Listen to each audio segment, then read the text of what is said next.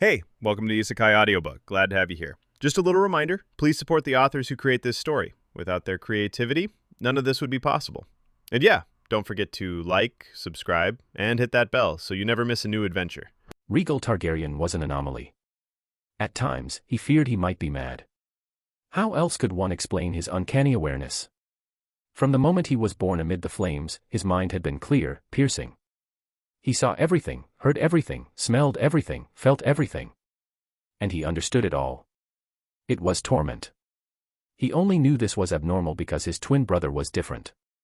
Or perhaps Rhaegal suffered in silence alone. How could he tell? An infant could speak only in cries and gurgles, and his body betrayed him at every turn. Biology itself became his enemy in those first years. Born into a family others could only envy, he quickly learned that privilege was not a cure for suffering. For the grass was not always greener on the other side. Rhaegal entered the world in 259 AC, in the shadow of one of House Targaryen's greatest tragedies, Summerhall. He could still feel the echoes of flames on his skin, the memory of a celebration gone catastrophically wrong, a fire that consumed Targaryens and cousins alike. His parents never spoke of it openly in his presence. He carried another secret, besides his unnatural perception, knowledge he should not possess. It tumbled through his mind unbidden, vexing him, leaving him brooding even as a toddler, a habit that amused his mother and caretakers. Among these fragments of understanding, he knew of his great-grandfather's experiments, perhaps trying to awaken dragons long dead with wildfire. Whether true or not, Rhaegal would likely never know. Yet, the past was less important than the future. And here, Rhaegal's torment deepened. While he grasped the past with unnerving clarity, Aegon's conquest, the dance of the dragons, the future remained a fog. He saw glimpses, enough to chill him, his father's reign ending in betrayal by a man with golden locks, his mother's death in childbirth on Dragonstone, his brother struck down by a giant, the dragon cast low, and in its fall, a new sigil arose, the stag. How it would all unfold remained a mystery, but one certainty gnawed at him: disaster awaited. Why he knew these things was another puzzle entirely. Dragons, after all, were known for dreams and eccentricities, but this went beyond prophecy. Was there a design behind it? Did his life serve some grand purpose? House Targaryen was faltering. Without dragons, their grasp over the noble houses had weakened, the crown too fractured to command obedience. That he was born when his family was on its knees was cruel irony. Change was needed. Somehow, Rhaegal would ensure his family's survival. Dragons protected their own. For now, though, he was merely an infant. Time moved on. His grandfather, Jaehaerys II, had been crowned, and Rhaegal had witnessed it. Only 6 Targaryens remained at the capital, 2 of them infants. The coronation was as much a display of resilience as a mourning for the lost. His grandfather grieved in silence, yet his spirit was unyielding. At the September of Baelor, Rhaegal observed the lords of the realm, potential allies or enemies, and catalogued them in his young mind. A tourney followed, but he remained a mere spectator, confined by the limits of infancy. The first year of his life was filled with eating, sleeping, and the indignities of bodily functions. Awareness made it worse, almost unbearable. Yet relief came in the form of Dragonstone. Far from the stench and decay of King's Landing, the island fortress felt right. Here, Targaryens belonged. Meanwhile, tensions grew between his parents. Distance and duty had driven them apart, especially as his father waged war against the Band of Nine in Essos. Rhaegal would only later understand the stakes, but as an infant, he had little to do but brood.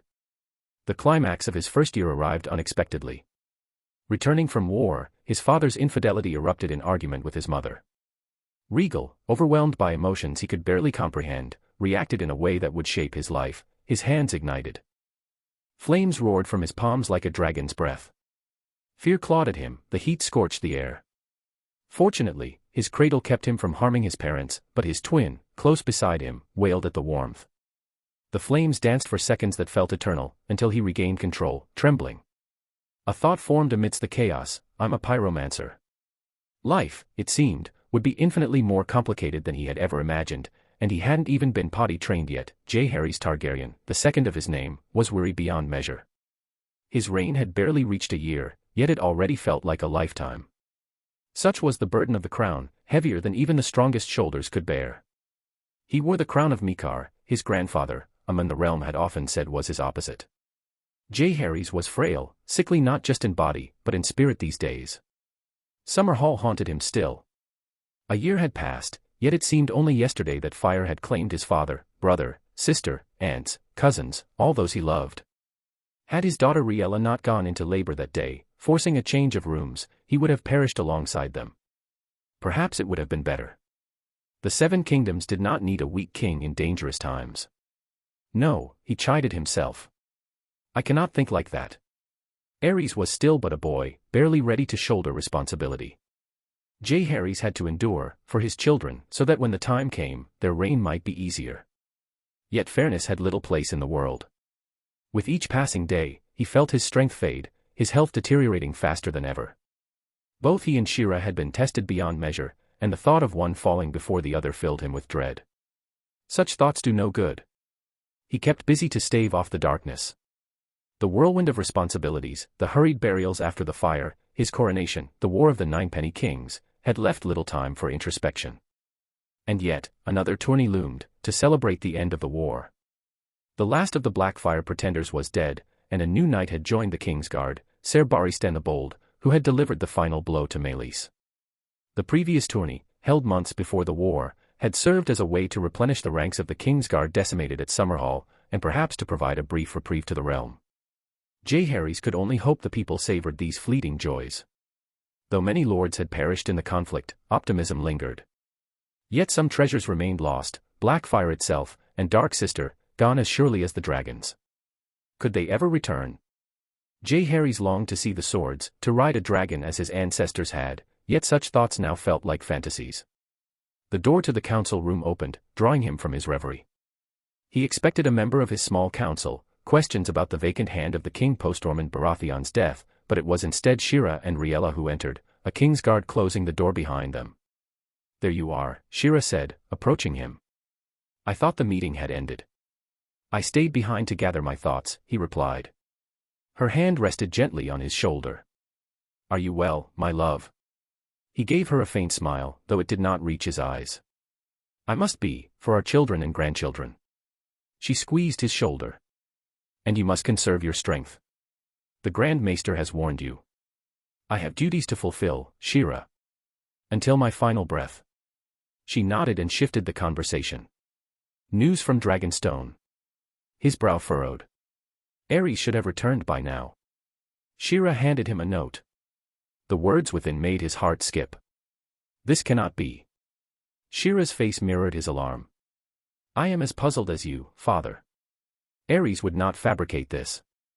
Jaehaerys read again, Rhaegal, a pyromancer. Pyromancy. A power long thought dead since old Valyria fell. Whispers of its existence reached as far east as Asshai, yet nothing could confirm it. And yet here, in Westeros, it had manifested in his grandson. How is this possible? He murmured. I do not know, Shira admitted. The implications were staggering. The prophecy, the one that had driven him to unite Aerys and Rhaegal, surfaced again, the prince that was promised shall be born of their line. Could Rhaegal be that child? A fire ignited within Jaehaerys, a vigor he had not felt in years. We must go to Dragonstone at once. Shira nodded. Preparations are underway. On Dragonstone, Joanna Lannister frowned at the dreariness of the fortress. Casterly Rock had spoiled her with its grandeur, no castle in Westeros could compare. Yet, as a lady-in-waiting to Princess Rhaegal, she followed faithfully. Rhaegal awoke early, dressed with care, her brother Aerys beside her.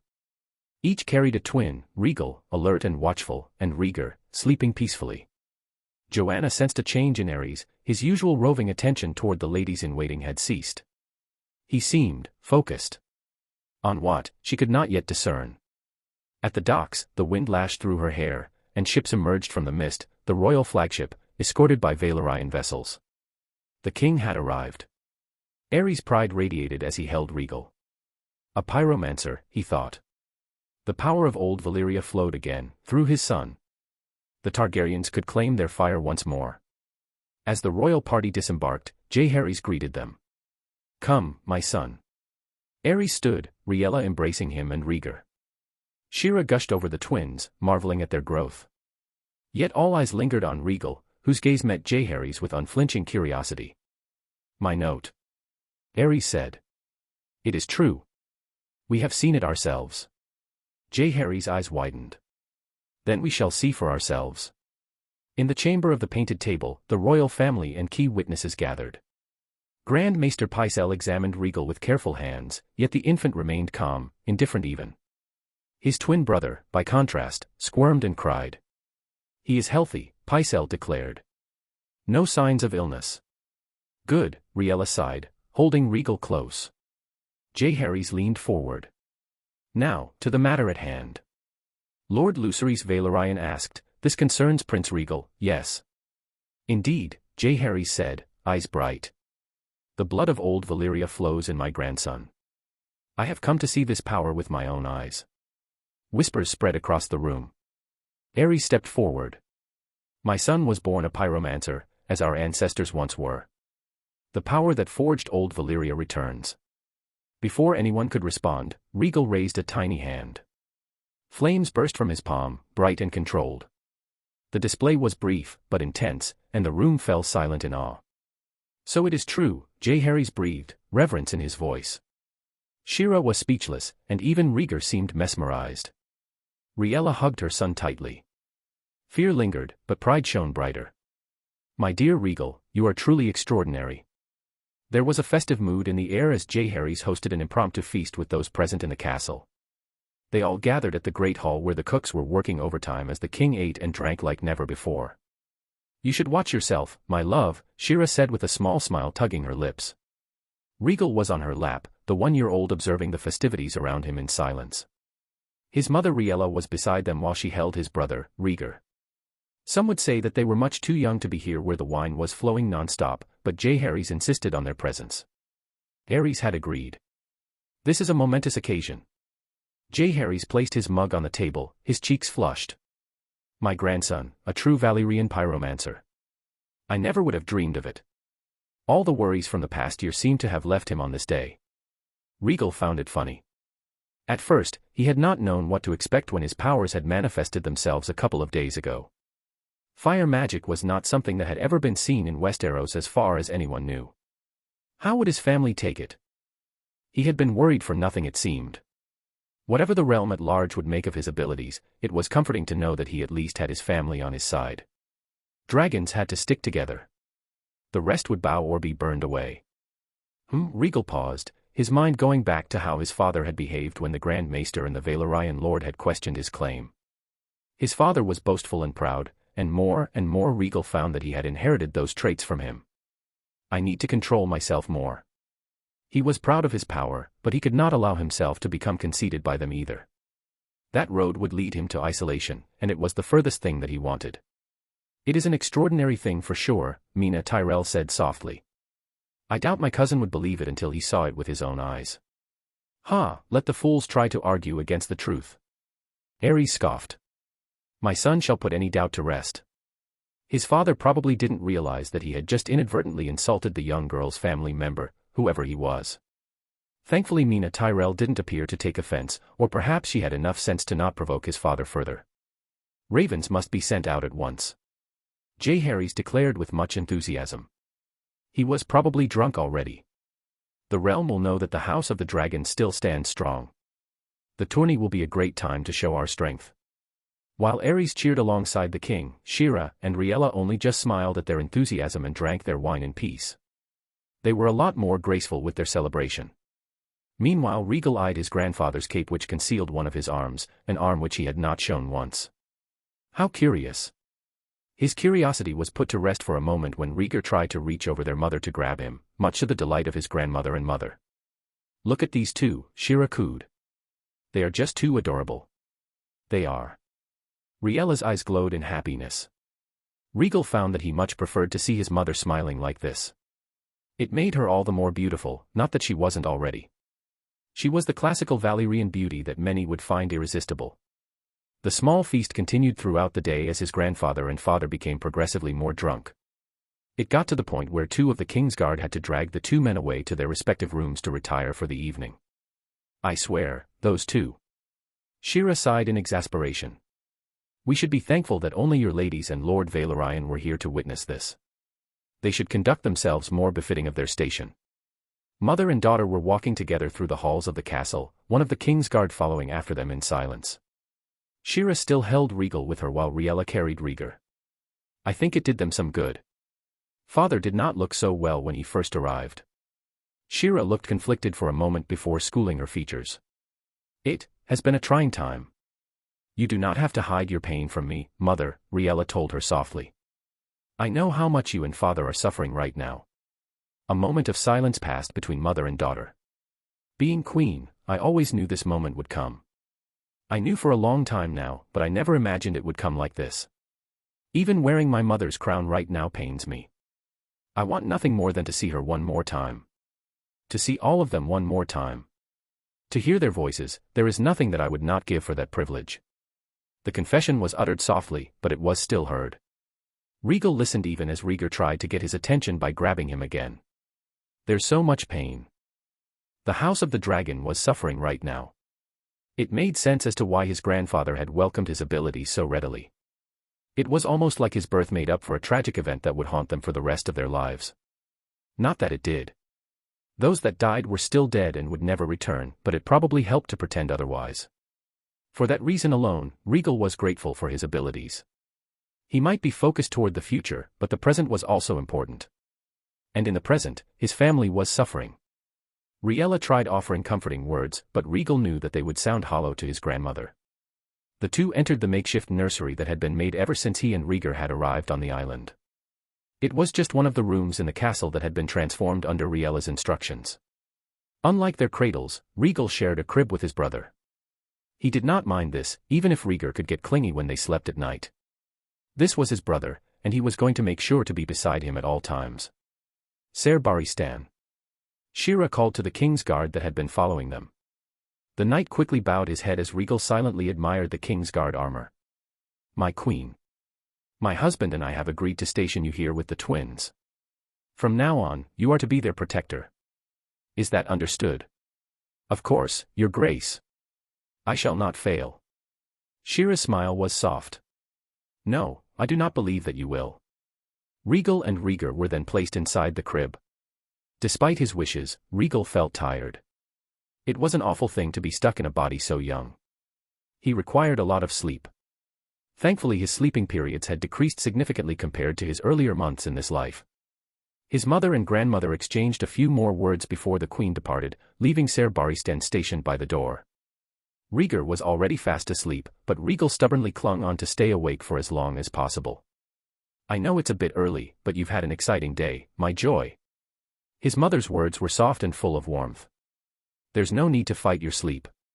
She could read him that well, huh? When it came to his mother, he just could not win. Rhaegal allowed sleep to claim him, for his mother's sake. He loved her that much. Many ravens were sent throughout the night to all the corners of the realm, informing the lords and ladies that the upcoming tourney had a new cause for celebration. Among the ladies in waiting for Rhaella, Joanna sent a private letter of her own. While her father had perished in the war, there was still someone she wanted to get in touch with. The one person she saw herself giving her heart to. Tywin Lannister. It would take several days for the ravens to reach Casterly Rock, one meant for Tywin while the other was addressed directly to the young man's father, Lord Tytos Lannister. Tywin read through his cousin's letter with firmness, his eyes widening marginally by the end of it. Magic. Impossible. He could not believe what he had just read. If he did not know Joanna personally, then he would assume that she was mad. But she was far from that. She had a sharp mind that he greatly admired, rivaled only by her beauty. If she sent this letter to him, then it must be true. The king will also be sending letters to all the lords of the realm. The king was no fool. If Joanna's claims were false, then the king was inviting all the houses to mock House Targaryen. Then it must be true, but if it was magic. Tywin was still trying to wrap his head around this development when there was a knock on his door. He beckoned the person to enter. The one to do so was none other than his younger brother, Kevin. His younger brother's face was filled with alarm. Tywin, there are news. Father just received a raven from the king. He's declared that his grandson is some kind of Valyrian pyromancer. So it was true then. Tywin tossed Joanna's letter on his desk, his brow furrowing. The tourney is going to be a grand affair then, he muttered, mostly to himself. Kevin looked confused. Brother, You don't seem surprised. Joanna sent word to me. As you know, she is one of Princess Rhaegal's ladies. Kevin nodded in understanding. I see. What do you make of this? I have half a thought to call the king mad, but we shall soon find the truth for ourselves. The tourney at King's Landing would reveal everything. Or maybe Aerys would send him a letter boasting about his son first. The latter was probably more likely. Never mind that for now. We have other concerns plaguing us for the time being. Whether or not Aerys' son was some sort of Valyrian sorcerer could wait for now. Tywin had a more pressing matter to deal with, restoring House Lannister's reputation. Before he set off to King's Landing with his family, he would lay the groundwork for his future plans. One way or another, he would undo his father's mistakes. Rickard Stark was a man who was now forged in war. When he had left Winterfell to join the rest of the realm to drive off the Band of Nine, he had still been but the heir to Winterfell and the North. Now, with his father's recent passing, he was the Lord. He was the man the North looked to for guidance. He had not thought to again travel down south so soon, but he had to make his oaths before the Iron Throne. He had no interest in the tourney itself, and yet the letter placed before him spoke of a momentous change in the kingdom. The king's grandson is a pyromancer. Rickard could hardly believe it. Unlike those in the south, the North was more open to the idea of magic. They were surrounded by it all the time. The wall was proof enough of it. And yet, this new development left him deeply unsettled for reasons he could not fully understand. The future, it looks uncertain now. There had been a sense of optimism with the ascension of Jaehaerys to the throne. Rickard's father had not cared much for southern politics, but news of the Lord's discontent with King Aegon V's policies had even reached Winterfell. The North had a more positive view of the now-dead king. After all, during the harsh winters of 230 AC to 236 AC, it was Aegon V's mandate that food be sent to the starving North that saved many lives in those later years. Supposedly, his son and now King Jaehaerys had a more conservative view, and so many lords welcomed this new monarch with open arms. It also helped that he shared the same name as the famed conciliator. Many wanted to see a return to what was hailed as the most prosperous time in the history of the Seven Kingdoms. Perhaps people glorified the conciliator's reign a bit too much, but it was true that Westeros had not known a more peaceful time. Apart from some skirmishes with the Free Cities and Dorne, the realm had been largely stable. With the Blackfires now gone and a more conservative king in power, perhaps the lords were expecting to see a return to those days. Rickard could not fully fault this view. After all, the War of the Ninepenny Kings had seen all of Westeros come together like never before. Even the damn Ironborn had taken part, contributing much with their navy. And it was thanks to the war that Rickard found himself looking southward in a way that no Stark had done since the dance. But Rickard was getting ahead of himself. Right now, there were still other concerns that worried him more. There came a knock to the door of his solar. His stern face softened when his wife walked in. In his eyes, Lyanna Stark was the most beautiful woman in the world. "You look troubled tonight, my husband." Her voice snapped him from his thoughts as she came to stand beside him. "Yes." He glanced down at the letter. "There are news from Dragonstone. It appears something remarkable has occurred in the royal family." After he gestured to the letter, Lyanna reached for it and began to read it. Her face crunched up in disbelief. "One of the princes is a pyromancer." "It would appear that way." "How can this be? Surely the king cannot be serious. He just sent ravens to every part of the Seven Kingdoms. I doubt he would take such an action unless he was absolutely sure." Placing the letter on the desk again, Lyanna looked at her husband. "And why does this concern you so? I admit, it's a fascinating story if true. But we've never gotten ourselves involved with the dragons." "The realm was looking for things to quiet down after the war," Rickard murmured. "For there to be peace. But now this happens. I fear what might follow. I think you're looking too deeply into things. You told me yourself that the Crown Prince was a respectable young man. I'm sure the king is just looking to put his grandson on display before the realm." That much was true, but still.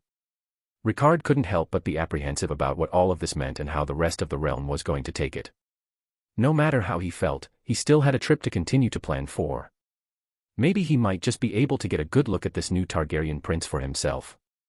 Steffan Baratheon was merely 4 and 10 and already he found himself taking the mantle of Lord of Storm's End. It had been his right since he first came into this world, but he had not expected to fill the role so quickly.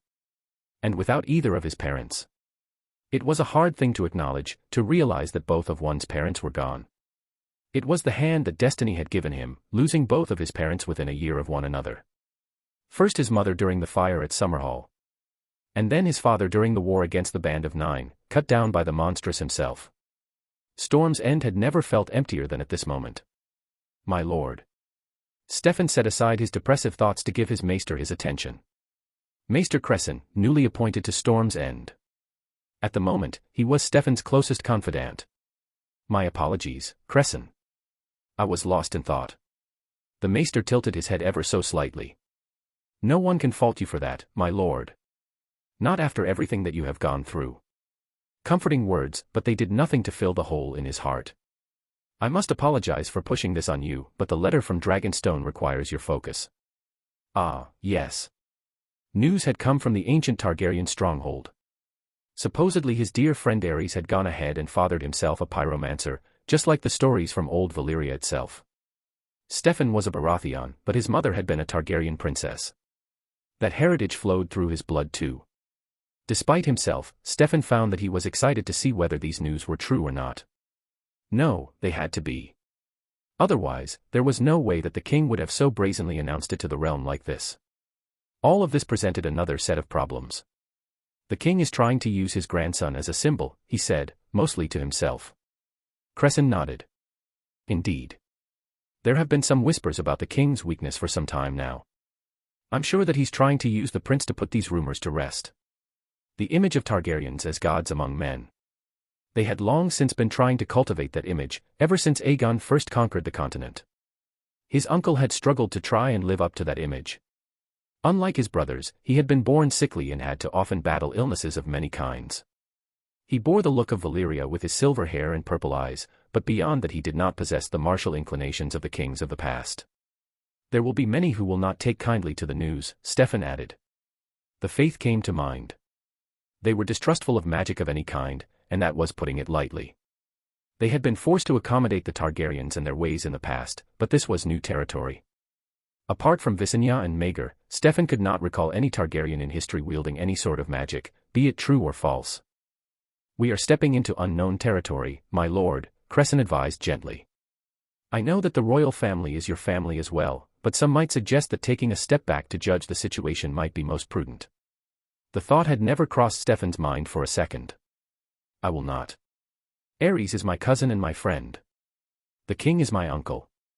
I will not abandon those ties just because the situation seems daunting. Besides, they had no way of knowing how the rest of the realm was going to take these news. They had accepted many realities from the Targaryens before. Was this any different? Magic is always different, he reminded himself. Of course, my lord. Cresson dipped his head. I just felt it prudent to point this out. There is also the possibility that many will use the prince as a rallying cry to bind themselves stronger under Targaryen rule. And of course, there is a matter of succession to consider. Yes, the succession. Stefan had forgotten about that. Aerys will not hesitate to do what he wants. And what he would want was quite clear to Stefan. He knew his friend well. He was the crown prince now. He was going to use that to his advantage. He shook his head. Maester Cresson, continue with the preparations. We will ride to King's Landing at once. He had more reason to go to the capital now beyond just the tourney. He wanted to see for himself just how true these claims were. And after, well, he had a wedding to prepare for. His wedding. It took the king and his family a couple of days to leave Dragonstone and sail back to King's Landing, accompanied by the many ladies that made up Rhaella's inner circle. At the moment, the royal family was lounging in the personal cabin of the king as they continued on their journey across the Blackwater Bay. By now, many of the lords will have received my message. Jaehaerys felt pleased with himself. He felt like a younger man in fact. Not that he was too old, mind you. It was a decisive move, your grace, Ser Gerald praised as he stood guard behind him. Yes, the realm must be made aware that the blood of the dragon is still strong. Aerys agreed with his decision wholeheartedly as he paced around the cabin. We must make sure that the tourney is one of the best. Appropriate prizes must be prepared. It is being held in my son's honor, after all.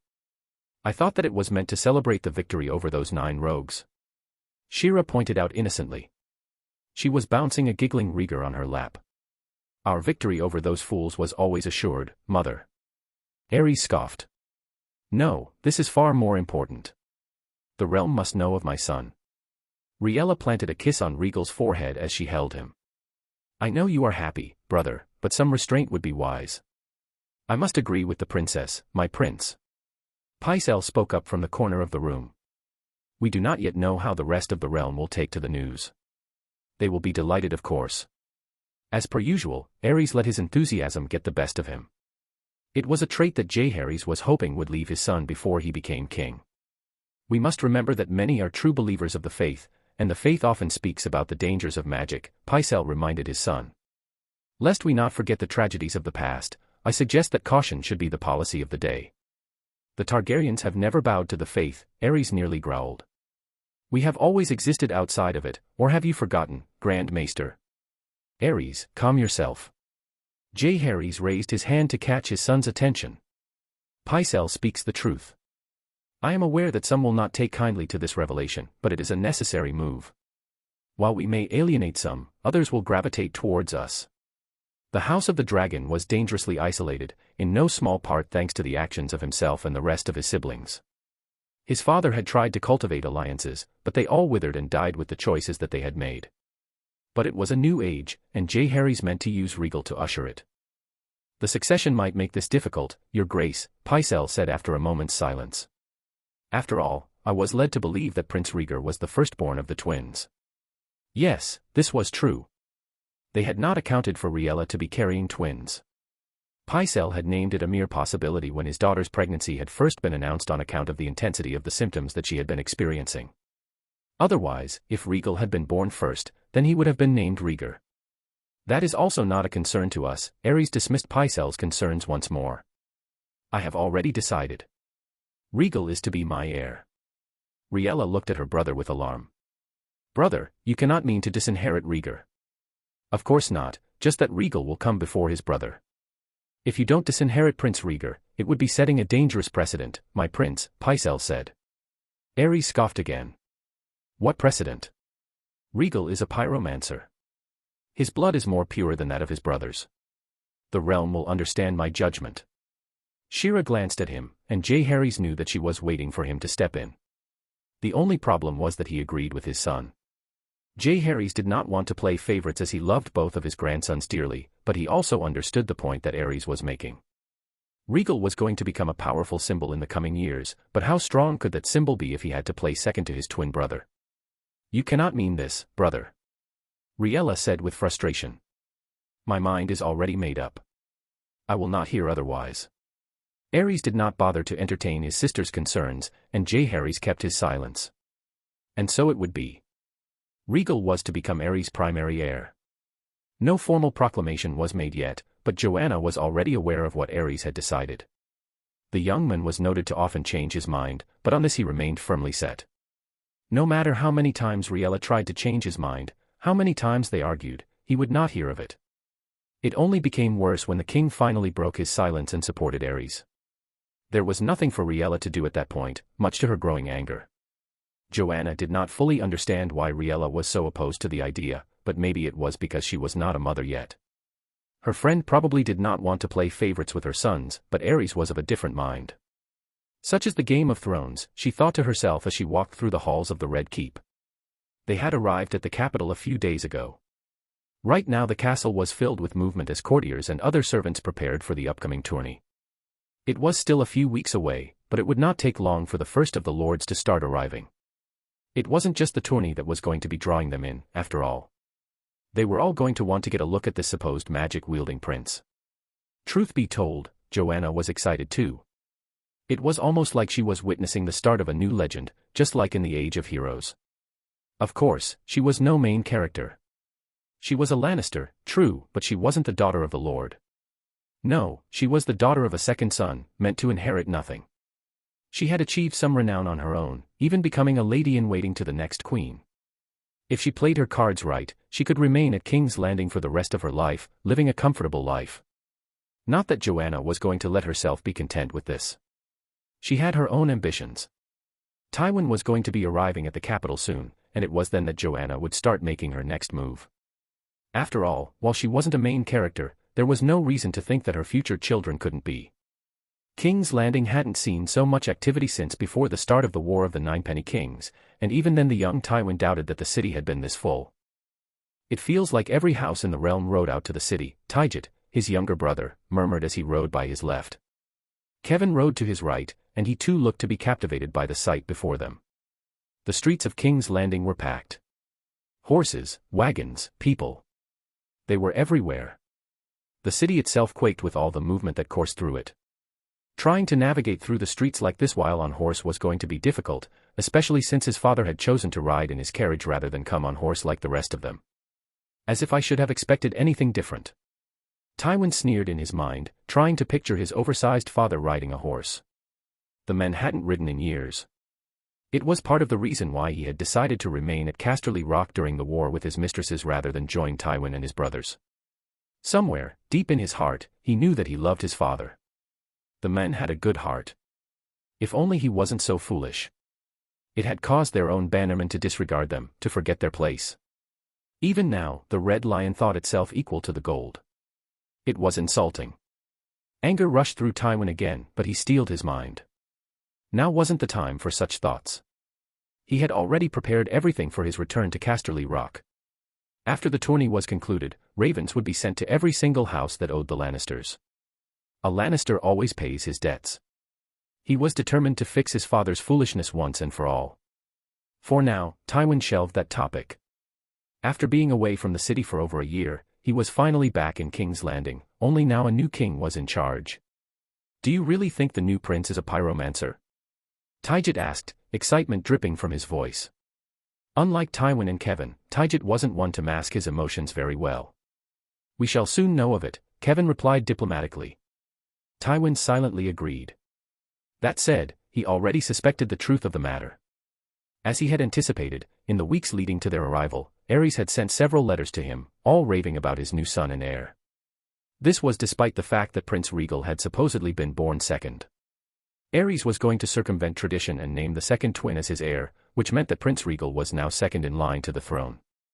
What an interesting time this was. Not since the Dance of the Dragons had such a thing occurred. That said, this fact was going to be much easier for the lords of the realm to swallow. It wasn't like Prince Rhaegal had been born a woman. That, and if tales of his abilities were true, then the realm would have no problem falling in line. Only fools would try to argue otherwise. The Lannisters rode in silence as they tried to traverse the packed streets without incident. Thanks to Tywin's friendship with Aerys, they had been granted rooms at the Red Keep for the duration of their stay. It was an honor that had probably only been extended to Steffan. It took them far longer than Tywin would have liked to reach the entrance to the castle. After a quick deliberation to announce their presence, which was followed by a tedious inspection, they were allowed passage. There was no grand welcoming party to greet them, but Tywin hadn't expected one. The king was probably much too busy to come and greet them in person. And besides, it wasn't like they had been personally summoned nor had they sent anyone to announce their arrival. Such a long journey. Tytos Lannister's voice was as boisterous as his body. He exited the carriage and was followed by his only daughter, Jenna Lannister. The sight of his sister always made Tywin's heart burn hot in anger. His father had battered her hand away to the damn phrase, as if they were worth the blood of a Lannister, least of all his sister. Unfortunately, his opposition to the match had gone unheard, and the marriage had gone through. Now, his sister found more comfort in food and wine. "It's been far too long since I've seen the city. I cannot believe how busy it has become. They're all here to see the new prince, father," Jenna said. "I'm sure everyone wants to know whether the king's claims are true or not. It's the only way anyone could stomach the smell of this place," Tygett complained. "By the seven, it gets worse every time." "That's enough of you," Tywin snapped at his brother. "We are not going to make fools of ourselves in front of the royal family." Jenna rolled her eyes. "You should calm yourself, brother. I'm sure Prince Aerys won't mind us talking about the smell too much. Even he must agree." No. "We must remain courteous when speaking to the king and the crown prince," their father exclaimed. "We are but their loyal subjects and friends. We can't have them losing favor with us." Tywin bit back his anger again at his father's words. There was no need to grovel in such a way. They were Lannisters. No, there was no point. The man was never going to change. It took them a few minutes to unload all of their belongings from the carriage and carry them inside with the help of the servants that had been assigned to guide them. They were going to be staying in the royal apartments. How amiable of Aerys to arrange that for them. Tywin was pleased. It wasn't long after they had entered the keep that Tywin was ambushed by his other friend, Steffan. "There you are." The young Baratheon engulfed him in an energetic hug, disregarding decorum, which Tywin returned with his usual grace. "I was wondering how long it was going to take you to make it." "It's not as though we are late, my lord." Steffan stepped back and scoffed. "Yeah, but I was expecting you to be more curious about Aerys' son and Rush here. You have heard what they're saying, right? And don't call me that. I might be a Lord Paramount now, but I'm still your friend."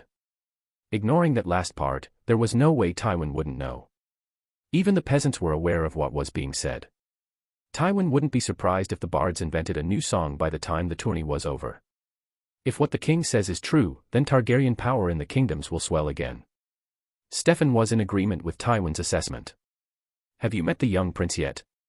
Tywin asked. "Yes, but I haven't seen him display any of his abilities. Apparently Aerys wants me to be in awe with everyone else when he reveals it for the first time.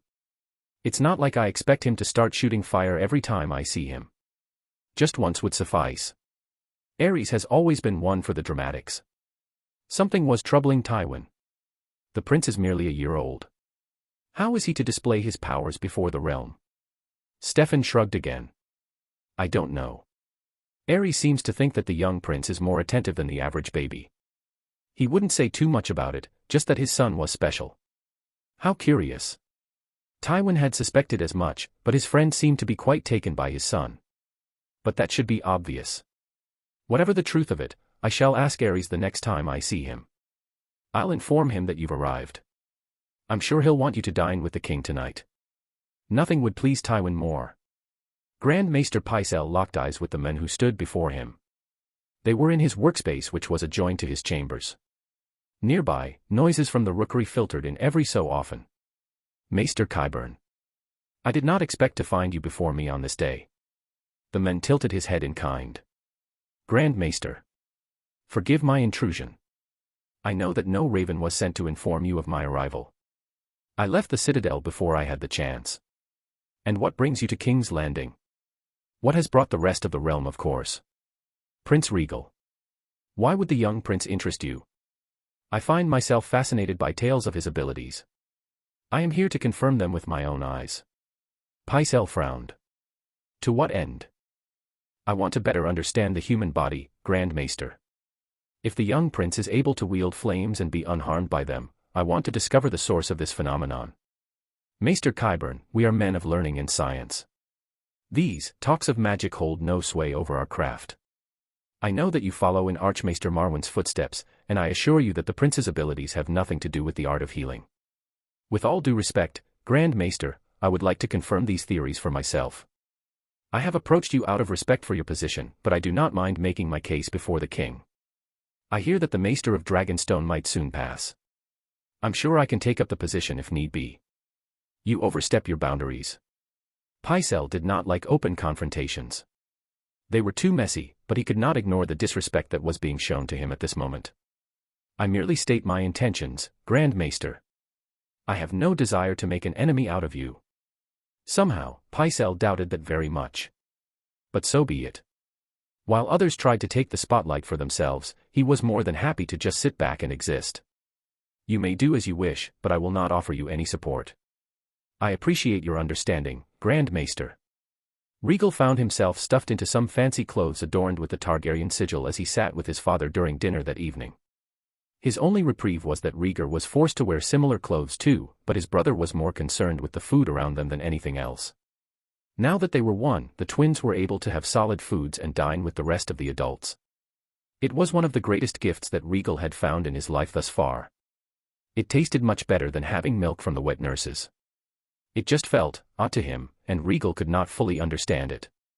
It was probably because of his mind. Was he a man stuck in a baby's body?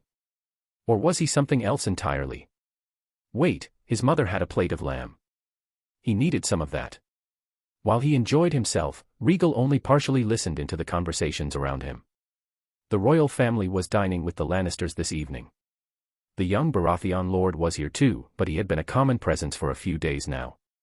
Supposedly the heir to Casterly Rock was best friends with his father, but that just made Rhaegal confused. In his visions, he had seen a man with blonde hair strike his father from behind, ending his life. He had concluded that it was probably a Lannister, as they were the most famous house with blonde hair. But if his father was good friends with the heir, then how could that be? There were many reasons that could still explain that future, or maybe he was wrong and it was someone from a different house. So many questions, but for tonight Rhaegal just enjoyed himself. He was still too limited to do anything of note. He could only bide his time. The next few days passed by a blur. He was distinctly aware that his father had declared him as his new heir as opposed to his brother. This had the possibility of spiraling into a bigger issue in the future, but as with everything else there was little for him to do about it at the moment. Did he want to sit on the Iron Throne one day? Not particularly. After his birth, he had resigned himself to let his brother become king while he remained the spare. His father had changed that, and so now Rhaegal was forced to change his thinking. He would not fight the new succession. He would make it work to his advantage. For as much as he had no real interest for the throne, he was not going to run away from it either. He had overheard his grandfather and father speaking of the prophecy of the promised prince on occasion, and there were times Rhaegal wondered if the prophecy was meant for him. Ever since Aegon the Conqueror first established the Iron Throne, the prophecy had plagued the Targaryens like some kind of curse. Was he that prince? Was the prophecy why he was different from his brother? Ultimately, it did not matter. Not because he didn't want to know, but because he couldn't. There was no one here who could answer his questions. Besides, he wasn't going to put his faith in some prophecy. Actions mattered more than faith. Regardless of whether or not he was some prophesied hero, Rhaegal believed that his actions were his alone. He was not going to let someone else dictate his path in life. More and more lords arrived at the capital as the days dragged on, and his grandfather was forced to tighten security. The city watch was stretched to its limits during this time, which gave Rhaegal some ideas about some of his future reforms. The day of the tourney arrived at last, and as expected Rhaegal and Rhaegar were given prime view of the event as they sat at the royal box with the rest of the royal family. His grandmother sat with the grace befitting a queen while his mother had the air of the proper princess that she was. There were many faces in the crowd, far too many to keep track of. Rhaegal was positive that everyone of note in the Seven Kingdoms had come, from Dorne to the north. It appeared as though his presence had been enough of an incentive to draw all these lords here. How lucky for him. As was customary, his grandfather opened the event by giving a speech. Lords and ladies of the realm, I welcome you to King's Landing.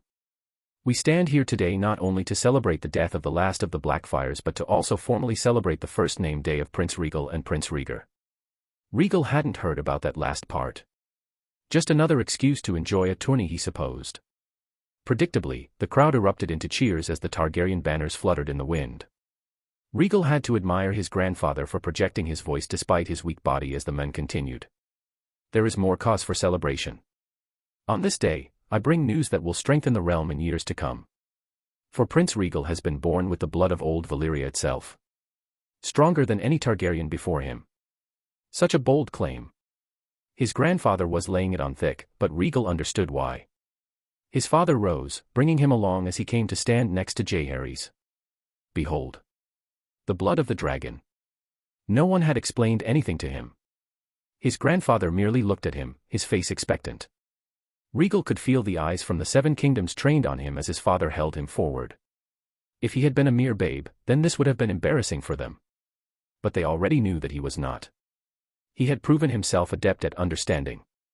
They were placing their hopes on him, and Rhaegal would never betray that hope. And so, with that silent determination, Rhaegal mustered what strength he could in his tiny body to raise his hands forward. He had been practicing on his lonesome for this moment, for the first word that he would utter in this life of his. It was the most fitting word that he could think of, even if it might break his mother's heart a little if she ever found out. Rhaegal only managed a whisper, and it was only heard by his father and grandfather. It was enough. Dracarys. Bright and powerful flames burst from his palms, consuming the air before him. Unlike on Dragonstone, Rhaegal did not restrain himself this time.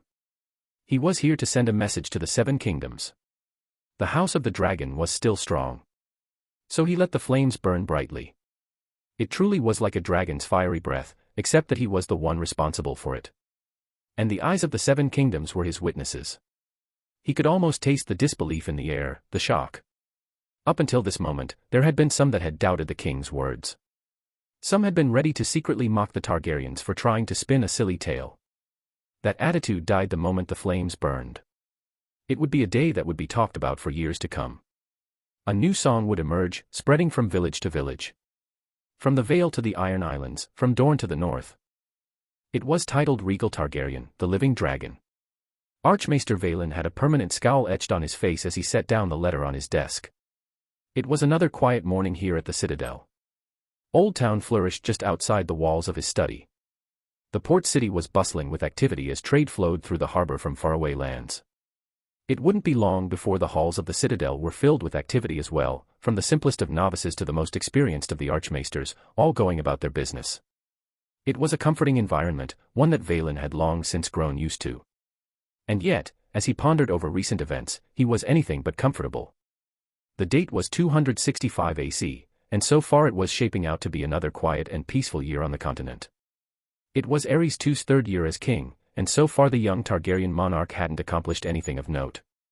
The most impactful move for Aerys had been to dismiss the previous small council of his father and grandfather, save for the master of ships, and appoint new members, the most notable of which was the young Lannister heir as his hand. The friendship between the two powerful men was still going strong, and it signaled a stable reign if it continued. It wasn't the king that was plaguing Vaelin's thoughts, though. No. It was the new heir and prince of Dragonstone, the young Rhaegal Targaryen. 5 years since the tourney and still nothing. Vaelin had tried his best to get informants close to the young crown prince, to gauge the extent of his abilities as well as his personality. So far, it had turned out to be a more difficult endeavor than he would have liked. The Grand Maester wasn't interested in working with him, choosing to remain isolated from the conclave. Vaelin wasn't too surprised by this, but it was still frustrating. Pycelle had never been part of the true inner circle within the Citadel. A mistake on their part perhaps, but how could they have expected that magic would suddenly return like this?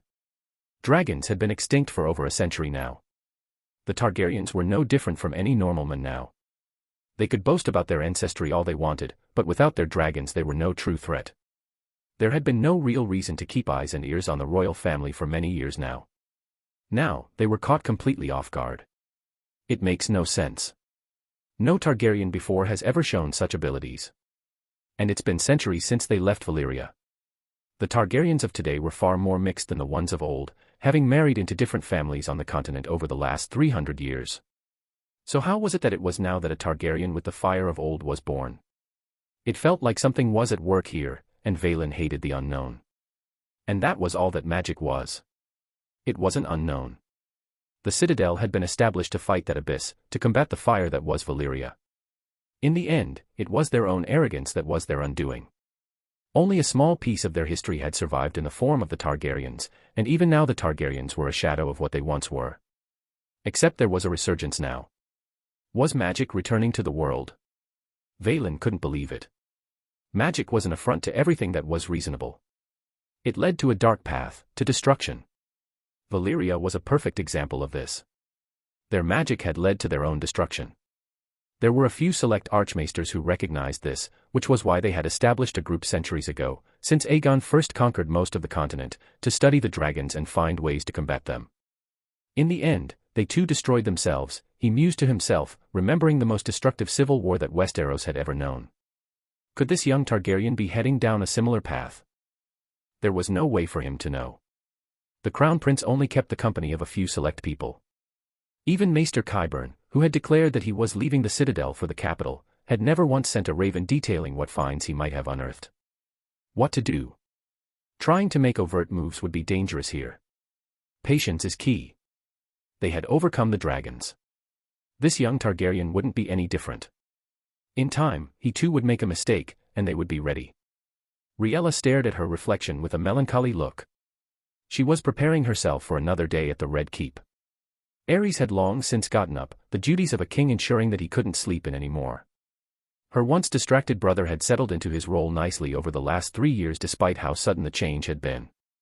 Her father, Jaehaerys Targaryen, second of his name, had passed suddenly. No one had seen it coming. By all accounts, he had been looking stronger and stronger every day, helped in no small part by the new maester that had arrived from the Citadel 5 years ago. Everyone had been at a loss, and even though Maester Qyburn had done his best to try and keep her father alive, in the end, Jaehaerys had chosen to not prolong his end. Whether it was because he was in too much pain or for some other reason, Rhaegal would never know. He just shared one final goodbye with her and the rest of the family before succumbing to his illness. What made it worse was that her mother followed soon after, wasting away only a couple of months later.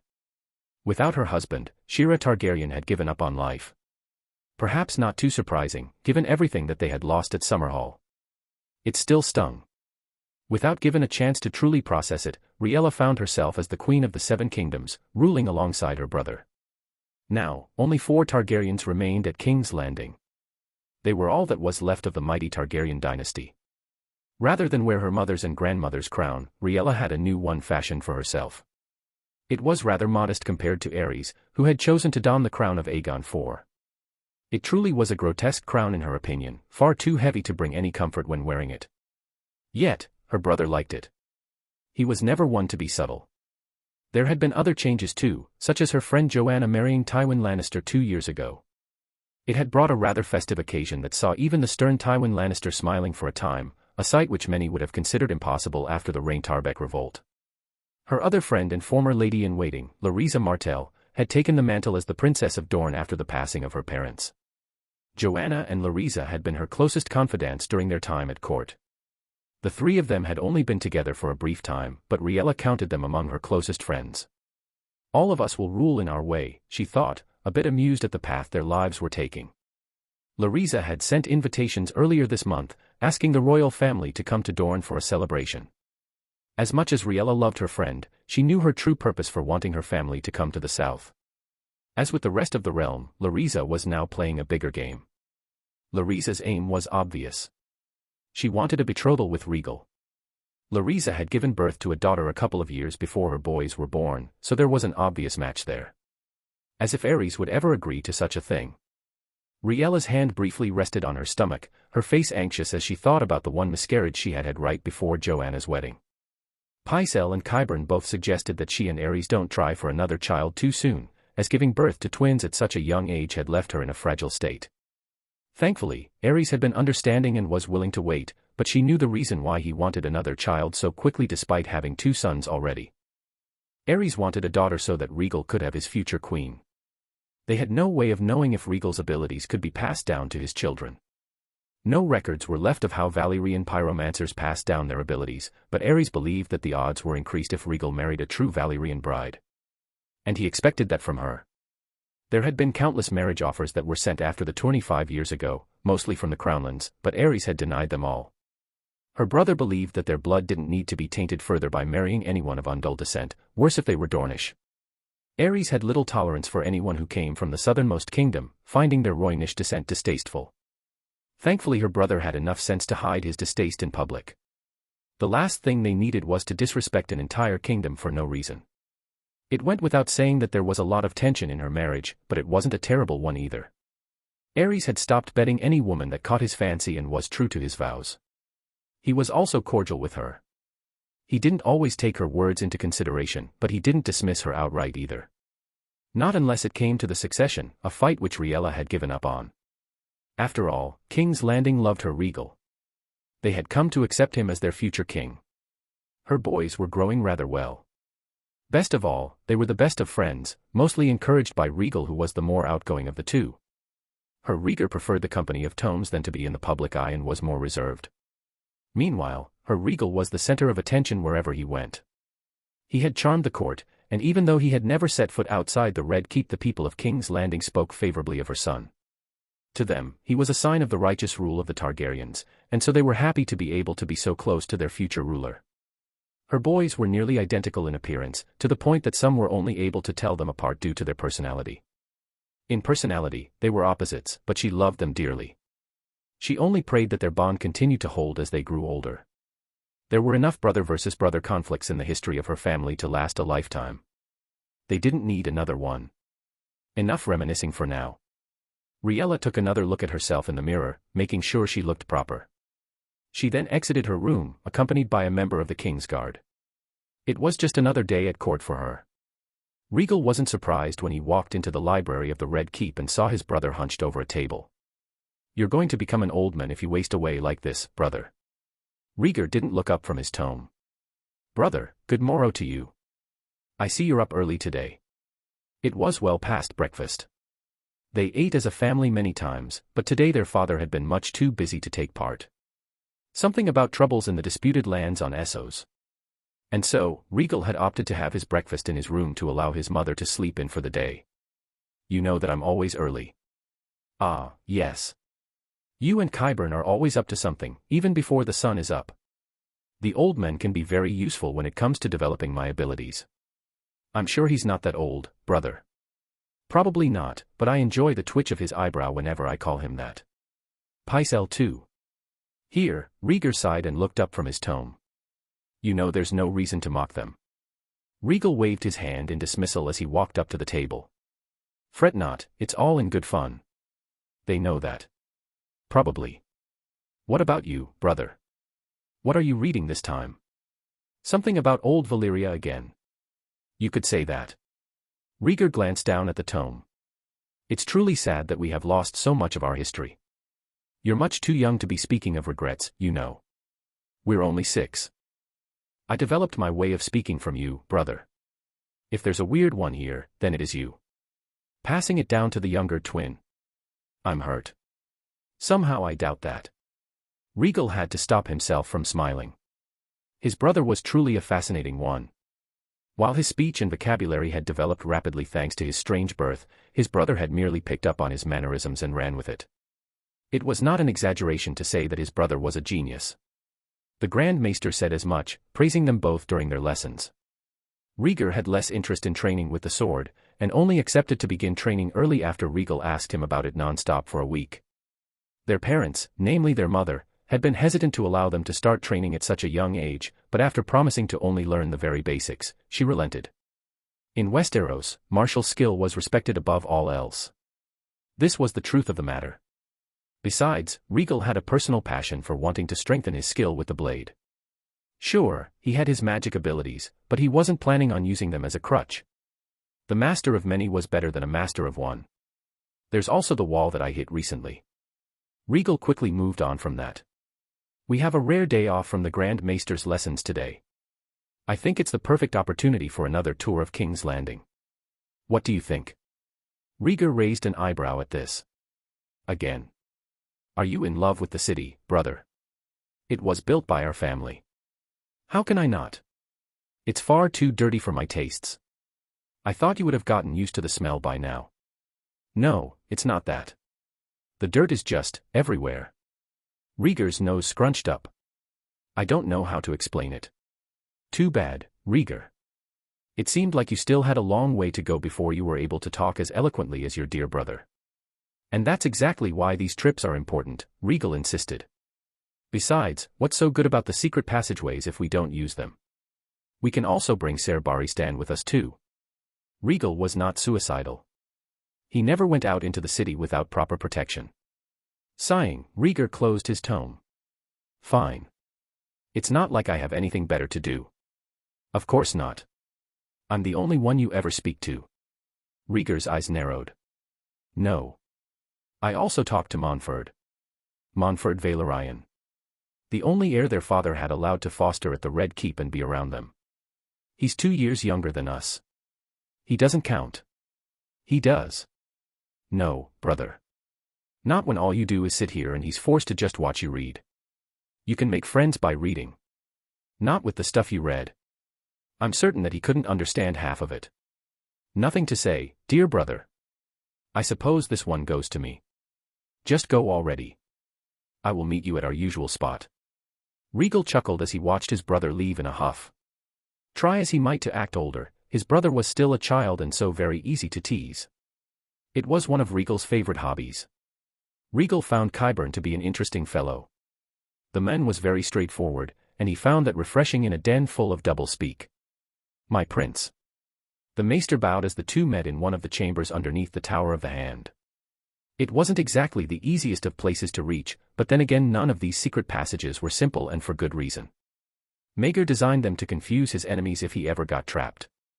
Rhaegal found a certain charm to them, which was why he and Qyburn had a habit of using them all the time. This chamber in particular was his favorite because of the worn-out mosaic of the three-headed dragon on the floor. The chamber was more like a juncture than a room in truth. It connected to several other passages that led to other parts of the castle. There was history here.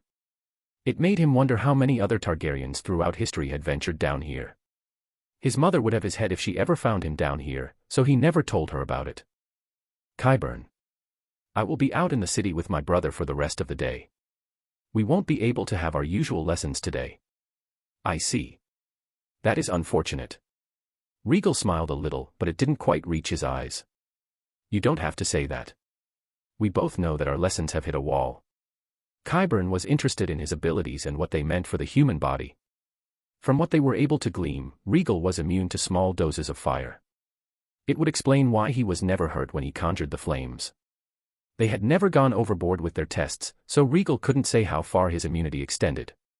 If an actual dragon hit him with its flames, would he survive? What about wildfire?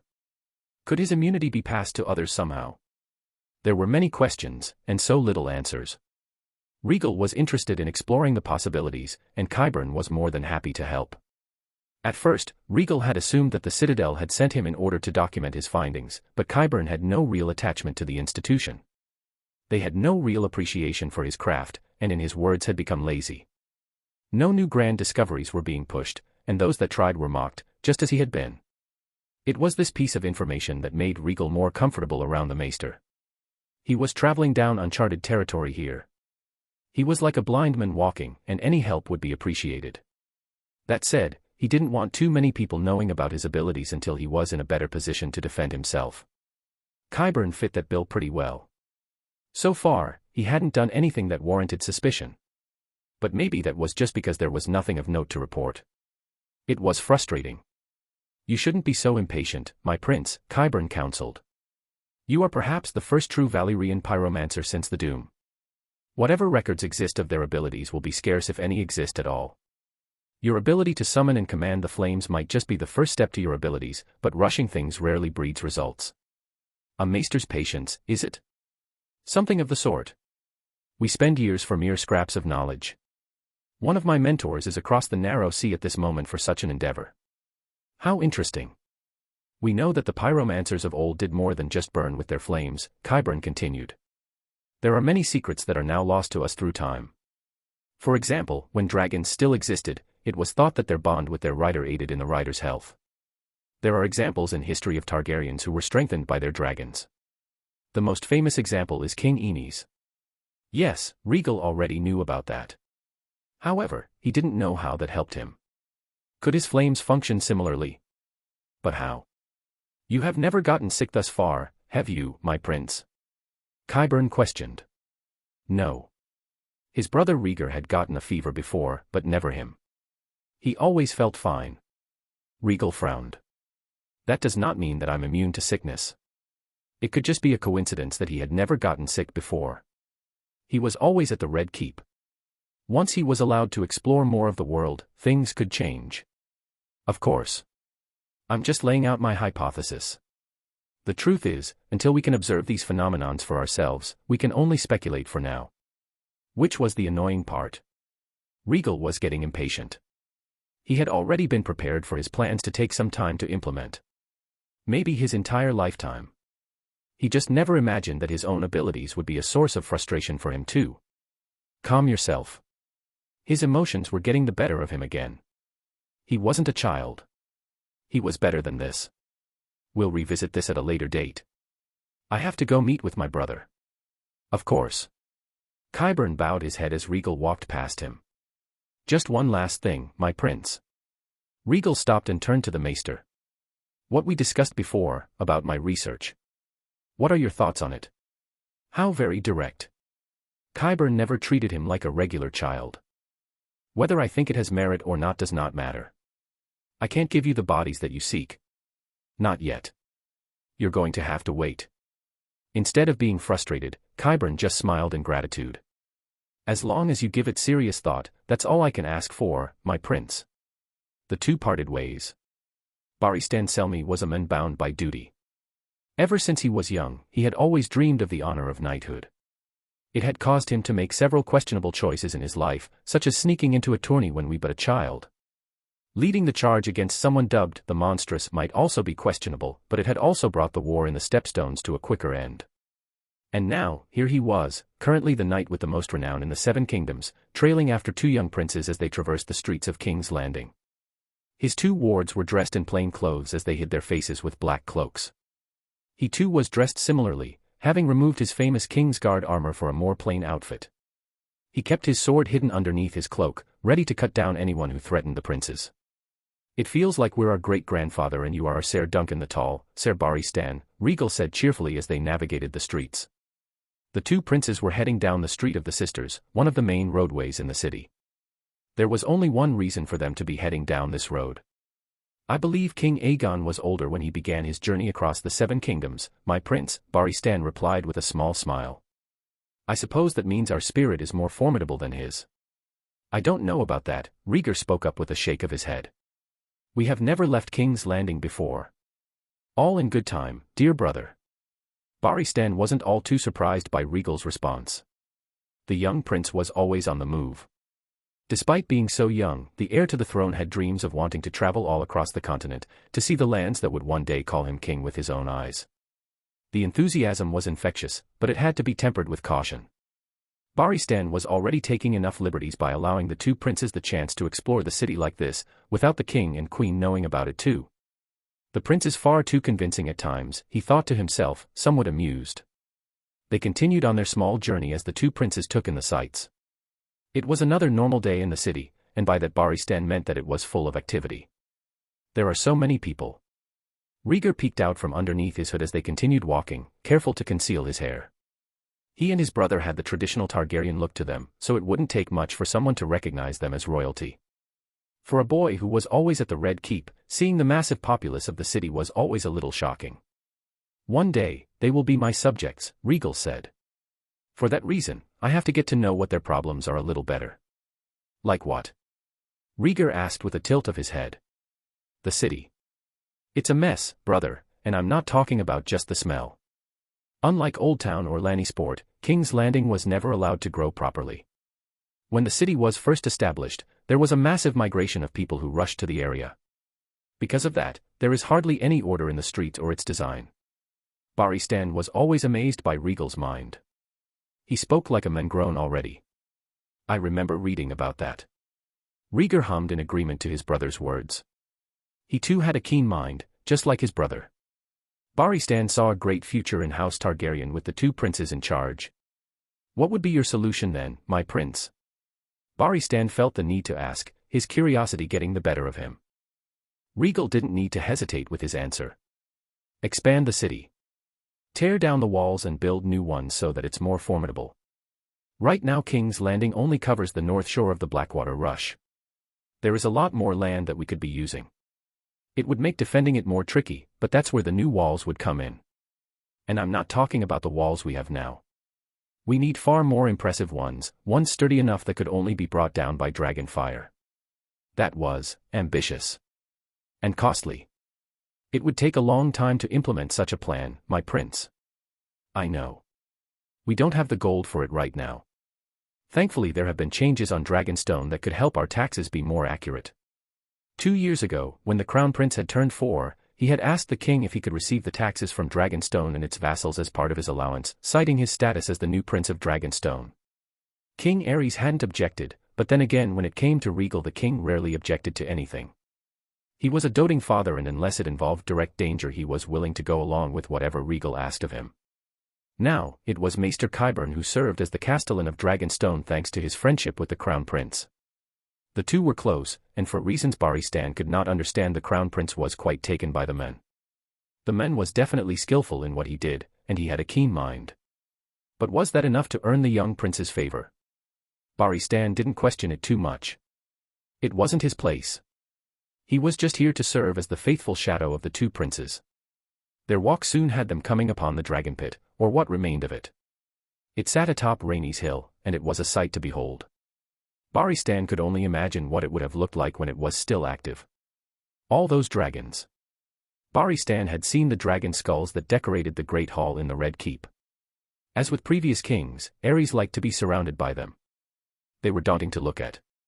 In real life they probably would have rooted men in place, trapped by their fear. In front of a dragon, you could be the most skillful of knights. It would mean nothing in the end. It's always so beautiful and so sad, Rhaegal said softly as he gazed at the ruins in the distance. They never got too close. That would be far too dangerous. It's a lesson, brother, Rhaegal said with a shake of his head. Our ancestors made some foolish mistakes, and we cannot afford to repeat them.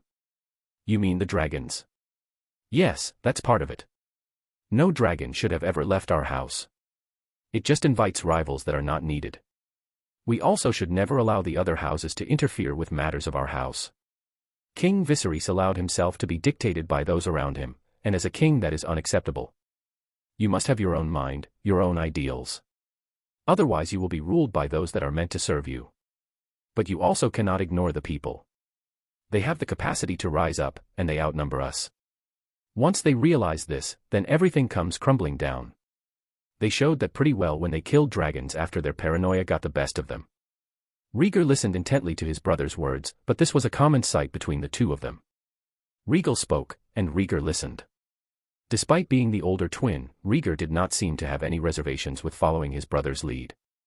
There was a trust there that had been built from the moment that they had shared a womb, or so the many poets in King's Landing liked to say.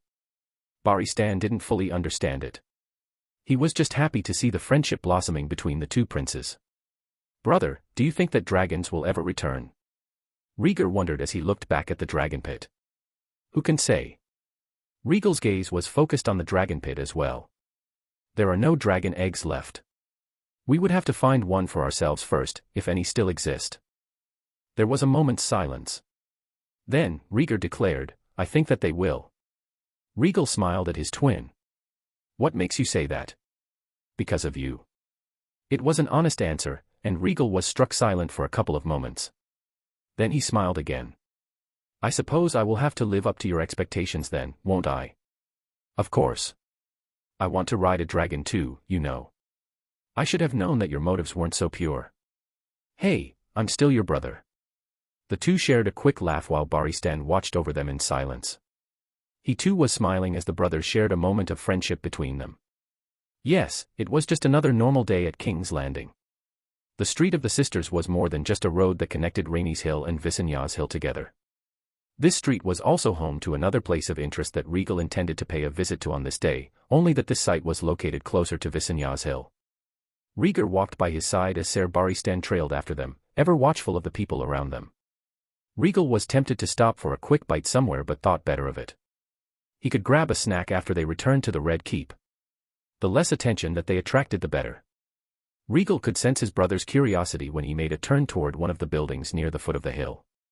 There was no sign of activity on this part of the street, almost as if people knew to stay away. Brother, what is this place? Rather than answering Rhaegal decided to show him as he led them inside the building. There, they were greeted by a long chamber, which was otherwise empty save for columns of fire surrounded by black metal columns.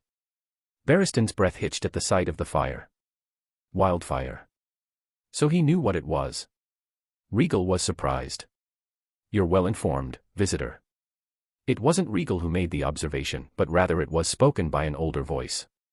It belonged to a sickly-looking man who stepped out from the shadows. He was dressed in striped black and scarlet robes. Many in King's Landing have forgotten of our presence, and our purpose. Barristan's hand came to rest on his sword, but Rhaegal raised his hand toward the man. Rhaegal watched on in silence, unsure of what was happening. Peace, Ser Barristan. I'm sure this man means us no harm. Not when there is a potential customer before him. Customer, you say?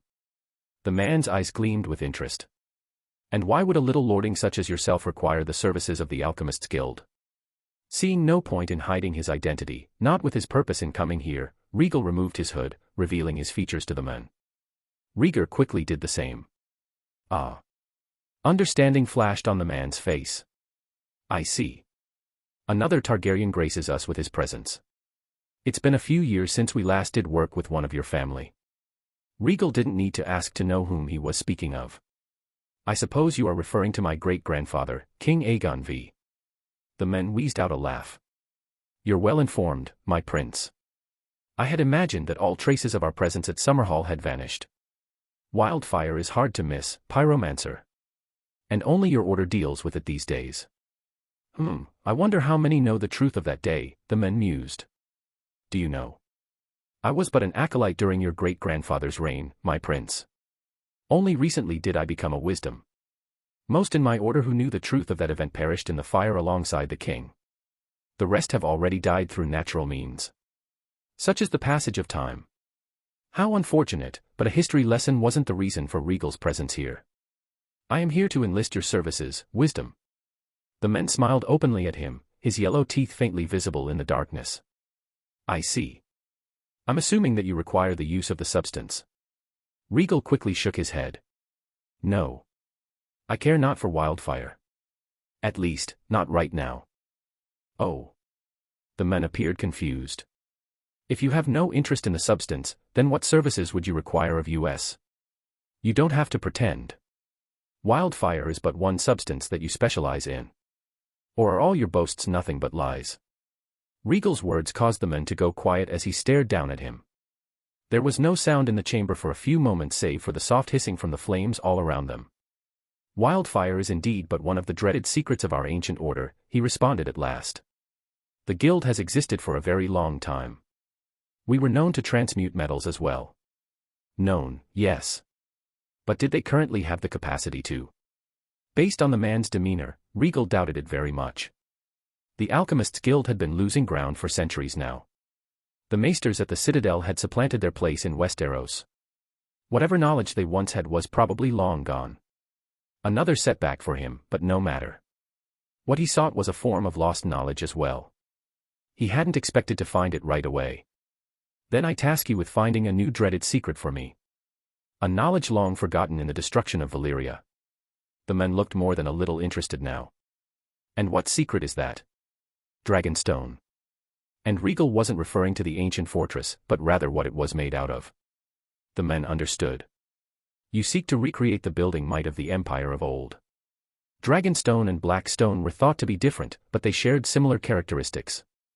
Similar to Blackstone, Dragonstone was a building material that was stronger than iron, steel, granite, or diamond.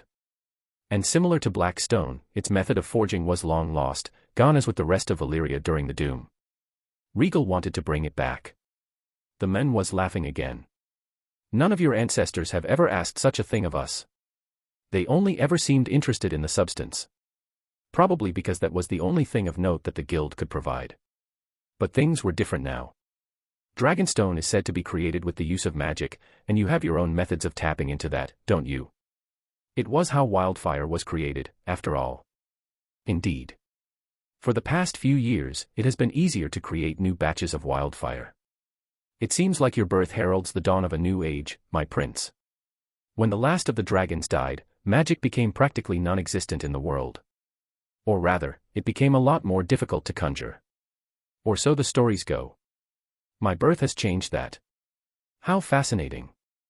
Rhaegal had not thought of that, but maybe he should have expected it. He had been prepared to work closely with the guild, to use his flames in order to aid them in recreating Dragonstone. But if the guild's own magical abilities, however limited they might be, had been strengthened just because of his birth, then he couldn't have asked for anything better. We have our own ideas on how to proceed, the men said, leaning forward. Assuming you have the coin to support our efforts. Rhaegal had a pretty good understanding of where the man's head was at. They were probably going to use the wildfire as a substitute for his fire. How ironic.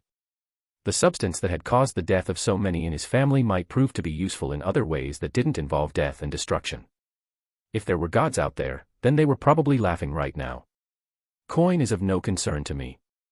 He wasn't a Lannister, who were sitting on multiple gold mines and could buy off the entire continent if they wanted to. But his earnings from Dragonstone were more than enough to fund a project like this.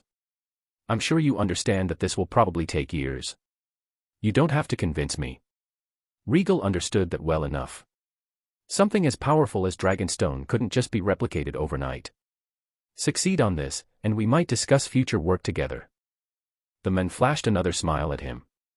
How generous of you, my prince. I shall happily inform our Grand Master of our new, royal patronage. And please, call me Haleen. Several agreements were drawn up, in which Baristan would be the middleman for when Rhaegal was unable to come in person. This included future payments and the delivery of messages from now on. And of course, there was an agreement to grant access to Dragonstone as a means to study the fortress and its makeup. There was also an additional clause: their findings would belong to Rhaegal and no one else. He was more than ready to burn the guild down if they dared try to sell the information to anyone else. Haleen had only laughed at the threat, assuring him that the guild would honor their word. "There's no need for you to turn your flames on us, I assure you. Time would tell." After all of that was concluded, the trio found themselves standing out on the street again. Rhaegal was deep in thought, no doubt going over after everything that he had seen in his mind. Unlike Rhaegal, he hadn't known that the Alchemists' Guild existed. It wasn't surprising. For all of his intellect, Rhaegal was still a regular child. Rhaegal only knew because of his inborn knowledge, the source of which was still unknown to him. This did not mean that he wasn't going to use it. "My prince." Baristan broke the silence, his face full of apprehension. "When you referred to making new walls earlier." "Yes." Rhaegal saw no need to lie to the knight. The man was trustworthy, loyal to the royal family. "I plan to use Dragonstone, a material so strong that only dragons could bring it down." It was a vision that was going to take more than a few years to complete. Even if the material was secure, they were still going to need the coin to get the manpower to make the reconstruction a reality. Today was merely a start to his ambitions. "I promise you, Ser Baristan. By the time I leave this world, King's Landing will have become the most prosperous city on the continent, no, the world." After all, he had come to love the city. It was only natural that he would want to see it prosper. By the time they sneaked back into the Red Keep, it was well into the afternoon. They were met by Montford Valerian near the Godswood inside the Red Keep. "I finally found you guys," the young Valerian ran up to them as fast as he could. "I was trying to look for you guys all over the place. I thought we could play a game, but then you disappeared."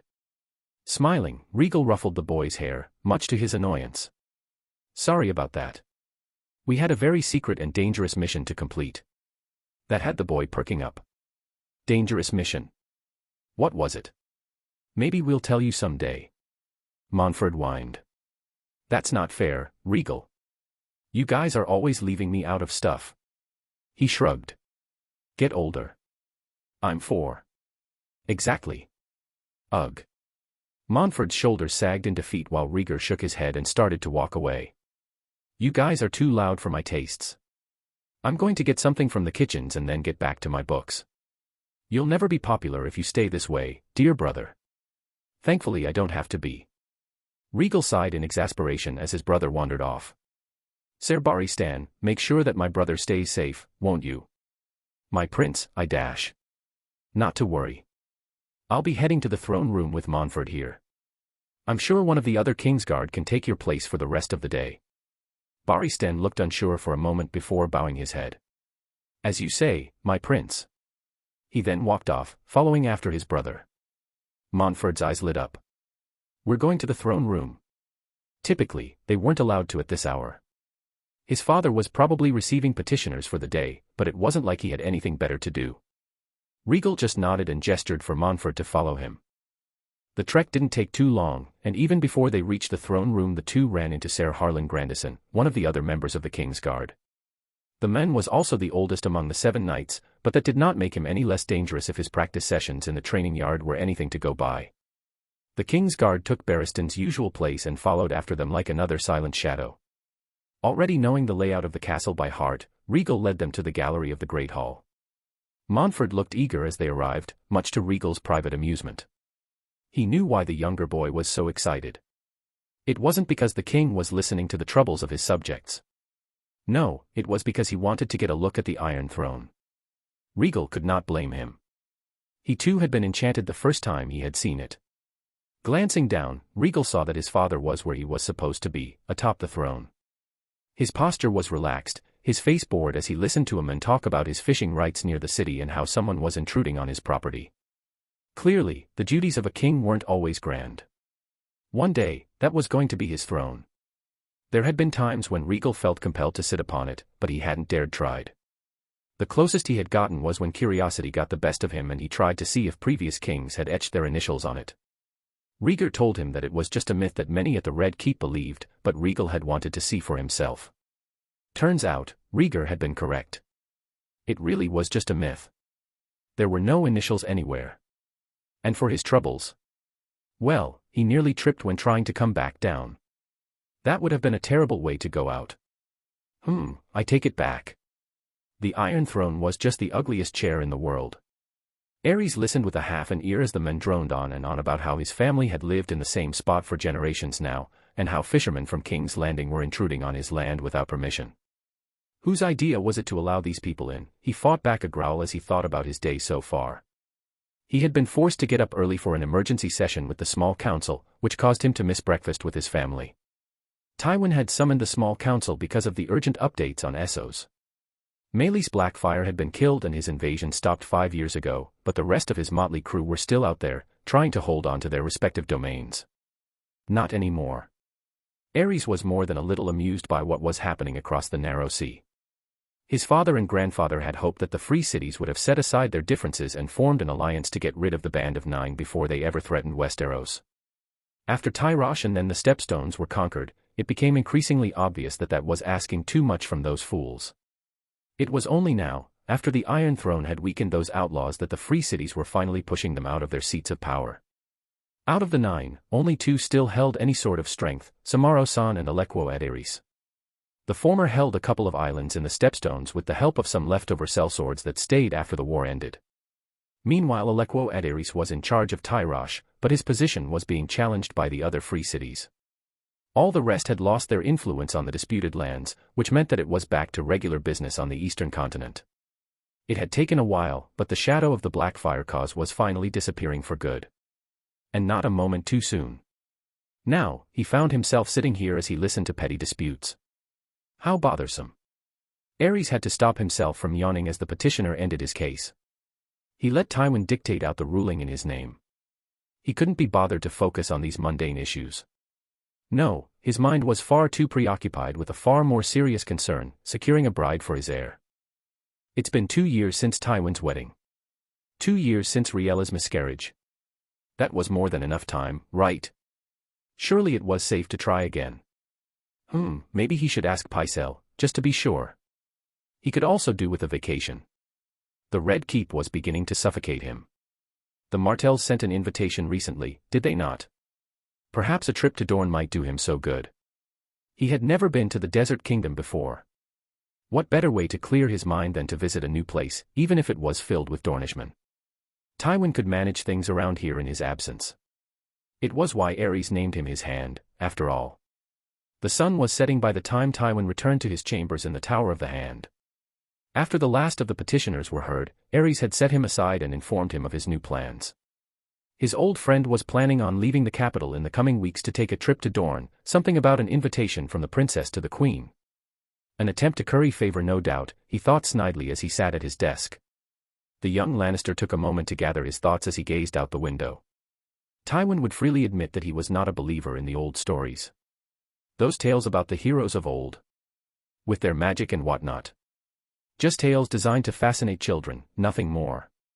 Sure, there were some wonders of engineering in this world, the wall being a prime example. But that was all they were.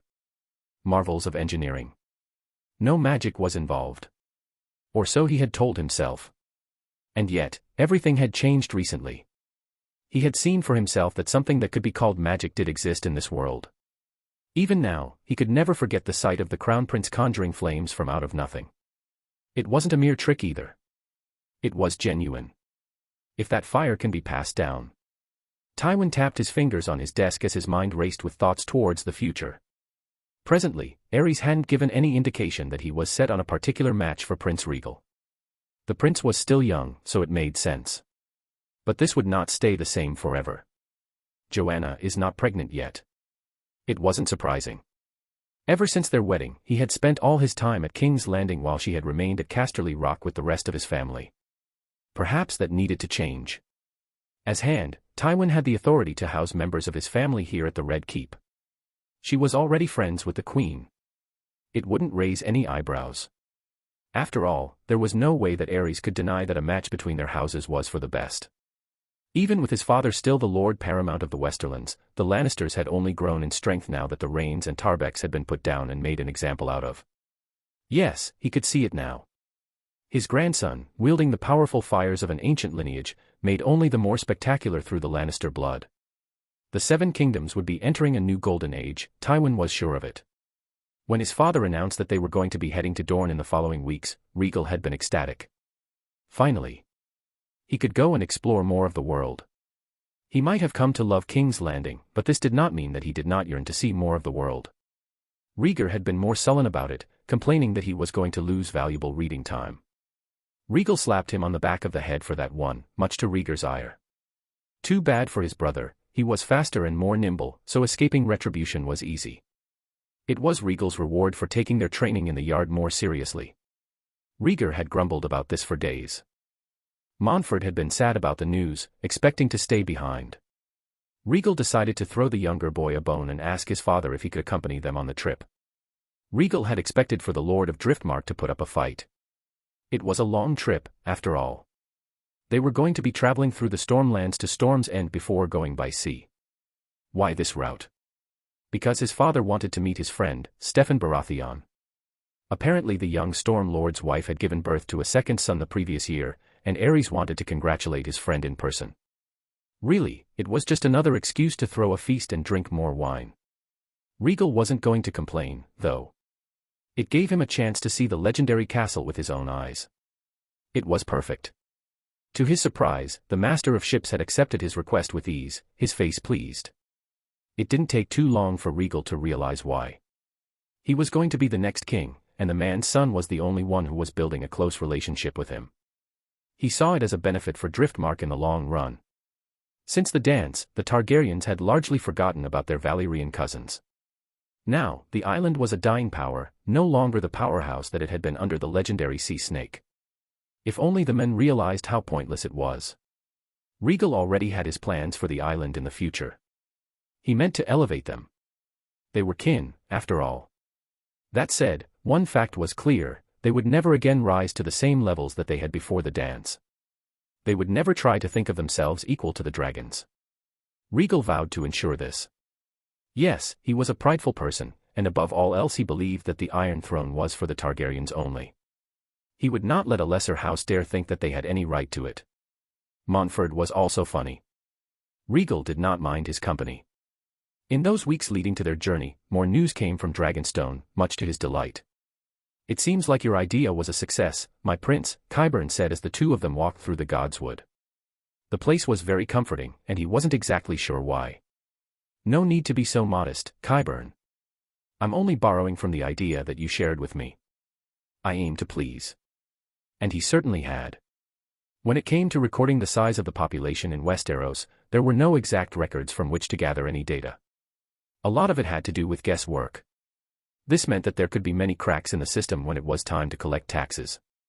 Fraud was always an issue that the lords had to combat. The Iron Throne was no different. When trying to think of ideas of how to increase the flow of gold into the crown, Qyburn had shared an idea with him that he had learned of during his time at the Citadel. The idea of a census. It was a time-consuming effort that required more gold to be spent, which was always a risk. They needed learned men to conduct these censuses, and they wouldn't work for free. Thankfully, the Red Keep was full of scribes that he could borrow for a few weeks. Dragonstone and the lands that fell under its purview were not massive. There were only a few villages on the island apart from the fortress itself. Then there were houses Celtigar, Sunglass, Bar Emmon, Valyrian, and a couple of others. Aside from the Valyrian holdings, the rest were mostly tiny islands with a low populace. It was the perfect setting to test out Qyburn's idea.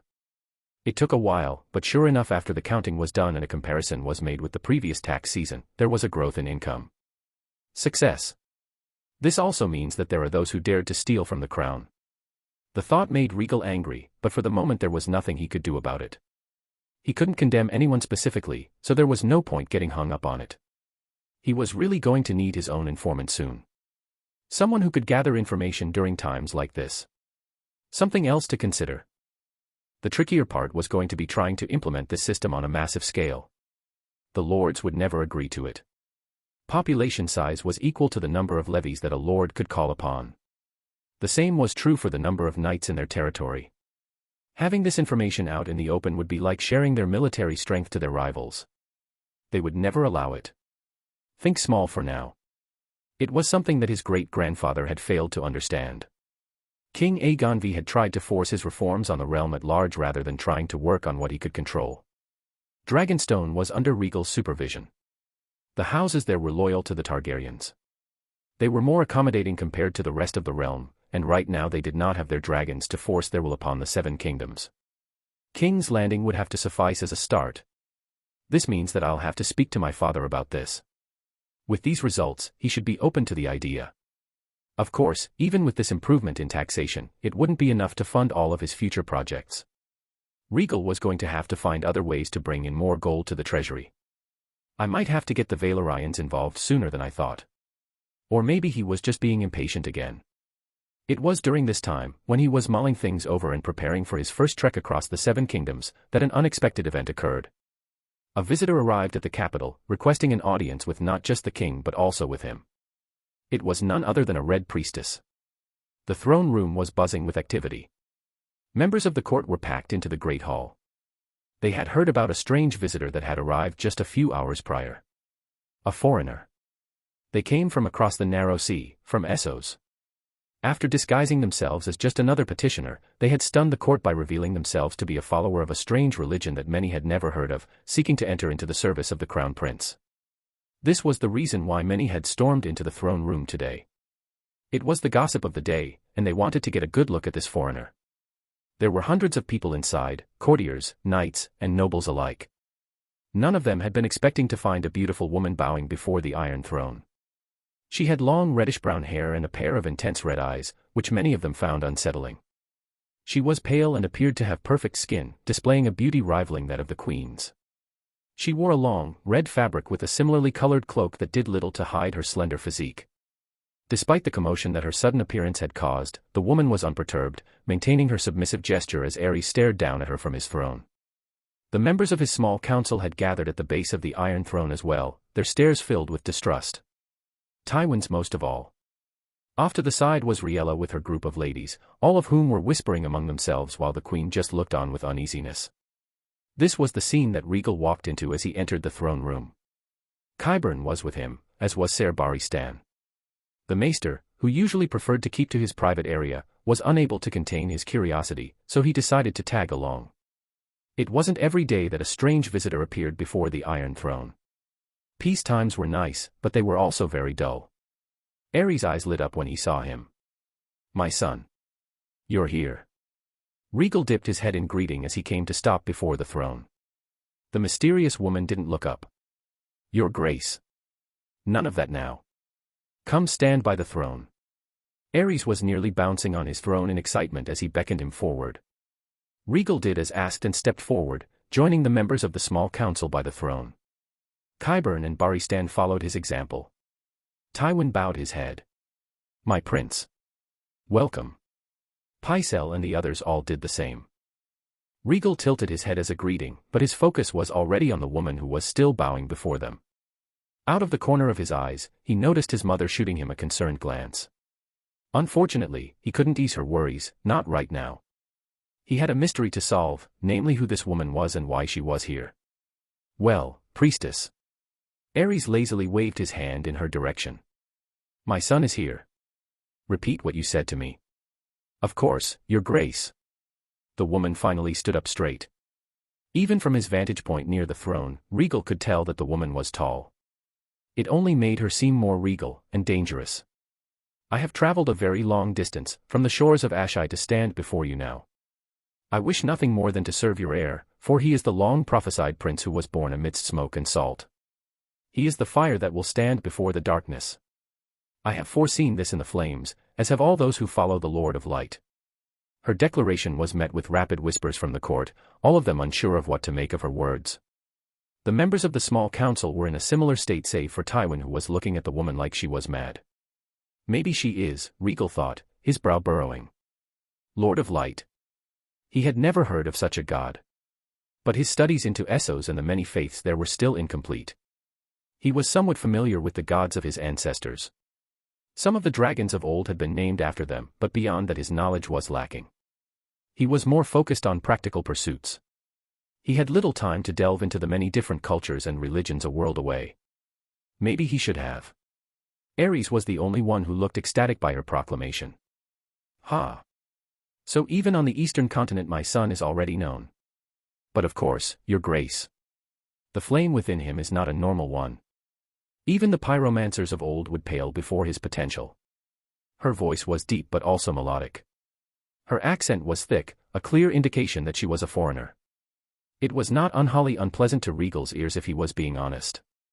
Which was a problem. She was a sweet talker and more often than not those people were the most dangerous. This woman. Her compliments were very direct, which made Rhaegal very suspicious. What was her true purpose in coming here? This couldn't just be about him, right? His father on the other hand didn't share his skepticism. I'm gladdened by your words, woman. The Targaryens have always been different from the rest. We were the only ones to survive old Valyria for a reason. We have been favored by the gods from the start. Not just any gods, but by the Lord of Light himself. Prince Rhaegal is proof of his power. There are many terrors to fear in the dark, but soon those terrors will fear the prince's flames. Ha ha. Well spoken. Aerys clapped, his enthusiasm increasing by the second. Woman, just who is Lord of Light of yours? You said you were a priestess, did you not? I am, your grace. The Lord of Light is he who stands against the darkness and its forces. He is the one true right in this world. Now, I seek only to serve your heir, for he is the Lord's chosen. He will lead the fight against the forces of darkness and raise dragons from stone. Dragons, you say? Aerys couldn't believe his ears. This had everyone talking among themselves again, louder this time. Dragons were now regarded as mere legends, a relic of a different era. Their mere mention evoked awe and fear. I only speak the truth, your grace. Aerys was beyond jubilant now, his eyes full of a fiery determination that promised to burn anything that stood in its path. Rhaegal had no outward reaction to this, but his mind was racing with thoughts. Could this woman actually help him in bringing the dragons back into the world? Or was this just too good to be true? Clearing his throat, Tywin raised his voice in order to cut through all the chatter in the throne room. You spin a fantastical story, priestess. However, how are we to know that your intentions are true? It was here, for the first time, that something akin to irritation flashed on the woman's face. Do not dare to question my faith. I am but one of the Lord of Light's followers. I only act according to his will, and his will is now that of Prince Rhaegal's. Tywin did not look convinced by her words. Don't meddle in matters that you do not understand, Tywin. Aerys harshly cut in while slamming his fist down on the throne at his side. For a second, Rhaegal was worried that his father had cut himself on the blades. Thankfully, he did not. We dragons are different from the rest of the realm. Don't presume to have a place in this discussion. Understand. It was a very public admonishment, one that had Tywin narrowing his eyes ever so slightly. However, the young man didn't push the issue and bowed his head as a sign of his apology. Rhaegal's birth and abilities had caused his father to become more fanatical about the Targaryen supremacy over the other houses, a sentiment that Rhaegal very much agreed with. Such a stance was sure to make unnecessary enemies, and yet the feeling was still there. Rhaegal's pride was his biggest sin, and he doubted that he would ever get rid of it. Priestess. Just what can you offer the House of the Dragon? Aerys turned his attention back to the woman. My knowledge. My expertise. My flame will strengthen Prince Rhaegal's. His desires will be my desires. This I swear, your grace. It was more than a promise. She spoke with conviction, and no one dared to raise an objection to her claims. Not after Tywin had been so openly rebuked. It went without saying that Aerys welcomed the woman with open arms, assigning her right under Rhaegal's supervision. The Iron Throne had just publicly taken in a priestess from a foreign religion. Word of this act would soon spread to every corner of the Seven Kingdoms. Rhaegal was seated inside the God's Wood. Barristan was with him, standing by his left. Qyburn was also present, the maester occupying his right side. In front of him was the priestess who was once again bowing, only this time to him. Rhaegar's probably in the library again. Montford was more than likely with him too. This whole situation had caused their lessons for the day to be halted, so Rhaegal had plenty of free time on his hands. Not far away, Rhaegal spotted his mother, watching but not interfering. She wasn't close enough to be able to hear them, but that wasn't her intention. She was probably just worried about this foreign priestess, and for good reason. His father might be easy to win over, but he was not. You have caused quite a ruckus, you know. These Westerosi are easily frightened, my prince. Hearing his calm tone, the woman relaxed as she straightened her posture. They fear what they do not understand. Her eyes darted to Barristan and Qyburn. Rhaegal allowed himself to smile a little. These two are my trusted followers. Whatever you need to say, you can say in their presence. His smile then vanished as he narrowed his eyes. You made some bold declarations before the Iron Throne. Nothing that I cannot prove, or believe. I know not of your religion. This does not surprise me, my prince. While it is regrettable, the Lord of Light does not have many followers on this continent. Some red priests have been known to travel to Old Town and Dorne on occasion, Qyburn spoke up while studying the woman. There might be several others in King's Landing at any given time as well. Rhaegal had no idea. The red priestess smiled. Believe me, there are more of us in the city than you might expect. But you need not worry. Only I have been tasked with finding you, my prince. Tasked by whom? By the Lord of Light himself, of course. His wisdom has guided me to this city, to you. So that I may serve you in your endeavors. Rhaegal frowned. I do not follow your religion. I do not know your God. But he knows you well. Rhaegal was beginning to get frustrated. Speak plainly before I lose all my patience. It is quite simple, my prince. She raised one of her delicate hands and pointed at him. Yours is an existence that was never meant to exist. Her words caused Rhaegal to go silent as he tried to comprehend what he had just heard. The Red Priestess continued. After your birth, magic was strengthened to an unprecedented degree. I dare say magic has not been this powerful since before the Doom. And what does that have to do with me not existing? She smiled again. Patience. I have more to say. You see, every practitioner across the narrow sea was able to feel the change. It was as if there was a sudden rift in time. A singularity. We could not understand, so we searched for answers. We looked to the flames, seeking answers. We found nothing. No answers that could help us navigate this future. For you see, when I gaze into the flames, I can see through stone and earth. I can speak to children who are not yet born. Still there was nothing. Nothing that could explain this resurgence. So I changed my prayers. I prayed for a glimpse of R'hllor, of the Lord himself. So that he might guide me. What I saw was smoke and salt, and an infant's cries. It took longer for word to reach about a prince who could command the flames like no other. A living dragon they called him. The more I looked to the flames, the more convinced I was that you are the one that I have been searching for all my life. For what other purpose would I have been given such a vision? Most of all, my prince, you have no future. The flames did not account for your existence in this world. That is more than enough to show me that your existence has not been recorded, and thus it cannot be known. Rhaegal felt like he was hearing something out of a fairy tale. Then again, wasn't most of his life like something out of a fairy tale? You're a fanatic, Barristan spoke up, staring at the priestess like she had grown a second head. I am faithful, sire. That's how you address knights on this continent, is it not? She said that last part with great amusement, like she was taunting him. Barristan did not respond. Rhaegal steered the conversation back into focus. I will be honest with you. I do not understand most of what you have said. Just because you cannot predict my future with your fire does not mean that I am a prophesied hero. There is no reason to be so modest, my prince, she replied. For yours is an existence that should never have happened. Not originally. Not unless it was guided. And you know this just because my future is unknown to you. Every future is unknown. But there are always whispers. Glimpses that can be seen. You lack that. The flames welcome you as one of their own, but they cannot foretell your path. It took me considerable focus to even understand your conception. My birth was filled with nothing but tragedy, but otherwise it was a normal one. Miracles almost always have a cost. There are trade-offs. Rhaegal's frustration was rising again. It felt like he was getting nowhere with this woman. No, it's just like Ser Barristan said. She's a fanatic. She truly believed in what she was saying. His face must have given away his thoughts because another smile graced her face. I see that you do not believe me. It's a very fantastical story, to be sure, Qyburn spoke up, breaking some of the tension in the air.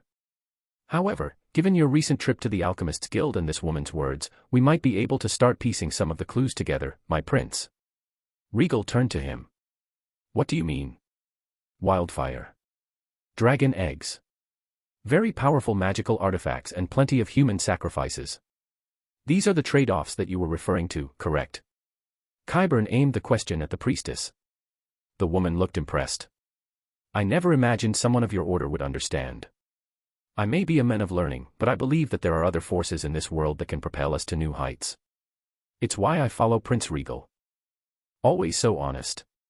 But Rhaegal was more interested in Qyburn's previous comment. He was beginning to understand now. The fire at Summerhall. You mean that was the catalyst to my birth? That wisdom, Haleen, had pretty much confirmed his order's involvement in that mess. Not that it hadn't already been obvious to him from the start, but confirmation was always nice. The final piece to bring about your exact existence, the woman corrected. Strong magic was gathered in one place and then used with the appropriate sacrifices. Even cased in stone, dragon eggs are powerful relics. Rhaegal's mind worked over the details. How could you know what took place there? Also, calling his dead family sacrifices, he wasn't sure if he should feel insulted or not. Even if I can't see you in the flames, this does not mean that I cannot see others. I asked, and R'hllor answered. How convenient. How much could he trust these visions of hers? The fact that my great-grandfather brought dragon eggs to Summerhall with him. That was only speculation that even he couldn't confirm, not unless he went to the ruins himself. Dragon eggs were powerful magical artifacts. Even wildfire might not have been enough to destroy them fully. This priestess is saying that they were part of a ritual, so they're probably long gone now. This just raised more questions, like who was behind this ritual? And why me? The priestess had a simple answer for the first one. It was the Lord of Light himself, bringing forth his champion. You are the Prince of Light. You are Azor Ahai reborn. First it was the prince who was promised. Then it was the living dragon. And now it was this Azor Ahai. My epitaph just keeps growing by the day, he thought with some dry amusement. But it was just like Barristan said before. This woman really was a fanatic, believing in such things without any proper evidence. No, to her, the pieces of information that she had gathered were more than enough. It was why she was here in the first place. Maybe he was being too dismissive of her. After all, was it not his ancestor, the conqueror himself, who believed in similar tales? Was it not his primary reason to conquer the Seven Kingdoms to create a united front against a great darkness? It was a fact that only certain people had ever known, and even now that fact was largely forgotten among his descendants. I only learned of it because of my inner knowledge. An incomplete set of knowledge at that. It was very frustrating. It was like he had read a very long book but then stopped somewhere in the middle. Regardless, Rhaegal wasn't the kind of person who was going to put too much stock on prophecies. That said, this woman can be useful. She clearly had magical abilities. She knew of things that she shouldn't. Having her around could help him greatly when it came to gathering information. And maybe understand my abilities better. Her knowledge of magic was more than likely greater than anyone else's in Westeros. Where else was he going to find someone like that? Plus, because of her fanatical beliefs, he would have no reason to doubt her loyalty. With his shoulders sagging a little, Rhaegal sighed. All this talk of magic and prophecies has me tired. Should I escort you back to your room, my prince? Barristan immediately asked, concerned. It's fine. I just need a moment to gather my thoughts. I'm sure this can be a lot, the priestess said softly. But you have had years to think about this, have you not? I'm sure you must have guessed. Rhaegal didn't answer her right away. He was more curious about something else. You talked about petrified dragon eggs earlier. Does that mean that you know where I might find some? Oh. She cocked her head, bemused. Already thinking about dragons. I can't say that I'm surprised. As for your question, I do not know. I have never searched for any. Those at Summerhall are long gone, so they will be of no use to you. Dragonstone might be a place to consider. We've conducted preliminary searches in the old underground hatcheries, Qyburn explained. However, we have yet to find any. The Dragon Pit was another location of interest, but that place was sealed tight. Reconstruction of it had been stopped before it even truly began, so there was no telling what kind of mess was waiting within. With their luck, Aegon V had probably taken the last of the dragon eggs with him to Summerhall. There is nothing to fear, my prince. The woman folded her arms in front of her. The flames will guide you. I'm sure I can find an answer for you soon. Rhaegal had already been met by failure in this search, so it wasn't like he was expecting immediate results. However, to have a possible lead where there had been none before was enough to lift his spirits. Having dragons return to them would solve many problems. A silence followed in the Godswood as Rhaegal studied the priestess for a few moments. After coming to a decision, he stood up. Very well, priestess. I shall allow you to join as my companion. Nothing could have pleased her more, he could tell. Are you sure this is wise, my prince? Barristan felt the need to interject. Her faith is seen as strange by many. Once the other lords hear of this dash. My father has already accepted her into court, Rhaegal cut him off with a shake of his head. Even if I deny her the ability to serve me directly, public perception will already have been formed. I might as well make use of her. Qyburn gave his approval. I agree with you. Better to keep her close than push her away. If the priestess was insulted that they were speaking of her like this, she did not show it. Rather, she fell to her knees as she dipped her head once more. I shall say it again. I swear myself to you, Prince Rhaegal. My name is Melisandre. It was on this day that Rhaegal gained another follower in his inner circle. The Red Priestess Melisandre settled well in the Red Keep. After Rhaegal formally accepted her services, she rarely left his side, only doing so at night when she gathered materials to prepare for her future communion with her god. During this time, Melisandre enthusiastically explained her beliefs to him and the others, which included Rhaegar and Montford. She told them all about the Lord of Light and his so-called magnificence. Thankfully she left out the part about him being this Azor Ahai person. He didn't want to deal with that headache. Not that he didn't do his research. Rhaegal asked his brother if there were any mentions of the old hero in the library. The information was scarce, but Melisandre was more than happy to fill in the blanks with her knowledge. The worrying part was that Rhaegar seemed to be quite taken in by her and her words. Perhaps he should have expected it. Fire was a symbol of the Targaryens. It was in their house words for crying out loud. A prince of the realm, a follower of a foreign religion. The faith would go crazy if they ever learned of it. Speaking of which, the High Septon was suspiciously quiet about his father accepting a Red Priestess into his court. There had been no formal appeals. No requests for an audience. On the other hand, the High Septon had never raised a fuss about his abilities either. Rhaegal did not like the silence. He would prefer to avoid a confrontation, especially right now when he was still just establishing his power base.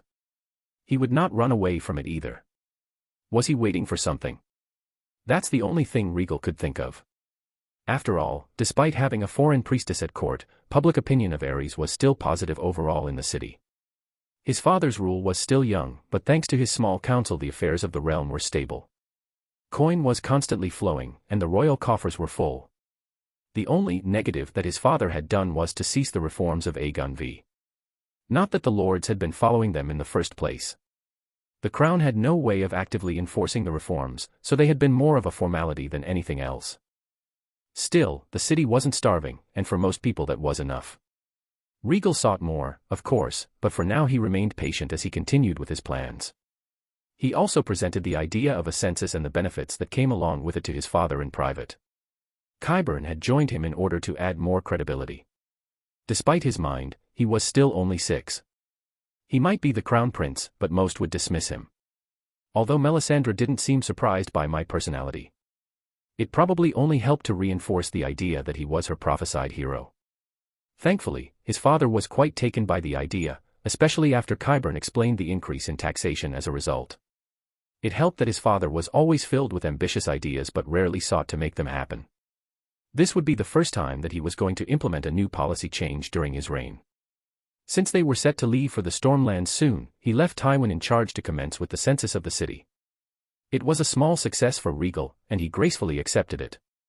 Now, it was a day before the royal procession to the Stormlands that Melisandre approached him in one of the secret passages underneath the castle. Melisandre had monopolized the secret passages for her own use. She couldn't perform her rituals out in public, so she was often underground where none could disturb her.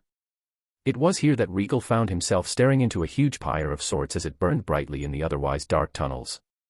"You're going to kill yourself with all this smoke," he said, still staring into the flames. Despite his warning, he did not feel any sort of discomfort from the fire or its smoke. It was the opposite. It was almost comforting. "I have nothing to fear from the smoke," she replied as she walked up to him and placed a hand on his shoulder. "These flames are from Lawler himself, so they would never harm me. Just like they would never harm you." Rhaegal's attention was drawn to the woman's neck where she wore a red gold choker. In its center appeared to be a ruby, and it was currently glowing. "Qyburn has informed me of your experiments thus far," she continued. "I suspect that even if you were to walk into these flames you would be unharmed. Perhaps.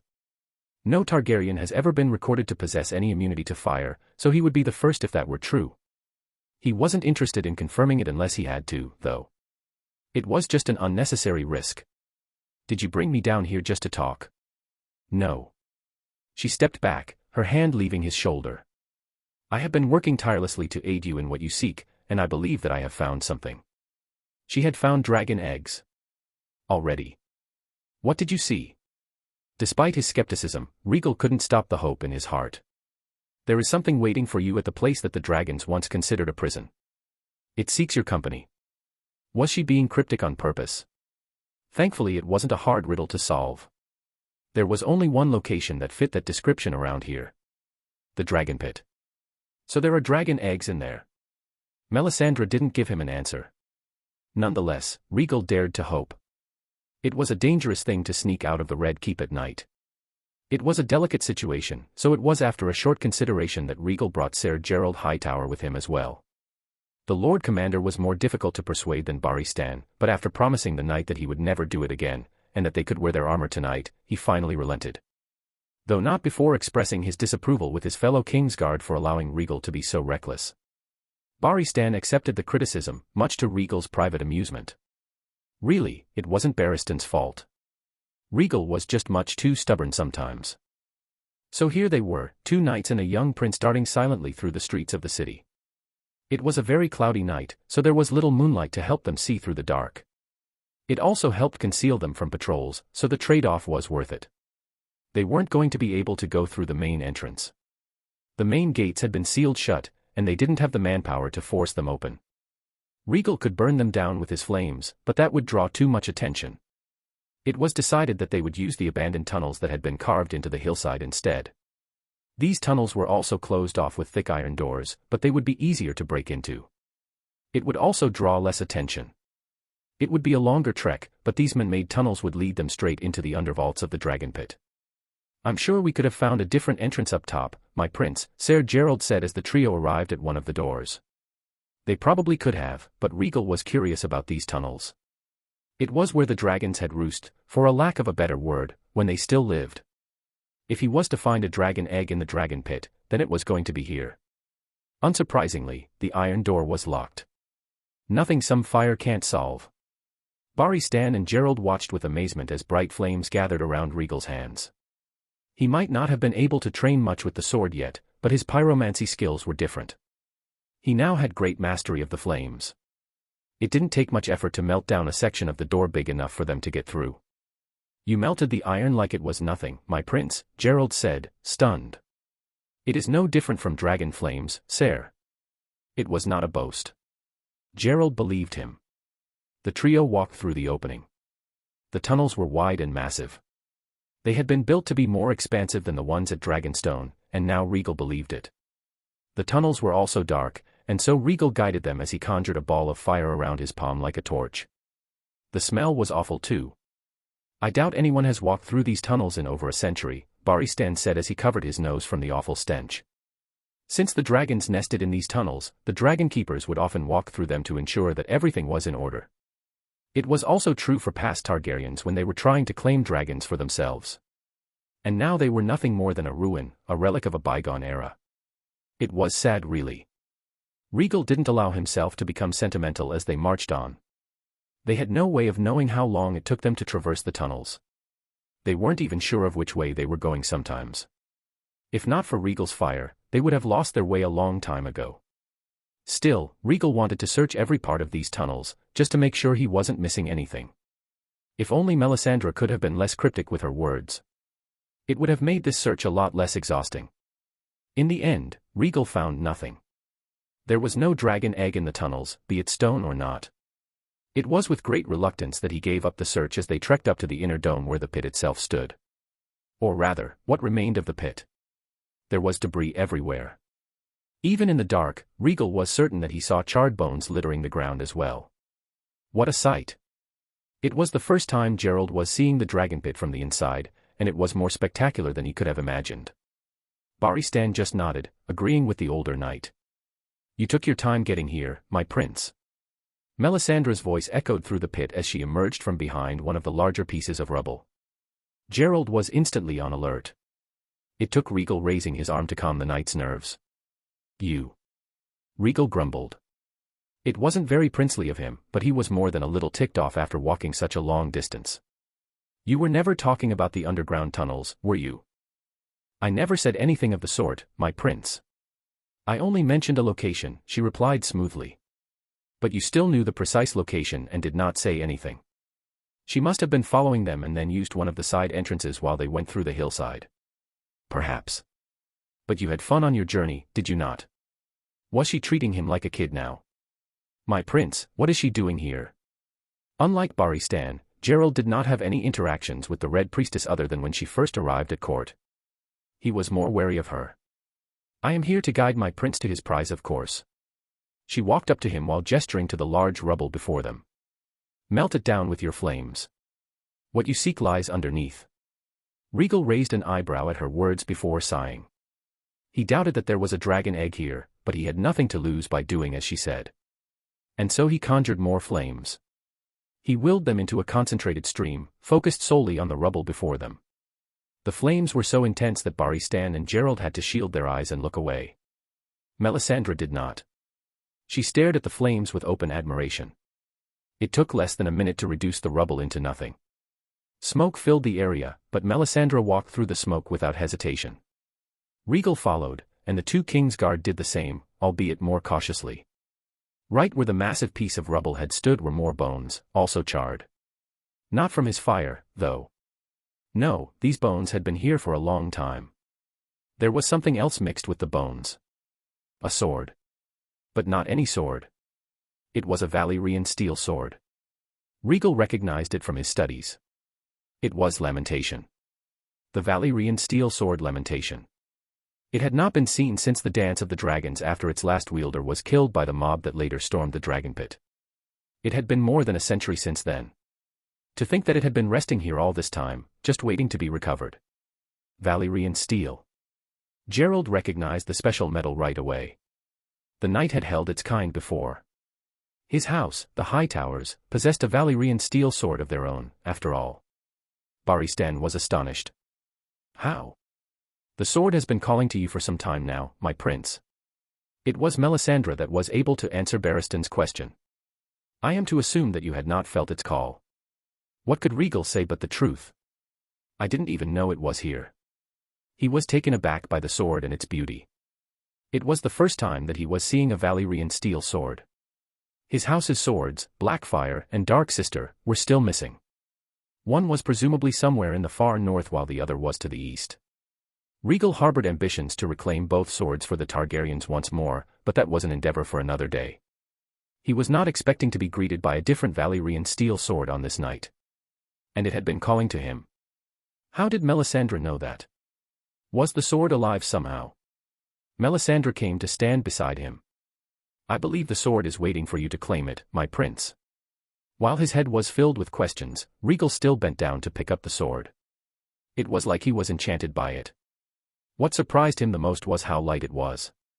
It still took both hands for him to grip it properly, but he did not struggle as he had with similar swords of its size in the past. Rhaegal had only held a couple of swords before, not counting the blunted tourney swords that he used for practice. He always struggled with those, especially the bigger ones. Lamentation appeared to be longer than long swords, which made it a bastard sword. Records of the exact size of the sword always differed given how long ago it had vanished, but now he knew the truth for himself. The blade itself was thick, thicker than Rhaegal would have anticipated. It had a distinctive rippled pattern with strange symbols etched all across it. The hilt bore the distinctive coloring of House Royce. Its scabbard was nowhere to be seen. Before he could continue to admire the sword, the symbols on the blade began to light up. Rhaegal watched how they shone a bright reddish-gold light. They were so bright that even he had to look away for a second before the light started to die down, but not completely. There was still a faint glow coming from them. It was mesmerizing. "What is this?" The words left his mouth before he could think them. "Runes." Melisandre's voice was right next to his ear as she bent down to inspect the glowing symbols beside him. "The language of the first men, or so you call them. They are magical in nature, although most no longer know how to tap into them." "House Royce's seat is runestone, my prince," Gerald said, his voice filled with uneasiness. He was out of his element here with all this magic talk, but he was still willing to stand beside Rhaegal. "They claim First Men ancestry as one of the oldest houses in the Vale. I've seen similar symbols on that bronze plate armor of theirs," Barristan added. "They say that it's supposed to make the wearer immune to injury, but more than a few of them have died while wearing it. No one really takes those stories seriously." Melisandre looked amused by Barristan's words. "Those runes are more than likely fake, Ser Barristan. A forgery of the real thing. That, or they have forgotten how to activate them." "You mean those things are real?" Barristan couldn't believe it. "You see the proof before you. The runes have been activated by Prince Rhaegal's own fire. They have laid dormant for far too long." Rhaegal eyed the symbols. "So these are runes. What do they do? And why have they accepted my fire? I don't know any magic from the First Men." "Yes, but those of the past managed to combine their magic with that of the Valyrians, when magic was stronger. Runes on a sword forged by the pyromancers of old. A most interesting combination. You can thank them for this, otherwise the runes might have gone out of control the moment you touched the sword." Rhaegal raised an eyebrow at that last part. "You knew that, and you still let me grab it." "It was perfectly safe, I assure you," she said with a small smile. "Runic magic is very volatile unless you know what you're doing, but this sword was made for you, my prince. It is a combination of Valyrian pyromancy and runic magic, only suited to be wielded by those who carry a strong fire within. I can teach you right now if you would like." "Show me." There was no need for hesitation here. Still smiling, Melisandre stepped back and gestured for the two knights to do the same. "So far all you have done is channel your fire out but never into something. This time you should coat the sword in your flames." Coat the sword in his flames? That was an option. It's not as if there is a training manual in the library. Everything he had learned from his flames was intuitive, shaped by his imagination. He mainly pictured his flames like that of a dragon's breath, but maybe it had been limiting him. Rhaegal focused. It was the first time that he was going to be channeling his fire into something else without the purpose of destroying it. It came to him easier than he would have thought, or maybe it was because of the Valyrian steel. Either way, the sword readily accepted his flames as they coated the blade. They clung to it with precision. It was almost like the flames had transformed into a tidal wave with how they rippled across the blade. "Incredible, my prince." Melisandre looked pleased by the sight. "It's almost as if I were witnessing Lightbringer being reborn. Any other regular sword would not be able to accept your fire so readily." The woman was perhaps enjoying this far too much, but then again so was Rhaegal. "What else can these runes do?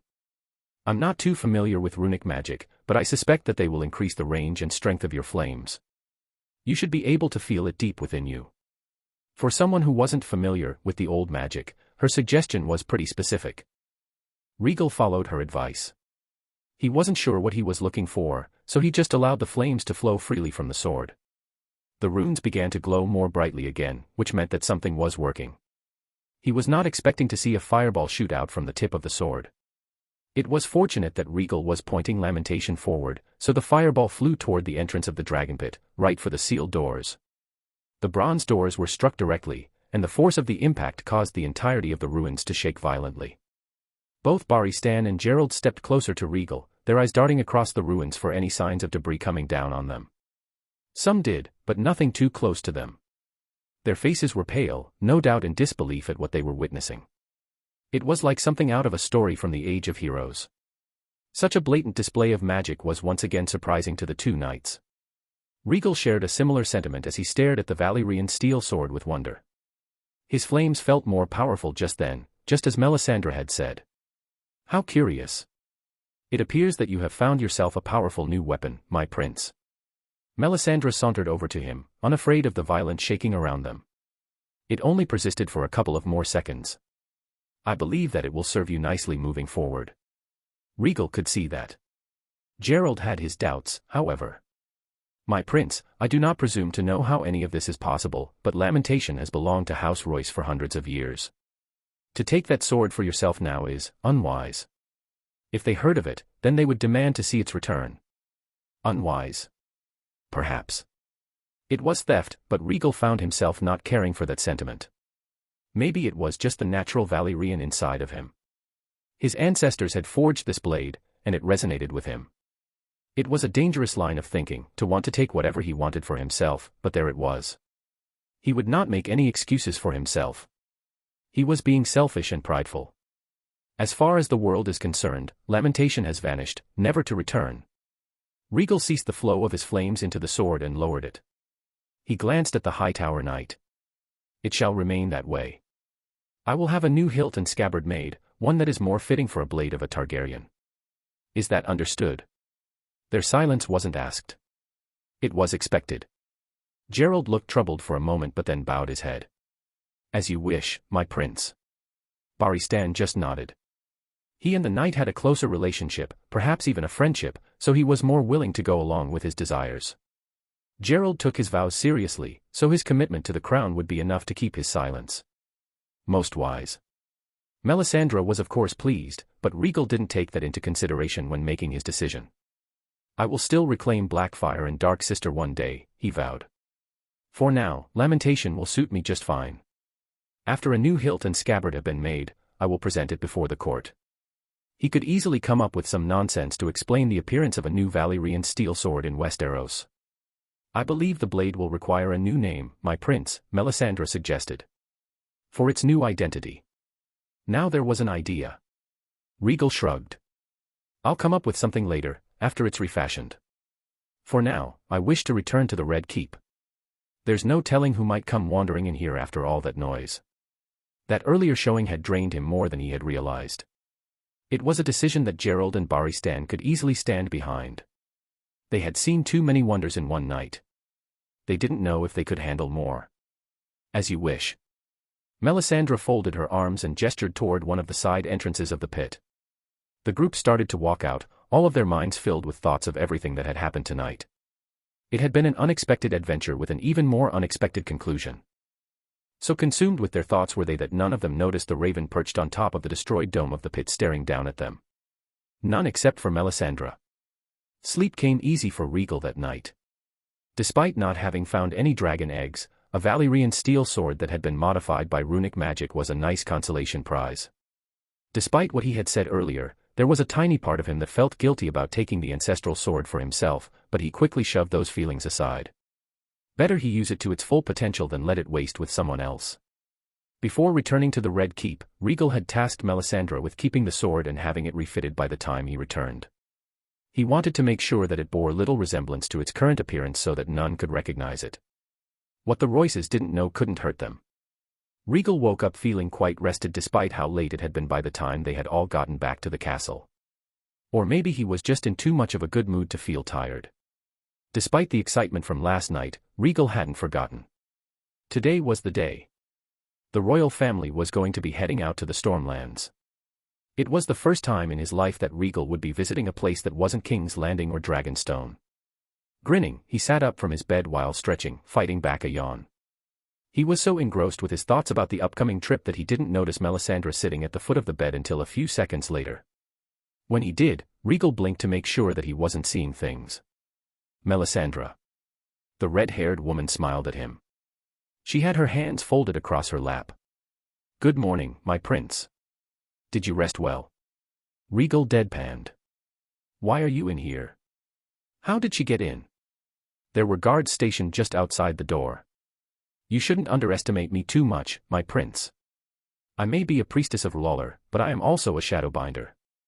Sneaking past a couple of guards is nothing to me. Rhaegal wasn't sure which one made her the more dangerous, being a red priestess or a shadowbinder. Not that he knew too much about either. Shadowbinders were common in Asshai, but not so much in Westeros. I trust my guards are still alive. Of course. Well, that was a relief. You still haven't answered my first question.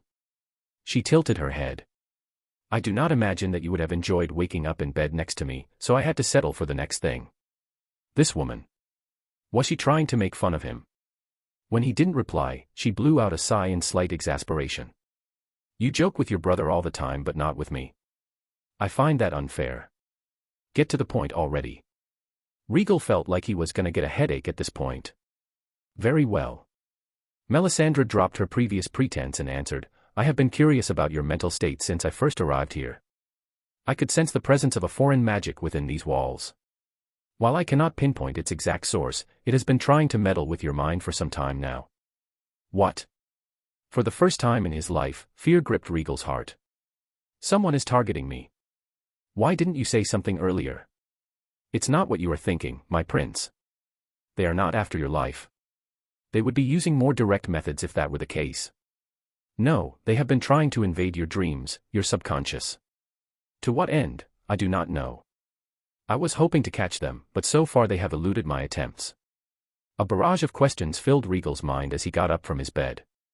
You say you don't know where they are. Could they be nearby? And what do you mean that you can sense their magic? You mentioned that last night, that you could feel lamentation calling out to me.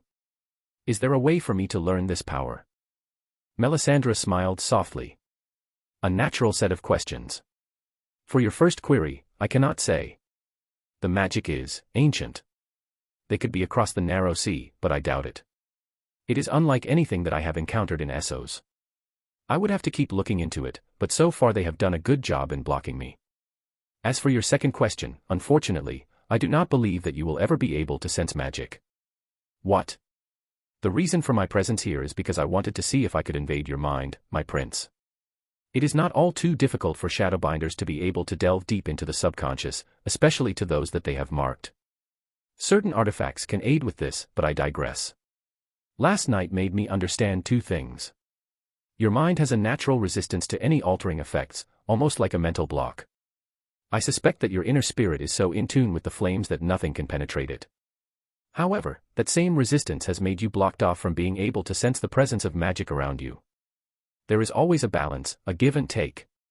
Yeah, how annoying was that? What she was saying was that it was like a wall. He couldn't hear anything from the outside or the inside. It was almost as if he was blind or deaf. No, I should focus on the positive here. It was protecting him.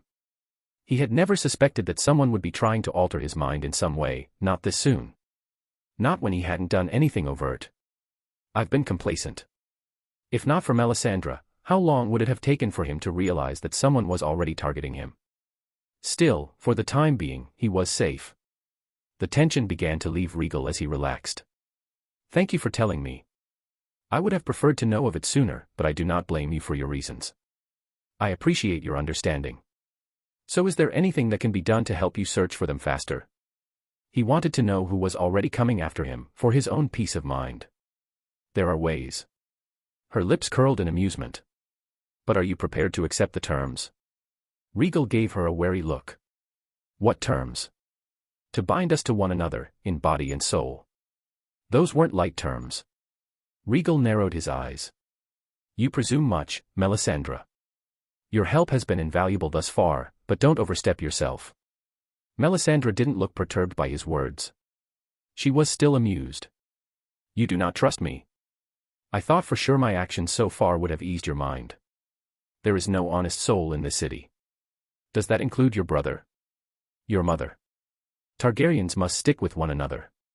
Such a non-answer, she mused. With your knowledge, then you must already know the bloody history of your family. There is no reason for me to follow the same path, he retorted. Perhaps. She let that matter drop. I would still have you think on it, my prince. You can take this journey to consider it. Rhaegal didn't answer her. Making such a pact, it was not a decision to make lightly. So far Melisandre appeared trustworthy, even leading him to a Valyrian steel sword among her other protections, but he had only known her for a few weeks. The Red Priestess was already standing up from the bed when she spoke again. I still think that you should take me with you. I do not enjoy being separated unless necessary. A more practical topic of discussion. Rhaegal was glad for it. Not many lords would take your presence well. I'm not going to go out of my way to antagonize the realm for no reason. Not until I'm more established. Besides, I need you to look over Lamentation while I'm gone. Qyburn is returning to Dragonstone to carry out his duties, and Ser Barristan is traveling with us to Dorne. There is no one else I can trust with this. As long as I'm earning your trust. She bowed, but it was obvious that she was teasing him. Do enjoy yourself, my prince. Rhaegal waved her away. He half expected to see her walk out the door. He didn't care how it would look to see her coming out of his room early in the morning, but the moment he glanced away and looked back she was already gone. TCH, probably some weird shadowbinding magic. Damn mages from Ashai. Sighing, Rhaegal called out to his guards to summon his servants. He had a trip to get ready for. Rhaella was happy to see Joanna again. The two ladies embraced one another in a hug as they met outside the Red Keep. It was kind of ironic. Joanna's carriage had just arrived while Rhaella's was prepared to leave. Looks like I made it just in time, Joanna teased as they stepped back. I would have felt awful if you left before we were able to see one another. Rhaella smiled. It's good to see you again, Joanna. Or should I say Lady of the Westerlands? Joanna chuckled. Not until my good father still walks this earth, my queen. Oh, stop that. You don't need to be so formal when it's just the two of us. But it's not, is it? Joanna glanced at all the servants around them. They were placing the last of Rhaella's possessions in the carriage. We're not at court right now. I'm only joking. Joanna's smile faded a little as she noticed Aerys sharing some final words with Tywin nearby. There had been some sort of incident at the Dragon Pit last night, and Aerys wanted to know if his hand had managed to learn any new information. Where are the princes?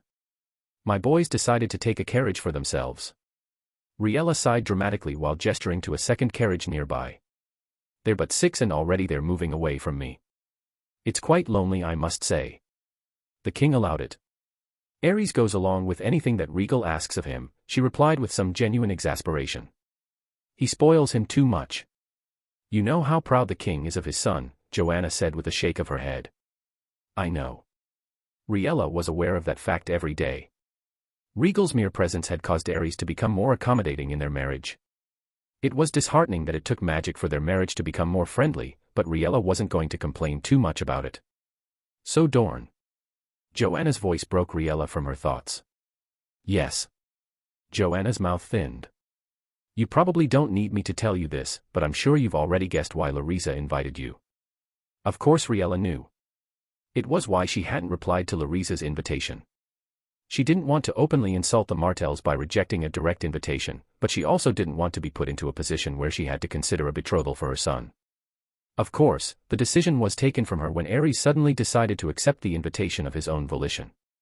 Her brother wasn't dumb. Arrogant and gaudy, sure. But he must also be aware of the true purpose for Larisa's invitation. He probably just didn't care. She wasn't sure which was worse, ignorance or indifference. Do you plan to accept any offers that Larisa presents you with? Joanna questioned, her voice laced with curiosity. That is ultimately up to the king. Rhaella's answer was diplomatic. She didn't enjoy the games played in King's Landing, but she wasn't ignorant to them either. She knew why Joanna was asking this of her in the first place. She was fishing for information. No doubt for Tywin. Were the Lannisters hoping for a royal match as well? That would be difficult.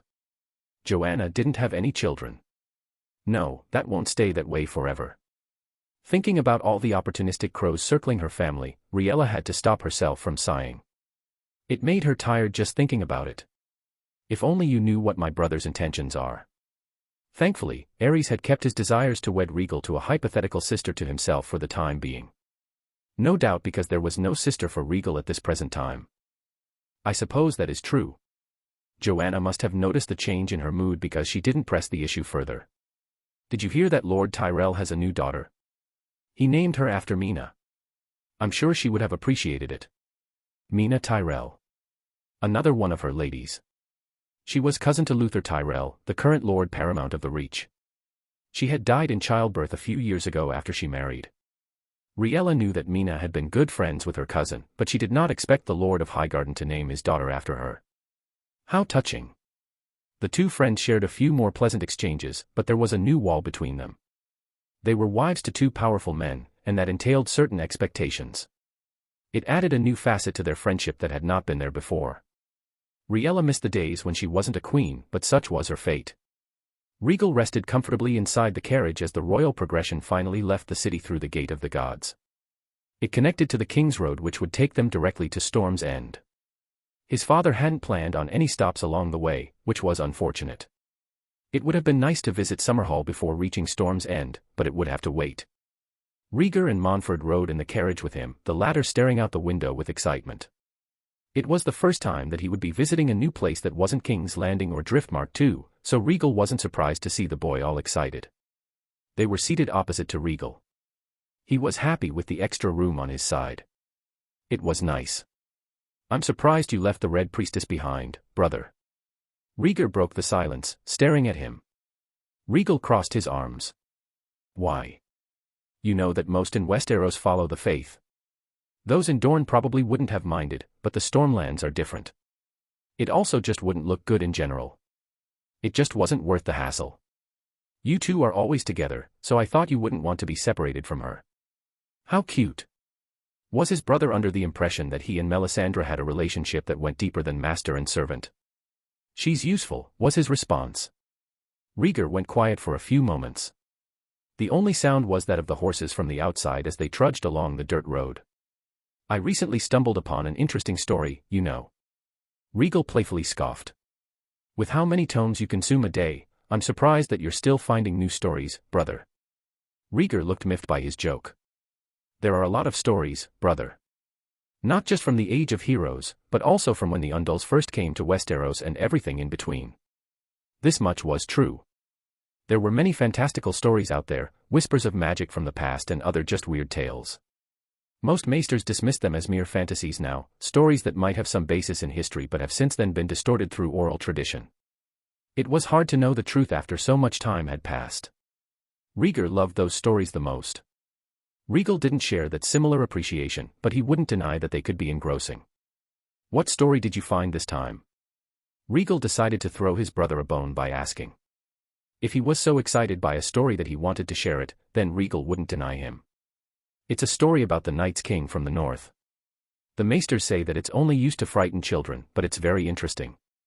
Apparently he was a Lord Commander of the Night's Watch who fell in love with a woman who had skin so white that she appeared to be made of snow. Her eyes were blue like stars, totally different from anyone else. Some say that she was a witch who seduced the Night's King and made him commit horrible things in her name. Eventually the North rose up to put an end to him, but not before he displayed dark magical arts that forced those around him to serve his will. All because of the woman that he fell for." At some point, Montford had started to listen to Rhaegar's story, hanging on to every word. Rhaegal was more interested in something else. "Brother, you know what seduce means. I am proud of you." Rhaegar ignored the joke. "I think it sounds quite familiar, don't you think?" "Oh." Rhaegal almost snorted. "Are you trying to say that I'm the Night's King and that Melisandre is the witch? That she has seduced me and will make me do horrible things?" Rhaegar's silence was his answer. Whatever humor had been present in Rhaegal left him when he realized that his brother was being serious. He couldn't have that, now could he? "Brother, I promise you this. I will not go down a path that leads me to destruction. I want to build up King's Landing, the kingdom, our family. I want to build, not destroy." Rhaegar and Rhaegal looked at one another, the brothers locking eyes. There was a long silence as the two stared at each other, leaving Montford to look between them with concern, unsure of what was happening right now. He just knew that he didn't like it. Eventually Rhaegar nodded and broke the stare down to glance out the window. "I pray that will be the case, brother." Rhaegar Targaryen was an ordinary child. Grand Maester Pycelle had hailed him a prodigy in his studies. Even when practicing with the sword, however limited his interest was, Ser Barristan had told him that he had natural skill. In other words, he was gifted in both the mind and arms, something that was expected of a prince of the realm. He still fell short compared to his brother. Ever since Rhaegar could remember, his twin brother had been different. He did not have any experience interacting with kids his age other than Montford, but even he could tell that his brother was just different. It had been Rhaegal who had helped him to read, to speak. His vocabulary was so advanced because of all the conversations he had with Rhaegal over the years. If Rhaegar were asked who his teacher was, then it would undoubtedly be his brother. But then who taught Rhaegal? Sure, his brother needed help when practicing his penmanship and other similar skills, and it wasn't as though he knew everything. But he had been able to speak like a man grown by the time he was 2. It was said that he was already able to read before that. Their father never questioned it. To him, Rhaegal was just special. It was normal for his brother to be so unnaturally gifted. Their mother tried to be more equal with her praise, often saying that they were both gifted in their own ways. Only it was his brother who had the magic, not Rhaegar. Despite the fact that Rhaegar had come into this world first, Rhaegal was still the one who had inherited the pyromancy skills of their forefathers. Furthermore, he was their father's heir. He was the crown prince. To be honest, Rhaegar was thankful for this. He was sure that others in his position might feel bitter about being passed over, but Rhaegar saw it as a blessing. He had more freedom when compared to his brother. A part of him was hurt that their father's attention was focused solely on Rhaegal, but he never blamed his brother for that.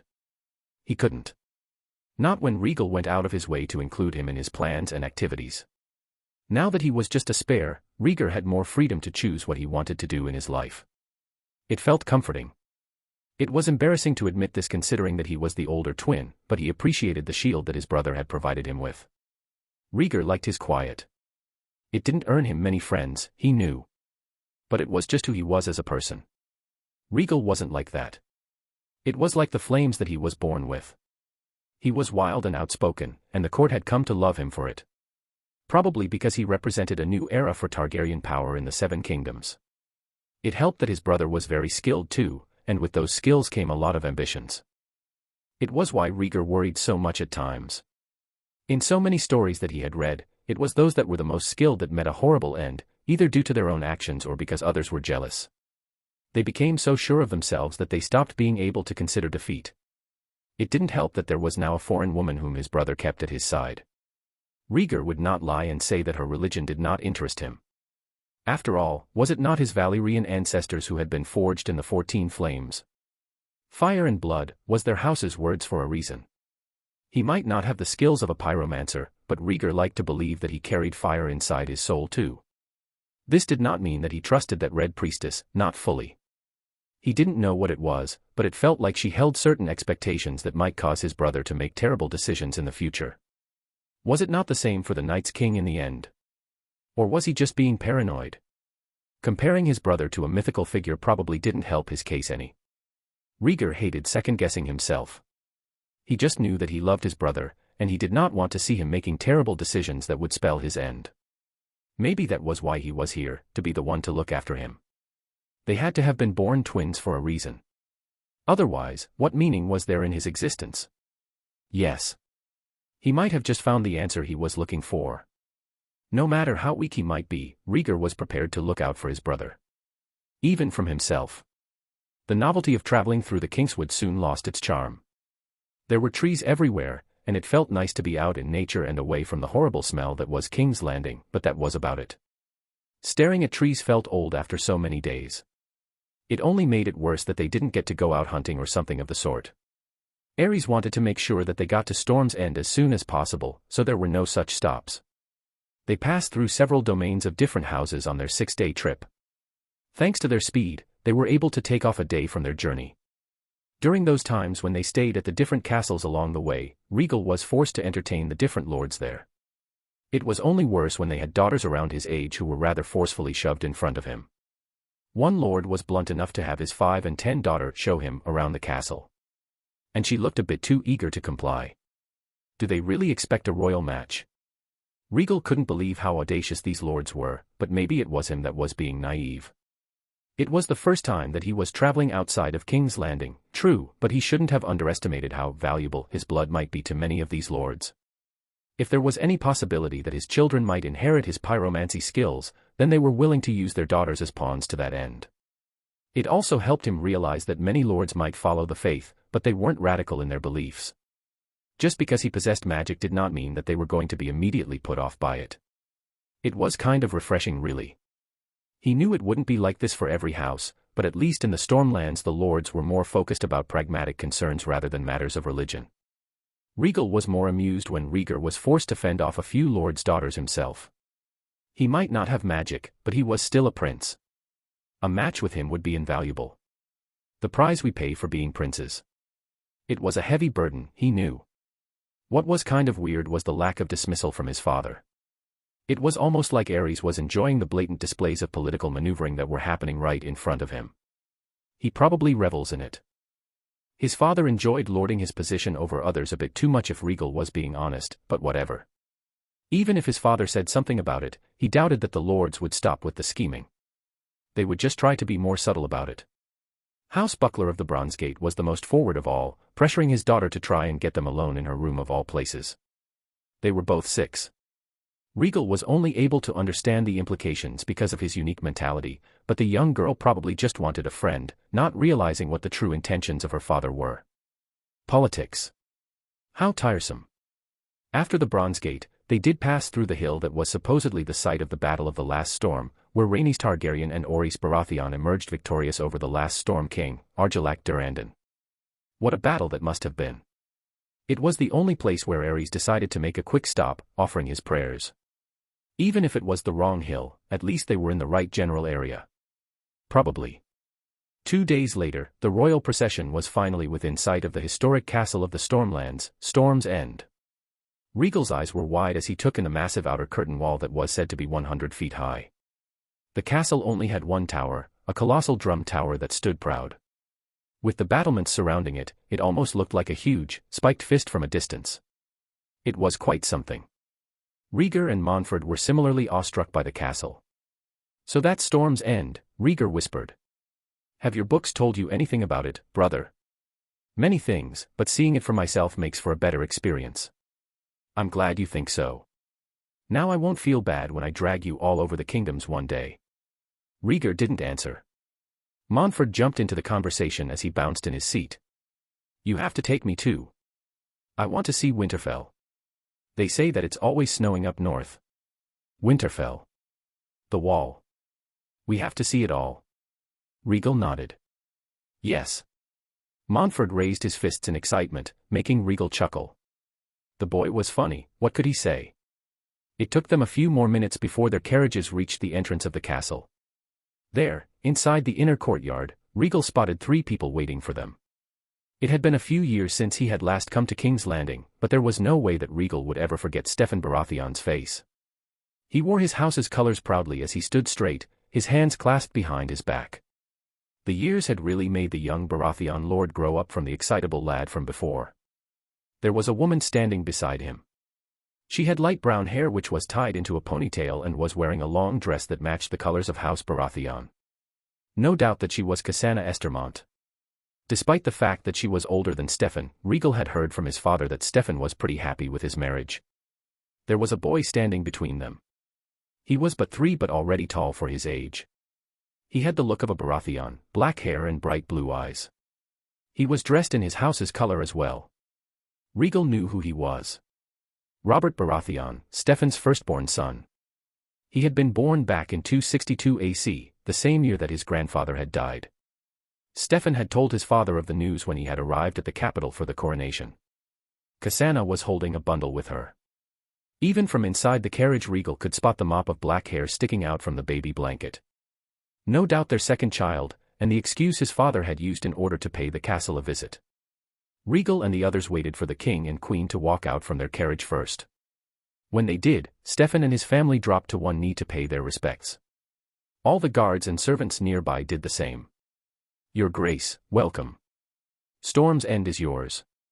Aerys looked on with eagerness as he stood proudly before his friend. "You may rise, Steffon." It was only after they did that Rhaegal and the others finally came out from their carriage, but not before Rhaegar warned Montford to be on his best behavior. How nice of his brother to look out after the younger boy. There were some whispers from the people gathered as Rhaegal stepped out, but he ignored it in favor of giving Steffon and his family his attention.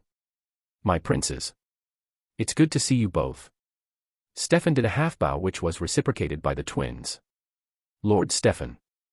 I pray that everything has been fine in Storm's End. It's been 3 years, hasn't it?" "Indeed. Not since the king's coronation. You two are growing to be more like one another each day." "Yeah, they got that a lot." Steffon took a moment to greet Montford as well. "Montford Valerian. I bid you welcome to Storm's End. I hope it will be to your liking." "Yes. Thank you, Lord Baratheon, for your, welcome.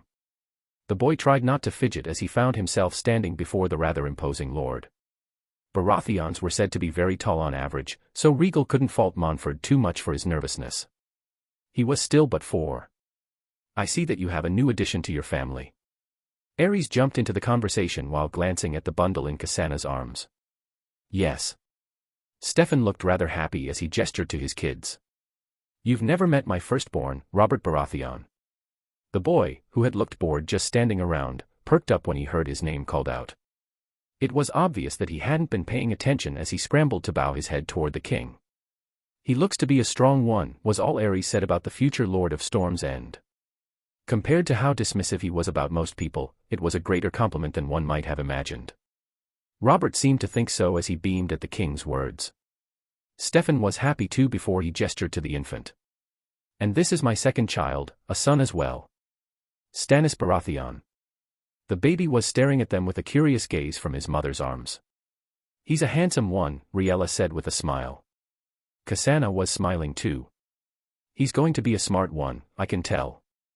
He'll be helping his brother, the two of them at each other's sides. I say the same thing about my boys. The two women seemed to come to an understanding as they traded smiles and pleasantries. It was a good thing too, as at the moment House Baratheon were the closest kin that the Targaryens had in the Seven Kingdoms. It wouldn't be a bad idea to keep them close moving forward. Alas, if only it were that easy. As Stefan led them into the castle, Rhaegal's mind kept flashing to the visions he had had when first coming into this world. He had told Melisandre about them, and the Red Priestess had suggested that maybe they had been a dragon dream. After all, those 3 visions, of his family dying at separate moments, were different from the rest of his knowledge. He hadn't seen the conquest of the 7 kingdoms or the dance of the dragons. He just already knew that they had happened. The visions about the future had just been more raw. Almost like he had been right there at the moment that each happened. Dragon dreams had been plaguing his family for so long now that Rhaegal considered them a nuisance. He knew about many such incidents in the past 100 years. Daeron the Drunken, Aerion Brightflame, and so many others that were probably lost in history. His knowledge told him that there had been Blackfire pretenders who had suffered from dragon dreams as well, such as Daemon too, only to be misled, which brought upon his doom. Was his dragon dream the same? Just another riddle that would eventually spell his end. Was there any reason for him to be concerned about that possible future when it all might just be a misunderstanding? No, I just have to keep doing what I've been doing. Ultimately, he just wanted what was best for his family. For that reason alone, Rhaegal was willing to set aside his initial fears and approach the Baratheons honestly. Sometimes it was better to keep his enemies closer. He might just discover that they weren't actually his enemies. They spent 3 days at Storm's End. That first night Stefan organized a huge feast at Storm's End, attended by every lord from the Stormlands. Their arrival had been expected, it seemed, as throughout the day more and more lords arrived at the castle to pay their respects. Even those as far south as the Dornish marches came. How loyal of them. Thankfully, this time, none of the lords dared to push their daughters on the twins. Rhaegal wasn't sure how much longer he could play off being a kind prince when dealing with such audacious political moves. Rhaegar was probably reaching his limit soon too. During those 3 days, Rhaegal spent much of his time exploring the castle to his heart's content. Rhaegar and Montford did the same. Stannis was still too young to accompany them, so it was Robert who acted like their guide. He only ever shows us the training yard. The younger boy was more excited talking about his future lessons in the training yard or wanting to go on a hunt rather than being interested about anything related to the history of the castle. It was something that Rhaegar complained about, to which Robert said, I already do that boring stuff with the maester. Don't want to do it here too. For someone so young, he was still well-spoken. Definitely lacked manners, though. It was during their last day at Storm's End that Stefan organized a large hunt with the lords and the king. There was a lot of forest nearby, and Aerys was more than a little willing to capture some game before heading to Dorne. If only he could have taken them along. It would have been rather fun. Robert had complained to his father, but Cassana had forbidden it. The woman knew how to keep her son reined in, because the moment she had told him no in no uncertain terms, Robert was left grumbling for the rest of the day but let the matter drop. How impressive. To try and take his mind off it, Rhaegal suggested that they could have an adventure of their own. Robert hadn't been too enthusiastic about the idea, but he still led them to the only part of the castle that he hadn't shown them yet. The Godswood. The godswood at Storm's End had something that the one in the Red Keep lacked, a weirwood tree. It was the first time that Rhaegal was seeing one, and instantly he could tell that there was something different about the tree compared to any other he had ever seen. And he wasn't just talking about the weird face carved into the trunk either. The leaves were blood red, and the sap that was coming from the face shared that same color. The bark of the tree looked bone white, giving it a most chilling appearance overall. It was almost like the face was screaming in pain, only no one could hear it. People in the north worship these things. How eerie. It's creepy, Montford whispered to him and Rhaegar. Rhaegar shook his head. Take care of your words, Montford. If a northern lord heard you say that, you would be causing a huge political scandal. I agree with him. Robert picked his ear with disinterest as he stared at the tree. It's always weird. Don't like coming here. The boy was very upfront with his feelings, wasn't he? It was refreshing in its own way. He was going to be the type of person that, if he didn't like you, then he would tell you straight to your face. Why do you have one here? Rhaegal was curious. I thought your family worshipped the seven. Robert shrugged. No idea. The maester said that. Who was it? He was struggling to remember his lessons. There's a myth that Storm's End was built with the help of Bran the Builder, who many believe was a Stark. Rhaegar supplied the answer for him. If that's the case, then it's no surprise that a weirwood tree would be planted here. There's supposed to be a weirwood tree in all the castles in the north. Oh. How neat. Rhaegal felt like he kind of knew that already. Probably dismissed it from his mind as not important, and then forgot all about it. Then again, most myths were like that. Robert looked at Rhaegar, perturbed. You know a lot of stuff. I like to read. That's just boring. Rhaegal had to stop himself from laughing at the bluntness in Robert's words.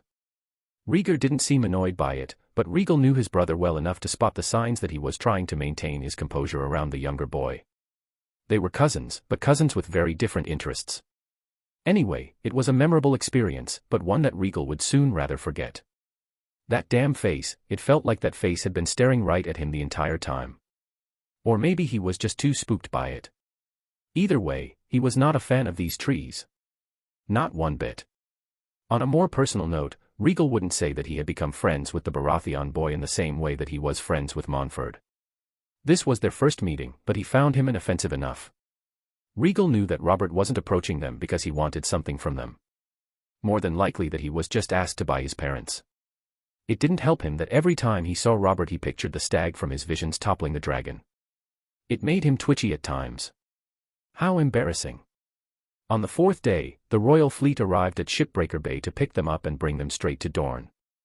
Rhaegal thought that maybe the Baratheons should rename the bay to something that wasn't so ominous, but after spending 3 days in the castle he came to realize how accurate the name was. It was rocky, and there had been a small storm on the second day that had the winds blowing pretty hard. With the powerful waves battering the coast, it wasn't hard to picture an unlucky ship getting caught and then smashing into the rocks. Robert had told them that this storm was mild compared to others that he had seen, and Rhaegal believed him. Thankfully, the flagship didn't have to contest with a storm and did not sink to the bottom of the bay. It was able to successfully dock to pick them up. Aerys and Stefan shared some final words while Rhaella and Cassandra did the same. The two women had become something like friends in the past 3 days. The former Estermont lady was similar to her son in that she could be very blunt at times. But she had also grace to her, and her rough edges had no doubt been tempered by age. Time would probably do the same to Robert, or maybe her presence would.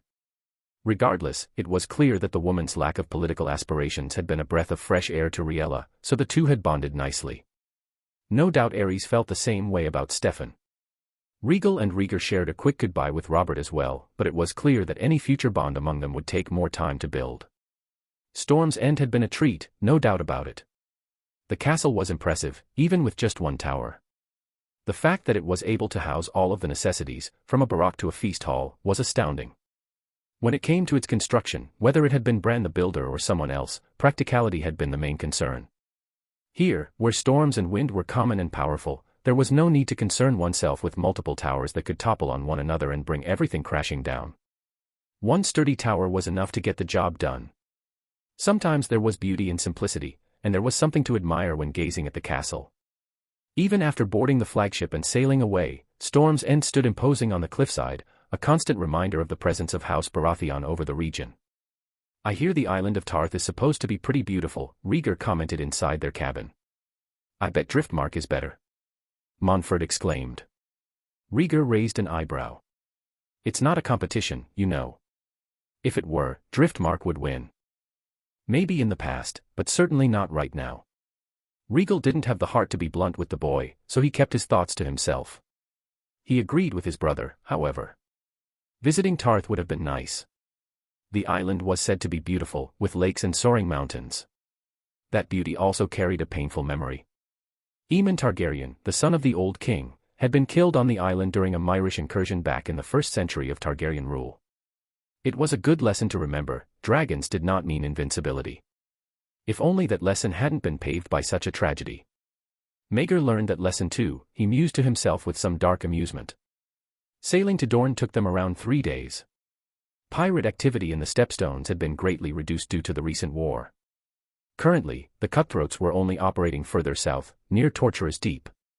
One of the members from the Band of Nine was still operating there supposedly, but he was losing more and more men as time went on. Many had seen the futility in his cause, which had been to annex the entirety of the Stepstones under his rule. Just like Daemon Targaryen had once declared himself king of the Stepstones, so too did this pirate want the same title for himself. Or so the rumors went. There had been more than one pirate as part of the Band of Nine, so it was hard to say how they had planned on dividing the islands for themselves. It was also possible that Samaro-san wanted Lys instead. It was where his family came from, after all. Well, whatever. Understanding the motives of such men was always a waste of time. Let them fight for the scraps. There wasn't much point in worrying now, not after they had been defeated. Dorne had also increased their naval presence in the area, and so it wasn't surprising that they did not meet any pirates along the way. It made for a safe but boring journey. It was then that Sunspear finally started to come into view. Storm's End had been but one tower surrounded by impressive walls. Sunspear was more grand than that. There were massive walls here too, but there were many towers surrounding the original keep. Some described it as a dun-colored Drummond, and Rhaegal could see the comparison. It was quite the difference. The towers and walls, as well as the rest of the settlement, were beautifully crafted in Rhoynish fashion. It made the original keep stand out from the rest of the buildings, and not in a good way. Not that the Martells made any use of it anymore. No, they had the old palace for that. While the flagship began to prepare to dock, Rhaegal and his family stepped out onto the deck. Already he could feel the difference in climate from the Stormlands. It felt like the sun was trying to scorch them just for existing. And there were deserts that were much worse than this apparently. Trying to bring an entire army through this place would be such a pain. Somehow Darren had done it, though. Much respect to the now dead king. Rhaegal spotted several people waiting for them at the docks. No doubt the current princess of Dorne and her family. Well then. It was time to meet the Martells. Lysa Martell watched the Targaryen flagship dock with a sense of calmness. She had been waiting for this moment, ever since she had received the raven saying that the king had accepted her invitation. She was shrewd enough to see that it wasn't the queen who had accepted, but rather it was the king. Clearly Rhaella had been hesitant to come here. It seems my friend has her doubts, she thought to herself, a bit amused. Lysa Martell bore the traditional look of the Martells. She was tall and slender. Her hair was lustrous and black, and her dark-colored eyes shined even in the morning sun. Her 3 children stood beside her, all of them already knowing what was to come. Lysa was proud of them all in her own way, even if they all had their faults. Doran, Elia, and Oberyn. They were all older than the princes, Doran most of all. While the age gap between her firstborn and the princes meant that a friendship was unlikely to manifest, the same wasn't true for her 2 other children. Her welcoming party didn't just include her family, however. They had wards of their own at the moment. They were close in age to the 2 princes as well. Ashara Dane and Arthur Dane. They had arrived to Sunspear a few months back, and a friendship had already blossomed between Ashara and Elia. Unlike the other houses in Dorne, the Danes shared features that were awfully familiar to the royal family. The 2 Dane children lacked the distinctive Valyrian silver-blonde hair, but they shared the same deep purple eyes.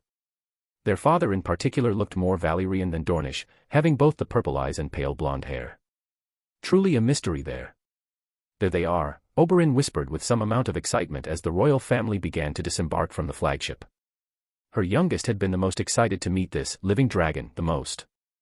Doran was the most cautious, as was his nature. Her daughter, Elia, held some reservation about meeting the royal family, but Larisa knew her daughter well enough to understand that there was some excitement there too. She had a habit of being shy when first meeting new guests, but that quickly faded after a couple of meetings. Larisa plastered the most flattering smile she could muster as she bowed before the royal family, her family, and the Dane children doing the same. As they say, nothing ventured, nothing gained. This was where the game began. The royal family has reached Sunspear. They made it safely then. That's good. I was worried when I heard that all of them were traveling together so close to the stepstones. Some of those damned pirates are still acting up. They never learn. As if the Dornish would have let something happen to them. They must have increased their security for the occasion. All of the Dornish houses are traveling to Sunspear as we speak. A Targaryen hasn't traveled that far south since the days of Mikar. And he wasn't a king back then. Longer still for the north, right? Would you take this seriously, Luther? It's no time for your japes. You worry too much, my rose. The king has denied every match for the crown prince thus far. What makes you think he would accept the Martells? You worry too little. Denying one of the lesser houses from the Crownlands is nothing compared to one of the major houses. You know that. If they rejected us, But we don't have anyone to offer them, Luther cut in while taking a sip from his wine. That's why you're so worked up, right? You think the Dornish will get one over us? They already have, you fool. It's bad enough that they secured a match once already. Having another Dornish queen would be distasteful. I don't see the problem. That's because you rarely see it all, she snapped at him before taking a few breaths to calm herself. Presently, Olenna Tyrell, formerly Redwine, found herself seated in her husband's solar. It had been almost a year since she had given birth to her first daughter, and from the looks of things it appeared as if she was already pregnant again. Perhaps not too surprising considering how active her bedroom was. Still, there had been more of a grace period between her firstborn and her daughter. Sometimes the world worked in mysterious ways, as they say. Olenna wasn't one to worry about such things, however. There was no time for it. Not when there were bigger problems to contend with. Presently, the biggest concern on her mind was trying to get in the good graces of the Targaryens. Once she had already urged her husband to send word to King's Landing to have their son and heir, Mace Tyrell, be a ward of the king. He had promptly turned them down, as he did with anyone else who had sent similar requests. All except for the Valyrians. Olenna didn't know the king well. She had more experience dealing with the man's older relatives when they still walked among the living. She had once been betrothed to the king's uncle for God's sake. However, there were always rumors coming out of the capital. People loved to talk, and Olenna loved to listen more. Aerys Targaryen was a prideful man. Then again, what Targaryen wasn't? They always thought of themselves as the realm's betters, unequal to might and prestige. Sure, once upon a time, that might have been the case. When they had dragons. Now they were the same as everyone else. Yet, that arrogance still persisted. They prided themselves in their Valyrian ancestry. No doubt that had been the reason for the heir to Driftmark to be accepted into the crown prince's inner circle, but no one else. The fact that he was a Valyrian was reason enough for the king. She had scoffed at such thoughts of superiority once, especially after Daeron had dared to push her away. Only now there was more fire to those claims. Literally. Olenna never imagined that she would grow up to see magic return to Westeros, not in her lifetime at least. Those stories that kids liked to read had been nothing more than that to her. Just fanciful tales meant to amuse the children. Now, a Targaryen was walking among them that proved those stories true. Things were never simple with that family, were they? And to think that she almost married into said family. What a headache that would have been. Fortunately, Daeron had been more interested in swords than honeypots. It wasn't like her to think so much about the past, but recently she had found herself doing it more and more. Perhaps it was because of Rhaegal Targaryen's existence. If a reality had existed where she had married a Targaryen, what would the odds be that they were born with magic too? Probably not good, given how this was the first time in an almost 300-year history to occur. There was no use in thinking about that either, really. The thoughts just came to her before she could stop them. She must really be in a melancholy mood today. How embarrassing. Olenna shelved her thoughts for another time as she focused back on her husband. There's no mistaking the true purpose for that invitation. And if the king accepted it, then he must be considering the merits of a betrothal between the Martells and Targaryens. She didn't really believe this, given Aerys' personality, but it was still worth considering. Luther sighed as he placed his wine down on the table. Even if that's true, what are we supposed to do about it? Our daughter is but one. Hardly a match the king would consider. The Tyrells had been trying to get a royal marriage for the longest time now. It was their way of trying to bolster legitimacy in their lands. They had only become lords of the Reach because the Conqueror had appointed them as such on Dragonback. However, many other houses thought themselves more worthy of the honor. The Tyrells had struggled to keep their position for over 200 years now. It was only in the last century that the Tyrells had been able to shore up power by arranging strategic marriages with their vassals. Her marriage to Luther was one such arrangement. Of course, she had been a second choice. The true prize had been Princess Shira Targaryen. Sadly, just like with her own betrothal, it broke down when Shira decided to marry her brother instead. It had clearly worked in her favor, given that she went on to become queen for 3 years. Just another queer custom of those damned dragons. Yet, they still held power. And power was something that Olenna could respect. We must be ready for any possibility, she said as she started to pace around the chamber. If the king accepts their proposal, then we will have no choice but to back off. However, something tells me that it won't be that simple. Olenna was not a Tyrell by birth, but the Tyrell cause to see one of their own married into the crown had become her goal as well. After all, her children and grandchildren would be Tyrells. She would do anything for her own flesh and blood. Do you really think the king would turn them down? Luther sounded skeptical. Among the great houses, only the Martells had a daughter of appropriate age to wed the crown prince. Apparently the Lord of Riverrun had recently gained a daughter too, but she wasn't even one yet. No. I believe the king means to betroth his son to his daughter. Luther was confused. The king doesn't have a daughter. Not yet, she corrected.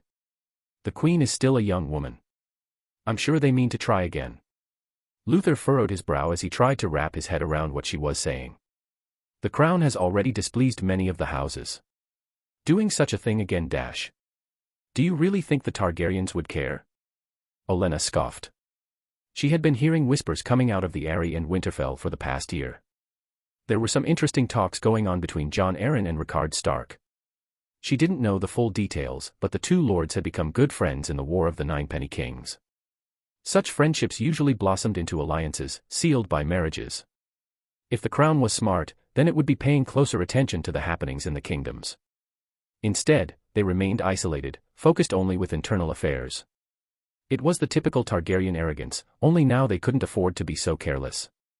You're speaking of two different situations here, Luther said. So which one is it? Is the king considering the match or not?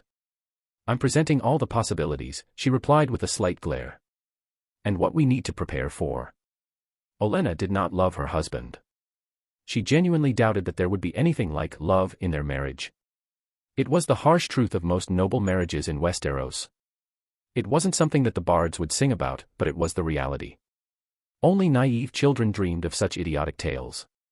That said, she did share a good friendship with the men. He wasn't the most political literate of lords, but he was aware of that fact. It was because of this self-understanding that he accepted her counsel, sought it even. That made Luther smarter than most men out there. His inability to read the situation at large was still annoying sometimes, and so Olenna lost her temper from time to time. It is out of our hands, was Luther's final assessment. For now, she begrudgingly agreed. Not so much for the future. Luther looked wary and excited. What are you scheming, dear wife? Nothing too outrageous, dear husband. These next years will tell us everything we need to know. Olenna liked to plan things out, to discuss her plans. She liked to be ready. But ultimately, in this instance, she knew that Luther's hands-off approach was for the best. Whatever came out of the Targaryens' visit to Dorne, there was nothing for them to do about it. With players rising in the north, however, there might be an opening for them in the future. If only Luther understood that, damned him. There was a grand welcome for them at Sunspear. After the Martells introduced themselves, they hosted a small feast for the royal family, informing them that the others lords would be arriving in the coming days for the real one. Apparently all of the lords in Dorne would be in attendance. Basically what had occurred in the Stormlands then. It wasn't surprising for Rhaegal. It wasn't often that a Targaryen came down to Dorne, least of all a Targaryen king. Her brother was soaking up all the attention as Larisa opened up the feast with a toast. Food was brought out, wine was served, and mouths started moving. Rhaegal and her family were seated at the head table with the Martells, resting on soft cushions. Some other lords would have instantly tried to bring up a betrothal between their houses, but Rhaegal knew her friend well enough to understand that she wasn't so open with her intentions. Not until the last minute. So instead, she engaged in small talks with Aerys. Her brother started making more grandiose promises to her friend, something about making the Dornish deserts bloom, but Rhaegal didn't give their conversation too much attention. No, her focus settled on her sons. They were seated on her other side. Larisa had chosen the seating arrangements well, so that her daughter was the closest to Rhaegal. A more subtle approach it was. After all, it wasn't unnatural to have the children of lords grouped together. Already playing her schemes. Rhaegal feared what a rejection here could mean, but she kept her fears close to her heart. Perhaps Larisa wouldn't be so forward as to propose a match outright, but rather just try to lay a foundation. That would make things easier. Aerys didn't seem troubled, of course, enjoying the wine and the festivities around him. So you really can summon fire? Oberyn was saying from his seat nearby. Brother. Elia glared at him. You can't just cut into a conversation like that. He threw her a smirk. Sorry, dear sister, but you've been dragging your feet. I want to see the fires of a Targaryen for myself, you know. How forward, trying to command the crown prince for a show. Rhaegal knew that some would take offense to the boy's words. Her Rhaegal wasn't one such person. He was young, but rarely offended. Or perhaps it was more like he saw most people as insignificant and not worth getting offended over. Sometimes it was difficult for Rhaegal to understand her son's mind. She knew that he held deep pride in their house and ancestry, but beyond that he kept his emotions close to his heart. She knew he loved her, but sometimes she wished he would open his heart more to her. Perhaps she was just too much of a doting mother. I'm not too sure if you want that, Prince Oberyn, Rhaegal said with a smooth voice. A dragon's flames are a volatile thing. You could get more than a little burned. That could very well be a threat. Rhaegal looked aghast at her son's words while Rhaegar raised an eyebrow at them. Montford was too busy eating to notice their conversation. Oberyn just laughed it off. Don't worry, my prince, I'm more resilient than you might think. Doran was throwing glances their way, no doubt in disapproval. Rhaegal might have spoken up herself, but she held her tongue. She was curious to see how her son would handle this. Ever so slightly, Rhaegal shrugged. If you insist. Rhaegal expected her son's hands to explode into flames again, to see him singeing the young Martell for his bravery which bordered on arrogance. It would no doubt be a provocation, but one that the boy had brought upon himself. Instead, the flames emerged softly from Rhaegal's palms, almost like they were dancing. Rather than oppress, they lit up the room in wonder, embracing those around them in a warm hold. The flames were not oppressive but welcoming. They were far more controlled than Rhaegal had seen before, swirling into different shapes. One formed into the sigil of their house, all three dragon heads spewing flames of their own, while another flew gently around Elia as it twisted into the form of a small dragon. Elia's eyes were full of delight as she took in the sight. If her son was trying to woo the Martell girl, then he had more than likely succeeded. Of course, Elia wasn't the only one impressed. Immediately all conversation in the hall ceased as everyone took in the sight. Rhaegal herself was lost in the flames. It was the first time that she was seeing her son manipulate the flames in such a fashion. She had assumed that they were just like a dragon's breath, full of destructive power and nothing more. Has he been training? Immediately her thoughts wandered to the Red Priestess, the one that always made her uneasy. Had she helped her son accomplish this level of control? Aerys' eyes were focused on the sigil of their house, and his face broke into a wide grin. It's beautiful. His face was peaceful. It was almost like she was looking at her brother from when they were younger, back when they had both been more innocent. Rhaegal found that she much preferred this look on her brother than his usual arrogant or bored expressions. So flames can cause more than just destruction, she thought in awe. They could also bring joy. Larisa nursed her forehead as she sat in her solar with Doran at her side. They had retreated here after the feast had concluded. The royal family had left for the rooms that had been prepared for them in order to recuperate from their journey. Oberyn forgets himself sometimes, mother, Doran said with a shake of his head. Provoking the crown prince like that. It's a matter of children, hardly anything to fuss about. She didn't fully believe her words. Oberyn should know better, Doran insisted. If the crown prince is one to hold grudges I don't think that's anything for us to worry about. Lyriza was sure that her son was just overthinking things. If Rhaegal had been offended, then he wouldn't have shown them such a beautiful show. They had more important matters to fret about. Whether the method was crude or not, we gained valuable information from that showing, she said as Doran poured her some wine. Back when the prince was first revealed to the realm, his flames had been destructive. I'm sure you remember, Doran. The intensity of those flames on that day. Even from afar, they were hot. The look on Doran's face told her that he remembered it well. However, now we know that the prince has more mastery of them than we had assumed. Lyriza cupped her chin in contemplation.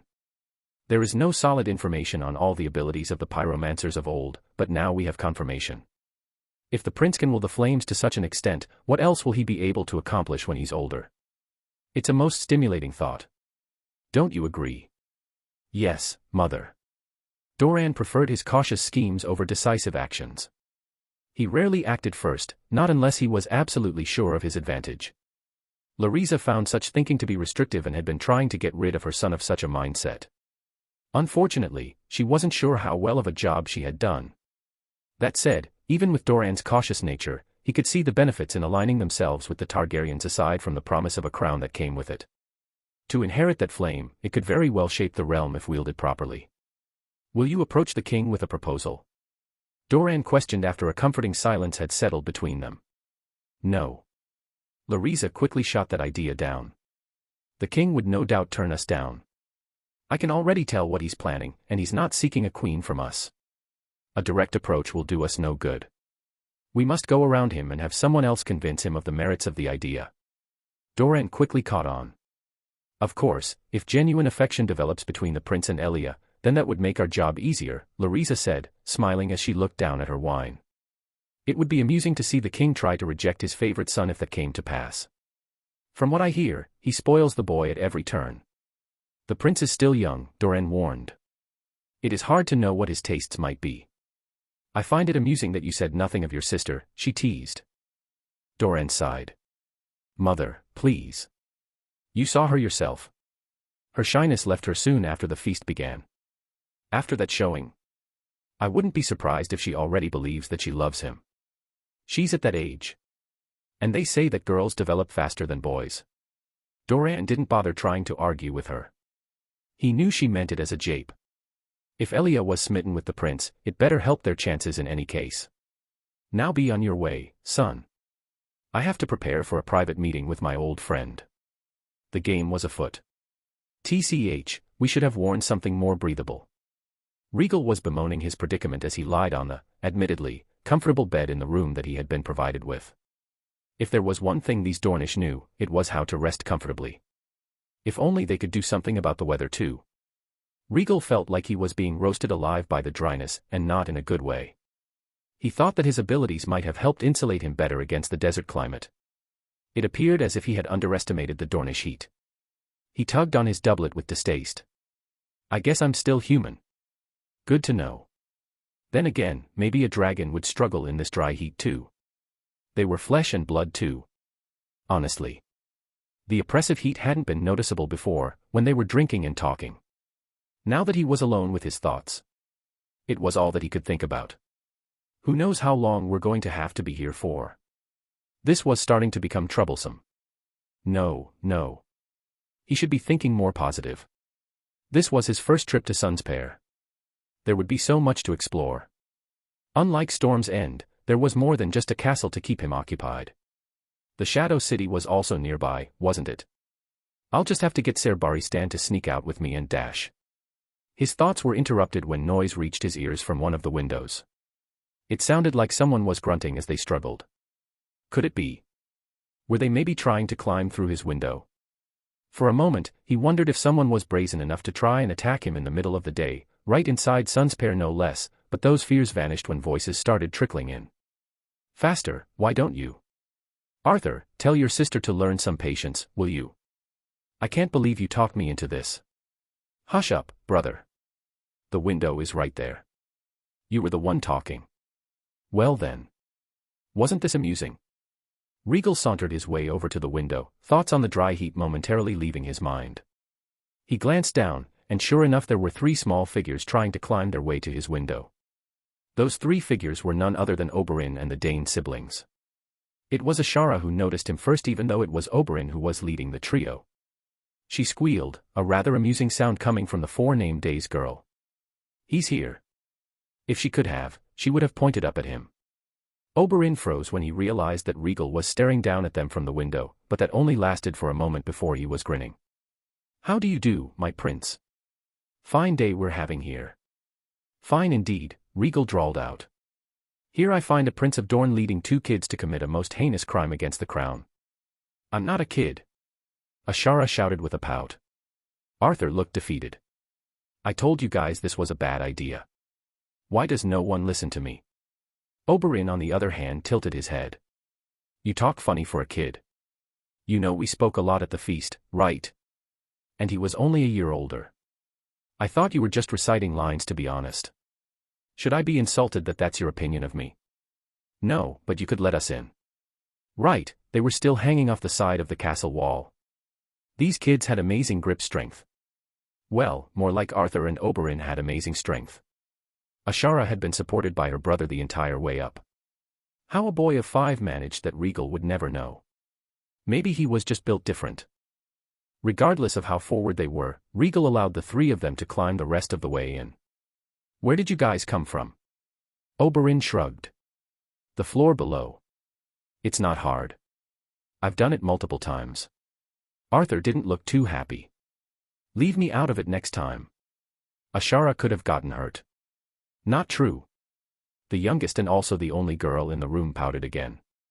"I did okay. Because I helped you." "Maybe I didn't need it, you big jerk." "I don't know why I talked to you," Arthur grumbled. "Funny. You know there's a Kingsguard right outside my door, right?" Rhaegal said. "He could have let you in." "Not fun." Ashara skipped her way over to him. Despite being so young, there was an aura of glamour to her that Rhaegal couldn't place. Maybe it was because of her eyes. It was like he was looking into the eyes of a Targaryen. Only her dark hair and fair skin destroyed that allure. This was more like an adventure. Climbing 1 floor was an adventure to her now. "Being friends with you has made her like this," Arthur said sourly while looking at Oberyn. "It's about excitement." Oberyn crossed his arms. "Tell me, what do you like to do for fun, Crown Prince?" Rhaegal was bemused. "You risked getting hurt coming here just to ask me what I like to do for fun. It makes a stronger memory than just walking in, right?" He wasn't wrong there, he supposed. "Your hair is all silver." Ashara was more focused on his appearance. "And your eyes. It's like my brother's and mine. Everyone always calls us weird, but no one told me that you had them too." "I think it looks nice," Oberyn threw in a compliment, but Ashara ignored him. "My eyes mark me as part of old Valyria," Rhaegal responded patiently. After Storm's End, he was used to dealing with kids other than just Montford. "I'm more surprised about yours. I never heard of any Dornish bearing the blood of my ancestors. Not counting the marriages of the past. We're one of the oldest houses of Dorne, my prince." Unlike his sister, Arthur retained some amount of etiquette when speaking to him. "Bah, who cares about ancient history?" Oberyn sounded bored. "Everyone always says they come from here and there, but that's just boring. The present is all that matters. And in that present, we have a prince here who can control fire. That's more interesting than any old story." "It's those stories that might explain my powers," Rhaegal pointed out. Despite himself, he cracked a small smile. Oberyn was quickly growing on him. "My family has a cool story," Arthur complained. "Maybe, but you don't have Dawn with you. And the prince is here. Seeing magic in person is much better." Ashara clapped. Right. You only showed Elia, so you have to do it again." "Ashara, you can't just tell the Crown Prince dash." Arthur was about to reprimand his sister, but Rhaegal waved off his concerns. "It's okay. I don't mind her curiosity." He really didn't. For unexplainable reasons, Rhaegal might actually find himself new friends in Dorne of all places. Rhaella wasn't surprised when she received an invitation for a drink from Larisa. Her brother had allowed it after she told him, saying that she wanted to catch up with her old friend. He still sent one of the Kingsguard with her. So here she was, heading for a meeting that she had been dreading for some weeks now. Nothing to be done about it now, she supposed. She had her own convictions, and whether or not Aerys' plans were for the best, she would always put her family first. Even if that meant standing against one of her friends. Rhaegal was led to a balcony overlooking a garden. It wasn't the famed water gardens, but it was still pleasant to look at. From the balcony one could overlook the entire garden, and sure enough down below Rhaegal spotted her two sons playing with Lyrisa's children as well as the Dane children. Montford was also there with them. Seated in the balcony was Lyrisa herself, who smiled in greeting when she saw her walk in. "Queen Rhaegal. I'm happy you could accept my invitation." She stood up from the table she had set up to embrace her, which Rhaegal tenderly returned. "Having a drink in this weather might do me some good." "It grows on you." The two women separated. Lyrisa gestured to the other seat opposite of hers, which Rhaegal accepted. The king's guard stood nearby, guarding the entrance to the balcony. Lyrisa didn't seem to mind his presence as she continued to smile at her. "I dare say a crown suits you, Rhaegal. It has its charm." To her, it was more trouble than it was worth, but here she was. "Motherhood has been treating you well, I assume." "I'm content." Rhaegal glanced over to her sons. "I did not know that you were hosting a play date." Amusement flashed on Lyrisa's face. "Is that what you're calling it?" She then shook her head. "Unfortunately, this was not of my design. As it turns out, Oberyn had the bright idea of climbing into your son's window. Dragged Ashara and Arthur along with him. Thankfully your son was sensible enough to lead them through the door after Oberyn asked to see more of his abilities. He brought his brother and the Valyrian boy with him. My dear Elia only just now found out about it. She was most displeased to have been left out." Rhaegal noticed said girl dragging Rhaegal through the fountain in the middle of the garden. Ashara was doing the same too, the two girls laughing while Rhaegal looked resigned to his predicament. Lyrisa noticed her gaze because she said, "They appear to be getting along. Don't you agree?" "Perhaps." Rhaegal said nothing more as she took a sip of her wine that had been served at the table. Unlike others, she didn't like to drink much, preferring water. She wasn't going to be rude and not drink at all, however. "Is this the first time that your children have left King's Landing?" "They have traveled to Dragonstone before. Storm's End was our first stop." "Oh yes, the Baratheons." Lyrisa savored her drink. "I'm sure they treated you nicely, seeing as you're the closest kin they have left." "Not all of them. Stefan still had an uncle who was alive. The man was aging, sure, but he was still kicking around. You know what I mean. Family are the only ones you can trust in this world." "I don't know about that." Rhaegal had read about too many civil wars, about too many families turning on one another, to truly believe that. Lyrisa must have sensed her thoughts because she snorted into her cup. "You know what I mean. Don't tell me that you've become more cynical." "Being stuck in the capital will do that to you," she responded, almost drily. "You only start to notice how many people only get close to you because they want something from you after you have something to lose." Her comment was perhaps a bit too much on the nose, but Rhaegal couldn't help herself. Already she had to deal with Joanna's, albeit slight, meddling. She wasn't in the mood to entertain Lyrisa's either. No matter how much she didn't want to turn her friend against her, Rhaegal wasn't planning on rolling over either. "Is that why you hesitated to respond to my invitation? Because you thought I wanted something from you? Don't you?" Lyrisa went quiet for a moment before answering, "Whatever comes of the future, you have my guarantee that I did not befriend you because I thought it would benefit me or my house." She dodged the question. "How tiresome. I appreciate your words, but we both know life has a way of changing things." Rhaegal gestured around her. "You are the Princess of Dorne. I am the Queen. We are no mere ladies anymore." Had they ever been, though? They had both always been princesses. It was just that now they both wielded authority in their own right. And soon, Joanna will become the Lady of the Westerlands. Lyrisa's eyes twinkled. "I think the three of us did all right for ourselves. I think Joanna did more to earn her position than either of us." My. Is there a double meaning there? Or are you suggesting that I'm not fit to lead a kingdom?" Lyrisa looked hurt. Before, when she had served Rhaegal, Lyrisa's acting had tricked her many times. "I would never suggest such a thing." Rhaegal decided to play along. "Merely making an observation is all." Indeed. I wonder what skills she had to put on display for that lion to decide to take her for himself. Louisa. Rhaegal could feel her cheeks redden a little by the insinuation. Oh come now, you're a married woman. You can't act the innocent maiden anymore. It's still not proper. I'm Dornish. She said that as if it explained everything, and it kind of did. The Dornish were always the more free-spirited ones in Westeros, not counting the Ironborn. We've discussed a marriage pact, you know. Louisa said after enjoying Rhaegal's embarrassment for a few more moments. To see if we can tie our houses together one day. Rhaegal hummed noncommittally. I wonder what her dear husband will think of such an arrangement. I'm sure she can soften up that lion by the time I broach the subject. I heard he was all smiles at their wedding. Something like that. A marriage between two great houses. It will strengthen Dorne greatly, as well as any of our future allies. Louisa left that last part hanging as she took another sip from her wine. Rhaegal didn't respond, only glancing down at her sons again.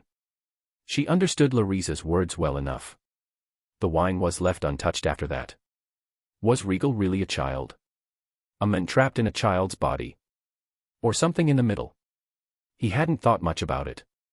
Other than Rhaegar and Montford, he spent his time surrounded by adults who treated him like one. Qyburn and Melisandre never made a fuss about his personality, and he didn't spend much time with anyone else at court for them to question it.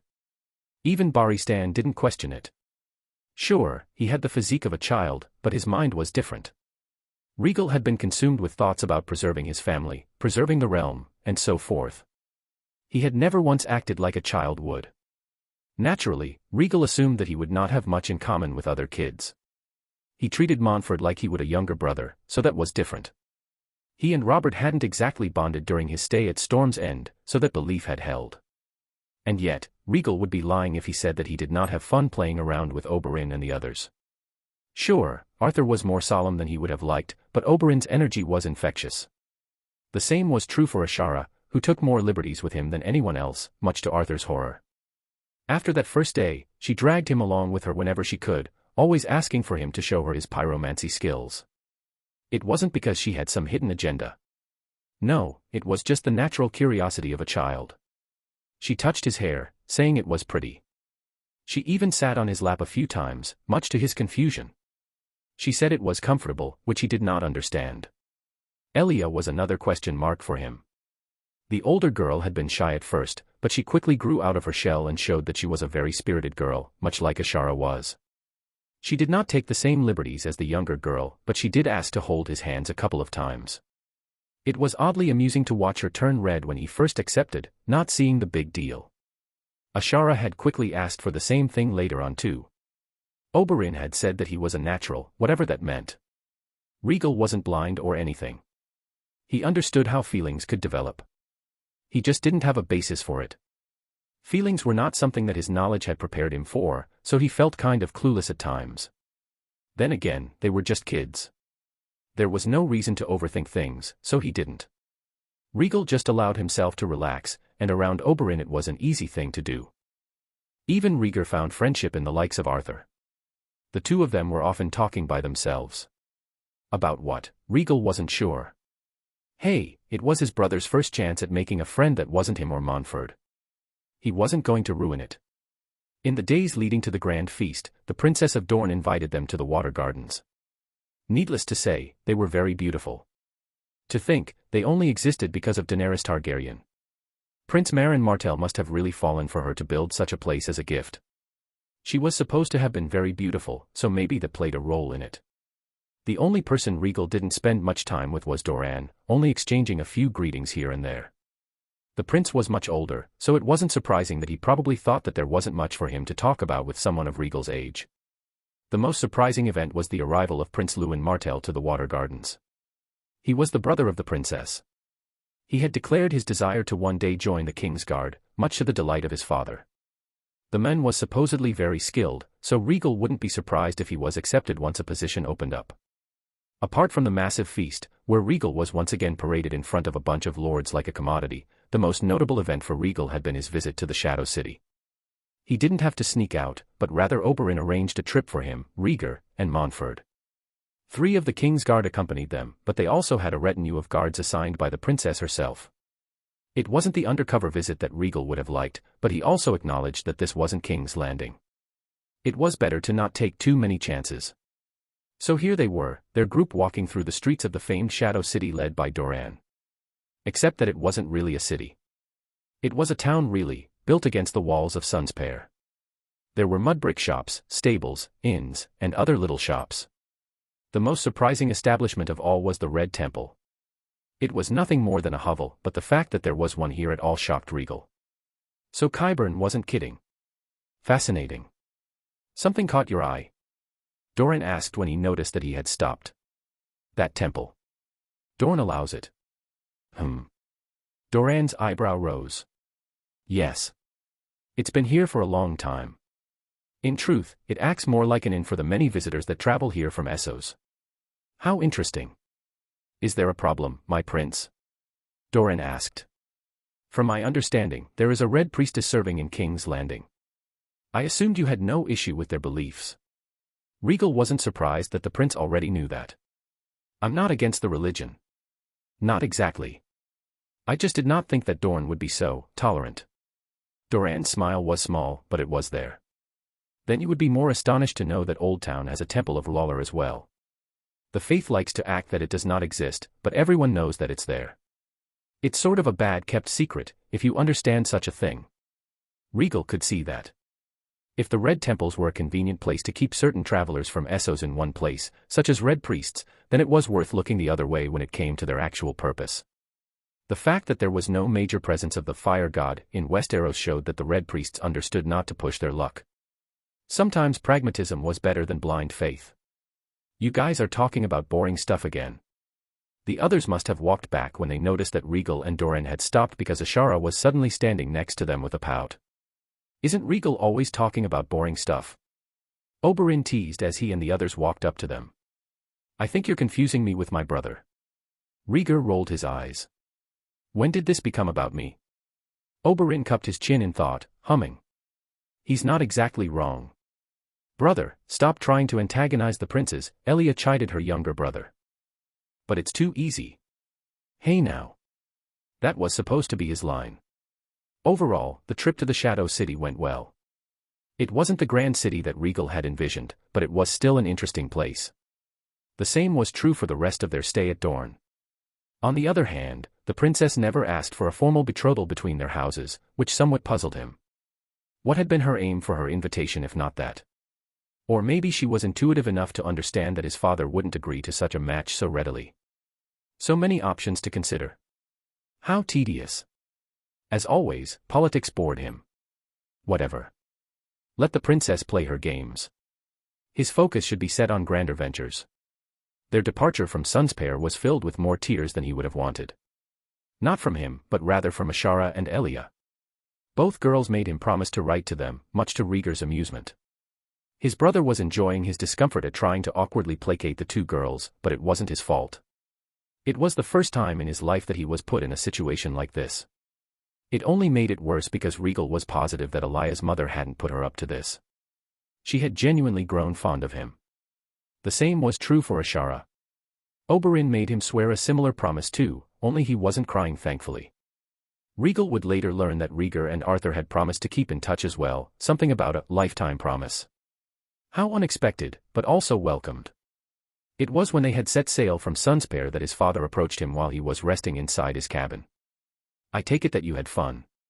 Rhaegal did not lie. It was new. I did not care for the weather, though. I thought someone born of fire would have appreciated the Dornish heat, Aerys mused, obviously entertained by his comment. Rhaegal just shrugged. He didn't get it either. It was just so dry. In comparison, Melisandre's flames felt more full of life. It was hard to put into words. Dry heat was just awful. Larisa Martell is trying to rise above her station. Aerys' good mood vanished as he changed topics. She thought I wouldn't notice, but her ploys are obvious. Even using her friendship with your mother to her advantage. She's hoping for a match between you and her daughter. Do you understand what that means? Whatever front the girl puts on, you should not trust it. Her mother will be whispering in her ear from now on. Rhaegal wasn't blind to that. I understand, father. Good. Good. Aerys patted him on the head. It was an affectionate gesture that Rhaegal had grown accustomed to. Fear not, son. I shall not allow you to wed one of Dornish blood. They are beneath us. No, you shall have a pure Valyrian bride as your queen. This, I promise you. Rhaegal just nodded. Aerys' words did not shock him. He had long come to suspect his father's plans for him. Besides, it was the Targaryen way. Their trip back to King's Landing was a smooth one. They sailed straight from Dorne, not making any stops. It was when they returned to the capital that Rhaegal found a new turn of events waiting for him. There was a raven addressed to him, from the wall. It was from his distantly related uncle, Aemon Targaryen. Riverrun was seeing another peaceful morning as the castle began to stir with activity. Hoster Tully took a moment to enjoy the peace as he walked into his solar. It felt more hollow than usual today, probably because of the argument with his brother that had taken place the previous day. Because of it, Brynden took leave from Riverrun. Where he currently was, Hoster wasn't sure, nor did he want to know. His foolish brother had caused him enough headaches. Sighing, Hoster tried to prevent melancholy from overtaking him as he sat at his table. He and his brother had been at odds for some time now, but yesterday everything came to a boiling point. After his brother had rejected so many marriage offers that could benefit their family, Hoster had had enough with his brother's lack of mindfulness to last him a lifetime. Right now the Tully name rested solely on them both, but it felt like Brynden didn't understand the responsibility of their position. His children were far too young to be trusted to handle the political mess that was the Riverlands. And so they needed to be united as brothers. Instead, his brother felt the need to undermine him at every turn. What a brother he had. Honestly, after seeing his father rule before him, Hoster had thought that he had been prepared to handle the responsibility that came with being the Lord Paramount of the Trident. He had underestimated how fractured and grudge-driven this land really was. It was why Hoster was constantly on the move, mediating between petty disputes that seemed to materialize from out of nowhere on a daily basis. Thankfully, this week marked a rare time for him to be at Riverrun with his family. He had been looking forward to it, only for it to be spoiled by the aforementioned argument. What a blessing it was, the bond of brothers. Hoster resisted the urge to pour himself some wine so early in the day as he reflected on the recent changes that had impacted the Seven Kingdoms in the past 7 years. Since the Targaryens had traveled to Dorne, a visit that none of the other lords had been expecting, the royal family had only traveled together once more, to Casterly Rock. Tytos Lannister, the Lord of the Westerlands, had died in 267 AC from a sudden heart attack. His son had then risen as the new Lord of Casterly Rock. Not that he hadn't already been running the Westerlands from the shadows before then. Even as the Hand of the King, Tywin Lannister had kept one eye on his domain to ensure that everything was running smoothly. Because of his actions, the Westerlands were thriving, and so was the kingdom, and this was despite the grumbling of many that labeled Tywin as a tyrant due to his uncompromising nature. The Westerlands weren't the only ones thriving, however. The Crownlands had seen some changes too, most notably the introduction of a census. It was a practice that was copied from Old Town, only now the king was implementing it on a larger scale. It helped to root out a lot of the embezzlement that had been taking place previously, as the crown was now more aware of the amount of taxes that should be coming in based on the population size in the different regions. It had been King Aerys' first policy introduction, and through Tywin's watchful eyes it was working remarkably well. The crown was seeing more gold flowing in than it ever had during King Aegon V's reign. Supposedly Tywin was implementing a similar system in the Westerlands to similar success. There had been concerns that the king was planning on ordering the other kingdoms to follow suit and have that information sent directly to King's Landing, and many river lords had drawn up plans to find ways around it, but such a decree never came. Perhaps the Targaryens had learned their lesson after King Aegon V's failed reforms and weren't going to try and force another law on the kingdom that they couldn't enforce.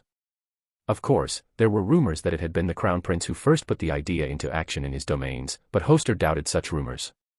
The young prince would have been around 5 if that were true, and that was ludicrous.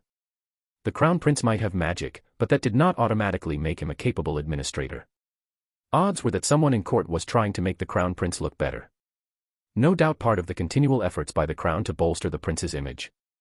It might actually be having an opposite effect.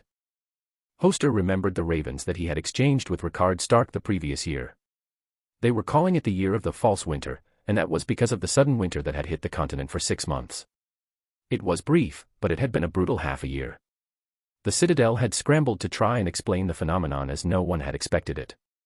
As usual, it was the north that was hit the hardest, and many of what little crops they could grow failed because of the sudden drop in temperature.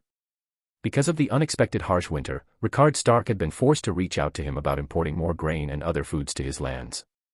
Hoster had happily agreed. The Riverlands weren't the reach, but they grew enough food to have a surplus, enough to supply the north. At an appropriate price, of course. It had been a good deal for Hoster and the Riverlands, even if the Stark was left grumbling. Despite the man's sour mood, however, Rickard had sent several more ravens explaining his desire to have further dealings and closer relations with House Tully. Hoster wasn't blind. He was aware that Rickard Stark was in constant communication with Jon Arryn. It probably wasn't far-fetched to assume that there was something of an informal alliance between the two men. They had become good friends during the previous war. This possibility was only strengthened in Hoster's mind when he got word that Jon Arryn was fostering Rickard's second son in the Eyrie. All of this became more tantalizing when Steffon Baratheon had sent his son and heir to the Eyrie as well. There was something brewing there, but Hoster wasn't sure what. However, with Rickard Stark's ravens, it was possible that they were thinking of trying to bring him into their fold. Such a coalition would be extremely powerful, and depending on the incentives, Hoster wasn't against hearing what they had to say. Of course, he would have to play it safe. So far the Targaryens were keeping to themselves, but they might start paying more attention to the North and Vale if they made any overt moves. The last thing Hoster wanted was for the Riverlands to get caught in the middle of it. A part of Hoster debated whether he should order his brother to go to King's Landing to get a better understanding of the King's court, but ultimately he decided against it. His brother would no doubt deny him again, and Hoster was done with giving him that satisfaction. I better get started with my day. His children would wake soon, and then it was another day of him overseeing the happenings of his castle. The current year was 273 AC, and the Seven Kingdoms were entering King Aerys' second decade as king. The High Septon walked through the gardens surrounding the Great September of Baelor in silence. It was a beautiful day, and he could use some fresh air. The marble structure of the Great September with its great dome stood nearby, a magnificent display of the dominance of the faith over the monarchy. Or so the Great Septon had believed. Over the past decade, ever since the start of the reign of Aerys II, he felt as thought their influence was starting to wane. The Targaryens and the faith had been at odds ever since they had conquered the continent. It had come to a head during the reign of Maegor the Cruel, during which the faith had failed to achieve the purge of the abominable practices of the Targaryens. They hadn't lost, not fully. But they hadn't won either. It had been through the diplomatic nature of Jaehaerys I that the faith had been able to retain some of their dignity. The faith militant had been disbanded, of course, never to return. Since then, the faith and the House of the Dragon coexisted on an equilibrium, where neither interfered with the other. While they had failed to conquer the dragons on the battlefield, they had succeeded in other ways. For many Targaryens then after would turn to the faith, even when dragons still roamed Westeros. This victory was the most recognizable in Baelor the Blessed, to whom they owed the construction of the beautiful Great September. Everything had been peaceful. Sure, the Targaryens still practiced their abominable incest, but that was easier to swallow than dealing with dragon fire. Only now that fire seemed to be returning. The High Septon would never presume to understand magic, and he did not want to. It was the arts of heresy that doomed one's soul. Maegor and Visenya proved that enough. There were several other Targaryens throughout history that were said to have practiced the dark arts, and they all met terrible ends. Valyria itself had been extinguished by their heresy, plunged into the sea for daring to meddle with powers that were better left alone. What was to become of the Seven Kingdoms when their next king was able to wield that same dark power? A future king who was in the presence of a damnable Red Priestess. It was an outrage. The High Septon had been troubled by the prince's birth for many years now. He had to host several meetings with the most devout over the years, in secret, all expressing their fears about what the prince's birth represented for the future of the realm. Nothing was ever decided in these meetings. None of them knew what to do. They hadn't been presented with a problem like this since the days of Maegor. Since then, the faith had been more than happy to just continue to exert its authority over Westeros in peace while the Targaryens ruled. While the upper echelon of the faith sat paralyzed by this unexpected development, it wasn't the same for those at the bottom. Already the High Septon had been hearing rumors of groups sprouting in small villages trying to speak out against the Crown Prince. The movement hadn't gained any momentum, still isolated to those small villages in the Riverlands and the Vale, but the fact that it existed at all was problematic. The last thing the High Septon wanted was there to be another clash with the Targaryens. Not when they didn't have an army to face them. It would also bring about the end to his peaceful and relaxing lifestyle, something which the High Septon wanted to avoid at all costs. He rubbed his double chin as he continued his stroll through the gardens. Truly, magic only brought about conflict. If the Crown Prince was just any other Targaryen, then this wouldn't be such a concern. The High Septon had been trying to stamp out these rogues without alerting any of the lords for the last couple of years now. He specially did not want to alert the king of their presence, but these villages were isolated and filled with close-knit groups that protected their own.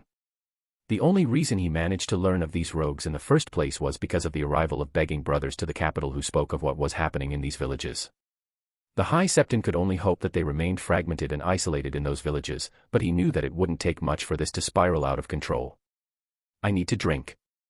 Thinking about all of this always caused him to get a headache. Better return to his private sanctum for some peace and quiet. He might have to call for some company alongside his drink too. The training yard in the Red Keep was buzzing with activity as swords clashed against one another in close-quarter combat. There were many spectators around, but to the two fighters in the middle the rest did not matter. One of the two fighters was the Crown Prince himself. Rhaegal Targaryen was now 3 and 10, soon approaching his 14th name day. His form was glistened with sweat, a sign of the many hours of practice that he had put in so far. He wasn't wearing his usual doublet, for it would only get in the way as he threw himself into his movements with a passion that had defined their house. That passion seemed to matter little at the moment, though, as he faced off against Barristan Selmy in another one of their many matches. The knight was still taller than him, much to Rhaegal's private annoyance. He was said to be tall for his age, but he was still short when compared to a man grown. Rhaegal's thoughts stopped there as Barristan charged at him again. The man was big, but despite his size he was still fast and nimble. Rhaegal had to react quickly to parry the first couple of strikes from the man's sword before stepping back to put some distance between the two. It wasn't every day that they used live steel during practice, but it had been Rhaegal's desire to face off against the renowned knight like this for his name day celebration. Barristan had been hesitant at first but ultimately gave in after admitting that Rhaegal was skilled enough to handle it. Rhaegal hoped that was the case. He had been squiring for the men for many years now. It was Rhaegal's desire to become a knight, but more than that he wanted to earn the title through hard work rather than being handed it like with some other nobles. It was why he had asked Barristan to accept him as his squire. As the commander of the Kingsguard, Ser Gerald Hightower had expected to be the one to teach him, but Rhaegal felt that Barristan was the better choice. Not that the older Kingsguard was left out. Rhaegar had chosen to become the famous White Bull's squire instead, and he wasn't alone. Rhaegal set aside those thoughts for now as Barristan came for him again. The man was relentless, and he had the stamina to match it. Probably why he does it. It was an underestimated part of combat, the ability to keep swinging until the very end. The problem for Barristan was that Rhaegal had the stamina to match him.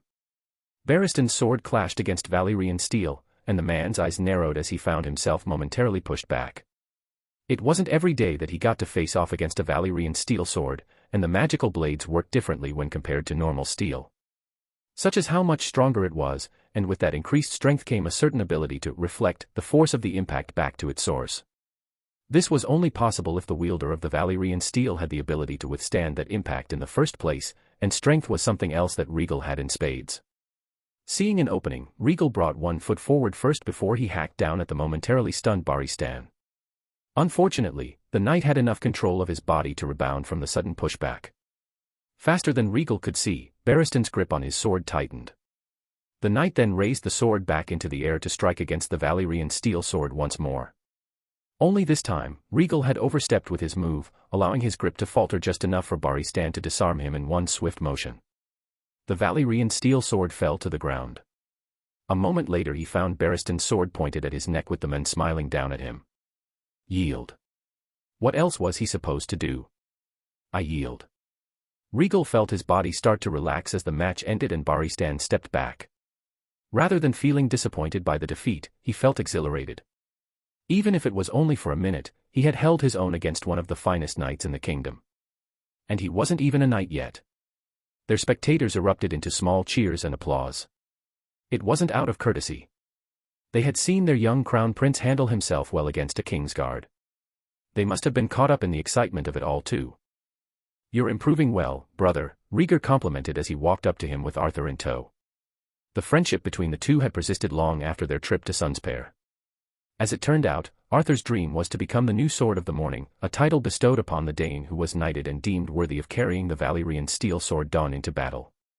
Well, it was dubbed as a Valyrian steel sword, but unlike traditional Valyrian steel, Dawn was as pale as milk glass. It was obviously different, but its past and forging was shrouded in mystery, and so it was easier to label it as Valyrian steel. How one was considered worthy of the blade Rhaegal did not know exactly. The Danes were secretive and proud of the whole thing. It was probably just a roundabout way of labeling the best of their knights. It was for that dream that Arthur had asked to be trained under the King's Guard, who were considered the best knights in the kingdom. Rhaegar had accepted his friend's request, and so Arthur had traveled to the capital to begin to squire under Ser Gerald alongside him. The commander must have seen a lot of potential in Arthur to accept, one that even Rhaegal recognized. After all, while Rhaegal had no problem defeating others his age, including Rhaegar, Arthur was a different monster. He would have to resort to magic to win decisively, something he wasn't keen on doing. So for the moment, they were more like rivals. Prince Rhaegal was holding back, Barristan said humbly. Rhaegal almost snorted as he picked up his sword. Or maybe not so humbly. Over the years he had experimented more and more with his magic, which was only amplified whenever he wielded the Valyrian steel sword. If he tried, he could shatter a regular steel sword with one blow if he used his magic. His physical strength had grown alongside his magic to the point where that was possible. True. I'm sure Prince Rhaegal could incinerate his foes with his flames easily enough, Arthur said. If I did that all the time, then beating you wouldn't be so satisfying. I'm pretty sure I still have more wins against you, my prince. Only because you suck at counting. I guess the gods weren't kind enough to gift you with a good mind as they did your body. A shame really. Perhaps I hit you too many times on the head for you to remember well, my prince. Rhaegal did snort this time while Arthur cracked a small grin. Rhaegar just rolled his eyes at their antics. It had taken a few months to get Arthur to loosen up around him, but it was worth it. He was definitely serious and proper, much like Rhaegar. But he also liked to crack jokes here and there, especially when it came to their matches. It was refreshing, and because of Arthur's time at the Red Keep, the two of them had also become friends. Brother. Before their conversation could continue, a small figure came running toward them before slamming into Rhaegal, knocking the wind out of him. He had to steady himself as he caught the person in his arms lest they go tumbling to the ground. He wasn't able to say anything before he felt a pair of arms wrapping around his torso and an energetic voice speaking. That was too cool. You almost had Ser Barristan. I bet Bright Flame could roast anyone alive if you tried. Such a morbid yet cool thing to say. Bright Flame was the official name that he had given his Valyrian steel sword after presenting it to his father and the rest of the court. This only happened after it had been refitted with a new hilt and scabbard. The guards were gold, reminiscent of his flames, and shaped into dragon heads. The pommel was decorated with a small red jewel, the same color as their three-headed dragon. The grip itself was sleek black, which suited Rhaegal just fine. Many had said that he was trying to recreate Blackfire, and they weren't entirely wrong. He wanted nothing more than to hold the Sword of Kings for himself, but that was still a dream for another day. There had been inquiries about how he had acquired the Valyrian steel sword, to which Melisandre had simply said that it was the will of the Lord of Light for the prince to acquire the sword. Many took that to mean that the sword had come from her religious order, a story which Rhaegal was more than happy to go along with. Some had questioned his decision to name the sword after Aerion Targaryen, who many had considered overly arrogant and a true example of the supposed Targaryen madness that plagued his family. Regardless of the man's cruelty, his moniker was one that fit Rhaegal's sword perfectly, so he still went with it despite the problematic nature that it might invoke in the eyes of the realm. Rhaegal did not mind that either. Let them talk. It mattered little in the end. Coming back to the present, Rhaegal looked down to find a pair of deep violet eyes staring up at him. Those eyes belonged to a young girl with pale skin and pale silver gold hair that was already flowing down to her upper back. Sheena, how many times have I told you not to do that? She wasn't that small anymore. Sheena Targaryen pouted at him. His younger and only sister had been born in 267 AC, which made her 6 already. The day she had been born, his father had thrown a large feast to celebrate the occasion. The men hadn't celebrated so much since the day he found out that Rhaegal was a pyromancer. It went without saying that his father had immediately announced that she was to be his wife when she came of age, making the two of them betrothed the day that she was born. It was not something that Rhaegal had ever discussed with her, not directly, and if she was aware of their future together, then it didn't hinder her relationship with him. One might even say that she was clingy, for various reasons, or so Rhaegar liked to often joke about. It's not like it matters. You're bigger than me. And you have too many muscles for your own good. Not like Rhaegar. Hey now. Rhaegar pretended to be offended by their sister's words. He wasn't actually mad because he knew that it was true. Over the years, differences between the twin brothers started to manifest. They were still the same height, had the same colored hair, eyes, and overall facial features. They were considered handsome by almost everyone, their faces sculptured and imperious, with sharp cheekbones and straight noses. The differences came with their build and hair. Rhaegal liked to keep his hair long and tied back. Rhaegal, on the other hand, preferred his hair short, since it was easier to maintain. It was something their mother lamented about, saying that his hair was just as beautiful as Rhaegal's and deserved to be free. Moreover, Rhaegal had a more solid build compared to Rhaegal. It wasn't that his brother lacked muscles. Far from it. After their trip to Dorne, Rhaegal started to take his training sessions more seriously, the end result being a more powerful build compared to the bookworm that he had been. For reasons he could not understand, Rhaegal just had a more imposing build in comparison. Some said that he was more than likely going to have a similar build to their ancestor Mikar, the first of his name, by the time he was grown. The fact that he kept his hair short only added to the comparison. He was only missing the beard really. That, and he was supposedly more handsome than the men had been. King Mikar probably wouldn't have appreciated that last remark. Sheena started to squeeze him. "Are you ignoring me?" "Oh right, she was still here. Shouldn't you be at your lessons with the septa, sister?" Rhaegal said with a raised eyebrow. Sheena stuck her tongue out. "She's boring. Always talking about how I'm supposed to be a proper lady. Like I care. I'm going to ride dragons one day, not be stuck inside doing needlework." Rhaegal turned to his brother, who shrugged. "It wasn't me who told her that. It was Uncle Aemon. Aemon Targaryen. Ever since he sent his first raven 7 years ago, he had been in constant communication with him and Rhaegal, and sometimes with Sheena too." The man had expressed his joy about hearing of Rhaegal's abilities, saying how it was a sign that Aegon V's efforts at Summerhall had not been in vain. He had also lamented about not having been sent a single raven about the affair, and so had taken it upon himself to make contact first. In different letters, Aemon had expressed his desire to come to King's Landing, saying that there were many things he wished to discuss with him. The men wholeheartedly believed that Rhaegal was the prince who was promised, a belief that he had shared with Rhaegal as well. He had even led them to discover the prophecy for themselves in the library of the Red Keep. Where it came from Aemon said he didn't know, only that it had been there long before he was born. In fact, Ares I had been fascinated by the prophecy as well after he had discovered it. It made Rhaegal suspicious, of course. He wasn't one to take prophecies at face value, especially ones that had no clear source. His dragon dream had been an exception, especially with recent events. But he would think more on that later, when he was back on Dragonstone. Rhaegal was the opposite. He started to believe in the prophecy wholeheartedly, believing that Rhaegal was the one who was going to fulfill it. However, he also cited the need for the dragon to have 3 heads. In his interpretation, he was going to need a Rhaenys and a Visenya to stand by his side, just as with the Conqueror.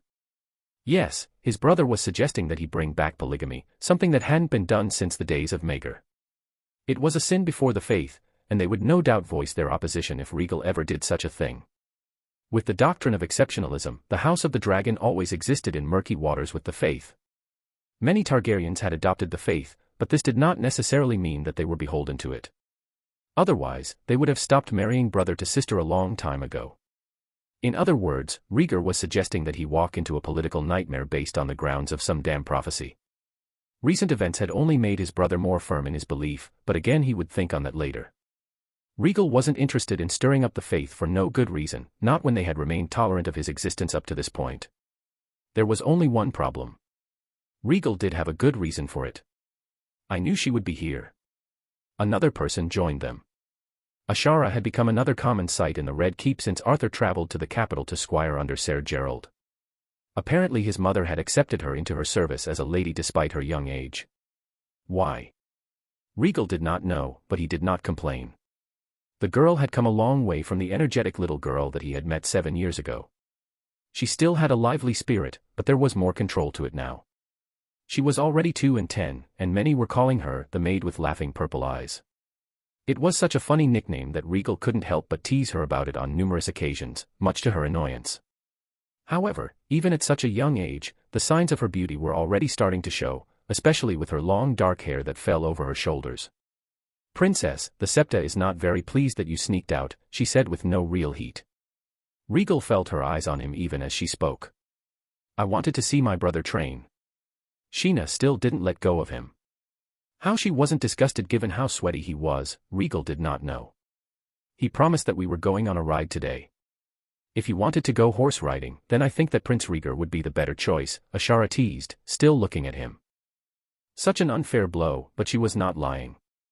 While Rhaegal was the better swordsman between the two, Rhaegar was the better rider. It would be interesting to see who would become the better juicer in the future. I prefer Rhaegal. I can just feel your love for me, dear sister, Rhaegar said with a sigh. Hee hee. Sheena just giggled in victory. Ashara shook her head. This is what happens when you spoil her too much, you know. Rhaegal shrugged. What could he say? He loved his sister. He wasn't going to say no to her unless he had a good reason, and he rarely did. Today was an exception, however. Ashara is right, Sheena.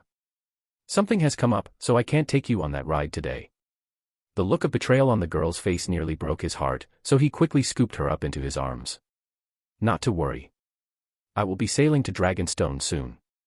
I'll ask Mother if you can join me. How does that sound? Sheena was just like him. Dragonstone was her preferred place, finding it more comforting than King's Landing. Really? Her face brightened up at his proposal. You shouldn't make promises you can't keep, brother, Rhaegar spoke up. Mother might not agree. It shouldn't be too hard. It's not like we're going to the other side of the world.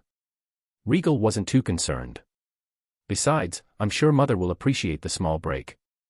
If you say so. Now come along, princess. Ashara held out her hand for Sheena to take after Rhaegal set her down. We still have to complete our lessons. Ugh, fine. But only because of your promise, Rhaegal. He smiled at her. I promise. He then looked at Ashara. Thanks again for looking out for her. It's my pleasure. He felt her eyes roam his chest for a moment before she started to walk off with Sheena. He noticed Arthur and Rhaegar exchanging a knowing look, but he ignored them. Barristan just remained silent from where he stood, no doubt making mental notes for himself. Rhaegal tried to keep his mind clear as he started to walk out of the training yard. Now come, brother. Arthur. I gotta wash up, then I have to meet with Montfort and his father.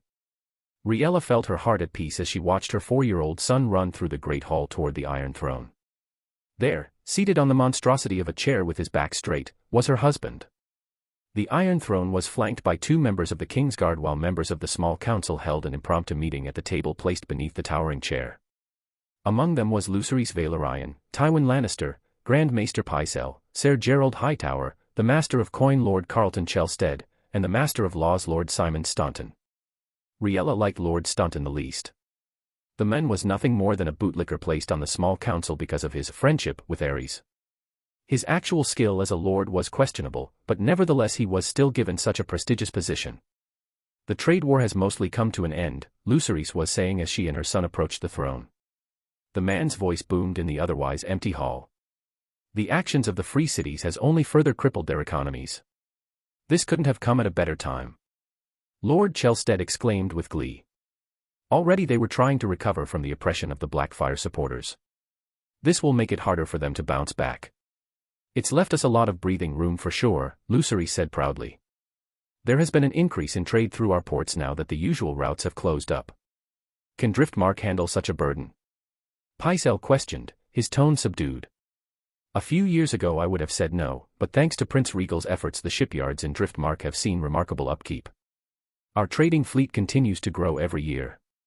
Aerys cackled with glee. It appears that my son's collaboration with you has produced results. The Lord of the Tides bowed his head. House Valyrian is gladdened by the prince's generosity, your grace. It's not generosity, but pragmatism. Tywin tapped his fingers on the table. Reopening those old trade routes has been invaluable for the crown's coffers. It seems you have much to thank your ancestor for, Lord Valyrian, Simon said chidingly. The Sea Snake's legacy has come in real handy for your house. It was obvious the man was jealous of Lucerys' recent successes, as well as his close partnership with Rhaegal. For his part, the Master of Ships ignored the provocation. He was in too much of a good mood to allow himself to be pulled into a childish fight, especially in front of the king. The reduction of tariffs has also seen huge success, Pycelle added as he looked at Tywin. With these two measures we have not seen so much gold flowing since the days of the old king. Involving ourselves in the affairs of the free cities would bring us no benefit, Tywin said with a calm voice. Let them tear each other apart while we reap the rewards. The happenings of the free cities are not our concerns, Aerys was in agreement. We have more prudent matters to discuss. The upcoming tourney, for example. It was to be a celebration of the 14th name day of the twin princes. It was to be an important celebration because both princes were hoping to become knighted during the festivities, but that was something for Barristan and Gerald to decide. I believe Prince Rhaegal will have something to ask of you concerning that, Your Grace, Lucerys said. Oh. Aerys looked curious. He has not said anything to me. Already Rhaegar has asked for his present. Only Rhaegal has kept quiet about his desires. Knowing him, it won't be anything simple, Ser Gerald joked. Aerys agreed. Too true. Perhaps we should dash. Father. Aerys was cut off as Rhaella and their son finally announced his presence. Prince Darren. Tywin was the first to greet the youngest prince. The 4-year-old was too busy to take notice as he ran up to the steps of the Iron Throne. Darren. What are you doing here? Aerys questioned. Forgive me, husband. Rhaella sighed as she made her way over to her energetic child. Our son wanted to speak to you right away about Rhaegal's upcoming trip to Dragonstone. You have to let me go too, father. I want to see Dragonstone for myself. Darren said as he bounced in place. The young prince had the coloring of the House of the Dragon, and much like his brothers he was considered a very handsome young boy. He was also far too clever for his own good at times. I believe we were just concluding our meeting, my queen, Pycelle said with a courteous bow of his head. Indeed. Aerys waved them off. Lord Valerian, I expect to hear more of what my son's plans are regarding his present for the upcoming name day celebration. Of course, Your Grace. The men would never defy a direct command. One by one, the members of the small council started to leave the throne room, with Tywin being the last one to do so. Rhaella watched the Lannister go in silence. His friendship with Aerys had hit their first rough patch a few years ago when Aerys had announced Rhaegal's betrothal to Sheena. Not that the men had said anything in public. He had enough sense to not cause a spectacle that the other kingdoms would hear about. No, it was Joanna who had told her about it. Her friend had returned to Casterly Rock after it was discovered that she was pregnant, where she now remained as its lady. Joanna had given birth to twins a year before Sheena was born, and one of them was a girl. Apparently it had been Tywin's hope for the girl, who they named Cersei, to become Rhaegal's future bride. Sheena's birth had changed that, and Tywin was not happy about it. He probably wasn't the only one.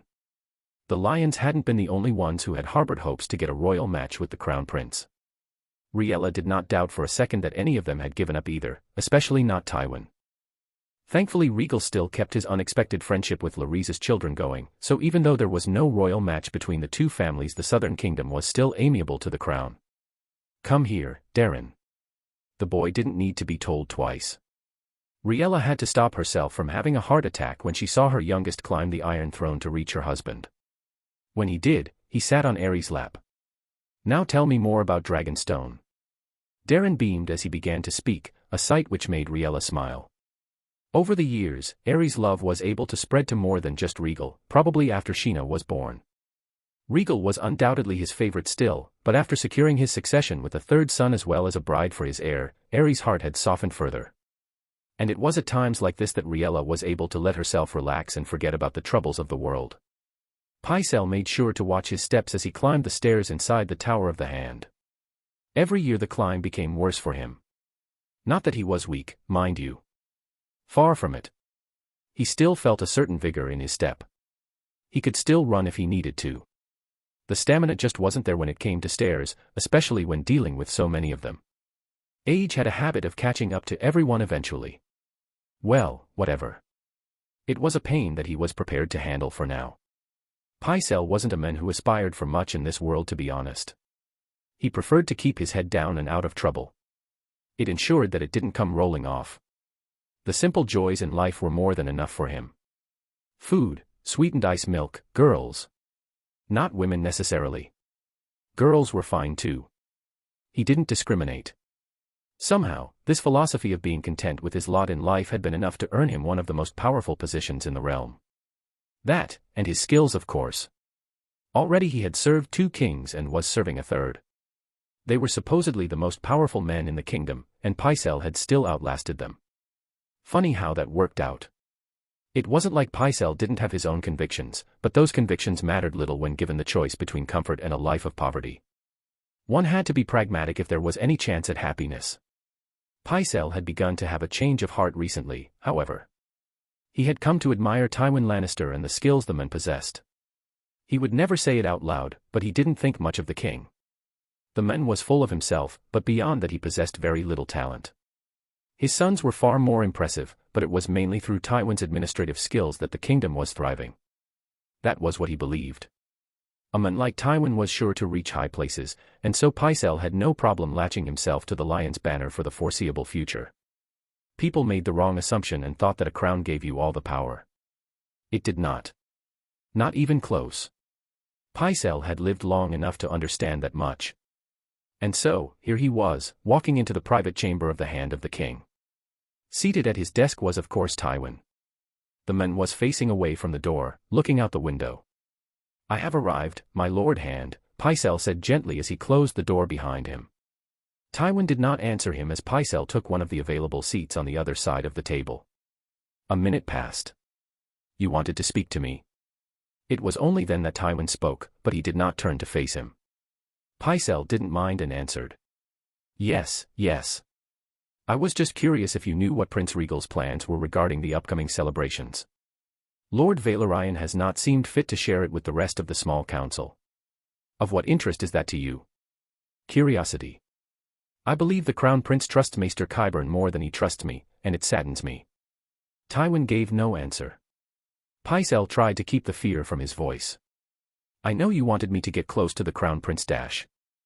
That hardly matters now. Tywin finally turned to look at him. His face was adorned with a scowl. Aerys has already made his choice clear. As long as Princess Sheena lives, he will not consider another match for Prince Rhaegal. What do you mean to do, my lord Hand? Tywin's hard eyes fixed on him. Nothing. Not at the moment. The future isn't set in stone, and opportunities always present themselves. Pycelle wasn't sure what to make of that, but he didn't dwell on it. He changed the topic instead. My lord Hand, I must express my concern in the prince's dealings with the Valerians. It reeks of favoritism. Oh.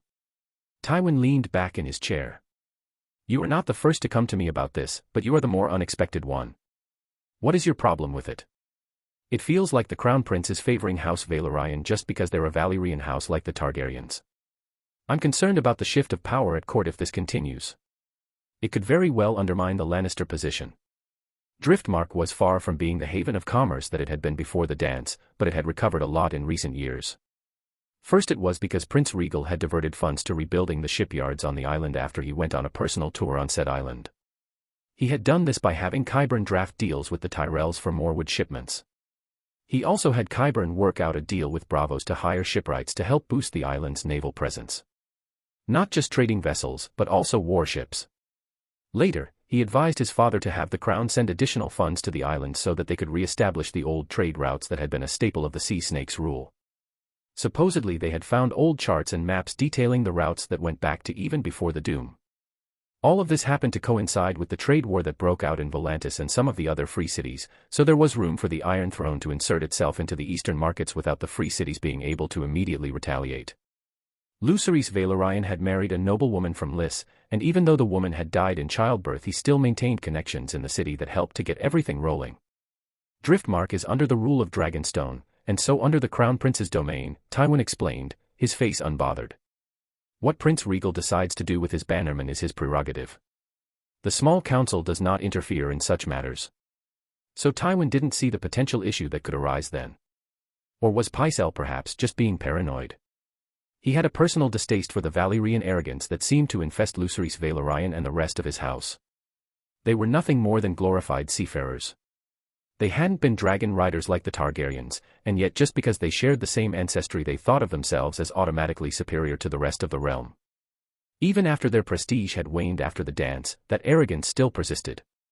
Personally, Pycelle had been interested in wanting to see them get knocked down a peg, but if Tywin didn't feel the need to act, then neither would he. It wasn't like he could anyhow. Will that be all? Grand Maester. Tywin's voice interrupted his thoughts. It was his cue to leave. Pycelle stood up. Yes. Thank you for your time, Lord Hand. Rhaegal felt refreshed after his bath. He now wore a simple black tunic as he wanted to relax for the rest of the day. It always felt nice to get a soak in after a few hours of hard training. He was also feeling elated from his talks with Montfort and his father. Their preparations were complete. Now, he just had to get Aerys' approval. That was his destination as he walked toward his father's solar, bright flame proudly sheathed at his side. The scabbard was of the same color as the sword's grip, a sleek black color. It was simpler in design compared to the rest of the sword, but that was good enough for him. Rhaegal spotted Ser Harlan standing guard at the entrance to the solar. The king's guard traded nods with him as he walked into his father's solar. As expected, he was already inside, wine in hand. Rhaegal was somewhat surprised to see his mother present too. Usually she would be out making sure that Sheena completed the rest of her lessons with the septa. Come here, Rhaegal. His mother gestured to the seat next to her when she spotted him. Rhaegal untied his sword from his waist and set it down next to the table before taking the seat. Instantly his mother wrapped her arms around him to bring him closer to her for a tight hug. Mother, you know that you don't always have to hug me, right? Even after all these years, his mother's affection never wavered. It helped that she was like this with all of her children, but it was still embarrassing for him. Oh, hush now. You were too busy to have breakfast with us this morning. Just because you wanted to dedicate most of your day to your training. He wanted to eat fast, so he had his breakfast brought to his room and then headed to the training yard right away. Don't belittle the child, Rhaella. Thankfully his father came to his defense. He's excited about being knighted for his name day celebration. Rhaegal and Rhaegar were competing to see if they could become the youngest knights in Westerosi history, apart from Daemon Blackfyre of course. Although, and this might just be his pride talking, Rhaegal sometimes felt like Daemon had only been knighted so young because King Aegon IV wanted to mock his other son, Daeron too. I need my hugs, and you won't stop me. Rhaella wasn't having any of it. I already made sure to spend some time with Rhaegar earlier. Now it's Rhaegal's turn. But mother, I have something important to discuss with father. You can still talk like this, can't you? He wasn't getting out of this, was he? Rhaegal sighed in defeat. He still couldn't win against his mother. This time, Aerys didn't say anything, just snorted in amusement as he drowned the rest of his drink in one gulp. Well. He placed the glass down on the table. Lord Valerian informed me earlier that he and you were in the middle of some talks. Something about your present for your name day celebration. Yes, father. Rhaegal nodded, or tried to. It was kind of hard to do when his mother was still smothering him. I'm planning a trip to the north, and I want your permission. I also plan on inviting certain people to join me, provided that you approve of course. Oh. Aerys blinked, caught off guard by his request. Rhaegal. Apparently his desire was enough to make Rhaella release him from her embrace, but it resulted in her glaring at him, which was definitely worse. What are you thinking? The north is a dangerous place. It's a wild land. If she was acting like this already, then Rhaegal could only imagine what she was going to say when he told her where in the north it was that he wanted to go exactly. I want to hear your reasons. Thankfully his father wasn't immediately shooting down his idea. However, Rhaegal still hesitated for a moment. It wasn't that he had been trying to keep this next point a secret, but he had wanted to have confirmation first before speaking about it. Father, Rhaegar and I have not told you this, but over the last few months, he and I have been having strange dreams. Aerys and Rhaella instantly perked up when they heard this. Strange dreams. Aerys leaned forward in his seat, his face full of curiosity. What sorts of dreams? Very abnormal ones. They're always the same, with some minor variations, Rhaegal explained. There's snow and a cave which is surrounded by some creatures with a single horn. Neither of us can ever get a good look at them.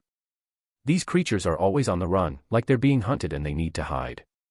Inside the cave we can both see a dragon, only that they're different. Mine is black with his scales slashed green. Same with his wings. And he has the darkest green eyes imaginable. Rhaegar says that his is white like the snow, with his scales and wings streaked red.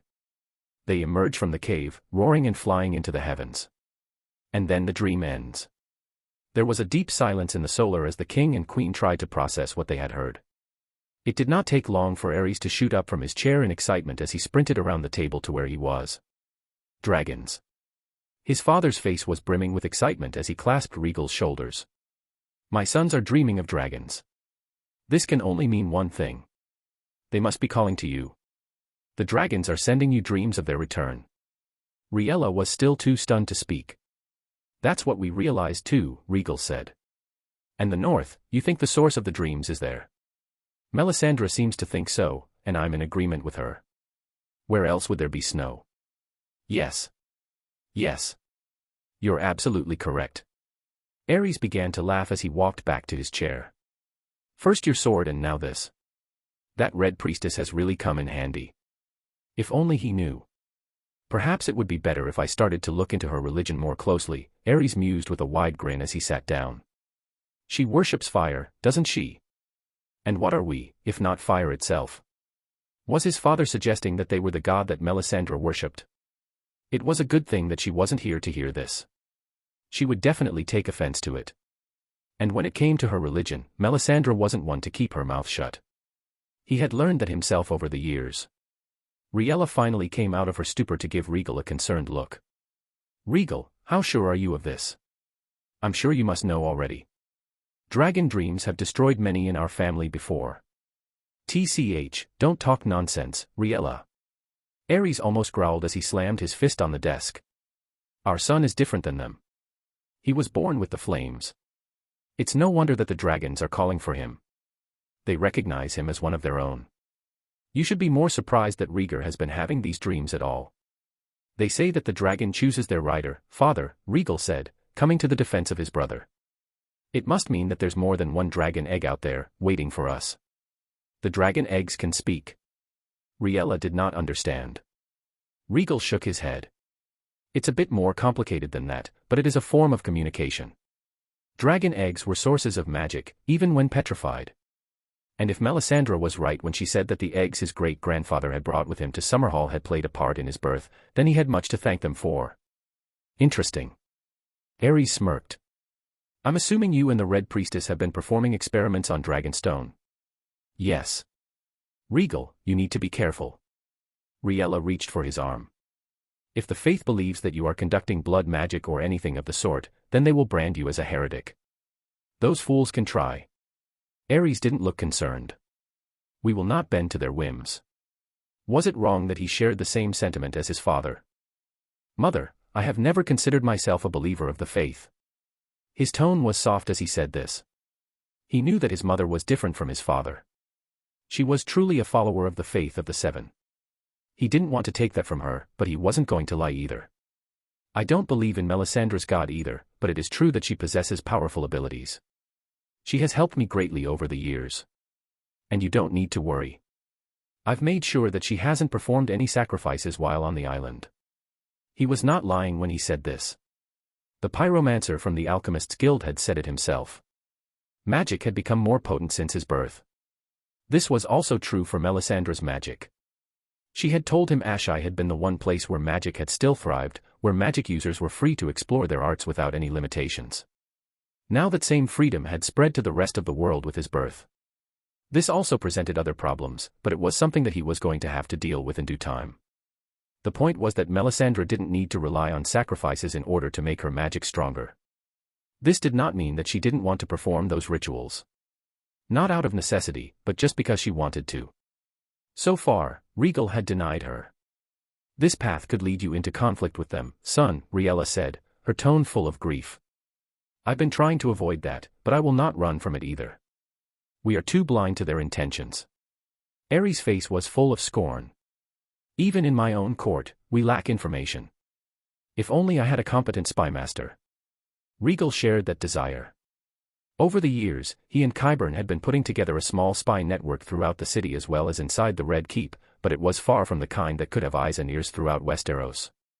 Melisandre's visions weren't reliable enough. They were always full of riddles.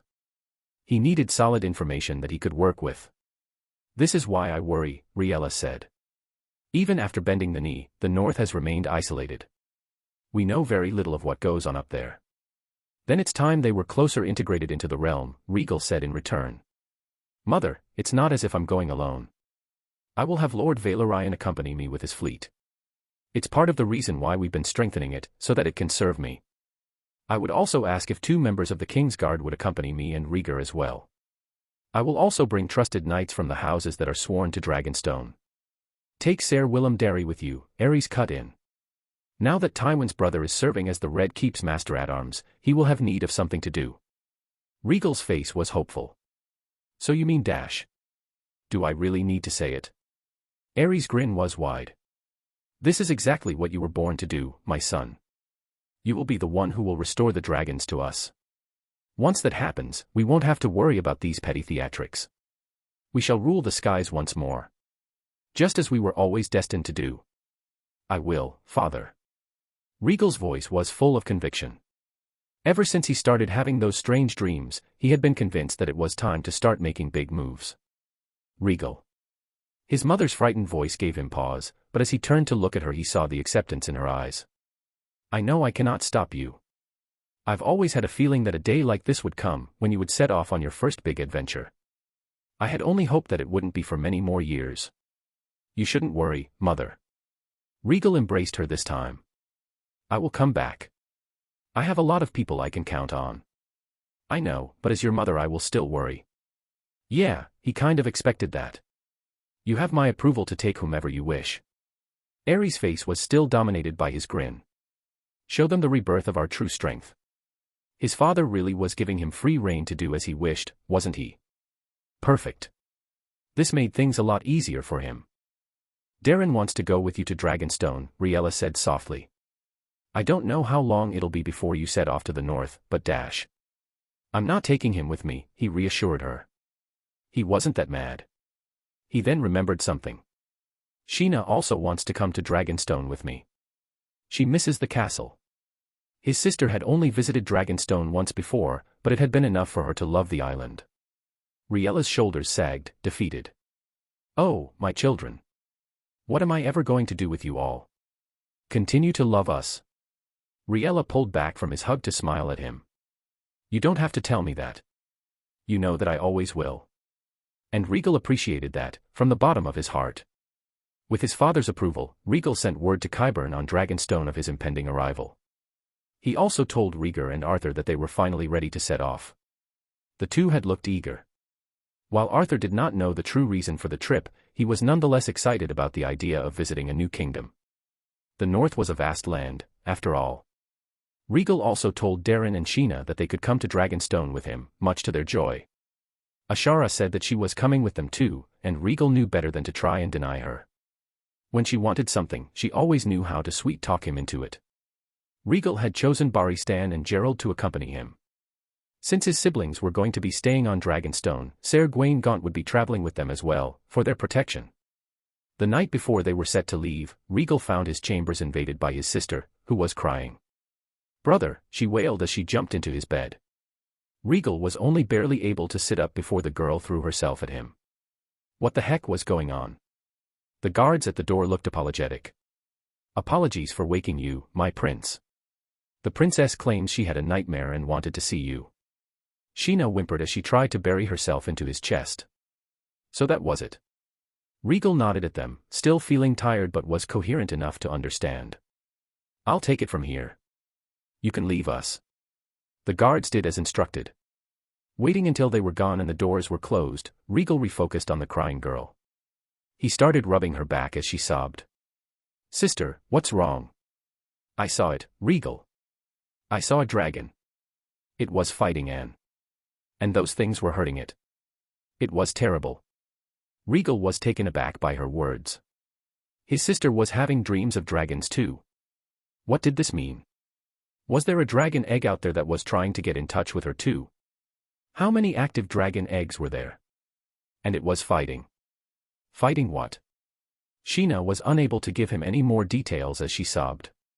Whatever she had seen was not pleasant, that much was certain. Rhaegal allowed her to spend the night with him. It was only in the safety of his arms that she was finally able to drift off and sleep. Rhaegal on the other hand did not sleep much that night, not after realizing that perhaps dreamers were more common than he had realized. The next morning came. It took some coaxing to finally get Sheena to disentangle herself from him and get their day started. Throughout the course of the night she had somehow wiggled herself until she was quite literally sleeping on top of him. She said that it felt nice to have the heat radiating from his body underneath her. That explained why she used to sneak into his bed when she was younger on a nightly basis. His sister must be part cat or something. Rhaegal had heard that they enjoyed the warmth from people too. Rhaegal did not tell anyone about Sheena's nightmare. The girl herself seemed to have come out of whatever stupor she had been the previous night, and he didn't want her to become hysterical again by reminding her of it. Not right now. Rhaegal had an inkling about what she had seen anyhow. Breakfast was a grand affair. His parents were sending them off to Dragonstone while they remained at the capital, so of course they were making a big deal out of it. They were still going to be close, but with the way his mother was tearing up it was almost like they were going to the other side of the world. Some in the small council had questioned Rhaegal's sudden departure to Dragonstone, but Rhaegal reassured them that he would be back in King's Landing in time for the celebrations. He did not tell them about his plans to visit the north. By the time he set off to the north from the Dragonstone, they will probably already have heard about his plans. It was hard to keep things discreet in this kingdom when you were the crown prince. Aerys saw them off with much fanfare. The people of King's Landing cheered for them as they made their way to the harbor. Rhaegal felt the pompous ride was unnecessary, but his father was rarely subtle when it came to his ideas. At the harbor, Lucerys' new flagship, the Sea Snake, was waiting for them. It was based on Braavosi design. It was meant for long voyages and built to last. It could sustain more damage than the average ship. Daeron and Sheena were ecstatic as they boarded the ship while the rest of them maintained their composure, their enthusiasm more subdued. Montford was at the helm with his father. His friend's excitement always grew whenever he was aboard a ship. It was the Valyrian blood in him, he supposed. Last year he had taken his first true voyage to Lys with his father. His mother's family came from the Free City, and apparently some of them had been interested in meeting with the future Lord of the Tides. I was told by Sheena's maids that she did not spend the night in her room, Ashara said softly as they made their way to their cabins. I'm assuming she went to see you. Did something happen? I'll tell you later. Ashara's eyebrow rose at the non-answer, but she knew better than to pry in public like this. There were some last-minute preparations to take care of, but soon they were sailing out of the harbor and into open waters. The waters of Blackwater Bay were calm on this day. It was the perfect weather needed to set sail. After settling into his cabin, Rhaegal made his way back onto the deck. He was no experienced sailor, but he did not mind being out in open waters like this. Perhaps he would go on a voyage on his own one day. Suturios was said to be a very nice place to visit. You seem to be enjoying yourself. Ashara came to join him out on the deck. She wasn't alone either. Rhaegal spotted Daeron and Sheena running toward the helm where Montford was. Good, let his friend handle them for now. Rhaegal wouldn't be able to handle their enthusiasm on his own. It feels good to be breathing fresh air again, he joked. Ashara crinkled her nose. If there's one thing I don't think I'll ever get used to, it's the smell of your city. His city, was it? He quite liked the sound of that. I wonder why none of you Targaryens ever bothered to do anything about it. Rhaegal shrugged. Too much work probably. The old king tried to do something about it, but he didn't bother to finish it. The old king built drains, sewers, and wells, but even he struggled to keep up with the growing population. His successors never bothered to continue with his reforms, and places like Flea Bottom were poorly served even to this day. Do you have some ideas in that head of yours? She said as she leaned in closer. Their shoulders were touching, but Rhaegal didn't pull back. I've been working on some things, he admitted. I've been more concerned with making gold rather than spending it, to be honest. Ashara rolled her eyes. Are you trying to become a literal dragon and hoard a mountain of gold to yourself? I know people like to call you the living dragon, but I didn't think it was literal. That's just a myth. Dragons didn't like to hoard, probably. So are you going to keep that a secret too? Ashara's voice was teasing, but Rhaegal detected a hint of vulnerability underneath. Rhaegal briefly pondered why, but he didn't dwell on it. I prefer to keep things close until I'm ready to unveil them. Saves me the embarrassment for when I'm wrong. Don't tell me. You have more magic that you're keeping hidden from us. She said that as a joke. If only she knew. Brother. Daeron came running up to them. Is it true that there are large caves underneath Dragonstone? Of course there are. Sheena sounded annoyed as she also joined them. The Dragonmont has them too. It's where the dragons used to live. Why would I lie about something like that? Because you do it all the time. Not about this. They're connected, Rhaegal said, cutting in before they descended into a chaos-driven shouting match. There are a lot of abandoned hatcheries underneath the mountain and Dragonstone that stretch on for miles. See? And you didn't believe me? Sheena scoffed. Darren was too busy picturing those hatcheries in his head to answer. Something about the look on his little brother's face made him a little uneasy. Make sure these two don't go exploring in places they shouldn't, Rhaegal whispered to Ashara. I'll try, but do you really think that they bother to listen to me? She whispered back. This is what happens when you spoil them too much. They're my family. Of course I'm going to spoil them. I worry for your future children then. Already thinking about that, are you? Shut up. Ashara stomped away with red cheeks. If they weren't in public, then she probably would have hit him on the shoulder for that. Rhaegal mentally cheered. It was a rare victory for him. The laid-back atmosphere couldn't last forever. When they docked on Dragonstone, Rhaegal's mind was once again focused on all the work that was waiting for him. The first stop was of course Qyburn. There was also the Alchemists' Guild that he was going to have to meet with later on. Thanks to his patronage, the Alchemists' Guild had seen a resurgence in strength. With the funds that he was providing, the guild was able to expand its order and attract new members. When it was learned that the Crown Prince was the guild's official backer, there were many that were more than happy to sign up for the opportunity to serve the crown and reap the benefits. Since they started to work together, Rhaegal had allowed the guild to set up a second guild hall on the island. The guild hall had been built on one of the small villages which dotted the island. Since it was such a small community, the people living here knew what was going on but they didn't question it. As long as the guild didn't bother them, then they wouldn't bother the guild. The Alchemists' Guild also served as impromptu informants for Rhaegal and Qyburn. Already spies had tried to infiltrate the island on several occasions over the years. Those spies always met the same fate, permanent disappearance. After they gave up what information they had, of course. The source of these spies quickly became apparent. They were hired by someone from the Citadel.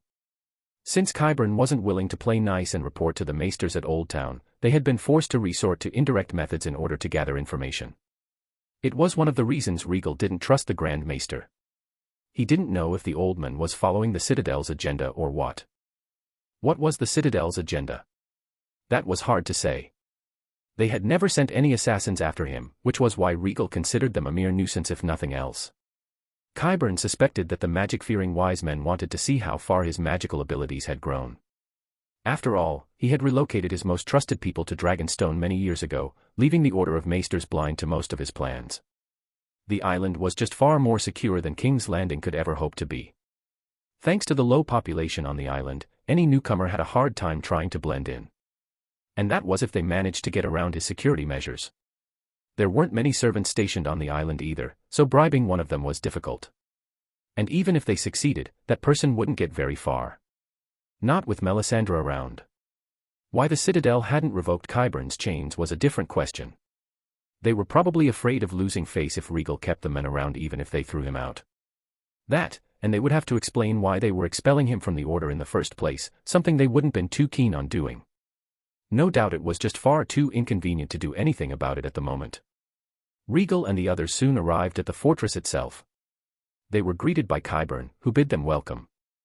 Rhaegal didn't want to waste time exchanging pleasantries, so he quickly motioned for the servants to show his younger siblings to their rooms during their stay here while he and the others headed for the chamber with the painted table. Ser Gawain followed after his siblings, as his primary duty while on the island was to ensure their safety. Rhaegal ordered Ser Willem Darry to do the same. Reaching the chamber, Rhaegal wasn't surprised to find Melisandre already waiting for them inside. The Red Priestess stood next to the main seat, the same one his grandfather had sat on many years ago when he had come to the island to see Rhaegal's magical abilities for himself. Now, that seat belonged to him. "My prince, I'm happy to see that you are in good health." As if there were any doubts about that. Rhaegal didn't answer her. He just took his seat while the others did the same, making themselves comfortable around the famous table. Only Barry Stan and Gerald remained standing, the two kings' guard flanking his seat. Incredible. Arthur was impressed as he laid eyes on the table for the first time. It was here where the Conqueror planned his invasion, wasn't it? Indeed. Rhaegar also admired the table. He had seen it many times before, but it always captivated him. "It is a thing of beauty," Lucerys agreed. Montford silently agreed. Unlike her brother, Ashara had been to Dragonstone once before and had seen the painted table. Not that it changed much for her. She was still as mesmerized as she had been the first time. My father has given his approval, Rhaegal began. We will travel to the north in a few weeks. We shall send word to the Starks to prepare for our arrival. This will be the first time in almost 2 centuries since a Targaryen has traveled so far north. Rhaegal looked eager. What do we need to do? I plan on inviting a few others to join us.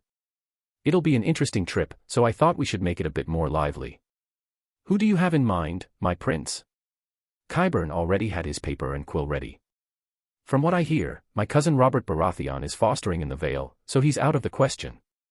I suppose his brother Stannis will do just fine. My prince, do you think that Lord Steffan will agree? Lucerys asked. Without a doubt. I'm sure he's interested in maintaining a positive relationship with the crown. Rhaegal didn't doubt Steffan's friendship with his father. If possible, he would like to build a similar friendship with one of the Baratheon brothers. If Robert wouldn't do, then Stannis was also acceptable. The boy was old enough for the journey too. It would also help him get over his lingering distaste for the Baratheons. He couldn't live under the uncertainty of his vision forever. It would just get in the way. Luther Tyrell recently perished in a hawking incident, so his son has become the new Lord of Highgarden. The timing is unfortunate, but regardless, send a raven to Highgarden as well. Let's see if the Tyrells are interested in fostering friendship with the crown. The fact that Mace Tyrell was now the Lord of the Reach might complicate things. If they turned down his invitation, then Rhaegal wouldn't hold it against them. Oberyn has been interested in seeing King's Landing for some time now, so send word to the Martells. I'm sure this is an adventure that he wouldn't want to miss out on. Just Oberyn? Ashara asked, a delicate eyebrow raised. Rhaegal's eyebrow rose in turn as well. Yes. I see. She said nothing more. Arthur and Rhaegal looked at one another but said nothing. Rhaegal felt like he was missing something here, but he moved past it. Send a raven to Raventree as well. This one caused several heads to snap up in surprise. Raventree. Qyburn's quill came to a stop. You mean to get in touch with the Blackwoods, my prince? I do. They are distant kin. Why not see if they still remember that one of their own was the Queen of the Seven Kingdoms at one point? Rhaegal wasn't sure what to expect from them, to be honest. He was just doing it to see what kind of effect it might have. He had wanted to invite Tywin's son as well, but Jaime might still be too young for a journey like this. It was a shame, really. That left him with one last pick. The Greyjoys might have some interest in this voyage. What do you think? Rhaegal threw the question out, wanting to see what the others thought of it. The Ironborn. Lucerys didn't look pleased by the idea. Is it wise to extend an invitation to those brutes? Those brutes are still part of the Seven Kingdoms. Rhaegal's voice was probably more fiery than he would have liked. Just like with the North, the Ironborn have remained far too isolated for too long. It's about time that they played a bigger role in the kingdom's future. It would be the first time that a crown prince initiated contact with those islands in times of peace, Qyburn commented offhandedly as he continued to write in his parchment. Whatever his thoughts on the matter were, he would do as Rhaegal ordered. I don't have anything against it, Rhaegar said. He shared Rhaegal's sentiment. A more interconnected kingdom was only beneficial in the long run. If they could build positive connections with different houses right now, those connections could end up serving them well in the future. If you think it wise, Lucerys said with great reluctance. Montford remained silent. Rhaegal waited to see if anyone had anything else to say. When no one spoke, he nodded. Very well. Qyburn, send those ravens by the morning. I want to know who's coming as soon as possible. The sooner we can get set out, the better. Ashara was sending him a questioning look, but he ignored it. No doubt she was curious why he was pushing for this so hard. He wasn't going to tell her about his dreams, though. Only if he succeeded would he share something so intimate with her. With the names agreed upon, the meeting came to an end. Many of them started to file out of the room. Qyburn left him with a pile of papers on the table for him to take a look at later. Rhaegal had a pretty good idea what they were about, and he was excited to go through them. First, there was another matter that he had to address. After ordering Barry Stan and Gerald to stand guard at the entrance, Rhaegal and Melisandre were the only ones left inside the dimly lit chamber. I suppose we can finally talk about what really matters, she half-teased as she stood up from her seat. Rhaegal watched how she came around to stand beside him, draping herself over the chair and onto his shoulders. So, were you able to confirm it again? Of course. Every time you leave my presence you attract many eyes upon you. They're all from different sources. The furthest is in Ashai. She half smiled. I dare say you have attracted the attention of another Shadowbinder, my dear. How annoying. The worst part was that Rhaegal couldn't even sense them. Melisandre was uncertain by what means they were keeping tabs on him, but the point was that they were somehow observing him. There were some curious eyes from the north as well, which made it all the more tantalizing that he would soon be traveling up there. Melisandre had already burned several ravens that had been spotted around the castle, claiming that she had cleansed them of their shadow. In other words, a skin changer. It was another form of magic that originated from the first men. No, it was more accurate to say that it originated from the children of the forest who then passed it down to the first men. If it weren't for his own abilities, Rhaegal might have dismissed the children as nothing more than a fairy tale. Now. Well, odds were, they were probably still around somewhere. How interesting would it be if he met one of them? They were said to be extinct, but something told Rhaegal that that wasn't the case. So our destination remains the same. Melisandre ran one of her hands over his cheek. Rhaegal didn't stop her. You have already seen it in your dreams. The flames are your guidance. Skagos. That was where the dreams were directing him toward. That backwater island. Melisandre's flames hinted at the same thing as well. If you want more clear answers, then it is about time that you made up your mind, no. As always, she was insistent on him accepting her offer. Rhaegal changed the subject. My sister had a dream about a dragon as well. Melisandre paused for a moment but then continued with her actions. Oh. So the dragons have reached out to her as well. How very peculiar. It would appear that your flames have strengthened your family significantly, my prince. Or perhaps history has not recorded how common dragon dreamers are in your family. So the eggs are really reaching out then. But of course. What other explanation is there? You and the dragons come from the same fire. It is only they that have the means to bypass your mental protection. Your flames recognize them as kin. And yet, your flames can't reach me. Only because you still refuse to believe. Deep in your heart, you still harbor doubts. Of course he did. Rhaegal had never once denied his disbelief in her god. Magic had to come from somewhere, true. But an active god in their world. That was a separate issue. If there were gods out there, odds were that they had abandoned this world long ago. She made mention of the dragon fighting. What do you think that means? A premonition. Aha. The one whose name may not be spoken is already marshalling his power. The sudden darkness last year proves it. Unless we defeat it, the world shall be encompassed by an even stronger darkness. Only men whose hearts are fire can prevail. The false winter. The fact that his birth had been the cause for that phenomenon left a bad taste in his mouth, but there was nothing that he could do about it. So the time is fast approaching. And yet, he still felt like he knew so little. One day, you will understand. Everything that you need to know will be made clear. Rhaegal didn't react. Even when she planted a delicate kiss on his cheek, he didn't react. He watched her leave the chamber in silence, his eyes drinking in her form.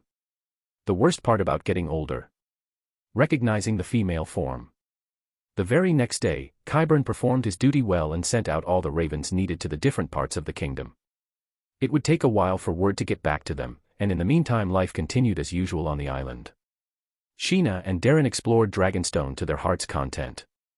There were no septas on the island, nor was there a septon, and so the two enjoyed a small break from their studies. Over the years, a small sept had been built in Dragonstone as more and more Targaryens became believers of the faith. When Melisandre had relocated to the island, the septon assigned to the fortress had left in protest, proclaiming that Rhaegal was making a huge mistake by hosting a sorceress. This had caused the sept on Dragonstone to become abandoned. Melisandre had wanted to burn the statues that depicted the aspects of the seven, but Rhaegal had denied her that as well. Instead, he had the statues thrown in storage and let Melisandre use the area for her own purposes. The fact that he had allowed this at all was already provocative enough. He didn't need Melisandre to start burning religious symbols on top of that. As with everything else, the High Septon hadn't raised a word in protest. Rhaegal continued his training with Barristan as they waited to hear back from the houses that he had contacted. He also continued with his magic lessons with Melisandre. His latest lessons involved seeing if he could transfer his flames to others without harming them. Almost like a boost if you will. Melisandre theorized that his inborn flames were passively strengthening him, which would explain his stronger physique when compared to his brother. However, this strengthening also applied to a resistance of poison and sickness. Melisandre had him test this. From the weakest of poisons to the strongest of them all. Whatever they could get their hands on, they experimented. Rhaegal had only been convinced to go along with her madness after Qyburn had been on standby with the antidotes in case anything went awry. He was left feeling just fine after each one. So when it came to conventional poison, he was pretty much safe. How convenient. Fire as a purifier. Was there anything more poetic than that? The most important bit of news during this time came from the Alchemists Guild. That stack of papers that Qyburn had left behind for Rhaegal to read contained information on their progress in recreating Dragonstone. And they were getting pretty darn close. Using large quantities of wildfire, the pyromancers of the guild had been able to start reshaping stone into fused black stone. The fires from the Dragonmont were also proving to be invaluable in helping the pyromancers fuse the stone more tightly. In their words, the volcano amplified the power of the wildfire to a stronger degree. The black stone still wasn't perfectly meshed, however. The balance was delicate, and the black stone still came out too brittle. The progress was still there, and Rhaegal's heart was beating with excitement after reading through the report. It wouldn't be long now, he was sure of it.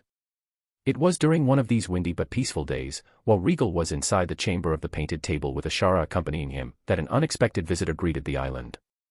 This visitor did not try to sneak in, but rather he publicly announced his presence, requesting a formal audience with him. This visitor went by the name of Brynden Tully. Rhaegal was surprised to see a Tully of all people standing before him. He had allowed the men to enter Dragonstone under guest rights, and now he was bowing before Rhaegal inside the chamber of the painted table. The room was just more suited to his tastes, and since it was just 1 minute, felt more appropriate to have their discussion here rather than in the Great Hall. Melisandre was also present, as were Gerald and Barry Stan. Rhaegar and Arthur had been curious, and so they came in to see what this was all about. There shouldn't be a misunderstanding here. It wasn't as if Rhaegal had forgotten about the Trouts. They just did not play a role in his current plans. The Rivellins were a complicated mess better left in their hands until Rhaegal could exert more direct control over the kingdom. The Rivellins were filled with prideful lords that spoke of the sanctity of vows but were some of the first to break them whenever it suited them, all over petty grudges too. Rhaegal put those thoughts to rest, lest he go into a mental rant that would distract him from the present. Lord Tully. There's no need for such a title with me, my prince. Brynden stood up straight. His bow had been respectful, but it hadn't been submissive either. The man had his own pride, Rhaegal could tell. After everything that's happened, I doubt that I'll ever get a castle of my own. No, I'm just a wandering knight now. Oh really? How peculiar. Rhaegal rested his cheek on his hand, his posture contemplative. As far as I'm aware, your brother is the Lord of Riverrun. Are you not then in line of succession to the Riverlands? My brother has his own children now. And I have refused to play his games and denied the matches that he set out for me, so I left. How honest. Rhaegal could not detect any lies from the men. It just made the situation more interesting. He doubted that the Tully would answer honestly if asked why he had denied his marriage options, and to be honest, Rhaegal did not much care for his reasons. Maybe he preferred the company of men. Maybe the matches had been unappealing. Or maybe it was just like he said and he simply did not want to be a part of his brother's schemes. Whatever the reason, the fact of the matter was that the men had chosen to come here of all places. Why have you come to Dragonstone? A ghost of a smile appeared on Brynden's face. It's been over a decade now, since your grandfather, King Jaehaerys, first announced your presence to the Seven Kingdoms. You were but one then, but I was there that day. You displayed your magic. Your flames were like something out of a storybook. My brother and I could hardly believe it. You are the same as the others in this continent, Melisandre said softly. You deny what is right in front of you. Brynden grunted somewhat. I will not deny that, my lady. Melisandre smiled at his hesitation. We Tullus are proud followers of the faith. We have been even before Aegon the Conqueror united the Seven Kingdoms. Still, our house shares ancestry with the first men. We once believed in the old gods, just as those in the north still do. The Tullus had bent the knee to the Undulls when they came knocking. They had intermarried and given up their old ways. It was the same story for most of the houses in Westeros who had once been part of the first men, with some exceptions. Their choices back then had either been to assimilate and intermarry, or to be conquered. There really wasn't much of a choice there. We are all familiar with history here, Rhaegal cut in. You have yet to answer my brother's question. Brynden was silent for a few moments, no doubt choosing his words before speaking. When he did, he met Rhaegal's eyes with his own. No matter how strong one's faith, after seeing such a thing, you start questioning things. The faith detests magic. It warns of the evil that it brings.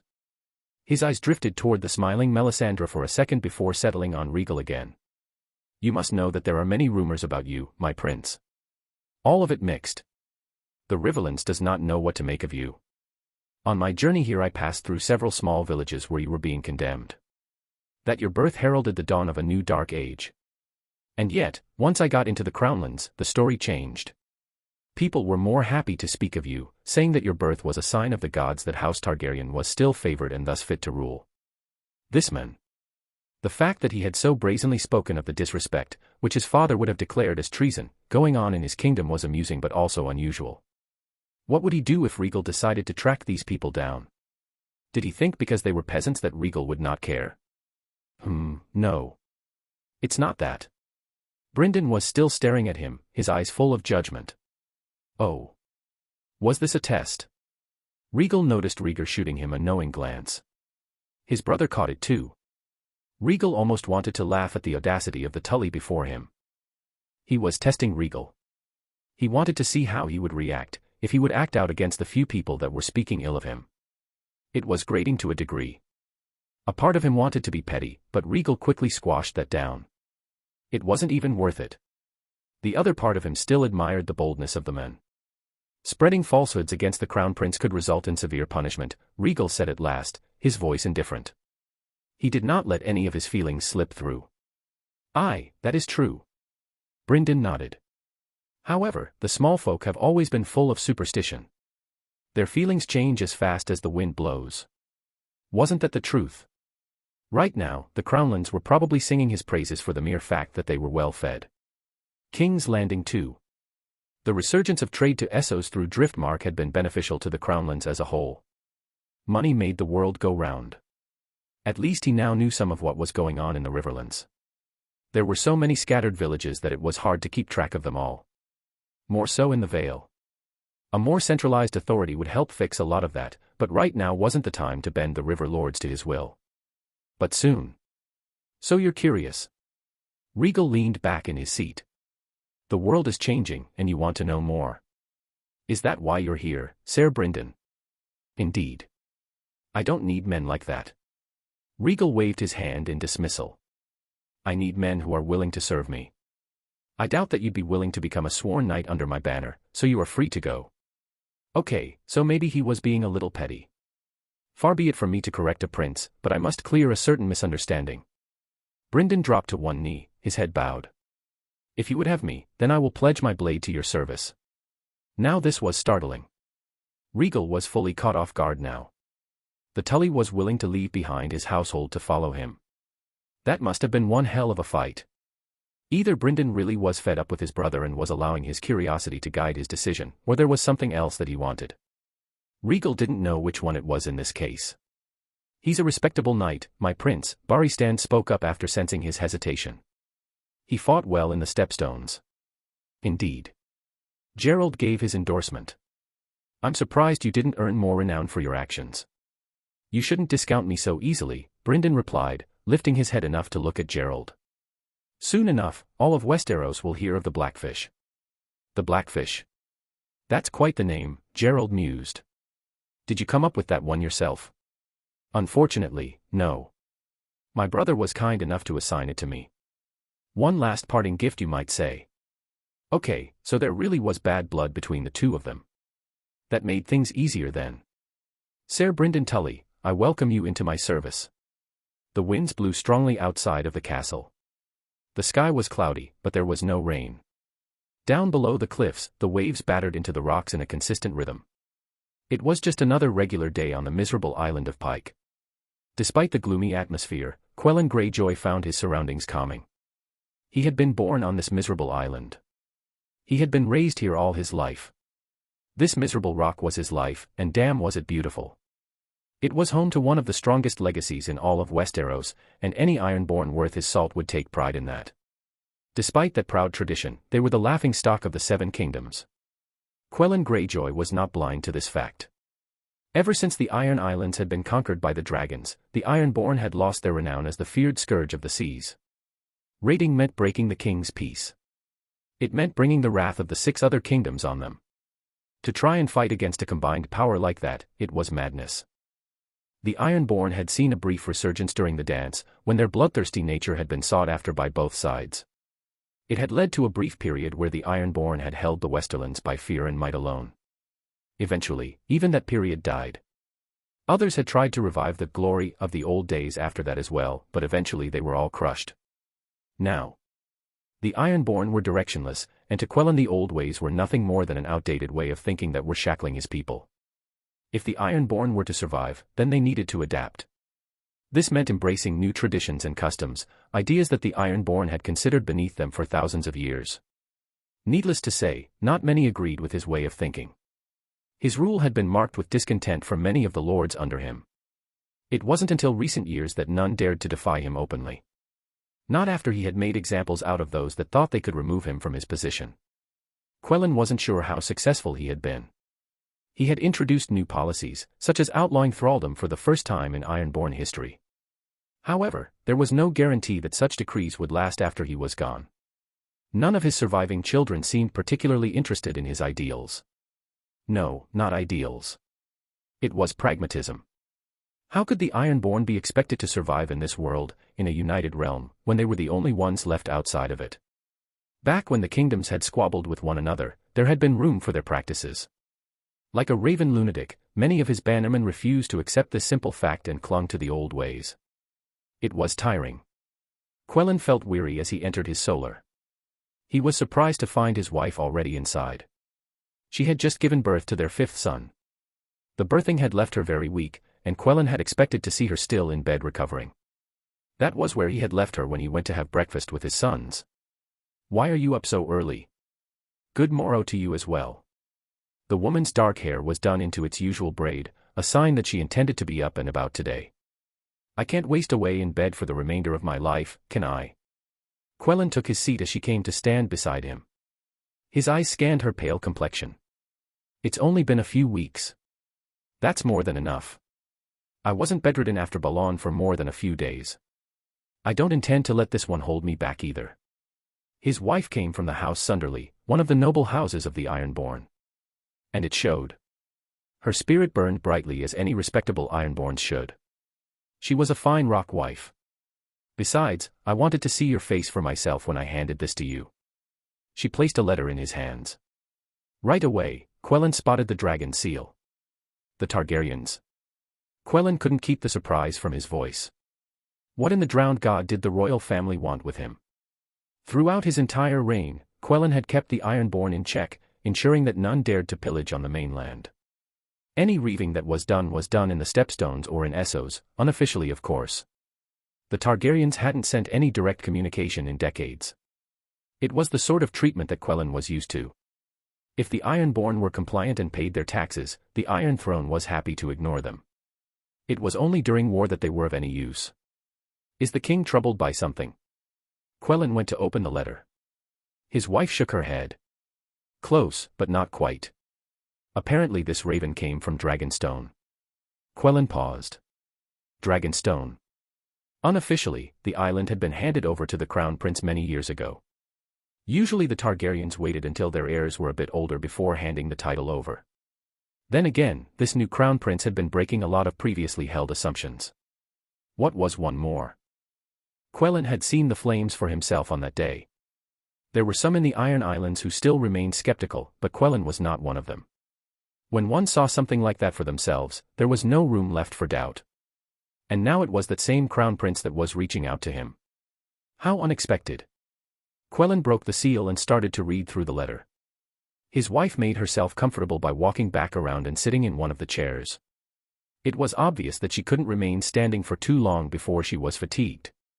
She gave him a few moments to read through the letter before asking, "Well, what does it say?" Quellen lowered the letter, his face pensive.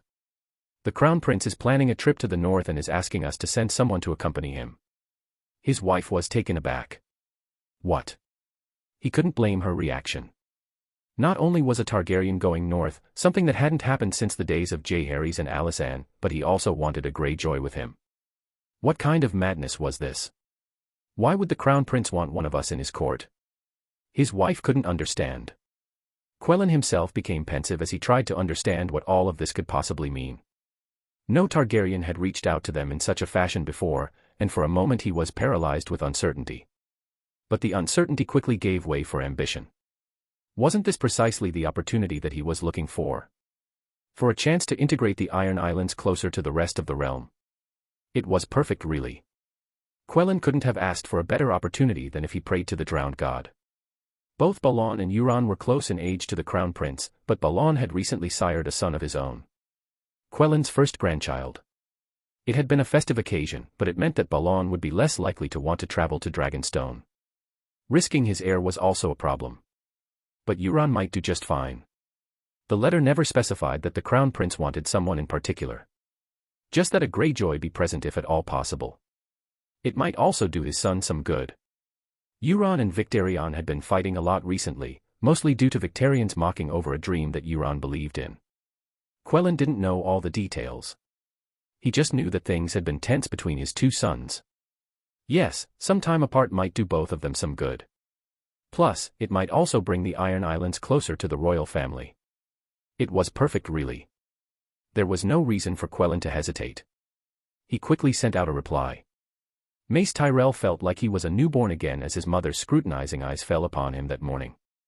They had been enjoying a nice breakfast until his mother told him that there was something that they needed to discuss in father's old solar. Now hers. It was supposed to be his. Despite his age, Mace was now officially the Lord of Highgarden and Lord Paramount of the Mandor. It was a source of immense pride for him. Unfortunately, he didn't really feel much like a lord, not when his mother ran all of the kingdom's affairs for him. Mace had not made a single decision about the happenings in his land since becoming lord, his mother choosing instead to take over until he was better prepared. It was frustrating, but Mace could never go against his mother. "What is it, mother?" he asked softly after she didn't say anything for longer than a minute. The quiet was making him uncomfortable. "Is this about my engagement?" It was the only thing that Mace could think of. His mother had been trying to work out a betrothal with the Hightowers. Their lord, one Leighton Hightower, had taken to wife a Lysene noblewoman from one of the most prominent houses in the Free City. No doubt for trade deals. The woman, who unfortunately died in childbirth some years ago, had the exotic looks of the Valyrians. As a result, some of the Hightower children bore the look of Valyria as well. This fact played no part in his mother's desire to seek a match with the Hightowers, but Mace would not lie and say that he wouldn't be excited about the prospect of having a wife who bore the resemblance of a Targaryen. No. His mother looked annoyed about the topic. So far, the Hightowers have continued to remain evasive, but no matter. We can worry about that later. Right now, a more interesting proposition has been handed to us. What kind of proposition? Earlier today, a raven arrived. From Dragonstone. His mother fished out a letter from her dress. It asked House Tyrell if he would be interested in accompanying the Crown Prince to the north. Wait, what? Mace couldn't believe what he was hearing. The Crown Prince asked for me. He had heard from his mother how she had tried to get him to foster in King's Landing so that he could develop a friendship with the Crown Prince, but the king had denied the request. Now, it was the Crown Prince that was asking for him. He's going to the north, don't forget that. Olenna appeared more interested in that tidbit. I wonder why the north has fascinated him so. The Crown Prince wasn't exactly reclusive. He spent a lot of time in King's Landing, and the people there praised the Crown Prince. Although most of that praise came from the fact that the capital was seeing trade booming, which meant more money, which then translated to more food. Even during the previous year with that short and awful winter, King's Landing had remained well fed. Not to mention that the Crown Prince had worked out a deal with his mother about more wood shipments sent to Driftmark to help with the construction of a new trade fleet. In other words, there was already a positive business relationship at play here.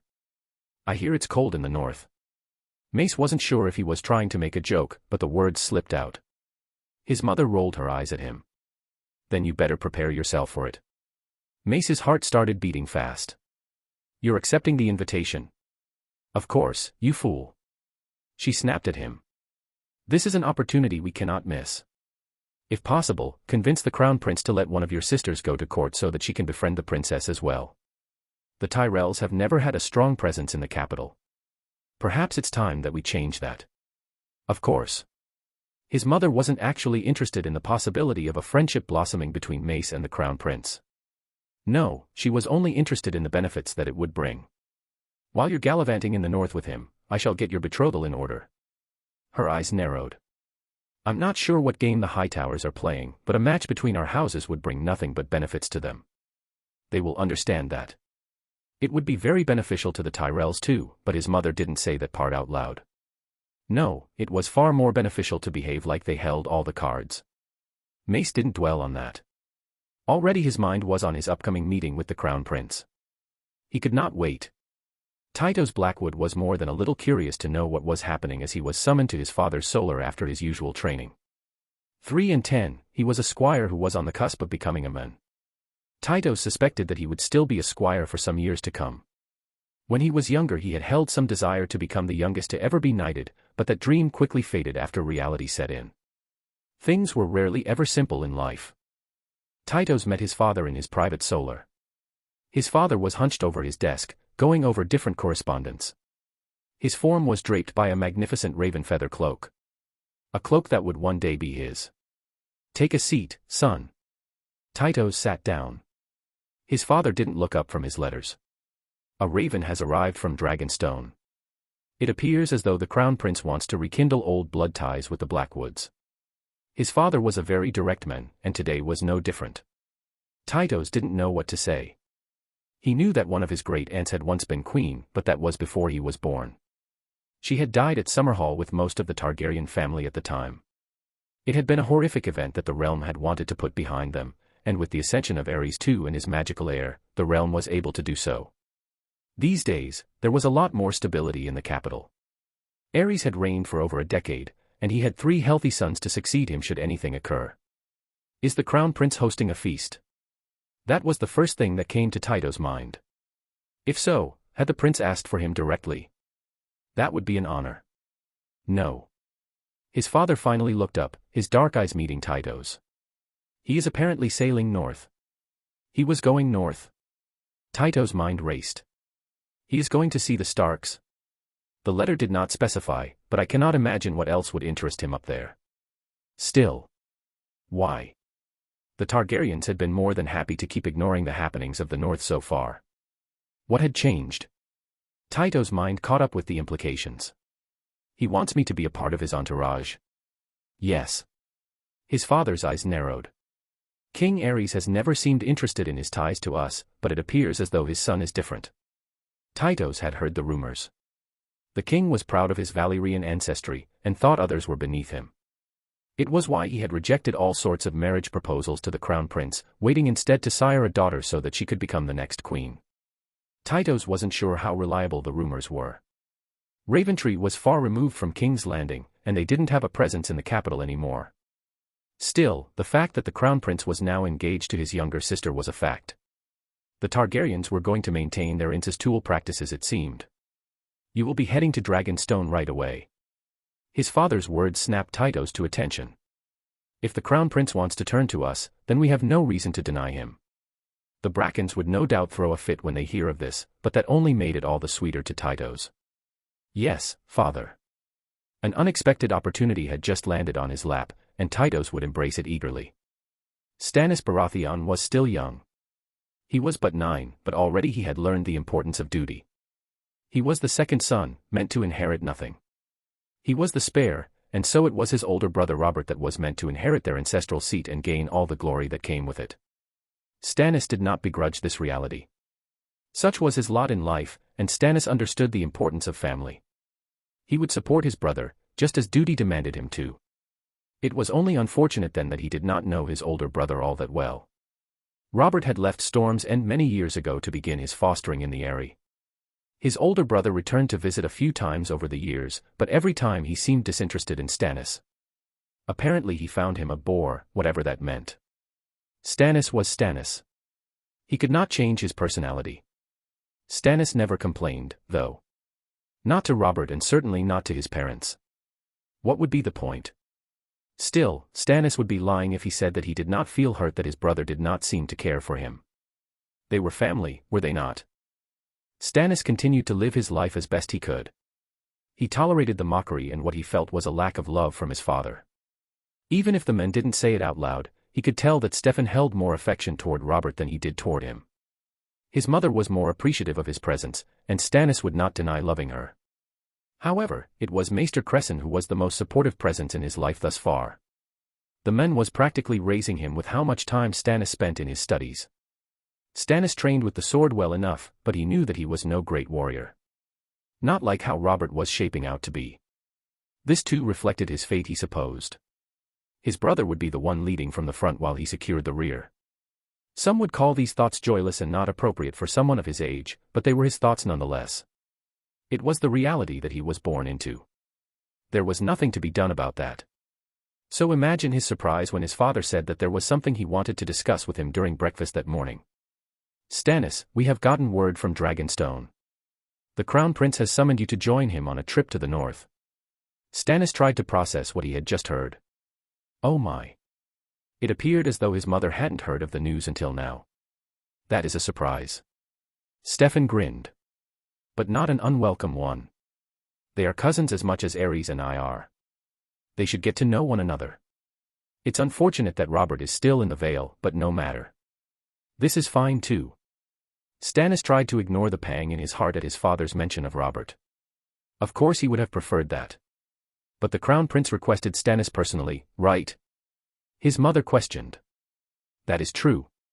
His father nodded. The royal family came to Storm's End once, but you were much too young to remember, Stannis. It appears as though the Crown Prince did not forget about you. That was true. Stannis had gone to King's Landing once as well, to see the king holding court from his throne. Unfortunately, he hadn't met the Crown Prince then. He and his twin brother had been out of the capital, taking care of some business on Driftmark. Despite the Crown Prince's young age, he was already handling administrative duties in his domains.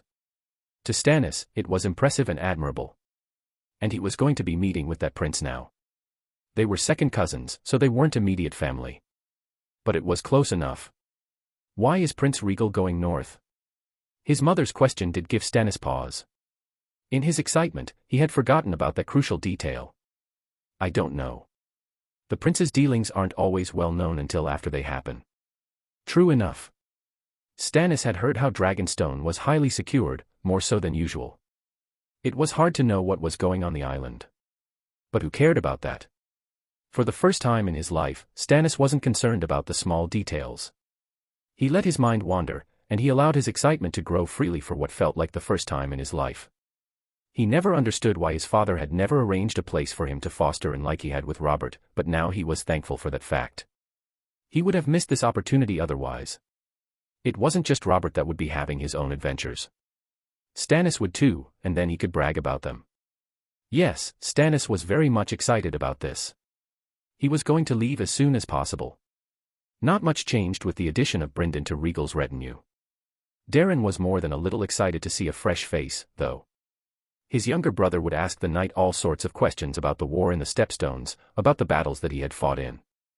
Darren also asked to see the man's custom-made sword just as much as he bothered Rhaegal to see Brightflame. His little brother was obsessed with weapons, to the point that it was all that he ever wanted to study with the maesters back in King's Landing. Sheena thought that Brynden had a scary face, but beyond that his little sister didn't pay too much attention to the newly dubbed Blackfish. Speaking of, Brynden had a new mail armor commissioned, along with a new sigil to go along with the armor. It was the familiar sigil of House Tully, only the trout was black rather than its normal color. Brynden was going to go all out with his new nickname, it seemed. Rhaegal wasn't sure if Brynden was doing it purely out of spite or if he thought the title was good on its own. Probably a combination of the two. Surprisingly, a friendship was forming between Brynden and Ser Willem, the two men valuing oaths and honor apparently. Perhaps he would keep Ser Willem around for an extended period of time. The knight was formidable enough, and he had already sworn his service to the Targaryens. Something else to keep in mind for when he returned. It was in the following week that ravens started trickling back to Dragonstone. Qyburn relayed the news to him, all summons had been answered favorably. Even the Greyjoys had accepted. Perfect. In a perhaps not so surprising twist, the Martells had written that Elia would be coming along with Oberyn to spend some time in Dragonstone. Their uncle, Prince Lewin Martell, was also coming along to take up his oaths to the king. In the past week, a member of the king's guard had breathed his last. His father hadn't forgotten about Prince Lewin's desire to take up the White Cloak, and so he had been summoned to court. Yet, Ser Harlan still lives. The man was still the oldest of the king's guard, but he was still walking around just fine. Whatever he was eating must be doing the knight big favors. It was after he had received the raven from the Martells that a grinning Ashara approached him out of the blue. "I'm sure Elia must be disheartened that you did not send for her personally, my prince. Instead you only asked for her brother. That could get people talking, you know." Rhaegal gave her a bored look. "I keep you around." Ashara sent him a flat look of her own. "Are you using me to repel any rumors that might come up about you? Is that all I am?" She then leaned in closer to him to whisper into his ear. "But you know, something needs to happen first before you can say that you have proof. This girl. She was young but knew how to press his buttons. This is a dangerous game that you're playing." "Who says that I'm playing?" Rhaegal had no response to that.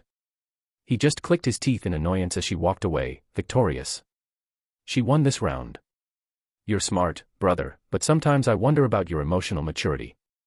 Rhaegal didn't need to turn around to know who was approaching him.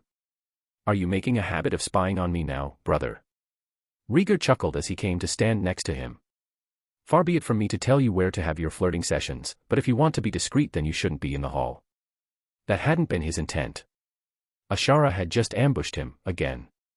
"You should be more careful." Rhaegar's face turned somber. "I know you care for her, but you already have a betrothal. Aren't you the one that is always telling me that I should have more than one wife?"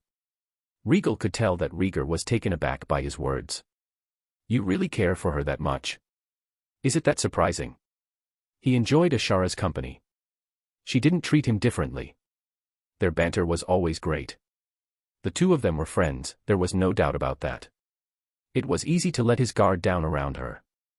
It helped him feel more normal. But maybe his brother was right. Maybe he spent so much time in his head that sometimes he failed to realize that emotionally he might be the same as everyone else his age. In which case, was this nothing more than a passing fancy? "Father would never agree to a match like that," Rhaegar said softly. "And besides, there are more appropriate matches, don't you think? If you bothered to pay more attention, then I'm sure you'd know what I mean." "More appropriate matches?" "I've seen you and Arthur sharing enough glances to understand what you mean, brother." Rhaegal wasn't blind. Maybe he was a little slow on the uptake sometimes, but that was hardly his fault. He spent too much worrying about his plans that maybe he had become a little emotionally stunted. Having been fully conscious from the beginning of his life hadn't helped him any. He had taken many things for granted. Sometimes it was like he was constantly in conflict with two different people. Regardless, Rhaegal knew damn well whom his brother was pushing him toward. "I'm not going to let my brother decide my romantic interests for me," Rhaegal said. "Besides, this was just all a hypothetical. I'm already promised to our sister, and I wouldn't betray her like that." Rhaegar didn't look convinced. "If you say so." The conversation ended there, for now. It was Tytos who arrived at Dragonstone first, followed by Stannis. Rhaegal welcomed them both. They were extended family, and Rhaegal was more than happy to treat them as such, even if it was a little difficult to do so with Stannis. Both boys were surprised to see Brynden Tully at Dragonstone, and they were more surprised to hear that he had entered into Rhaegal's service. Yes, Rhaegal was making connections everywhere. Rhaegal allowed his siblings to get acquainted with them as well, even if Sheena was a little shy at first. She wasn't used to meeting new people as she spent most of her days in the Red Keep, but her shyness quickly left her and she treated them as friends. Mace arrived after, and there was a similar greeting. The Lord of Highgarden expressed his joy at being invited, even if he was a little apprehensive about traveling all the way to the north. What was the more amusing part was how the young lord became enamored with Ashara, but that wasn't anything new. Despite remaining cordial with Mace, for the most part Ashara gave him the cold shoulder. And for her, that meant just smiling politely whenever he would talk to her, but she never engaged with him on her own initiative. Either Mace was being optimistic with his chances or he was blind to her rejection. Half a week later Oberyn arrived with Elia and their uncle in tow. Ashara and Elia had immediately hugged upon their reunion while Rhaegal remained more formal. While he and Elia regularly communicated through letters, this was only the second time that they were meeting in person. That said, there was no denying that Elia was growing to be quite a beauty as well. She was slender, and her dark eyes twinkled in joy when she saw him. However, despite being older than Ashara, she was still of a smaller chest, something that Rhaegal inadvertently noticed. Blame his eyes, not him. Oberyn was more informal about the whole thing despite his uncle's warnings, which was entertaining in its own right. He had asked for a match right away to see who was the better fighter, him or Rhaegal. Rhaegal had no reason to deny him, and so the two had an impromptu sparring match. Under strict supervision from Ser Gerald and the other knights, the two were allowed to use live steel for this. Of course, Rhaegal went with bright flame while Oberyn favored using a spear. It was going to be the first time that Rhaegal would be facing off against someone who preferred the ranged weapon as their primary weapon. It was an interesting match to say the least. Oberyn was slender, and this helped him with his speed as well as his flexibility. His thrust attacks were nothing to scoff at, and initially Rhaegal had no choice but go in the defensive and block the incoming attacks with bright flame. However, initially, any time that he was able to successfully parry Oberyn's spear, the Martell would simply flip back to put distance between the two of them again before charging back in with his thrust attacks. TCH, are you a dancer or something? Rhaegal couldn't help but taunt him. All those fancy flips. You belong in a traveling troupe. Oberyn laughed at this. Whatever keeps you far away. You've built up some muscle since the last time I saw you. The last thing I need is for you to get in close enough to make use of them. Fair play. Despite being younger, Rhaegal had more muscle mass in comparison to Oberyn. So he was going to use his speed and acrobatics to keep him at a distance and presumably tire him out. If only he realized how pointless that was. If a skilled knight like Barristan couldn't tire him out in a duel, then there was no chance of Oberyn being able to do it. Still, for the moment, Rhaegal let Oberyn continue with his strategy. He parried Oberyn's spear well enough, and in the end he could use Oberyn's own strategy against him. Which was what he ended up doing. Oberyn's attacks became less refined as time went on as he quickly grew tired from having to keep his distance and repeatedly trying to pierce Rhaegal's defenses.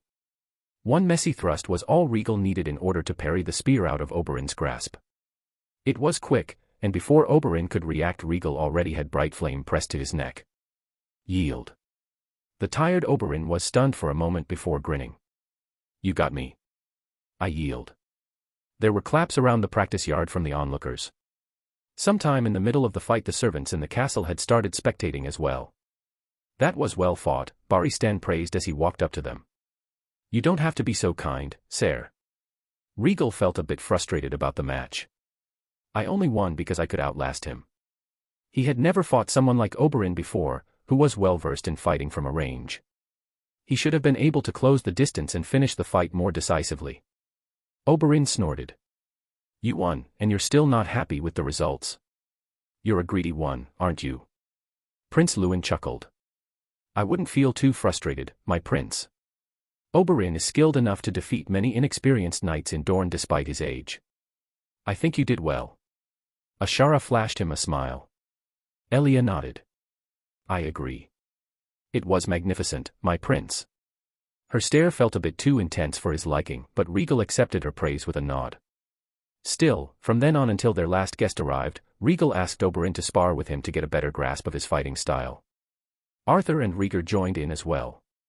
As did Tytos, who looked eager to be sharing the training yard with them but to also be given some tips by members of the King's Guard. Later Stannis started taking part too, apparently having been a bit shy to come forward at first. How unexpected. Only Mace had been truly hesitant, but he quickly came around. He was by far the worst fighter out of all of them, but he still tried nonetheless. Some lords couldn't even do that much. Darren tried to join them, but Rhaegal forbade him, much to the boys' grumbling. Sheena always cheered for him when they sparred, which was nice. What was even more nice was how Prince Luwin sort of took her under his wing and started teaching her to use a bow. Supposedly Elia had a little bit of training in that field as well, as had other princesses of Dorne in the past. Not wanting to be left out, Ashara had asked for some lessons as well. After seeing his sister training with the bow, Darren had asked to join too. He didn't want to be the only one not doing anything fun. To this, Rhaegal had agreed. Mother would be horrified if she saw this, Rhaegar whispered to him one day when they were watching their sister get some of her marksmanship lessons. She's a Targaryen. She's different from the other ladies of the kingdom. Rhaegal didn't see a problem with it. Visenya and Rhaenys had been fighters too, more notably Visenya. But the point remained. The Targaryens couldn't be judged by the same standards. During this time, Rhaegal did not miss how Elia would do her hardest to spend as much time with him as possible, even if she had to intrude with his conversations with Ashara. He could tell that it was something that Ashara did not appreciate, but she never said anything about it either. However, tension started building up beneath the surface, and it was only a matter of time before things came to a head. However, before any fight broke out, the last member of their group finally arrived, Euron Greyjoy. The young Greyjoy was warmly welcomed, but he took in the sights with a quiet demeanor. Stannis was someone who was often quiet too, but Euron took it to a whole new level. Rhaegal wasn't sure what to make of him, not yet, but it wouldn't be long before he got the measure of him. The same with the others.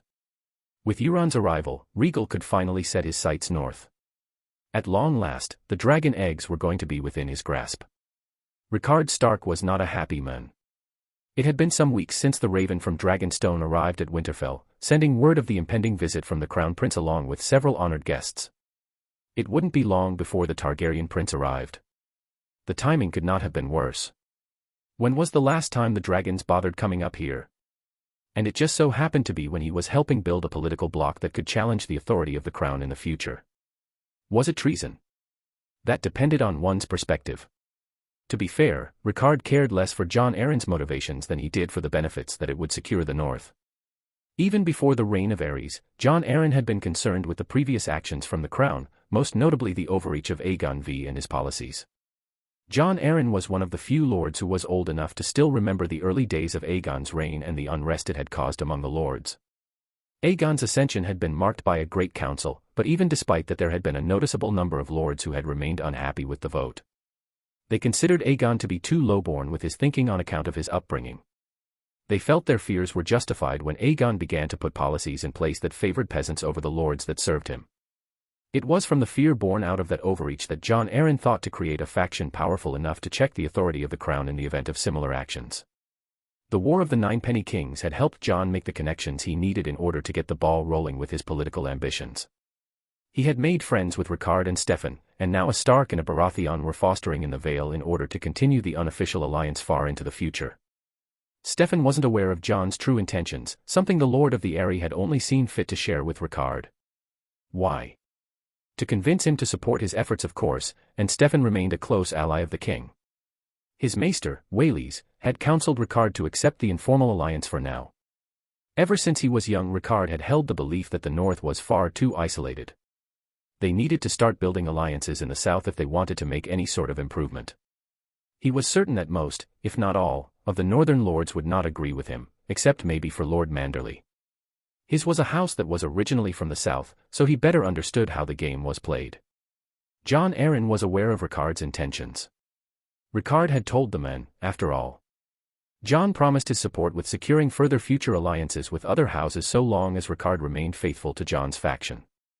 So long as it was not outright treason, Rickard was willing to go along with it. After all, he could understand where Jon was coming from. King's Landing was far removed from the north or the Vale. What did the king understand of the concerns plaguing their individual lands? Having a way to check the crown's authority in the future would not be the worst of things, especially if they tried implementing policies that would only hurt their individual kingdoms. They had started to reach out to Hoster Tully as well, to test out the waters to see where the Lord's mind was at. Rickard was unhappy with the way the Tully had taken advantage of the North's suffering during the previous year. To wrestle more coin out of them when they desperately needed food was insulting, but Rickard was willing to swallow his resentment if it meant that a deal could be worked out. The king remained oblivious to any of this thus far, and no raven from King's Landing had ever been sent to inquire about their actions. It had made Rickard believe that they were safe. Now, this impromptu visit changed everything. Rickard had notified Jon Arryn of the scheduled royal procession to the north, but Jon Arryn had told him to not worry. They hadn't committed treason.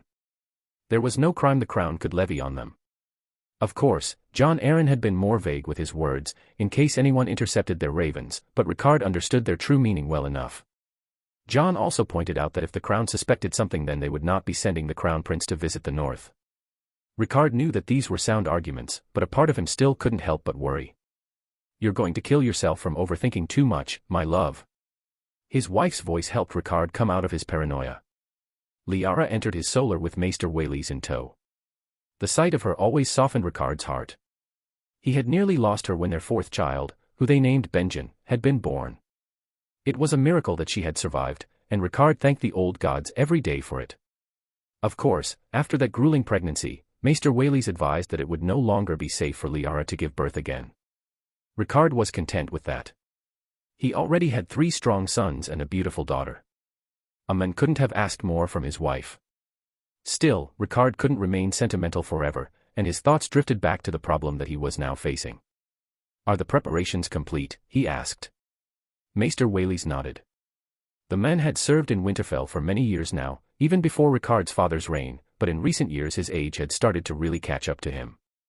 "Yes, my lord. I have received word that all the houses, apart from House Manderley, ride to Winterfell. They should arrive before the Crown Prince." House Manderley was staying behind at White Harbor in order to greet the Crown Prince as he entered into the north. They would then ride together to Winterfell, where Ricard would host the Crown Prince for however long he planned on staying here. That was the plan anyway, but something was making Ricard very uneasy. Was it just his paranoia again? "I've also instructed Brandon and Lyanna to be on their best behavior," Liara said with a small wistful sigh. "I swear, they act more wild than Benjen, and he's the youngest." Maester Whaleys chuckled softly. "They say it's the wolf blood, my lady. I've heard that excuse more times than I care to repeat, Maester." And yet, it was more true than Ricard cared to admit. As his son and heir, Ricard did not mind Brandon's behavior. It often helped him win friends. He had sent Brandon to Barrowden for fostering, and he had made good friends with House Dustin and the other minor lords in the Rills. It was only because of the Crown Prince's visit that Ricard had summoned him back. He had been half tempted to do the same with Eddard, but eventually decided against it. No, it was Lyanna's behavior that was the most difficult for Ricard to contend with. As his only daughter, she had a very valuable role to play in any future alliance that he might want to forge in the south.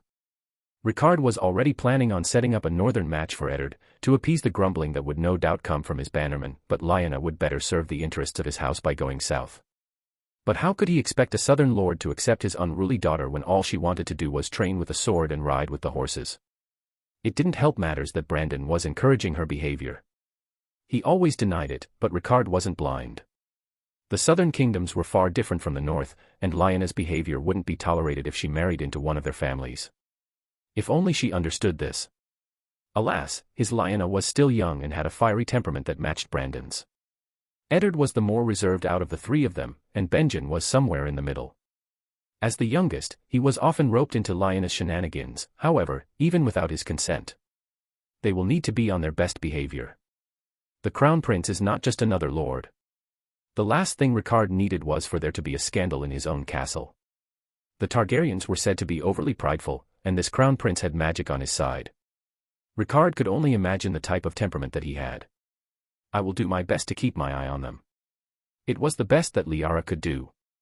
Hell, it was the best that Ricard could do too. Now, it was just a matter of waiting. And that was always the worst part. Rhaegal held one last feast at Dragonstone the night before their departure. It wasn't a grand one. He didn't want anyone too hungover to be of use tomorrow. That would be counterintuitive. During the feast, Oberyn had cracked jokes at Montford, asking him why he had been absent during most of their sparring sessions. Montford had to defend himself, explaining that he was more interested in sailing than becoming the best fighter in Westeros. It was a silly excuse. Rhaegal knew that Montford didn't want to get publicly shamed by sparring with any of them, except for maybe Mace. Montford and Stannis were probably evenly matched, but then again Stannis didn't much enjoy sparring either. Euron had been the quietest during the feast, and the Greyjoy looked around the castle as if someone was out to get him. Obviously there was something going on there, but trying to get the boy to talk had been pointless so far. Rhaegal was nothing if not persistent. He would wear him down eventually. However, Rhaegal had to turn his attention to the coming voyage first. If everything went well, then his preparations would be for naught. If not, Rhaegal might just experience his first taste of combat. On the day of their departure, Daeron and Sheena both tried to get him to take them to the north with him, but Rhaegal refused. This wasn't going to be a place for children. He did the same to Ashara after she asked him as well, but she had expected the answer. So she just smiled with acceptance but also displeasure. Elia wasn't happy about his departure either. She had just arrived, and he already leaving. But Rhaegal's mind was already made up. He wasn't going to waste any more time now that the last of his guests had arrived. And so, the Valyrian fleet gathered on Dragonstone, with the men and supplies all loaded and ready to set sail. A combined force of 800 men were going to accompany Rhaegal to the north, not counting himself and the others. Lord Ardrian Celtigar was going to be joining them as well as a couple of others from his house.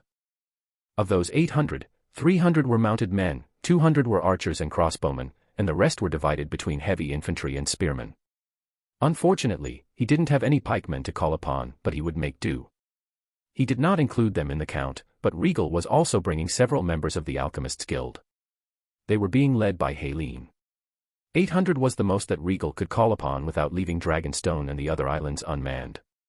He also didn't want to take men away from keeping the trade fleet secured, so it also meant leaving ships behind. Less ships meant less men. Annoyingly enough, pirates had been cropping up again in the Stepstones now that there were more ships passing through thanks to the opening of new trade routes. Those damned islands really needed to be subjugated once and for all. Dragonstone's biggest weakness was always its low manpower, and right now Rhaegal was feeling it. On the other hand, assembling this small of a force hadn't raised the eyebrows of the rest of the kingdom, especially since they were all his bannermen. Trying to bring in more could cause the court to start asking questions, and until the dragon eggs were secured or hatched, Rhaegal wanted to make sure that no one knew of their existence. When Prince Lewin spotted the fleet as well as the men on the ships, his eyes narrowed. "It seems to me like you're on a warpath, my prince." True enough, this wasn't the kind of company one would keep if they were going on a mere royal procession. Rhaegal smiled. "The seas can be treacherous. I'm just making sure my guests and I remain in safe hands during the duration of our voyage." It was obvious Lewin wasn't buying his excuse, but he didn't push him any further either. He knew that he couldn't stop whatever was happening here even if he wanted to. "Are we really going to war?" Mace looked nervous at the presence of the war fleet before him. "Just get a move on already." Oberyn was amused by Mace's reaction as he pushed him to board the flagship. Tytos and Stannis kept their thoughts to themselves, but it was obvious that they were questioning many things at the moment. For the first time, Euron's eyes flashed with interest. "Are we really just going to the north?" He was young, but he was not stupid. "Before you return to the Iron Islands, I'll show you something worth talking about," Rhaegal simply said. Euron hummed, suddenly looking more alive than he had since arriving on the island. Brynden didn't say a thing, his face impassive. Qyburn was already boarding, eager for the journey ahead. Arthur was looking at him and Rhaegal with suspicion. No doubt he would feel somewhat betrayed by being left out of the loop, but Rhaegal was leaving everyone in the dark about this, save for his brother and Melisandre. Lucerys and Montford only knew that they were sailing to Skagos, but they did not know why. Lucerys was a loyal man, and after offering so much support to the Valyrians in their efforts to rebuild, he would remain one for as long as he lived. Montford too. Despite the wariness now in the air, Rhaegal and the others boarded the flagship. Soon, they were setting sail, leaving Dragonstone behind. Ashara felt Dragonstone had become a much more gloomy place now that Rhaegal and her brother were gone. She had only asked to come to the island because Rhaegal was coming, and now she was left behind. He's always so stubborn. Ashara would have words with him when he came back. Ashara was aware that she had liberties with the crown prince that no one else dared outside of his family. She could attribute this to her bond with him that they had built over their time together at King's Landing. That, and their mutual attraction. Ashara was but 2 and 10, but she was not blind to the way that men would leer at her, even the ones old enough to be her grandfather. Even now, as she walked through the halls of Dragonstone, some of the guards gave her passing looks, admiring her. She was always at Rhaegal's side, but now that he wasn't around they felt emboldened to glance in her direction. It was both the power and curse of her beauty. She wasn't a woman grown yet, but already she could manipulate men with a simple glance. It was the same wherever she was. In Dorne, her eyes made her seem exotic.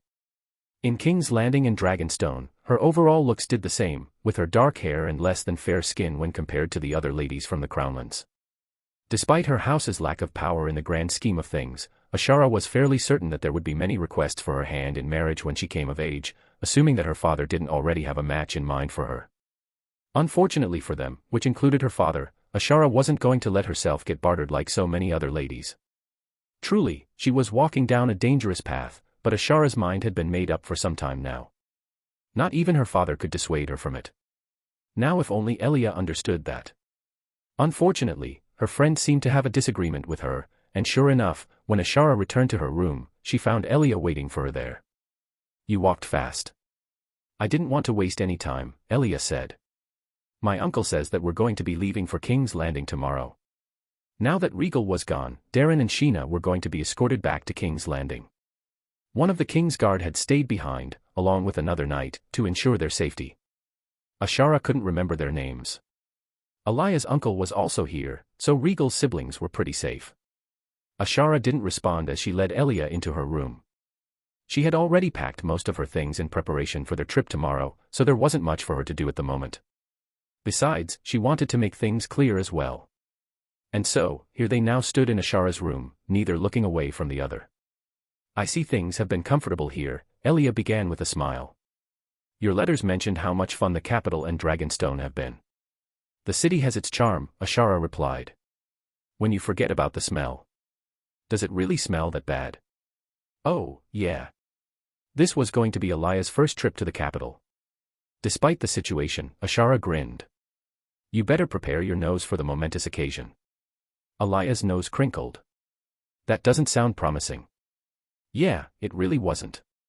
I don't think you ambushed me just to talk about the city." Ashara didn't want to beat around the bush. "I wouldn't say ambushed." Ashara just stared at her.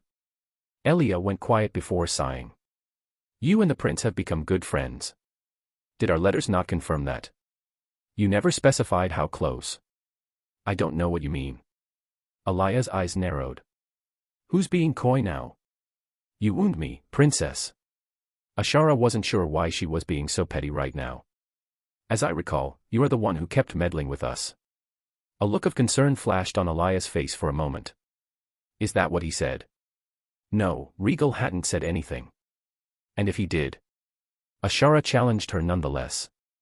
There was another moment of silence, and when Elia spoke again her tone was more composed. "You realize that he has already been promised to his sister, don't you?" Ashara's eyebrow rose. "Of course I know. There was no one in the kingdom who didn't know." "Then what do you expect to get out of this, Ashara? Do you plan to shame your house?" Frustration started bubbling inside of her. She didn't need Elia questioning her about anything. "Before you start throwing around accusations, you should first look at yourself. I'm not sure what your true motives are, but you must know that the king will never break the betrothal between his children. And Rhaegal doesn't plan to either. I don't know what your mother promised you, but her schemes will never work." "I'm not planning anything," Elia said, also frustrated. "I just don't understand, Dash." "It's not for you to understand." Ashara cut her off. She wasn't interested in continuing this conversation any further. "You can continue with your childish infatuation of Rhaegal if you wish, but don't involve yourself in my affairs." Ashara didn't miss the irony of her words. Calling Elia's feelings a childish infatuation when she was younger than her. However, she was too angry to care about that right now. "I would ask you to leave my room now." It was not a request. Elia looked defeated. She opened her mouth to say something more but then thought better of it. "Very well. I apologize for the disturbance." With those parting words, Elia left the room in silence. Ashara was left standing by herself, feeling tired. Being around Rhaegal had made her become more bold. She had just gotten into a fight with the Princess of Dorne. It could cause her and her family so many problems down the road that it made her even more tired just thinking about it. Honestly, this was not how she imagined she and Elia would reunite. What a day. Oberyn did not much enjoy drinking water. Wine was much more suitable to his tastes. He had been drinking wine for as long as he could remember, and so he had built quite the tolerance for it. He was sure that he could drink fully grown men under the table by now. Now if only Rhaegal would believe him. Instead, ever since setting sail over a week ago, Rhaegal had ordered all of them to keep to water so that their senses wouldn't leave them. That decree, along with the fact that they had sailed past White Harbor, well, if Oberyn had any doubts before, they were practically non-existent now. "So what kind of battle are we getting into here?" His words cut through the cabin. Earlier, he and the others who had been summoned to Dragonstone by Rhaegal had been ushered into the prince's cabin. Inside, Rhaegal had been waiting for them with his Kingsguard. That fish was there too, as were Rhaegar, Montford, Arthur, and that red woman. The gang was all here.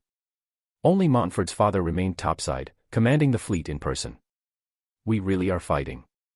The Lord of Roses had been fidgety ever since they had left Dragonstone. Oberyn didn't find him particularly bright or skilled, but even he hadn't missed that something was amiss here. Arthur looked apprehensive. Do you mean to assault the north? Oberyn had to fight back a laugh at that. We only have 800 men with us. Such a paltry force could never hold anything up here. The north is a part of the kingdom, Rhaegal said. We would never attack a loyal subject.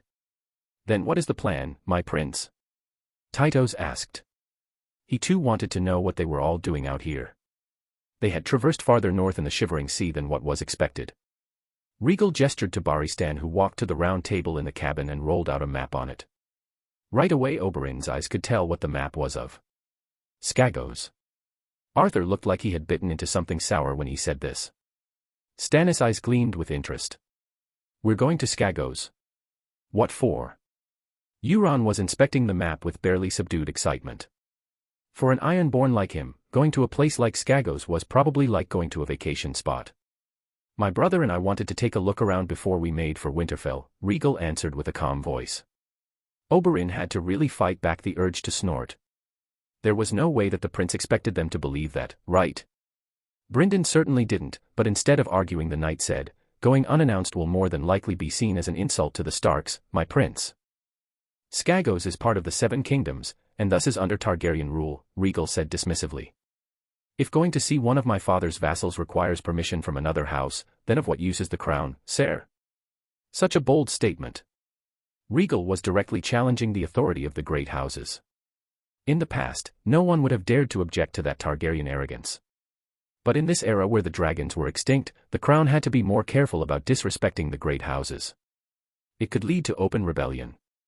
The Baratheons had done it once. Who was to say that another wouldn't try their luck? Oberyn didn't personally mind Rhaegal's statement. He dared say he found it attractive even. No Targaryen has ever set foot on Skagos, Rhaegal continued after Brynden didn't respond to his provocation. Now that we're here, I mean to change that. It'll be a historic moment in the history of the Seven Kingdoms. And you will all get to be a part of it. Why did that sound like an excuse? Oberyn didn't think that Rhaegal was the kind of person to do something on a whim like this. He wasn't like the king. Oberyn wouldn't say that they were the best of friends, but he thought that he knew Rhaegal well enough to understand this much. So what could it be then? No one seemed to believe Rhaegal's words, except for Mace, who looked relieved. So there won't be a battle then? We hope to avoid one, Rhaegal answered. However, the Skagosi are not known as the most reasonable of peoples. They were hardly known at all. What do we know about them? Stannis instantly asked. Very little, Rhaegal admitted. They don't allow outsiders on the island, not unless it's for trade. And they don't get very far. They're supposed to be under Stark rule, but they have revolted many times in the past. Even in the last 100 years, they led a revolt that took the Starks years to put down. So the mighty wolves had struggled, huh? How interesting. Needless to say, we don't know their exact population on the island, which is why we hope to avoid an engagement if possible, Rhaegal continued. I'll share what information we do have, Rhaegal jumped in here. However, if a fight breaks out, I expect all of you to be in the rear. I will not jeopardize your safety. That seemed to calm Mace. Oberyn was a little annoyed. Oh, come now. If you've come all this way to antagonize these people, the least you can do is let us be a part of the fun. Euron seemed to agree. I'm with the Martell. You said you were going to show me something worth talking about. Why keep me away from that? Rhaegal's face was amused. I was speaking of something else, but if you mean to put yourself in danger, then be my guest. Euron's grin was predatory. You underestimate me. To be fair, none of them had seen Euron spar before. Or you overestimate yourself, Rhaegal said with a shake of his head. These Skagosi are reported to be good warriors. Brawn but no brain. Euron was dismissive of Rhaegal's warning. I've had my fair share of those types of opponents. But don't worry, my prince. I don't intend on putting myself in needless peril. I'm smart enough to know when I can't win a fight. He was probably smarter than most Ironborn then. They thought that they could take on the world by themselves, the fools.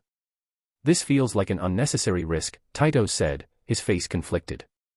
Arthur agreed. Yes. I'm not sure what you expect to get out of this. It was what Oberyn wanted to know too. But sadly, neither brother shared their true motives to them. Instead, Rhaegal began to lay out the plan to them and how he was organizing his forces. If things went awry, then it was entirely possible that Oberyn would be facing his first true taste of battle. No doubt his brother and mother would be furious when they heard of this, but Oberyn did not care. He was looking forward to this. Him, the first Martell to do battle on Skagos. His name would down in history. How exhilarating. Skagos was a large island that was located in the mouth of the Bay of Seals. Theoretically the Starks were meant to be the overlords of the island, but in actuality the Skagosi were only loyal to themselves. They had rare contact with the rest of Westeros, and the Maesters had plenty of theories about their true origins. Some said they were a remnant from a lost race from Essos. Others say that they share blood with the big and hairy Ibbenese. Others say that they are a mix of all of these while also sharing blood of the first men. You couldn't forget about the unicorns and the cannibalism either. Yeah, Skagos was half a legend by this point. Rhaegal did not much care for any of that. The Skagosi were tough warriors, no doubt. They had been in open rebellion for years at one point, and that did not happen unless you knew what you were doing. But they were still subjects to the Iron Thrones, and thus his subjects as well. If they thought that they could keep their isolation forever, then they were mistaken. Thanks to Melisandre and her magic, the war fleet had favorable winds when arriving at the island. It was not winter, but the cold was still a pain to deal with. At least it wasn't snowing. That would have made any potential battle here more hazardous. The biggest problem for Rhaegal and his forces was the lack of information. What they knew about the island came mostly from the book The Edge of the World, and that was more about rumors and tall tales than any potential facts. Rhaegal needed solid information to rely on before he could make further plans. First things first, Rhaegal was going to have to establish a beachhead. The island was big, so at which point were they going to land? From what information they had, there were 3 main castles on the island: Driftwood Hall, King's House, and Deep Down. That second one was more than a little pretentious, but no matter. Deep Down was the southernmost castle on the island, and it was also the closest settlement to Rhaegal's objective. The closer they got to the island, the more strongly Rhaegal felt a tug deep within him. It was almost like a burning sensation, only it felt pleasant. Like he had been in its presence all his life. It was pointing him toward the island. This proved that Melisandre's visions were true. Skagos was the right place. If only Rhaegar could sense it too. Unfortunately, his brother felt no such sensation. House Crawl was said to be in command of the castle, so if there was anyone for them to speak to it would be them. But Rhaegal was the crown prince. He would not come to them. No, they would have to come to him. When the island came into view, Rhaegal donned his armor. Rhaegal had his custom made. Eventually he would grow out of it, he was sure, but then he would have it remade. Rhaegal's armor was very reminiscent of the young dragon's armor. It was a black and gold plate armor with a golden 3-headed dragon sigil displayed proudly on his chest. Rhaegar wore knight back plate armor. Still very much elegant. Before disembarking, Rhaegar made sure to keep his harp stowed away safely in his room. Rhaegal hadn't realized that his brother had brought it on board with him until now, but perhaps he should have expected it. The personalized harp had been Rhaegar's name-day present from their father. The ladies of the court will probably swoon when he gets better at it, he thought to himself with amusement. Rhaegal did not know why his brother had suddenly decided to take up the instrument, but he wasn't going to judge him for it either. The others made sure to wear their personal armors as well. Although with the cold, perhaps they should all be wearing fur coats too. I'm not built for this place, Oberyn said while shivering. I cannot help but agree, Arthur said. Somehow, he was keeping his composure better. Rhaegal snorted. He felt it too, of course, but the longer he stood in the cold weather the more he was getting used to it. Perhaps it was because of his inborn fire magic. Melisandre didn't seem to be struggling either, but then again she was wearing a fur cloak for herself. Anyway, enough about the cold. Rhaegal needed to keep his focus on the important stuff. Under Lucerys' command, the fleet began to land ashore. This side of the island had no ports or harbors, and any port that might exist here would probably be too small to accommodate the fleet. Searching for it would just take too long, and Rhaegal didn't want to get caught at sea. So far, Melisandre was doing a good job of keeping the winds and the sea calm, but nature always had a way of being unpredictable. Or maybe he was just trying to justify his impatience. There was no contested beach landing. No one was expecting their arrival, after all. All of Rhaegal's forces managed to land successfully. Rhaegal ordered for Lucerys to keep the ships ashore for now. In the event that they had to retreat, he wanted to make sure the ships stayed close. And since Melisandre was keeping the sea calm, there was less worry about the waves damaging any of them. With a beachhead secure, Rhaegal then ordered the construction of a camp. It was going to be their base of operations for the duration of their stay here.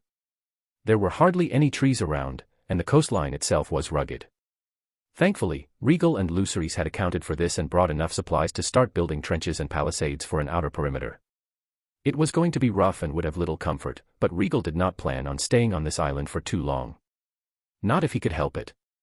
Once the construction of the camp was underway, Rhaegal ordered Brynden and Gerald to lead a unit and go on a scouting run on horseback. He did not know where Deep Down was exactly, but step number 1 was going to be to establish contact with House Crowell. To accomplish this, Rhaegal sent a letter bearing his signature and seal with Gerald. It contained his fabricated reason for being here as well as summoned House Crowell to come to him and bend the knee in person. Is that wise? Tytos couldn't help but ask as they all stood inside Rhaegal's tent after Brynden and Gerald had departed. The island has little to no contact with the rest of Westeros. They'll probably take this as an insult. They don't even accept the Starks. Mace cried out. Either they accept or they don't. We'll know what to do based on their answer. Deep down, Rhaegal knew that he just would not allow himself to go to them like a mongrel pup. If they stand in your way, then they deserve to be bathed in the Lord's fire, Melisandre said softly. Haelene would be more than happy to carry that out, no doubt. The scouting party would not return for several more hours. During that time, the camp was set up properly on the beach, and an initial perimeter was secured. They had brought enough supplies to last them for around 3 weeks, maybe less, so his small army was not required to put itself in danger by going out and foraging. Part of the scouts then returned and brought more information about the island and what they had seen. They had run into several small villages set up deeper inland. The area around them was practically all lowlands, and it appeared to be where most of the small villages were set up. Or at least, the ones that they had seen. Unfortunately, the scouts had been unable to gather any information from the villagers or explain their purpose here as they had been hostile and distrustful from the start. The men's horses and armor had given them away as outsiders, and it did not seem like the Skagosi were fond of outsiders. It also seemed like very few of them spoke the common tongue, as many had shouted in a language that the scouts did not understand. All of that was more or less expected.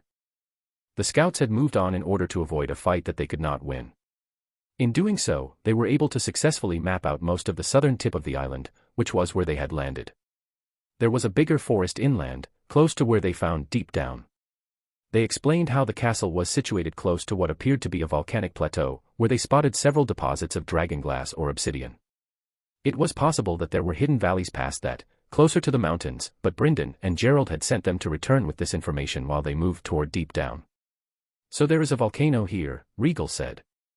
The island was said to have a mountainous inland, and the Skagosi were known to trade obsidian blades and arrowheads.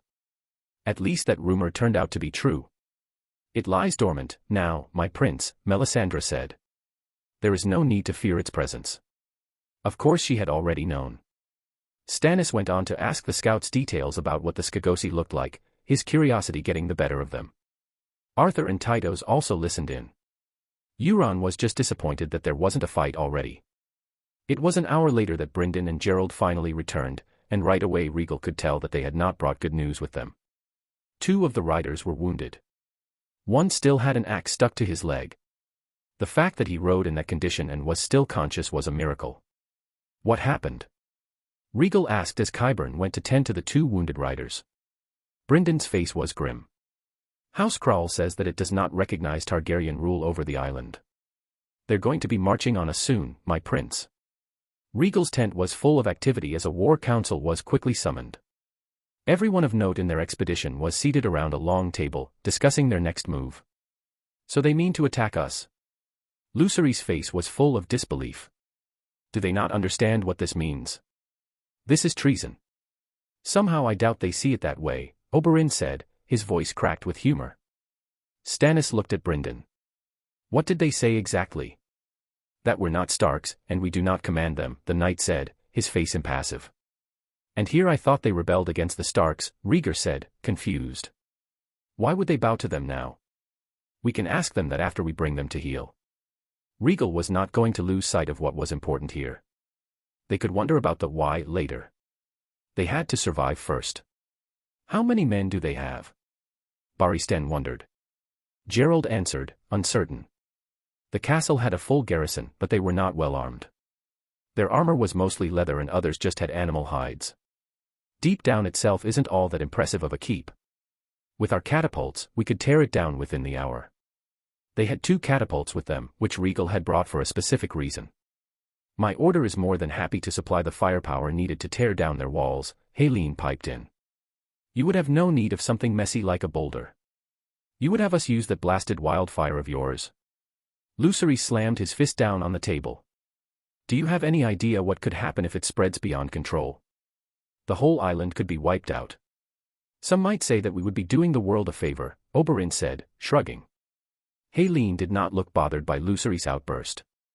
Our prince brought us here for a reason, my lord. I am only trying to be of assistance. Calm yourself, Lord Valerian. Rhaegal stepped in before them and lost his temper again. Wisdom Helene is correct. I brought the Alchemists Guild along for a situation like this. Brynden raised an eyebrow. You really mean to use wildfire? Euron looked interested at the prospect. Unfortunately, Rhaegal was going to have to disappoint him. No. I have no desire to tear down their keep unless necessary. That would just hinder us in the long run. Besides, according to your reports, they're already marching toward us. There will be no need for a siege. You mean to defeat them in the field? Tytos looked relieved. Precisely. It'll be faster this way. If we fight in close quarters inside their walls, they'll have the advantage. They might not be well armed, but this does not mean we can underestimate them. I will have the cavalry carry the day today. A sound idea. Brynden could get behind that. The average man was twice as thick and as big as a mountain. Fighting them up close would be a daunting task. It would not be easy to defeat a force like that in close quarters. That would be giving them all the advantage. Rhaegar looked at his brother. What's your plan? They're confident that they can smash us in open battle. That's why they have no issue marching out when it would be smarter for them to stay holed up in their castle. We'll use their arrogance to our advantage. Rhaegal turned to Lucerys first. Lord Valerian, I will leave you at camp with 100 men. Make sure the ship stays secure. They're our lifeline. He then looked at Lord Ardrian. Lord Celtigar, I'll have you be in charge of our center. We do not know yet how many of them there are, but your job will be the same regardless. I want you to lure them in. Stay close in formation, and slowly retreat while luring them deeper in. No doubt they'll see your slow retreat as a weakness and become more blinded at the prospect of victory. When that happens, our riders will attack both flanks in a pincer movement. We'll use their overwhelming force to trap them in before they realize what's happening. I'll lead our right while Ser Gerald and Ser Brynden command our left. Ser Barristan will accompany me on the right. When we smash into them from both sides, it'll confuse them, especially when I unleash my flames on them. However, to make sure that our men don't get caught in my fire, I'll ride in first. Ser Brynden and Ser Gerald can follow after. Gerald frowned. My prince, I cannot allow you to go into battle. You are far too young. The king would dash. My father is not here, and so you are under my command. Rhaegal's eyes went to the commander of the king's guard. If we don't smash them with everything we have, it's possible that they might regroup. With the horses and my magic, it'll cause enough panic in their ranks for us to rout them and round them up before they can flee back to Deep Down. It's the fastest way to secure victory. The one thing that could cause this plan to break apart was if there were too many of them to entrap. If that happened, Rhaegal would have no choice but to let them retreat lest his own forces get overwhelmed. But that was only in the unlikely scenario that there were tens of thousands of them, and Rhaegal doubted that that would be the case. I'm sure they have their own cavalry, Arthur said. Right, those supposed unicorns. We saw a few strange beasts around their keep, Brynden reported. They were bigger than the average horse. Hairy too. It looked like a weird combination between a goat and a horse. Yes, the face of a goat and the body between the two. Gerald looked unsettled just thinking about those creatures. We'll see how their beasts handle my flames. Rhaegal's answer remained unchanged. Simple but effective. Oberyn nodded. I quite like it. I'm in. The same goes for me. Euron did not hesitate to jump in as well. I've been wanting to see your magic up close. Of course they wanted to take part. You both realize that this isn't a training exercise. It'll be real combat out there. Oberyn smirked. I already said that I'm coming. You don't have to sweeten the deal. Rhaegal could tell that Euron shared Oberyn's sentiment, which just made him sigh. Do as you like. But I make no promises regarding your safety. If they stayed at the camp, then that would be a different story. Real battle was different. Somehow, his words just made Oberyn and Euron look more excited. What of me, brother? Rhaegar asked, his face eager. Rhaegal did not hesitate to respond, you'll be staying at camp with the others, Rhaegar. I cannot have you risking yourself while I'm out there. Rhaegar did not look pleased. Brother, if you're going, then why can't I? I've trained just as much as you. I'm the better rider. I know, but you still will not go. That's my command as the crown prince. Is that understood? Rhaegar looked like he was going to argue further, but Arthur placed a hand on his shoulder while shaking his head. Your brother is just making sure that you are safe. Don't fight over it. If he's risking his life, then so should I. You need not fear for your brother's safety, Prince Rhaegar, Melisandre spoke up, her voice soothing. The Lord of Light will deliver victory for him today. Nothing can withstand his flames. The Lord of Light. No. Rhaegal was going to achieve victory here through his own means, not through her god. Before he could respond, one of his men entered the tent in a hurry, panting heavily as he knelt. My prince. I apologize for the interruption. Our scouts have reported in. They have caught sight of the enemy. They are emerging from the woods. We believe there are 1,000 strong, maybe a bit more. 1,000 strong, huh? Rhaegal was slightly surprised by the number. He wasn't the only one as Brynden spoke up, no doubt they recruited the men from the villages we passed through earlier. It's no different from what the mountain clans do. Every man is a potential soldier. And unlike their levies, these men were tough and ready for battle. If they had the discipline to match, then this was going to be a daunting task indeed. Rhaegal's eyes were determined as he stood up. It's time for us to move. You have your orders.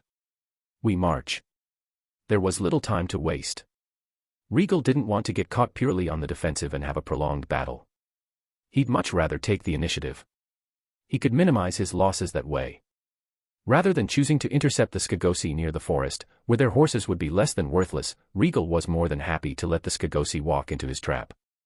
The flat plains between the beachhead and the forest was perfect for that. Rhaegal's forces had unintentionally landed on the best part of the island for this battle. Rhaegal rode out with Euron and Oberyn joining him, taking command of the right flank with Ser Barristan at his side. They were far enough from the center where the Skagosi would be unable to charge at them without spreading themselves too thin. The scouts had not been wrong. As the Skagosi began to emerge on the plains, it became clear that they outnumbered Rhaegal's forces, and now that part of the infantry had been left behind, this numerical difference was more strongly felt. Even from a distance, Rhaegal was able to tell that much. On the plus side, it did not appear as though there were many riders in the enemy force.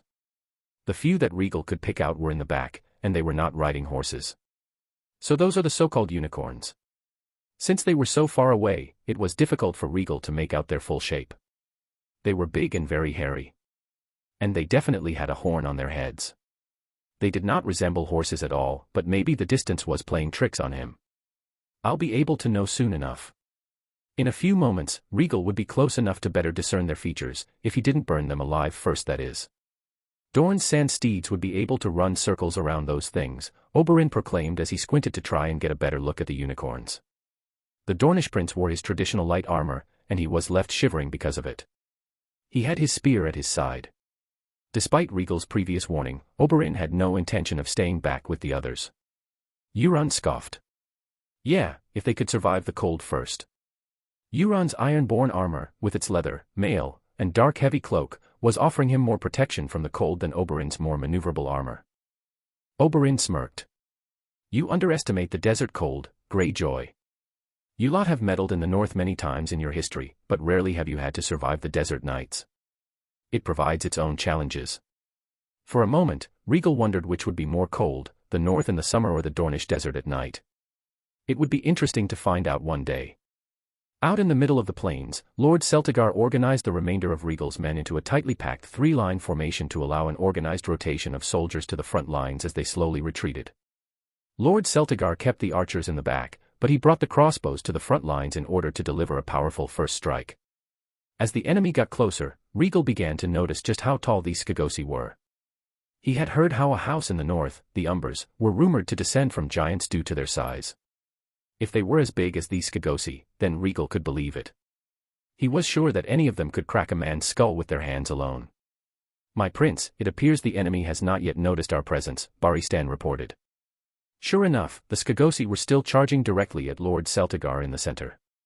Either they were blind or they did not think that Rhaegal and his men were any threat. Rhaegal also noticed how the Scagosi had no organization. It really was a full-on frontal assault.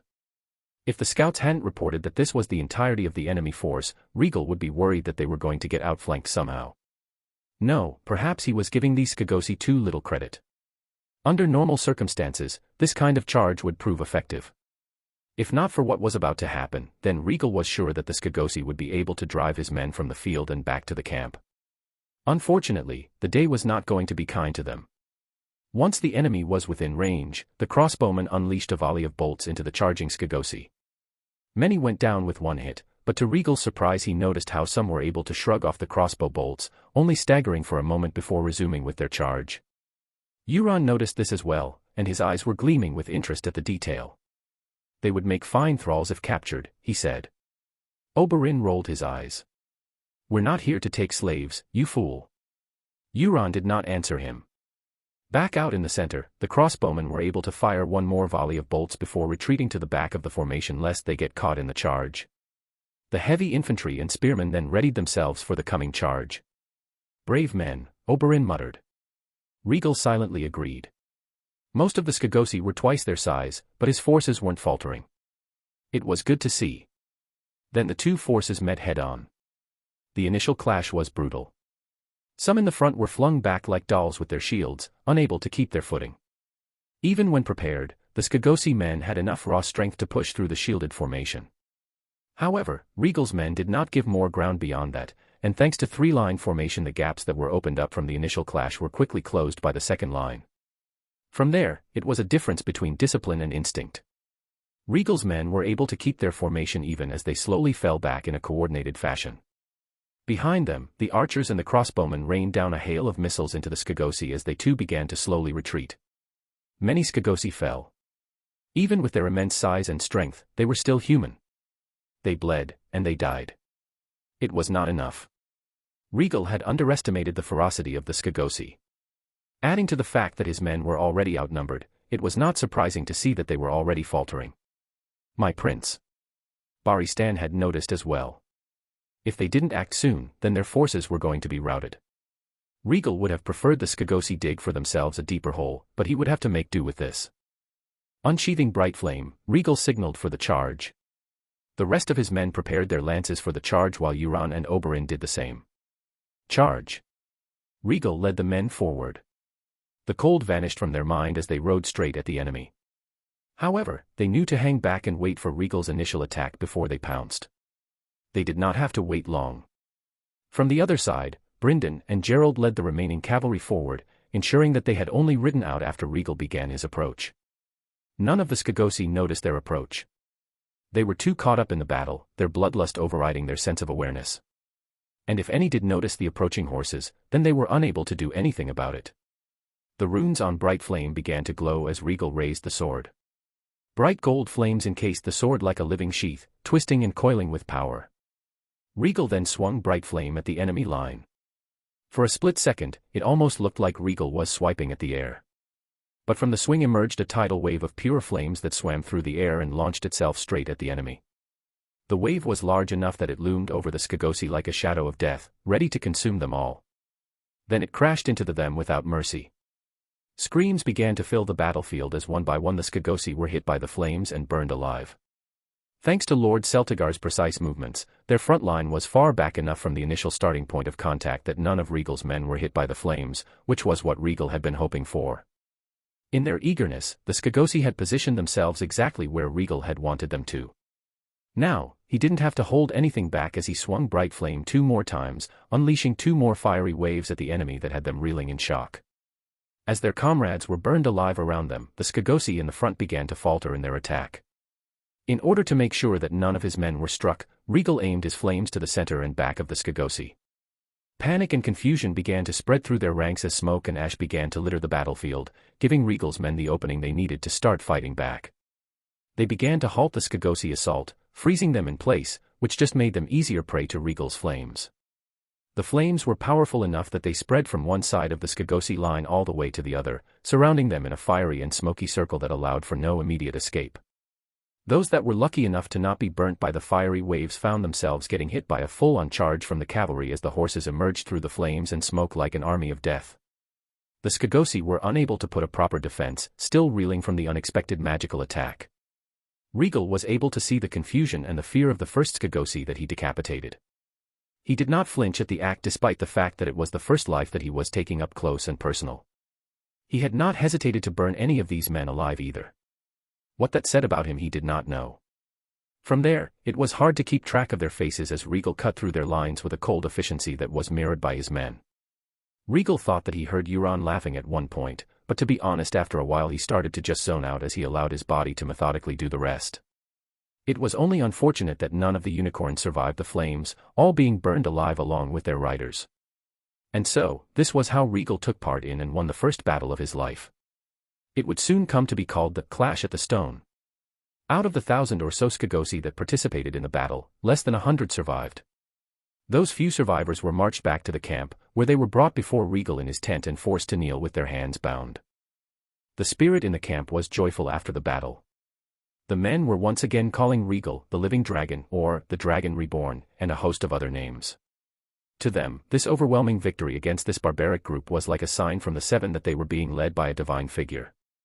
Rhaegal did not understand how his magical skills were tied to the faith, but he was not going to question it. Let his men think that. If it inspired them, then all the better for him. Those that had stayed behind were asking Oberyn and Euron for details about the battle. While the latter had been happy to just cut through the stunned Skagosi like they were practice dummies, Oberyn had been more disappointed that they had been unable to put up a resistance after Rhaegal unleashed his flames on them. However, there was one thing that they could both agree upon. It was almost like there was a dragon on the battlefield. It was like they had witnessed the field of fire for themselves. Montfort and Mace were awestruck while Tytos and Stannis looked more apprehensive. Arthur just nodded in understanding. Rhaegar still looked disgruntled about being left behind but said nothing. What was important now was using this victory to lead Rhaegal to his main objective. "You have committed treason on this day," Rhaegal began as he addressed the kneeling and bound men. He was uncertain if any of these Skagosi spoke the common tongue. If they did not, then this would become very tedious.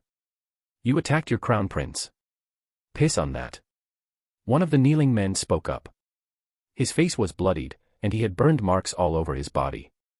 He was wearing leather armor which was decorated with the bones of what Rhaegal could assume were many different animals. Maybe even from unicorns. "Our ancestors only recognized the Starks as the overseers of our island. We never knelt to any so-called Targaryen. So you have no knowledge of who rules the Starks?" Rhaegal wanted to know what information these Skagosi were operating under. The men looked at him, but he did not glare. His voice was not spiteful or full of resentment. He spoke very calmly. "We have heard of your Iron Throne, but we have never sworn ourselves to it. Only the Starks have ever demanded our loyalty, and even then they have continued to ignore us. They do not like us. Other than taking away our ships, the Starks leave us well enough alone. You belong to Westeros, and thus you are under the rule of King Aerys, the second of his name," Gerald said, scowling as he spoke. "By attacking his heir, you have forfeited your lives." The Skagosi glanced at the Kingsguard. "You say that like it's supposed to mean something to us. We do not bow to the weak. The weak cannot control us. Demanding our loyalty without proof of power is a grave insult. And yet, I have beaten you in battle," Rhaegal pointed out. "True, you have." He looked back at him. "You have proven yourself strong. Never have we been beaten in open battle like this. When the Starks came for us, it is told that they paid a heavy price for it. But not you. You are greater than the Starks. We see that now. And so, if you demand our loyalty, then you shall have it. If you demand our lives, then you shall have them also. The way he spoke with such calmness was giving Rhaegal pause. My prince, allow me to take their lives myself. Gerald already had his hand resting on his sword, his face full of scorn. None of the Skagosi reacted to this. Maybe some of them didn't understand what Gerald was saying, but even those that did kept their quiet. They were ready to die today. Rhaegal raised his hand. This short conversation had given him enough information on how to treat these Skagosi moving forward. Be calm, Sir Gerald. I believe that our misunderstanding here has come to an end. Misunderstanding?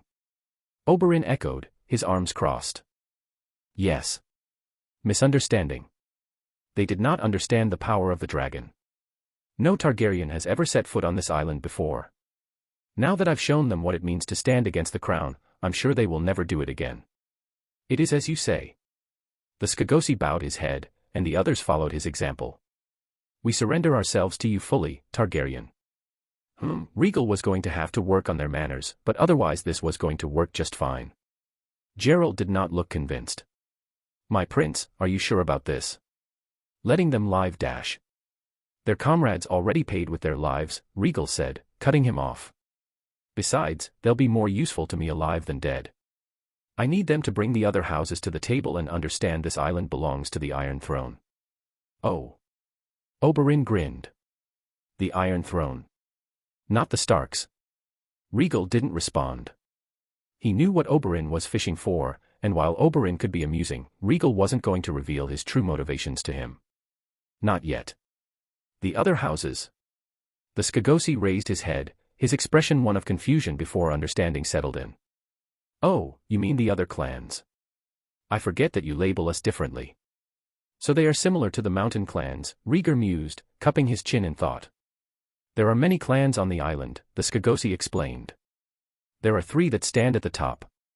With my father's death, I am now the leader of my clan. I believe you call us Crowl. Oh. How convenient for Rhaegal then. You refer to yourselves by different names. Stannis couldn't help but ask. His curiosity got the best of him. Our clan has a different name in the old tongue, but it is pointless to go over that now. He kept his eyes on Rhaegal. Tell me, why have you come to our island? I see no Stark with you. I do not need the Stark's permission to come here, Rhaegal replied. This is my kingdom. I come and go as I please. The Starks are my servants. My word overrides theirs. Rhaegal could tell that his words were making Brynden, Stannis, and Tytos uncomfortable, but he paid that no mind right now. But you are right. I have come here for a very specific reason. You appear to be well informed, and so I believe that you will be able to help me find what I seek. I will try my best. Rhaegal couldn't help but feel pleased. These Skagosi were very straightforward with their thinking.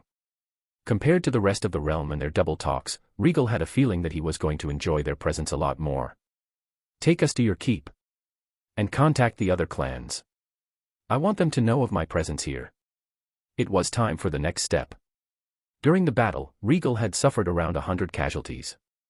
Thanks to Qyburn's presence, only half of those had resulted in deaths. The other half would survive their injuries. Rhaegal left Lord Lucerys in command of the camp once more. The Valyrian was going to be overseeing the wounded as well as make sure that the ships remained safe. Montfort opted to stay behind with his father. The rest marched toward Deep Down with the Skagosi survivors who were now being led by the newly anointed Lord Crowl. Under Rhaegal's orders, Lord Crowl sent 2 of his men ahead to get word to the other clans about Rhaegal's victory as well as magical prowess. It would show them that trying to resist would result in a similar fate. Melisandre rode with Rhaegal on his horse.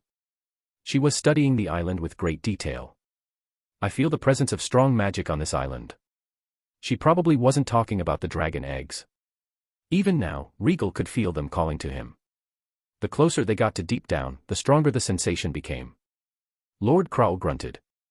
Despite walking on foot and being injured, he was keeping pace with the horses well enough. The old gods have a strong presence here, which...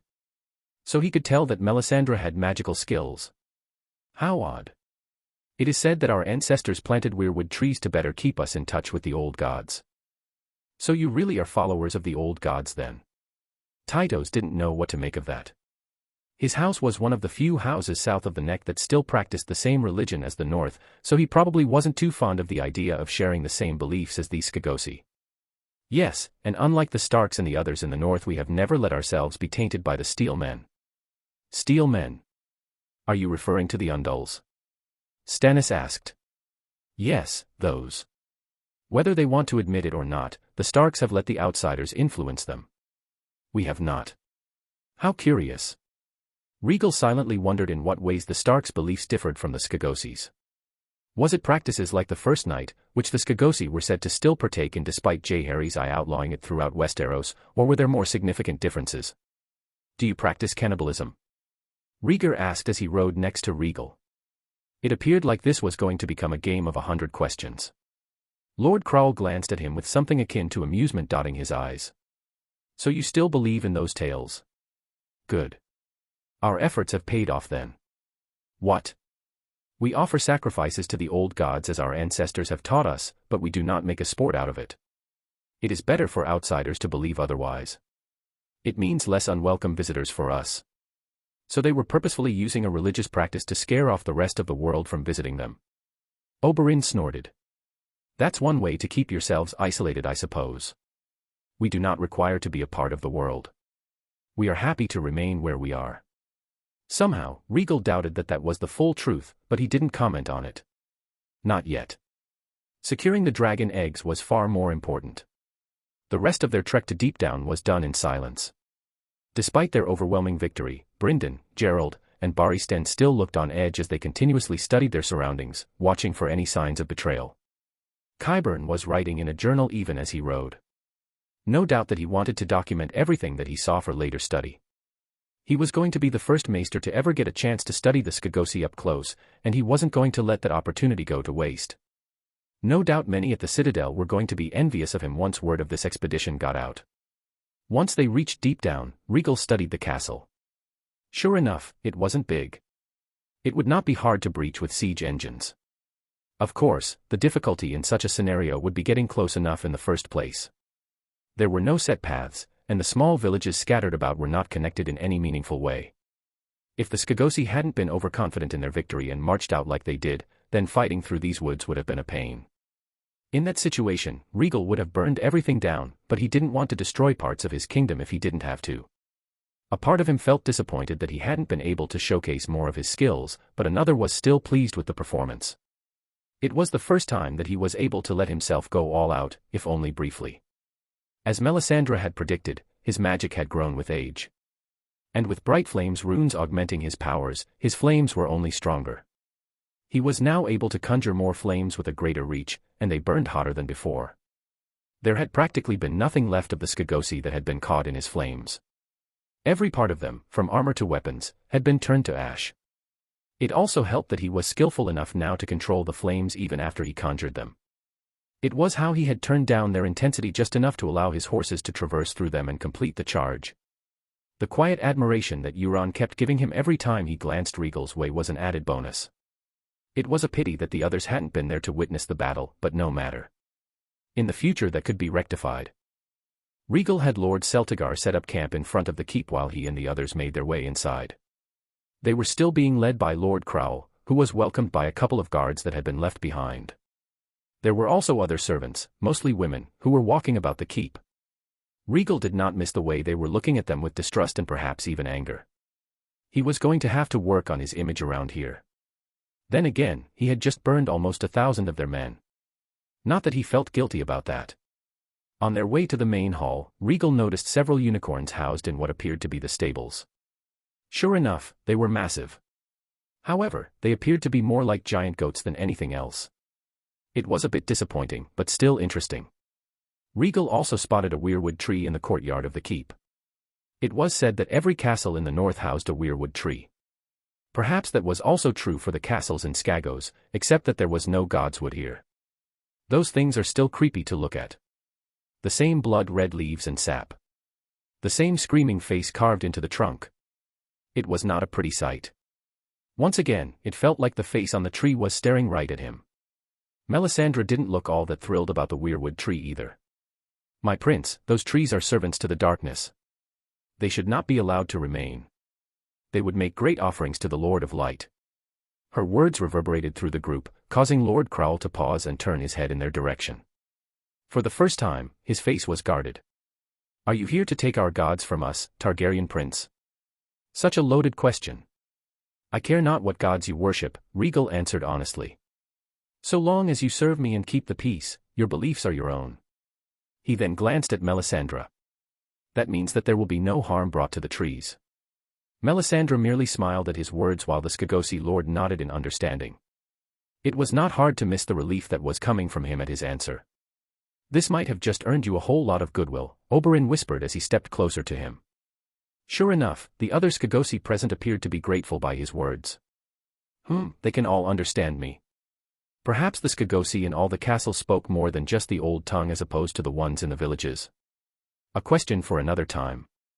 Lord Crowell led them into the main hall of the keep. Inside there was a long table waiting for them. Some servants were scurrying about, placing drinks and food on the table for them. It was all meat. No doubt the 2 men that Lord Crowell had sent ahead had also told the servants to prepare for their arrival.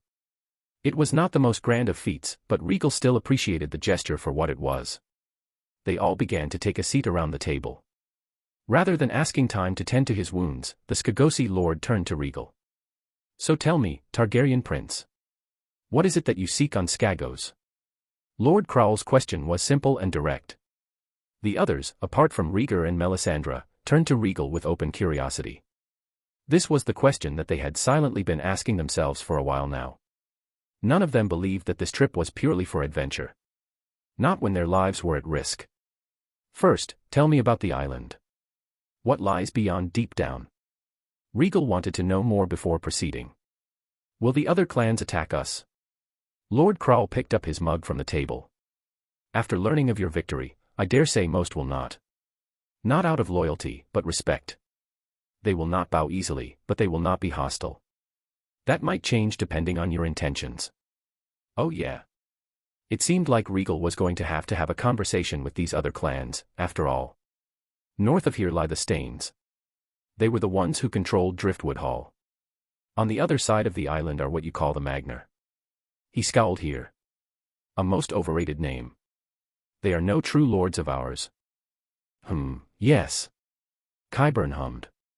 In the old tongue, Magnar means lord, does it not? Indeed. There have been brief periods where the clans, or houses, have been united by one of their kin in the past, but that means little to us. The deeds of the dead have no bearing on the living. What a way of thinking. If the lords of Westeros held similar beliefs, then there would be no end to war. The Iron Throne would collapse in itself. The new lord continued, "There are rich valleys the deeper you go into the island. It's where we get our food, our animals. Some smaller clans live there, and they're all controlled and divided among the 3 most powerful clans. There are caves and underground tunnels everywhere too, and the wildest among us have settled there." Caves. Tunnels. Rhaegal leaned in with interest. "So this mountain. Is there a volcano on the island?" "Volcano?" Lord Crowell took a sip from his mug. "Yes. On the mountain. Are there fires there?" "Once, perhaps. The fires no longer burn, not like yours.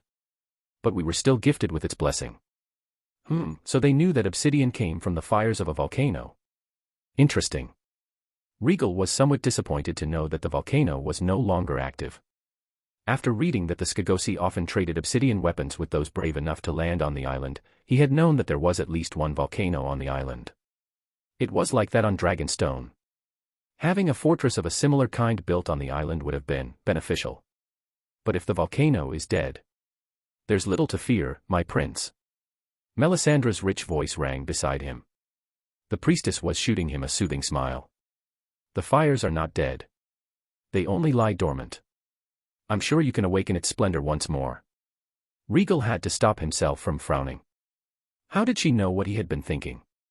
This was something that he had not shared with anyone, not even Rhaegar. She couldn't read his mind. Was he just easy to read? How embarrassing. More importantly, if there's a way to revive the fires.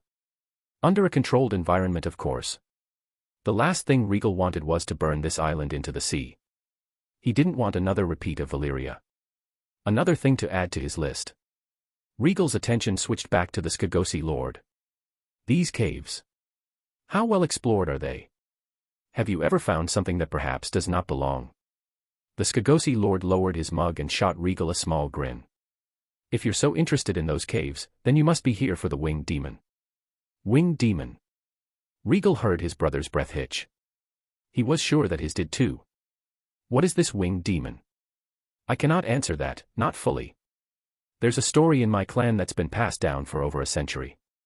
The story goes that a winged demon came to settle on the island. No one knows where it came from. It settled in one of the caves deep underground. It never attacked any of us, but clans across the island came to know of its existence. They served it offerings for many years, until one day it disappeared again.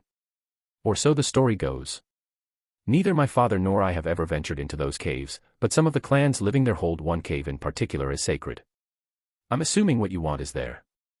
This Skagosi was more clever than Rhaegal had originally assumed. Even without saying much, he had correctly assumed what Rhaegal wanted to know. Was it because of the Targaryen sigil displayed on his armor? Did the wings on the three-headed dragon remind him of the wings of this demon? A demon that was no doubt a dragon. A dragon that had come to Skagos over a century ago. Of all the unaccounted and wild dragons that remained after the dance, there could only be one that this story was referring to. Sheepstealer was last seen in the Vale with its rider. That only left the infamous cannibal as the true identity of this winged demon.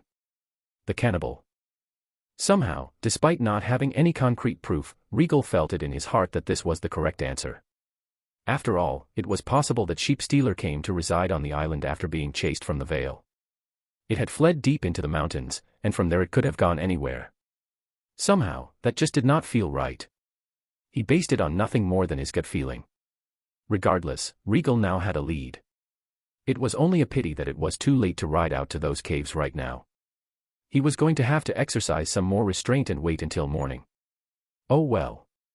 He had waited years for this moment. What was a few more hours? Stannis stood inside Lord Celtigar's tent as nighttime fell over Skagos. Unlike the others who were resting inside deep down for the night, Stannis had been tasked with overseeing the security of their supply lines for the duration of their stay. Well, the Crown Prince said that he was entrusting him with this, but with both Lord Celtigar and Ser Brynden hovering over him inside the tent it felt more like a test. No doubt if he made any mistakes the two men would step in and correct him. This did not mean that Stannis was going to let himself be careless with this task. Sure, they had subjugated Housecrowl, but this did not mean that the island was pacified.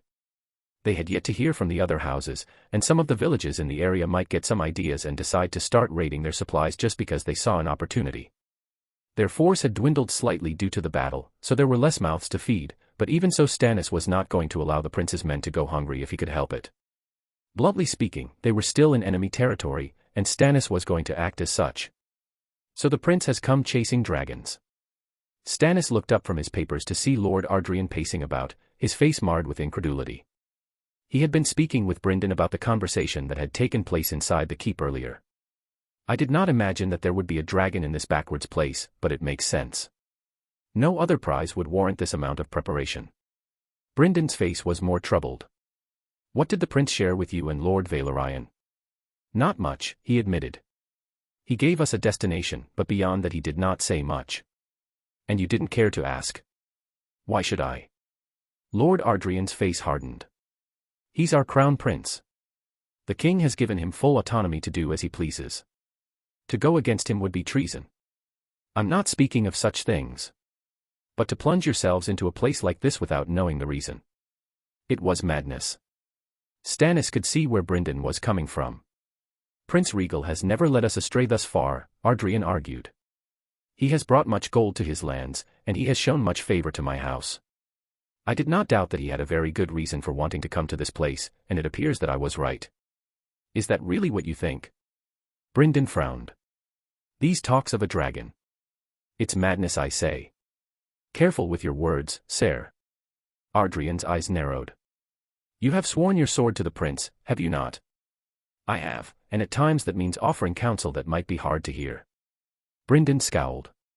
Trying to seek out dragons has never ended well. Lest we forget what happened at Summerhall.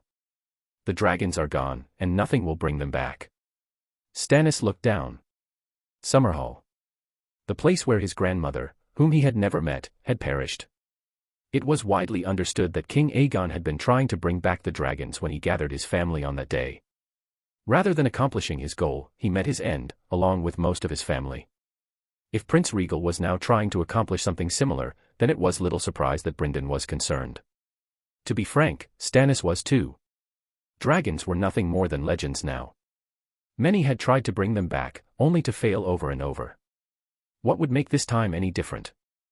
"You were there on the battlefield with me, sire," Lord Ardrian said. "Did you not see the power that our prince wields? Do you believe that you were dreaming when you saw him burn down hundreds of the enemy when he led the charge? Do you deny what is in front of you? The prince is not a normal man." Stannis noticed how Brynden's face changed, looking as if he had swallowed something bitter. "I know what I saw," he said softly. "By the gods, I know it. I thought his ability was absurd before today, but seeing it again, and to such a degree, I still can hardly believe it. And I was there." Due to the ongoing events, none of them had had the time to just sit and process what Prince Rhaegal had been able to accomplish. Stannis had not seen it himself, but they had marched through the aftermath of the battle. The very earth itself had been left scorched, a reminder of the massacre had taken place there. "Then you must understand."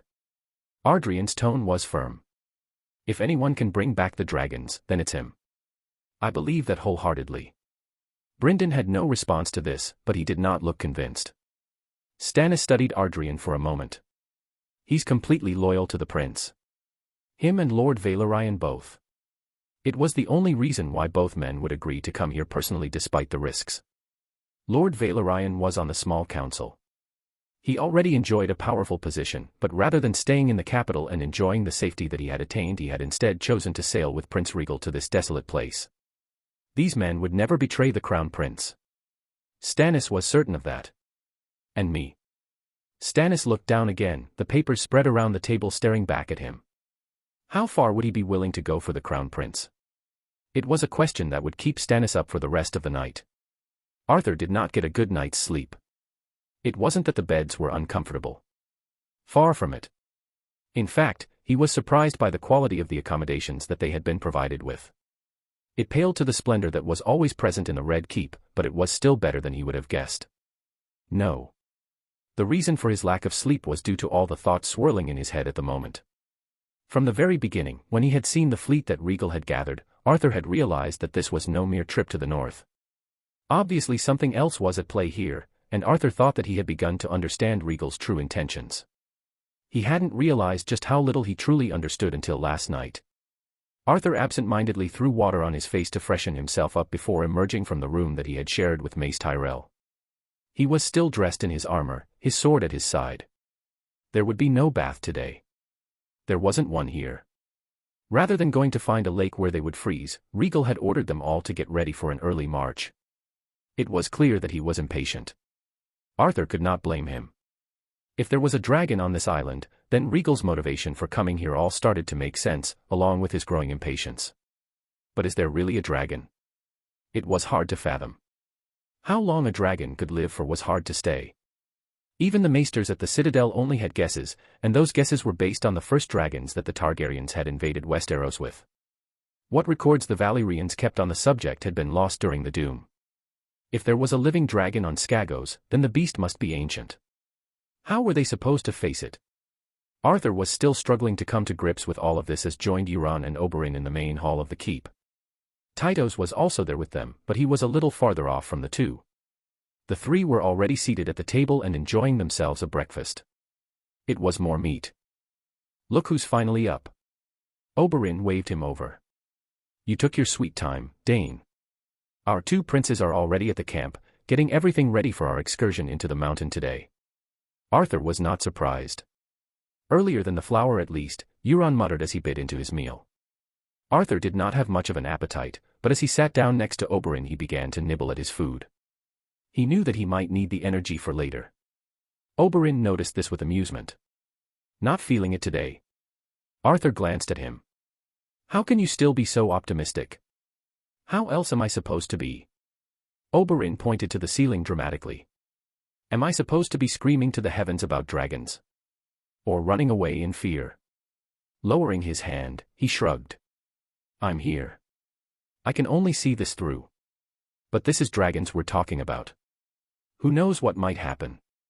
Euron grinned. That's what makes it fun. Arthur sighed. Of course you two would be enjoying this. Why had he bothered to talk to them? These were the same two people who had gladly jumped into the battle yesterday. They were either too mad or too dense to see the problems that could arise from this expedition. There are no gains without risks, Euron said. And dragons are a very big gain. Even if the risk is our lives. Arthur countered. Is that what's bothering you? Oberyn threw his arms around him. You should have more faith in your friends. Arthur shook him off while glaring at him. I do. It's why I'm here. But that doesn't mean that I want to see them get killed. Prince Rhaegal brought those pyromancers from the guild, did he not? What if the same thing that happened at Summerhall happens here? Arthur could not stomach the thought. A part of him felt dejected that Rhaegal and Rhaegar hadn't told him about their plans, but most of him was just worried for them. He didn't want to see his friends become consumed with the promise of dragons. Would he stop them? Of course not. He couldn't. He would follow them, but the worry was still there. After seeing what he can do, you start to fear the flames a little less, Euron said with a shrug as he belched. As long as he's on your side, the flames will also be. That's what I think. Very reassuring. I think you have this all wrong, Arthur. Oberyn winked. Why would our mighty prince use wildfire when he has flames of his own? Flames that are more powerful and that he can fully control. Arthur hadn't thought about that. Besides, Rhaegal isn't crazy. He might have named his sword after his lunatic ancestor, but he doesn't strike me as the type to drink wildfire to prove a point. If he's come here seeking dragons, then he must believe that he can accomplish it. The rest of us are just witnesses to the event. It's why he gathered us together in the first place. Euron looked amused. Figured that out, did you? Oberyn smirked. I've been trying to understand why he would bring all of us together in the first place. After yesterday, it all makes sense. A very calculated risk, Tytos muttered from his seat. Oberyn raised his mug in Tytos' direction. That it is. Failure can invite ridicule. But if he succeeds, he will have witnesses to the start of a new era. The return of the dragons. Who wouldn't want to celebrate such an event? And most of us are from some of the most powerful houses in the kingdoms. What better witnesses could he hope for? Arthur digested this. Rhaegal had said that it was to foster friendships with the other houses in the realm, to help combat the isolation that House Targaryen was facing. But perhaps this was another reason for it too. It would make perfect sense. I can tell you that there will be plenty who will not be celebrating if he succeeds, Euron said with a growing grin. Oberyn laughed at this. Oh, Greyjoy. Ever since you started becoming more talkative, I've enjoyed your presence more and more. He paused for a moment before saying, but you're right. The crown has struggled to maintain its grip over the realm. If the dragons return. He didn't need to finish. Some might thank us if we try to stop this. Euron said it so nonchalantly that it took Arthur a few seconds to understand the implications. He glared at Euron. Don't even think about it. He was ready to cut him down at the smallest sign of treachery. Euron just laughed at the threat. You should relax, Dane. You have nothing to fear from me. You see, I've started to become quite interested in the Crown Prince. With his abilities, there's no telling what I might be able to discover next. Becoming a god might not be impossible, after all. He uttered the last part softly, but they all heard it. Oberyn chuckled. Aiming high, aren't we? But not improbable. You said it yourself. It's the dawn of a new era. Euron gulped down the rest of his drink before slamming his mug down on the table. I for one welcome it with open arms. Here, here. Oberyn cheered. Tytos said nothing, merely returning to his meal in silence.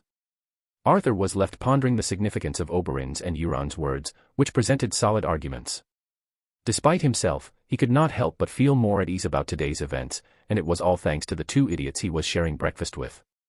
Life was full of surprises. Rhaegal had to restrain himself from cursing Mace for his tardiness. It was already late in the morning when the Tyrell was finally ready to march with them toward the caves. It took Melisandre whispering reassurances to him to cool his mood. It was not his fault. He had been feeling the call of the dragon eggs all throughout the night, beckoning him like a seductress. As powerful as he was, Rhaegal acknowledged that he was not almighty. Rushing ahead by himself would only invite problems, and the last thing he needed was for an opportunistic Scagosi to take him down by sheer luck in the dark. So he waited, and now he had been delayed yet again. Just perfect. Rhaegal barely acknowledged Mace's words of apologizes as they set off. Rhaegal left around 50 men in the camp outside deep down in order to keep a presence in their rear. Just in case. During the night, riders on unicorns had arrived from the two other houses, the Magners and the Staines, acknowledging Rhaegal's presence on the island but not submitting to him either. They reported that they were going to meet with him in Deep Down in order to discuss terms. A more amicable reception than Rhaegal had expected, to be honest, especially after yesterday. Winning such a decisive victory had given the other houses enough reason to treat with him rather than openly defy him. They were also acknowledging Lord Crowell's ascent as the new master of his house. Typically there would be other contenders that could challenge his claim. These contenders came from members of the family, as other clans were too weak to try and wrestle control for themselves. However, after yesterday's battle, only Lord Crowell and his younger brother, an infant, remained as members of his household. All others had perished, either from his flames or from the cavalry charge. Rhaegal had nearly wiped out one of the biggest houses on the island in a single battle. If he had, a power vacuum would have opened up on Skagos, and he would have had to sort out that mess before continuing with his mission, lest this side of the island fall into full anarchy. Thankfully that never came to pass. Now, Lord Crowell was leading them deeper into the woods and to the valleys beyond. Thanks to Qyburn's expertise, the man's life was not in immediate danger. His body was still covered in burns, but those would heal over time. Not completely. He would forever be scarred, but apparently the men considered that an honor. A reminder of the battle that he had survived. Rhaegar rode beside him in silence, his face full of focus. The others all rode in silence as well. Melisandre was also silent as she continued to study their surroundings. Rhaegal was sure that he could have admired the beauty of the island if it were any other occasion. But right now, his thoughts were plagued with getting to those dragon eggs. They passed through several more villages before they emerged from the woods and into the valleys. The mountain loomed over them like a silent guardian. "This place is beautiful," Mace said softly. Rhaegal silently agreed. For the most part, these valleys were completely devoid of human touch. There were no cities, no waste, nothing to ruin the air and water. However, that beauty started to fade when Rhaegal noticed all the weirwood trees as they traversed through the valleys. "There are so many of them," Tytos muttered, his eyes scanning the trees. "I thought only the Isle of Faces had these many weirwood trees left," Stannis said, shocked by the overabundance of the trees. "The Undulls never made it here," Oberyn said simply. "They never had a chance to chop down these trees." Rhaegal began to understand why the Scagosi prided themselves as being more authentic in their beliefs to the old gods. Northwest other place in the north was like this, he was sure. Melisandre looked angered for a moment. Distasteful. She probably wanted to burn down these trees. Rhaegal said nothing to her comment. Lord Crowell continued to lead them in silence. There was no set path, but he cut through the valley toward the base of the mountain as if there was one. Once there, they were met with more Scagosi who were looking at them with a mixture of curiosity and fear. The Scagosi lord began to shout in the old tongue, so Rhaegal did not know what he was saying. It must have been orders of some kind, because the gathered Scagosi began to step back and opened a path to them toward a cave opening. The mouth of the cave was wide, and it was situated right beneath the mountain. "I'm pretty sure that no dragon can fit through there," Oberyn joked as they began to dismount from their horses. Rhaegar went back and gave Lord Celtigar orders to set up another temporary camp nearby while Rhaegal inspected the cave entrance. He did not need to have any doubts as he felt the burning sensation even more strongly now. This was the place. Melisandre looked more at peace now as she approached the cave entrance. Yes. This feels more comfortable. The flames are strong here. For once, Rhaegal could understand what she was talking about. Lord Crowell grunted as he jumped down from his unicorn. "This is the sacred cave, Targaryen prince. Some of the tribes feel uneasy about letting you in. They think that you might anger the winged demon. Could they attack us?" Barristan asked, his eyes ever vigilant. "No. A battle so close to his resting place is a bad omen." The Scagosi lord gestured to the valleys around them. "We often quarrel over these lands, but never near here. This valley is a sacred area, open to all. That would work in their favor. As thanks for your cooperation, you can join me inside," Rhaegal said as he started to walk into the cave with Melisandre at his side. Rhaegar soon joined them in haste while Arthur did the same. As did the King's Guard, as despite their anxiety they still had a duty to uphold. The same was true for Brynden, who was gripping the hilt of his sword tightly as he stepped toward the entrance.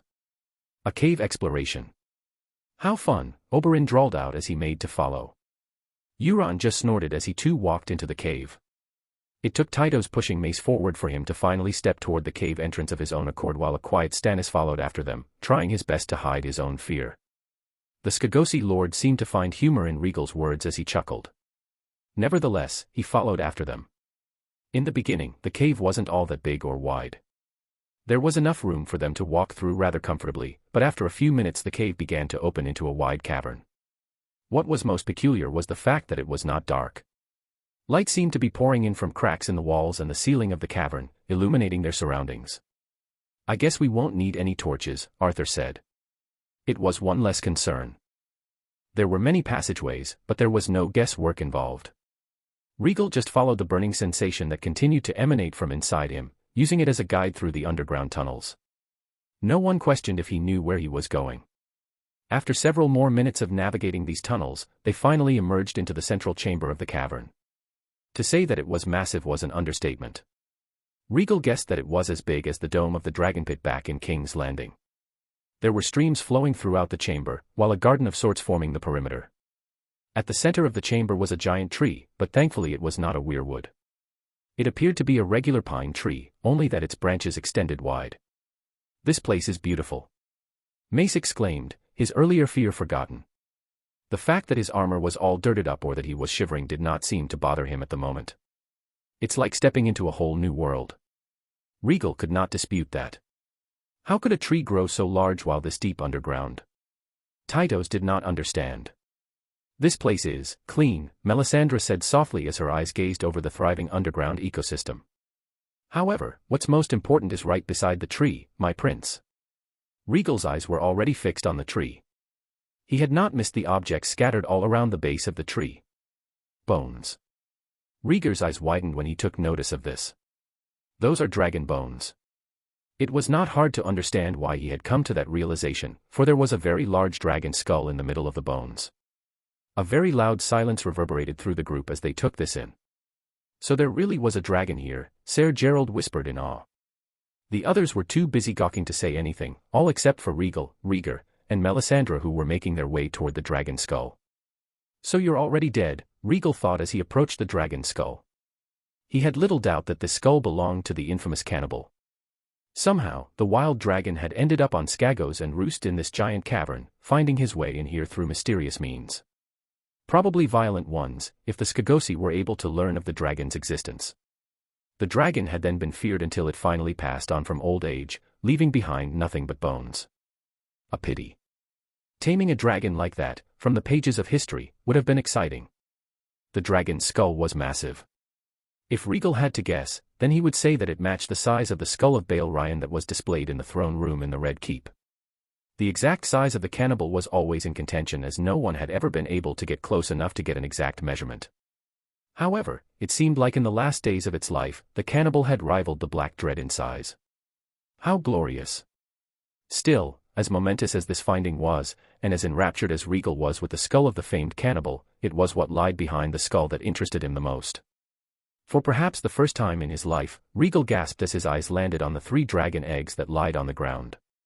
The one on the left seemed to glow white as snow with red veins running through it like rivers of lava. The one on the right was a clear blue like the sky. Finally, the one in the middle was black as midnight, with green veins that resembled wildfire. "Congratulations, my prince," Melisandre said with a growing smile as the others began to approach the skull as well. "You have found your destiny. Hatching a dragon egg. How was it done?" There was no exact answer for it. At least, none that could be found. The presumed answer was heat, but if that were the case then the dragon eggs at Summerhall should have hatched. And yet, they did not. No dragon emerged from the tragedy, only Rhaegal and Rhaegar. There was even less of an answer when it came to petrified eggs. Many assumed that those eggs were no longer useful. They were duds, meant to be thrown away. However, Melisandre argued otherwise. Even a stone egg still had value, for it possessed powerful magical power stored within. With the right ingredients, it too could be reborn, hatching a dragon for the world to fear. Rhaegal had feared that the dragon eggs that he would find were stone eggs. It seemed like the world had not given into his fears, for the 3 dragon eggs felt warm to the touch. Even Rhaegal could feel their heat, much to his excitement. "They're alive," he said, his face flushed with eagerness.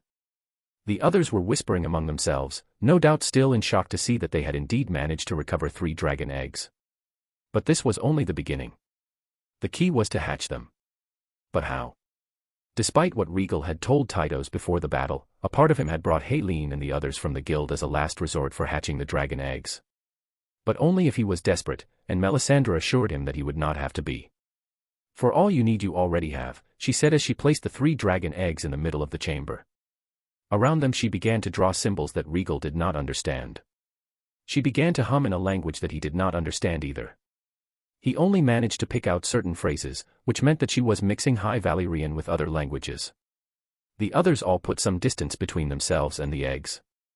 Their faces were a mixture of excitement, curiosity, and fear depending on the person.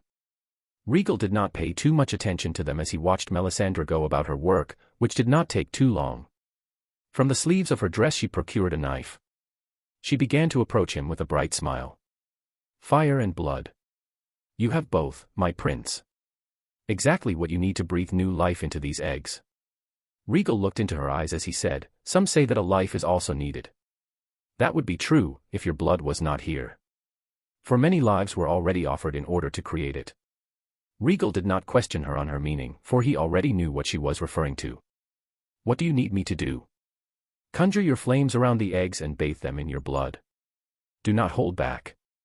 Rhaegal did not fight her as she guided him toward the 3 dragon eggs and made him kneel before them. The strange symbols that she had drawn were around them, and on closer inspection Rhaegal realized that some of them were Valyrian glyphs. How curious. Her magic seemed to be combining many different arts. Well, so long as they worked, then Rhaegal could not care less about their origins. Rhaegal did not flinch as Melisandre cut one of his fingers with her knife. She guided the cut finger over each of the eggs as he began to channel his flames around them. His blood trickled down on the dragon eggs just as the symbols around them began to glow, but he did not let that distract him as he channeled more and more fire to surround the eggs.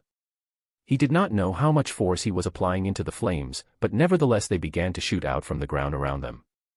Rather than just surrounding the eggs, the flames were now surrounding him and Melisandre as well, swirling into a powerful vortex that blinded them to the outside world. "Brother." For a moment, Rhaegal thought that he heard Rhaegar's voice, but it was drowned out by the sound of Melisandre's chanting as well as the sound of the flames swirling around him. The flames did not harm him, but he did not miss how parts of Melisandre's skin were charred from the intensity of them. Even so, Melisandre did not recoil in pain. She did not waver. She continued to chant as she guided more and more of his blood to the eggs while Rhaegal continued to channel more of his flames into them. It was during these moments that Rhaegal felt like he was cut off from the world outside of the flames. Like nothing else existed except for this singular moment. Like time itself stopped just to observe this one singular moment. The flames continued to grow brighter and more powerful. Rhaegal was certain that parts of his armor were beginning to turn to ash from the intensity of the flames around them. Bright flame held, its runes glowing alongside the symbols that Melisandre had drawn as well as her necklace. The flames were so bright that Rhaegal was forced to shut his eyes as he was no longer able to see. When he did, everything silenced, and it all went dark. "Would you look at this? The first time I'm able to emerge like this, and it's thanks to a Targaryen. How the gods must enjoy laughing at me." When Rhaegal reopened his eyes, he was standing in a dark space. Perhaps it was more accurate to say that he was standing in a space that was nothing but dark flames. For the space around him was distorted, similar to how his flames would distort when they surrounded bright flame. In other words, he was no longer inside the cavern with the others. Where was this? Rhaegal could not even begin to guess. What he noticed next was the pair of glowing eyes standing before him. They shone a most beautiful purple, but when he took a second look Rhaegal realized that it wasn't just a pair of eyes. They belonged to a figure. It was hard to describe, for Rhaegal could not make out any characteristics. Just the eyes, but there was undoubtedly a figure standing before him. "You watched the rest of us burn and secured yourselves," the voice continued as it paced around him. "And now, you come to steal our dragons. How bold of you." "What?" Rhaegal finally found his voice. "I don't understand." "Of course you don't. None of you understand. But I guess I should have expected this when the eggs began to call to you and your family. Surrendering to you is better than remaining here in obscurity. What was this voice saying? Rhaegal did not understand. What was more aggravating was the fact that he couldn't tell if it was male or female. Just like this world, the voice was distorted. It was not pleasant on the ears. You should start making sense. The voice stopped in front of him again. The dragons know, but their riders did not comprehend. Will you repeat the same mistake? The same mistake? Ah, but it's different now. There is no prophecy. Not anymore. Your very existence has seen to that. I'm sure there are many out there who are not very happy with you right now. What is there to do? It's not like you asked to be born, correct? Rhaegal growled. If this is a joke to you, forgive me. I have been stuck inside this space for thousands of years. I no longer know how to hold a proper conversation. I do not think that I was meant to have a conversation like this in the first place. The voice hummed, its tune contemplative. Amazing. Your blood, no, your soul. It echoes the dragons. The circumstances around your birth are very astonishing. I do not believe that there will ever be another like you. Unless, of course, it was by design. The dragon eggs are alive, yes. They communicate through space and time. They have been communicating with your family for a while now. You could call it a system of sorts. Dragons of the same lineage were able to do the same with their riders, but of course, none of our dragons ever communicated the most important truth to us. About our demise. Rhaegal's eyes widened as he began to understand what this voice was. You're a Valyrian. I suppose my eyes gave me away. But yes. I am. From a time that is now long forgotten. Thanks to my sacrifice, my descendants would become one of the 40. It's what I gave my life for, so that the dragons would forever stay bound to my family. A ritual that you have now undone with the help of your rock-worshipping witch. Rhaegal was more than a little dumbfounded. You're not a Targaryen. No. My name no longer matters. I gave it up the day that I completed the ritual. I was to be bound to this dragon lineage, so only my descendants could bond with our dragons. What does that mean? I forget, you no longer know of your origins. Our origins. Why do you think that we married brother to sister, even in the days of Valyria? Just to maintain our ability to bond with dragons. Don't be absurd. There were 40 houses capable of bonding with dragons. There was no need for it. No, it was to ensure that our dragons did not fall to anyone else's hands. Not through written law, but through the law of blood. For dragons care not for parchments of paper. Rhaegal had never thought about it. Through blood magic, dragons of certain lineages were bonded to specific families, so that only those who shared that blood could ride them. If that blood spread, then the monopoly on those lineages disappeared. And you were sacrificed for it, Rhaegal realized. Magic rarely comes without a sacrifice. Blood magic most of all. The voice did not sound bothered about having been made a blood sacrifice. You should realize this. It was through the sacrifice of your family that your abilities were birthed. Not by choice. Rhaegal scowled. If even this voice was saying that Summerhall was the cause for his strange birth, then it must be true. But to be blamed for it, Rhaegal would never accept that. That is true, I suppose. You did not ask for this. I wonder if that too was by design. Are you saying someone planned this? I do not know. I know many things, but not everything. I have gone through your memories, but even those are not perfect. But does it matter? Would that change what you plan on doing? It did not. Fret not, for as heinous as you are for stealing my family's dragons, I'm sure you are capable of doing some good in this world. While the future has now been turned on its head, someone must fight what is coming. And now, there is no better candidate than you. So. You know about Aegon's dream. Balerian's dream, the distorted voice corrected him.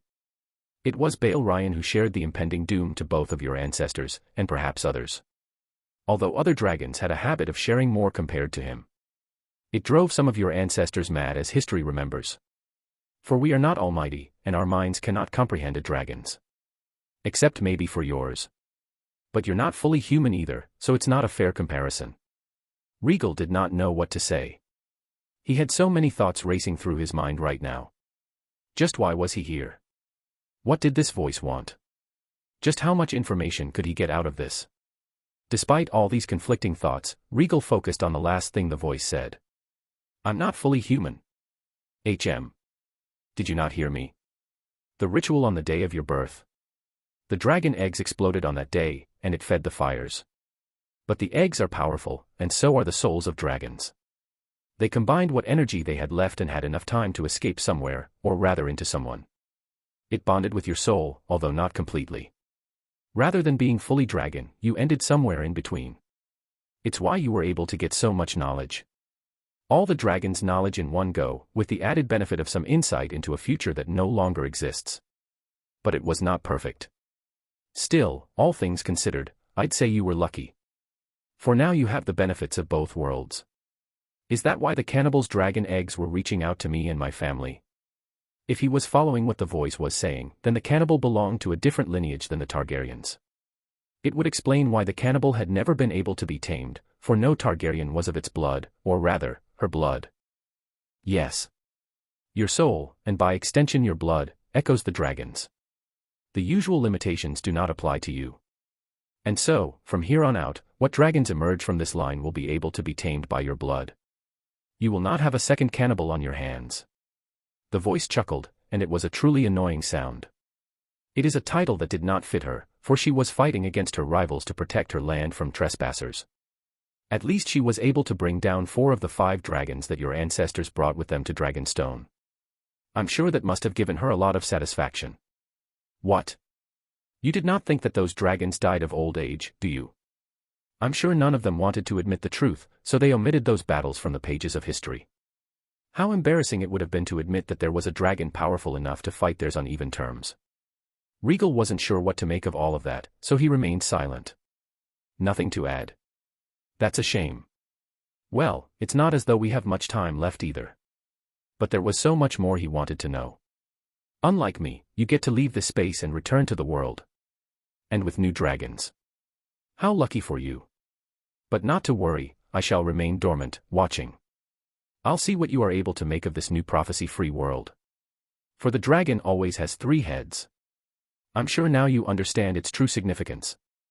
There might have been more that was said, but Rhaegal was unable to make anything else out as light began to return to the world around him. It was a meeting that would stick with Rhaegal for the rest of his life. Rhaegar was afraid. When the flames began to consume his brother, his fear grew. He did not care for the Red Priestess, but he did not want to see his brother die today. He would rather trade places with him first before letting that happen. Unfortunately, there was little that he could do as he watched the fires continue to rage before him. Unlike Rhaegal, Rhaegar was not accepted by the flames. He would be consumed in them if he dared to get too close. So why are they harming Rhaegal as well? That's what it looked like to Rhaegar anyway. The flames were burning so hot that they were melting the cave around them. If not for those strange symbols on the ground, Rhaegar was certain that this whole cavern would have caught fire by now. The others were frozen where they stood, unable to do anything as they stared at the raging inferno in front of them. Rhaegar hated being this useless. Fortunately, it was not a situation that lasted for too much longer as the flames finally began to die down. The symbols on the ground faded as the last of the fires vanished. In the middle of where the flames had once burned was a panting Melisandre with parts of her skins burned off. She was still on her knees, her face exhausted but also looking triumphant. Rhaegar did not need to question why that was, for kneeling next to her was Rhaegal. His armor had been reduced to ash, as had the straps for bright flame. But the sword remained, resting on the ground in pristine condition. But that wasn't what caught Rhaegar's attention. For once, a Valyrian steel sword was not the main focus, for perched on Rhaegal's shoulders and his head were 3 baby dragons, chirping and cooing. Rhaegar could hardly believe his eyes. He did it. Rhaegal had actually done it. He had just brought dragons back into the world. So the dragons awaken once more, a soft voice rang. Rhaegal was starting to become annoyed with dark spaces. This was only the second time that he was finding himself in one, but he was over it already. This dark space resembled the one from before, only now it was more clear. Yes, a clearer darkness. Rhaegal did not understand it either. He was floating this time rather than standing, but he was too tired to move. He allowed himself to drift through the empty space. There is enough time. Just observe. Rhaegal did not know who was speaking, but he had no time to question the voice as the dark space was suddenly filled with a barrage of images.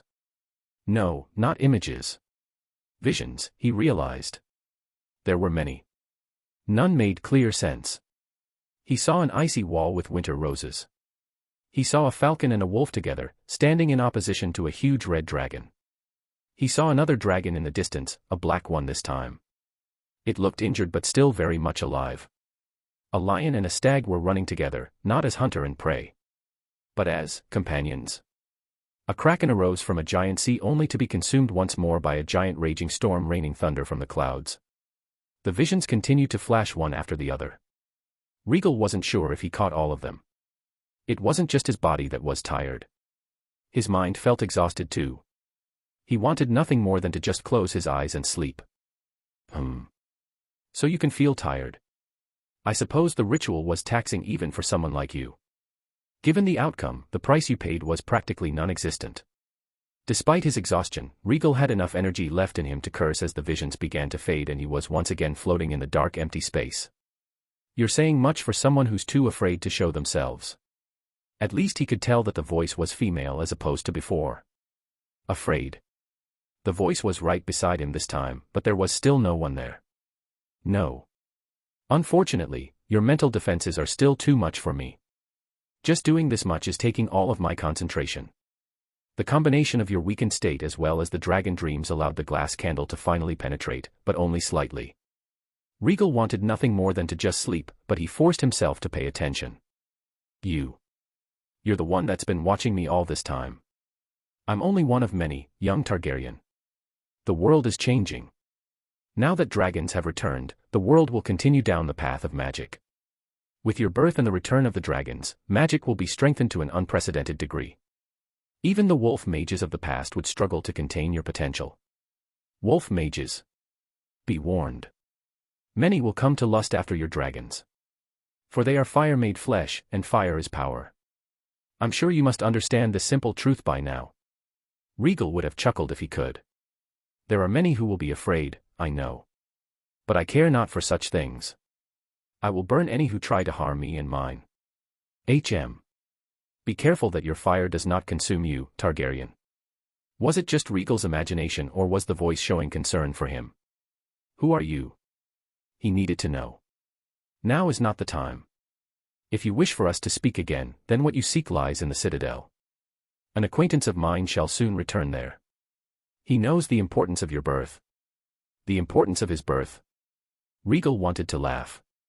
Are you another who believes in prophecies? The voice did not answer this time. Maybe it was because he was too tired, but Rhaegal still felt the need to call her out. There are no more prophecies in this world. Not after I came into existence. So whatever you think you're doing here means nothing. There are no more songs. It was petty to feel this vindicated over something so meaningless, but Rhaegal did not care. It felt good to say it. I know. The two words caused Rhaegal's mood to sour again. He frowned. You know. The Red Priestess you keep in your company, along with her order, will tell you otherwise. They will fill your head with tales of grandeur and prophecy, but even their flames can no longer glimpse into the future, for the future that they have been striving toward no longer exists. They knew that much. Rhaegal had just discovered this truth. This voice, this person, just who were they? However, it continued, just because the old songs have been erased does not mean that a new one cannot be written. For we still face the same enemy, and it does not care for prophecies or heroes. The darkness, is it? That is one way to describe it. So that's what you want from me. I will try to show you the way. Such a direct non-answer. I will not be your puppet. There was no answer again. And there wouldn't be, as Rhaegal felt his mind finally succumb to the realm of the unconscious. This one is yours, brother. Brother, are you sure? I thought, with the 3 heads of the dragon dash. I already told you. I don't care for your prophecy. Besides, this little one already made its choice clear. It's why you had those dreams. And dragons choose their riders, not the other way around. Those had been Rhaegal's words to Rhaegar before he passed out. He had given Rhaegar one of the newly hatched dragons, and Rhaegar could not contain the happiness in his heart. Just like the Targaryens of old, Rhaegar was going to be a dragon rider. Even now, as their group returned to deep down, that happiness continued to ring true as he watched the hatchling devour a large piece of roasted meat. The baby dragon was white, but its scales had red markings running on the sides. Its wings and horns were also of the same red color. The red reminded Rhaegal of blood, but it was still a sight to behold. The bright red eyes that occasionally glanced around the room were also full of mystique and allure. The others were watching the baby dragon in awe as they gathered in the main hall of the keep. Lord Celtigar had marched their forces back to the keep so as to not overextend their lines. Now that the dragons were secured, there was no reason to have their forces camped out in the middle of the island. Even with the wondrous occasion before them, the reality of the world still reared its ugly head. And the reality was that they were still in potential hostile territory.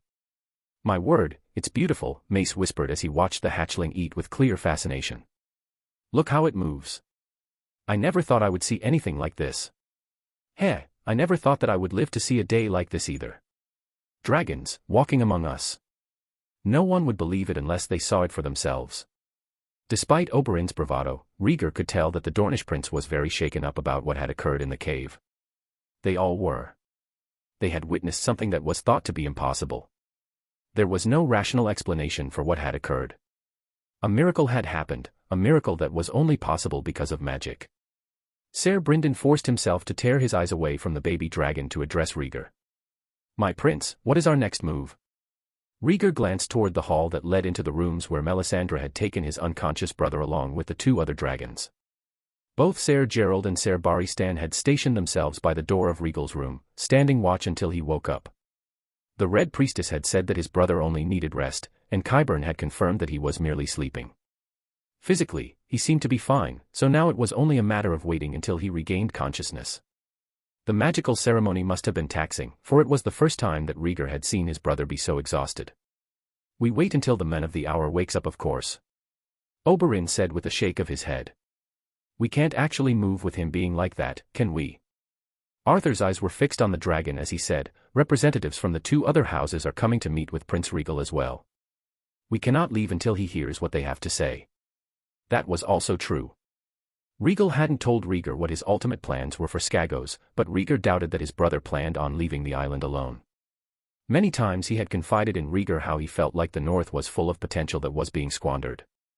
Unfortunately, the Targaryens of the past had been more than happy to just ignore the North as long as it remained loyal. Perhaps that had been a mistake. Whatever the case, Rhaegal would follow his brother's lead. He had little reason to doubt him, and he wasn't going to start now. "All we can do for now is wait. Then we can ask our questions," Oberyn said drily as he leaned back in his seat, trying to remain aloof. Rhaegal did not miss the way he kept glancing at the baby dragon, however. "I'm going to get some fresh air." Tytos announced his exit as he walked out from the main hall. Rhaegal watched him go in silence. It was hard for him to know what his distant cousin was thinking. Ever since they had come back, Tytos had been the most quiet out of the group, looking unsettled most of the time. "I doubt he'd tell me anything. They were not that close." "My prince." Mace's voice caught Rhaegal's attention. The Lord of the Reach was looking at the baby dragon with open admiration. "Have you chosen a name for it yet?" "A name? Now that he thought about it, Rhaegal had in fact not chosen a name yet. In all of the excitement of having his own dragon, Rhaegal had completely forgotten one of the most basic things: naming it. Looking down, Rhaegal studied the dragon for a few moments. The hatchling for its part continued to chew on its meal, making purring-like sounds at times. To think that this little being would grow into a ferocious beast. It was hard to imagine. Still, a name. What would be most fitting for his dragon? Whitefire sounded too obvious, and Rhaegal did not think that it was appropriate. There were many names that came to his mind, but one immediately stuck out to him. Aegirax. The baby dragon paused mid-bite as it looked up at him. Rhaegal stared back without shying away. Despite being so small, there was a great amount of intelligence behind those eyes. The fact that it had picked up on its new name like that. Fascinating. The only thing to wonder now was if it was a male dragon or a female dragon. Records show that there was no way to truly know, not unless the dragon laid eggs. Time would tell. In his heart, Rhaegal considered the newly dubbed Aegirax male. Why? Just a feeling. Arthur held back a laugh. Aegirax, you say? I swear, once you have a son of your own, you'll probably end up naming him Aegon as well. Maybe. It was a good name. Shame so many had misused it over the years. The others all just accepted the name with grace while the newly named Aegarax returned to his meal. A new dragon had just been named. A dragon that signaled the start of a new era. This day would surely go down in history. Rhaegar could not imagine himself happier than he was right now. Melisandre didn't bother to hide her nudity as she embraced the sleeping Rhaegal in his room. Her robes had remained intact for the most part despite the intensity of the flames, thanks to her own protections, but she was going to need a change of clothes once she returned to her room. At least her injuries had healed. The two baby dragons were sleeping soundly between her and Rhaegal. The two had curled up against the other, behaving with a sense of familiarity that was somewhat surprising to see. She was sure that they were snoring too. One of the dragons was as black as the night, but its scales had streaks of a vivid green color. It reminded Melisandre of Wildfire if she was being honest. Its eyes were of similar color, and they were a sight to behold. Its wings were also of a dark green color, but its horns were a very sharp white. The other baby dragon was more slender in appearance, its scales a pale blue color. However, there were silver markings dotting its body as well, which just made it appear all the more delicate and graceful. Its wings were also the same pale blue color, but its curved horns were silver. From what she had been able to see, the hatchling's eyes were silver as well. 3 dragons, all laid by the infamous cannibal of legend. They had been awakened using a powerful combination of fire and blood. In her heart Melisandre knew that these 3 dragons would grow to become powerful beasts in time. It made her heart beat in excitement for reasons she could not understand but did not dwell on. Qyburn was shaking his head at her as he scribbled down in his journal. He had taken a seat by the door as he wanted to watch over the sleeping Rhaegal to make sure that no complications arose. And if something did come up, then he wanted to be close and ready to act. His loyalty was admirable. "You have little shame, I see, my lady." Melisandre's gaze drifted to him as she ran her hands over Rhaegal's short hair. She knew that the men had not looked at her nude form even once. "Do you see a problem with my actions, Qyburn?" Out of respect, Melisandre no longer addressed him as Maester. Those grey rats could disappear for all she cared. "Commenting on the prince's preferences is far above my station, my lady." Melisandre chuckled. "You misunderstand. The prince has never asked me to warm his bed. This is a first for me." "Oh." Taking advantage of his weakened state. "Some might call that dangerous." "Some might," she agreed. "And yet, here I am." Qyburn looked up from his journal. His eyes met hers. They never once wandered. "You have placed a great deal of faith in the prince. As have you. I have learned a lot. About your science. Beyond that." Qyburn looked pleased with himself. For so long, the Citadel has dismissed magic as nothing more than a dark art of the past. I see it as a gateway to better understand ourselves. When we return, they will not be able to dismiss the truth.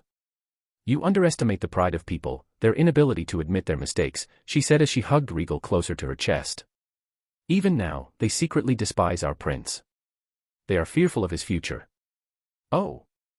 Are you referring to the spies that they have tried to smuggle into Dragonstone?" "That's just the first step of many, Qyburn. They want to monitor him, to study him. To hinder him if possible. They fear what they do not understand. And the prince has never given them a chance to get close to him." Qyburn rubbed his chin as he hummed. "I admit that my order has little interest in magic and its applications, but to say that they would hinder the prince's dash. A fact." Melisandre smiled, but it was full of mockery and scorn. "I have seen what could have happened if I were not present. They would have acted boldly and tried to ensure that our prince was alone." Qyburn's eyebrows furrowed. "What do you mean?" Prince Rhaegal was born of the union of Aerys Targaryen and Rhaella Targaryen. His twin did not inherit his abilities, but who is to say that any future child sired from Aerys and Rhaella's line wouldn't share his powers? Westeros would see a new Targaryen dynasty full of pyromancers. I'm sure that must have been their line of thinking when they formed their plans. Realization dawned on Qyburn. "You cannot mean dash. They would have tried to stop any future births, yes." She chuckled softly. "My presence deterred them, for they are rightfully skeptical of my abilities and do not want to be exposed. The king holds me in high regard for my service, and they did not want to jeopardize the secrecy of their group. You must realize that the Citadel holds more than one agenda. Qyburn was quiet as he digested this information before speaking again. Does the prince know? No.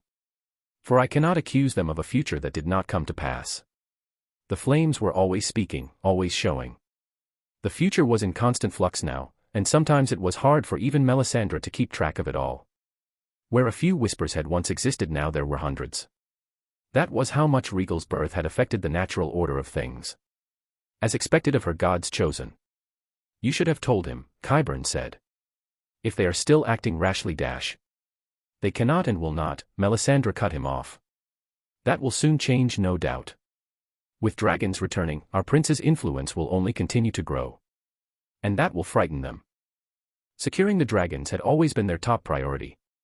If it was up to Melisandre, then she would have gladly walked into the citadel alongside her prince and burned the entire order to the ground by now.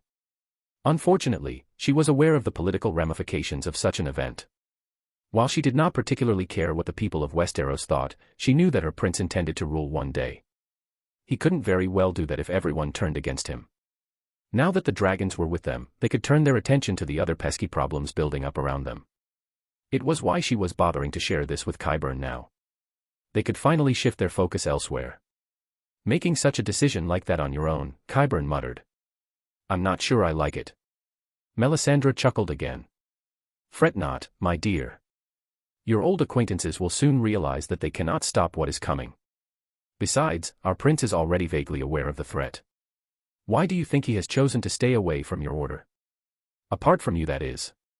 To be frank, it was not the entirety of the citadel that had been acting against magic in Westeros for thousands of years. Rather, it was a select group of members within the organization who held this agenda in privacy. Melisandre just did not care to make that distinction. In her mind, they were all worthless. For all intents and purposes, I cut ties with the citadel when I swore service to the prince, Qyburn said with a small shrug of his shoulders. And yet, they have never bothered to revoke your chains, Melisandre pointed out, amused. Yes. To save face. Melisandre almost laughed. If only the men before her realized that he would have gotten kicked out of the order one day. If not for Rhaegal, he would have become more desperate with his attempts to prove his hypotheses. Now, he was happy to be patient and wait for the opportune time to start working on those experiments, all because Rhaegal asked him to. That loyalty was the only reason Melisandre could stand to talk to the men. Well, he also had a pleasing personality, she supposed. From a certain point of view. Your expression tells me that you are making fun of me, Qyburn said.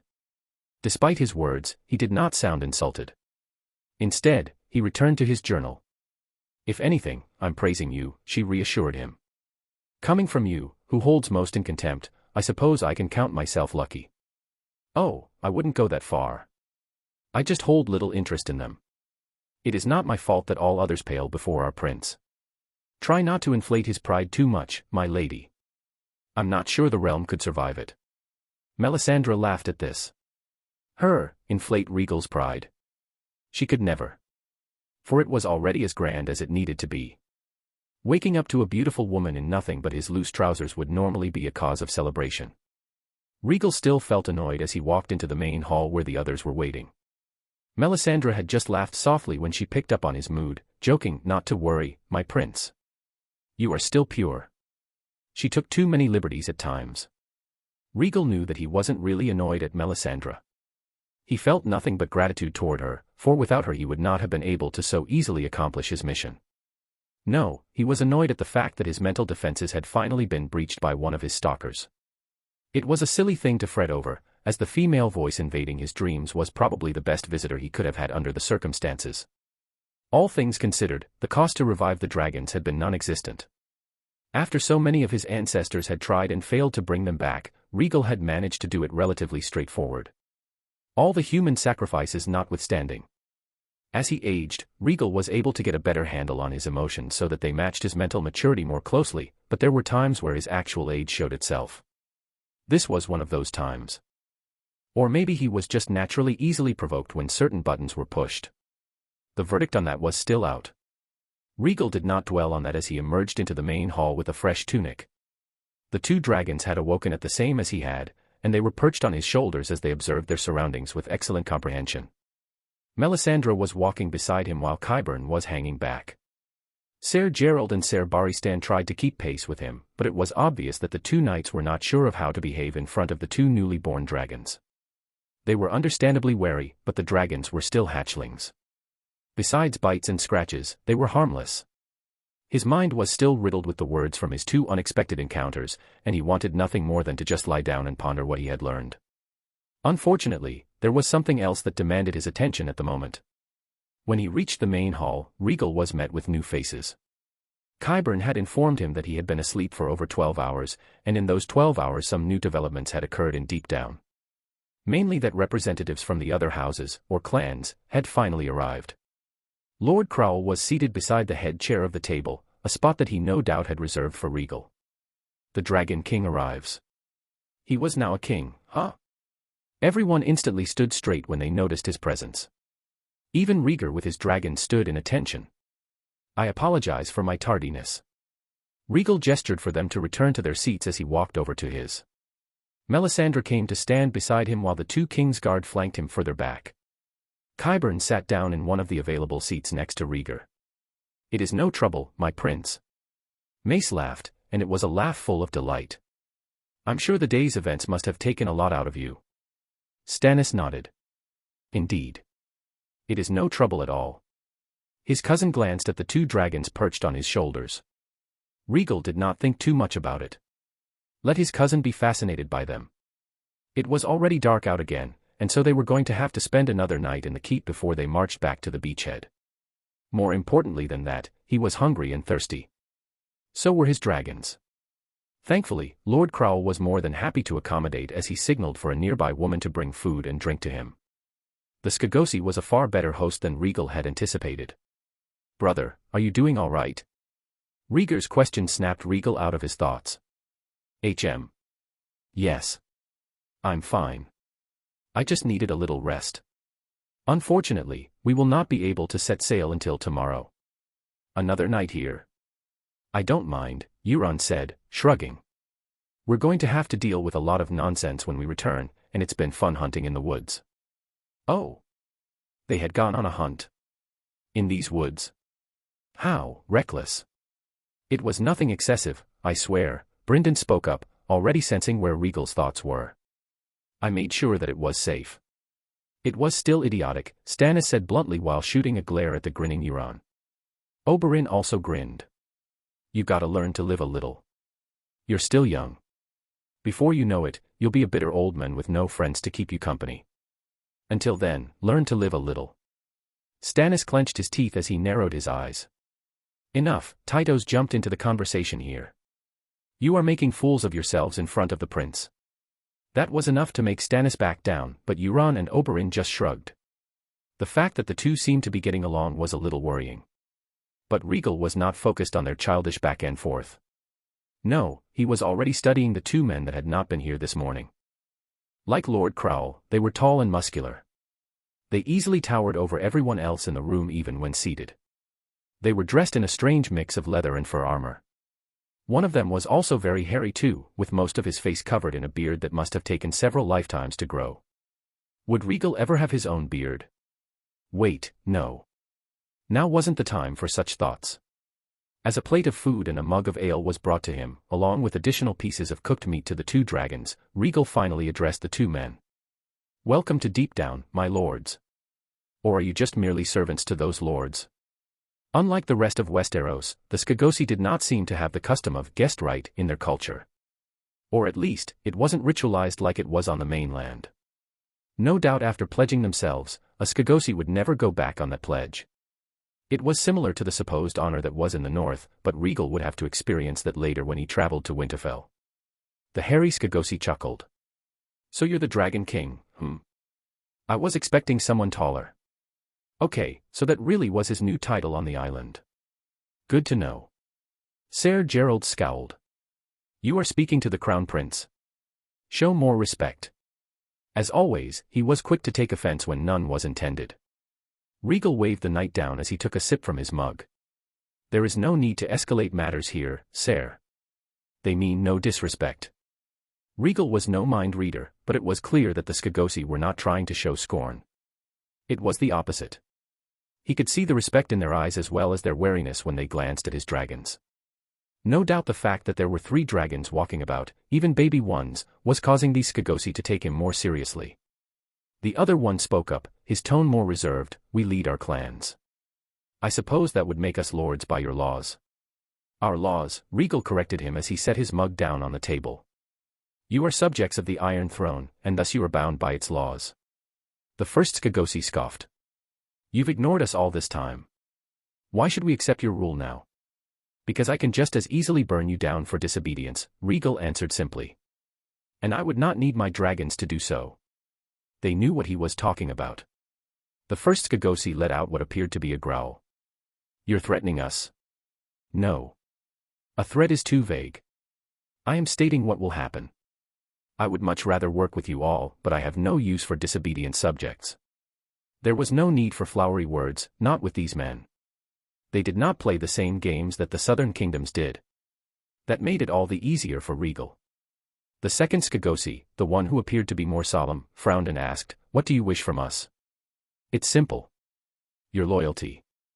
The Starks have been content to ignore you, and you have chosen to remain isolated from the rest of the world. However, I offer a future with more possibilities. You will come under direct Targaryen rule. I will establish a new hold on the island. You shall retain your positions, but you will answer to the dragon now, not the wolf. I have taken quite a liking to your island. There is potential here, and I will not be opposed to seeing you prosper so long as you keep to your vows." It was a bold move. He was unilaterally seizing territory from the Starks and transferring it to the crown. No doubt his decision would cause unrest, but Rhaegal did not care.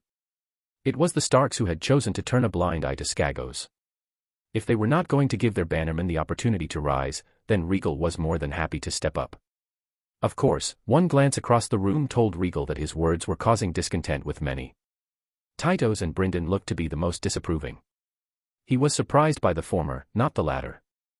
Stannis looked conflicted while Oberyn pretended to not care, but his eyes were gleaming with caution. No doubt he was already thinking of the possibility of something similar happening in Dorne. Arthur's face was marred with worry. Rhaegar's remained impassive. Only Euron and Mace did not seem to mind. Well, Euron simply did not care if the bored look on his face was anything to go by. Mace was just following the exchange along with a wide grin. Lord Crowell was surprised. "The Starks will no longer rule us." Rhaegal almost snorted. "They barely rule at all, but essentially yes. You will have new ships so long as you promise to maintain the king's peace. I will also ask that 1,000 of your warriors be transferred under my direct command." Rhaegal still did not know the exact population of Skagos. He was going to have to introduce a census on the island, but relying on the maesters for this would prove annoying. Although, given the trajectory of the Alchemists' Guild, perhaps he wouldn't have to. It wasn't just a census either. Rhaegal wanted to explore the mountain to see if anything of interest could be found. The same was true for the mountains on the mainland, but that would be far more difficult to accomplish. Even without any metals, Skagos was overflowing with other raw materials. New trade routes could be established so long as the island was pacified. House Manderley would probably be interested in the venture. Anyway, given the fact that House Crowell was able to put together a fighting force of 1,000 men, then it was not unreasonable to expect the 2 other houses to do the same together. This would very much increase Rhaegal's private fighting force as well. He could always use more manpower, and trying to rely on the crown for it would attract too much unwanted attention. The 3 Skagosi lords looked among one another. They were obviously caught off guard by Rhaegal's proposal. No doubt that they had expected for Rhaegal to just leave once he accomplished his mission. But that was not the case. Rhaegal's main priority was secured. The dragons were with him. Now he could focus on his other projects. And if Melisandre's words rang true, then Skagos could very well become a second Dragonstone. There was almost a full minute of silence as the 3 men seemed to hold a private conversation with one another as they traded glances. There was little noise save for Rhaegal taking sips from his mug while his 2 dragons feasted on their meal. Rhaegar's dragon chirped in excitement as it joined its 2 siblings. It was a mesmerizing sight, to be honest. "Very well, Dragon King." Lord Crowell was seemingly chosen as their spokesperson as he faced Rhaegal once more. "Your strength is apparent to us. We have remained closed off for a long time, but if you wish more of us, then we shall follow." The hairy Skagosi grunted. "It can't be worse than getting looked over." The third lord just nodded, showing his approval. Rhaegal smirked in satisfaction. Then kneel and swear your fealty once more. Not to the Starks, but to House Targaryen. It took the men a few seconds to get into position as they got up from their seats. The fact that they were reasonable enough to bend the knee like this showed promise for the future. It was still going to be a long and probably difficult road to properly integrate these houses into the rest of the realm, not just politically but socially.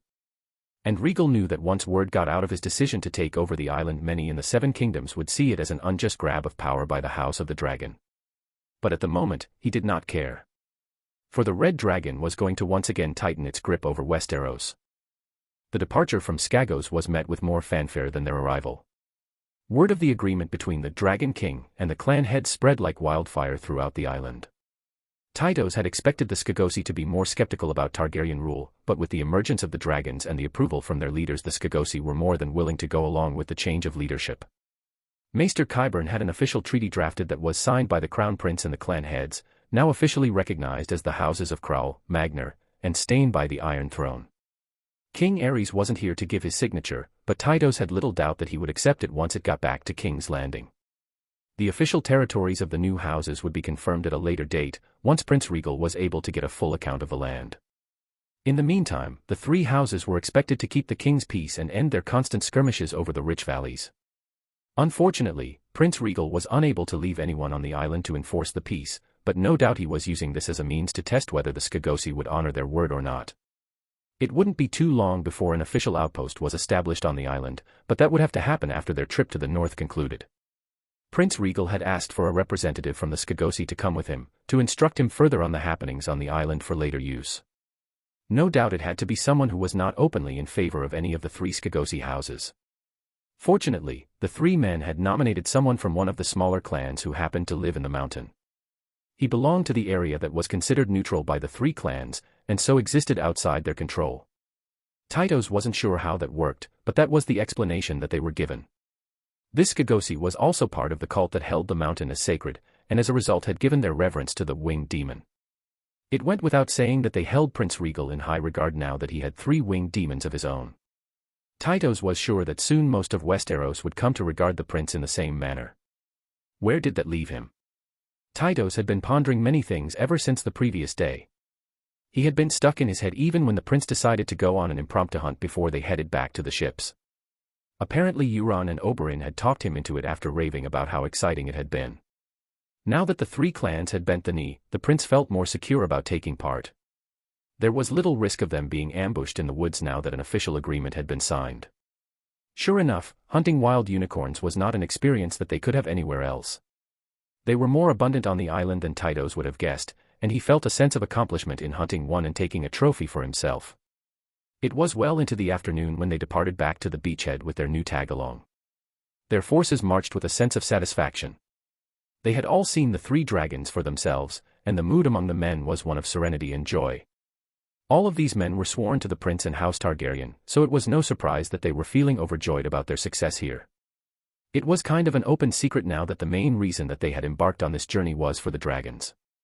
To be a part of that expedition and succeed, while fighting alongside their prince, well, to say that they were feeling prideful would be an understatement. The men back at the beach were soon sharing in that pride when they saw the dragons for themselves. Montfort and his father were left gaping like a fish out of water when their eyes first landed on the 3 baby dragons. At least Tytos knew that they hadn't been aware of the dragon eggs either. The princes had kept the truth to themselves right until the very end, it seemed. They loaded their supplies and men back on the fleet with a large crowd seeing them off. It felt similar to their departure from Dragonstone, only now it was from a bunch of people that Tytos had considered savages just days prior. He still did to some degree. After all, they had some bizarre practices that he could not agree with. Like human sacrifices. It might not be as extreme as many thought, but the fact that they practiced it all made Tytos feel uneasy. Regardless, they were soon sailing away from the island as they started their journey down to White Harbor, where they were originally supposed to land almost a week ago. House Manderley was probably stricken with worry about their late arrival. Tytos wouldn't be surprised if they had already sent ravens to Winterfell and King's Landing warning them of their disappearance. If only they could see this right now. Tytos was stuck sitting in between a laughing Mace and a calm Stannis as they dined alongside Prince Rhaegal and his brother. Everyone was present, including the dragons. Even days after their birth, the novelty of seeing them had not worn off. Tytos could hardly look away as he watched the 3 hatchlings fight over a piece of meat in the middle of the table. "I fear we may have some gluttons on our hands," Prince Rhaegal joked as he raised his cup. "Do they eat anything besides meat?" Oberyn wondered. "Past texts suggest that, for the most part, they do not," Qyburn answered. "It just depends on the type of meat. Some prefer sheep. Others cattle. Some lived exclusively off fish, for example. I wonder how long the wildlife around King's Landing will survive." Mace exclaimed before adding, "My prince, rest assured. If you are ever short on livestock, just send word to Highgarden. We will be more than happy to accommodate your dragons and their needs." Well, wasn't he eager to score favor with the prince? The Tyrell had been pleasant even before the dragons showed up, but since then his subservience had tripled. Not that Tytos could blame him. It was clear to him what was going on. House Targaryen was recovering its past strength. Prince Rhaegal alone had done much for his house. In the Riverlands, many did not believe that the Crown Prince was behind some of the policy decisions that the Crown had taken in the past several years. They saw it as the work of the hand. The Lannister had proven himself ruthlessly effective when it came to his station, more so than the king, so many lords were happy to discount the rumors that the Crown Prince was gifted in ways other than his magic. A way to protect their pride, no doubt. The realm had gotten used to their autonomy. The Targaryens had been forced to make concessions many times over the years. Since they lost their dragons, the crown was unable to assert their control as directly as in the old days. They did not want to imagine a resurgence in crown authority at the hands of a Targaryen who could wield flames like the pyromancers of old Valyria. It would just diminish their own power, and that frightened them. Tytos had seen the truth for himself on Dragonstone. The Crown Prince was capable. Even without his magic, he was driven and talented. He was a great fighter already, and he had a mind befitting of a king. Adding magic and dragons on top of that. Well, that just wasn't fair. If Tytos was a more religious man, then he would say that the gods were once again favoring the Targaryens. He still just might. There lay the crux of the issue. Underneath this festive mood, sharp undercurrents were already forming. Tytos could see it in his mind. The Crown Prince had great ambitions, and although he hadn't been around his distant cousin for too long, he was starting to understand him. All of this was just the beginning. Prince Rhaegal's ambitions were far bigger than just resurrecting the dragons. Yes, such an asinine statement was true. Tytos could not even begin to guess where the prince's mind was at, but if Skagos was any indication, then his plans weren't small. The Valyrians and their fleet. The Skagosi men. The Alchemists' Guild. The Red Priestess. The new shipping lanes and censuses. All of this painted a picture, one that was filled with greater control. The current Westeros was not shaped this way. The lords were not used to direct oversight from the crown. There were going to be collisions, and Tytos was worried. On Skagos, the prince had demanded outright submission without bothering to consider how it might be taken, which then resulted in a battle. To Rhaegal, it was natural to expect obedience, for all of Westeros belonged to him and his house. Was it just the typical Targaryen arrogance that they were known for? No, if I were him, I would probably also feel similarly. The prince's abilities could not be understated, nor could the effects that they would have on a person. Was it really arrogance when one had the skill to back up their words? Still, some lords would see it that way, as mere arrogance. Tytos did not know what was going to happen in the future, but he did not want conflict to break out where it might otherwise be avoided. Already he was dreading their meeting with the Starks and what the prince will say to them about Skagos. Thankfully, while the prince was brash in a way, he was also not one who enjoyed needless violence either. His talks with the Skagosi proved that. Rather than take further offense at their lack of etiquette and initial attack, he had accepted their surrender and willingness to bend the knee to him. There was room for negotiation here. Tytos was just afraid to be the one to bring it up. "Oh, wine. How I've missed you," Oberyn nearly moaned as he drank from his cup. "I thought you preferred the Dornish variety," Arthur said. "After being forced to go clean for several days, I'll take anything other than water at this point." "You exaggerate," Rhaegal said with a small grin. "I grew up on this stuff. It's what feeds me." "Now that's just worrying," Rhaegar muttered. Oberyn scoffed. "What, do the two of you not partake? Do you prefer tea with the ladies perhaps?" Arthur shook his head. "Your mother would not approve of you saying that. Dornish women are an exception, of course." Oberyn raised his fist. They're allowed to be more true to themselves. Stannis raised an eyebrow at this. And that means being drunk? Exactly. Makes life easier. And more tolerable. If being drunk is the only way that they can be tolerable, then I worry for the men who marry them, Rhaegal mused. Oberyn smirked. Oh, don't say that, my Targaryen prince. Aren't you the one who's smitten over a Dornish woman already? Well, I suppose she's not fully a woman yet. Oberyn's words caused Arthur to look uncomfortable while Mace nearly spat out his drink in befuddlement. The Dornish prince is more than a little forward, Tytos thought with an internal sigh. Rhaegal did not look bothered by the comment as he chuckled. I know I've exchanged letters with your sister before, but to say that I'm smitten would be overselling it. Oh. Oberyn chuckled as well. My dear sister will be quite disappointed to hear that.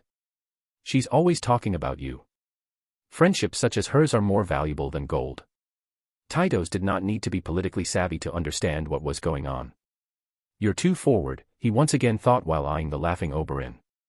Despite the provocation, the good mood around the table did not sour. Only Ser Barristan and Ser Gerald remained neutral, but the two were on duty as they stood watch by the door. Do you think it'll be snowing in Winterfell? Montford's question brought Tytos' focus back to the table. At this time of the year? Not likely. Stannis was the one who answered. It wasn't snowing on Skagos. The island had still been cold. Tytos could only imagine how cold Winterfell was going to be. That place always has snow, even when it isn't falling, Euron said with a dismissive wave. Oh. Rhaegar spoke up. Have you ever been far north? No, but I've read enough. I'm not sure how anyone can stomach living up there. I've heard the Iron Islands can get cold too, Arthur said. More wet than cold. Euron chuckled at his own words. But we get plenty of both. Nothing like the north, though. That won't be a problem for the dragons, will it? Mace asked, looking worried. Rhaegal answered, we'll have to wait and see. Once, Queen Alicent traveled as far north as the Wall, so I'm certain that the dragons will be fine. They are fire-made flesh. Tytos couldn't begin to wrap his head around the concept. And what will your strategy be, my prince? Oberyn leaned in forward as he placed his cup down on the table. When the Starks begin questioning us about our disappearance. No, even before that. When we reach White Harbor, what will we tell them? Tytos perked up. He wanted to know as well. Melisandre suddenly chuckled from where she sat next to Prince Rhaegal. Unlike the rest of them, she had barely touched her food. You presume too much, my lord. Was she trying to insult him? Tytos wasn't certain. The Starks serve our beloved prince and his family. What do they have to complain about? Oh, you know. Just taking over an entire island that's supposedly under their dominion. Oberyn didn't look bothered by her words. He just pressed on. I'm sure that's going to get a lot of people talking. Rhaegar glanced at his brother. While I would word it differently, I believe that Prince Oberyn raises a good point. Instead of responding right away, Rhaegal took a few moments to look over the table. Apart from the Skagosi that had accompanied them, Lucerys, Ser Brynden, and the Celtigars, they were all here. I was expecting my cousin to be the one to bring this up, not you.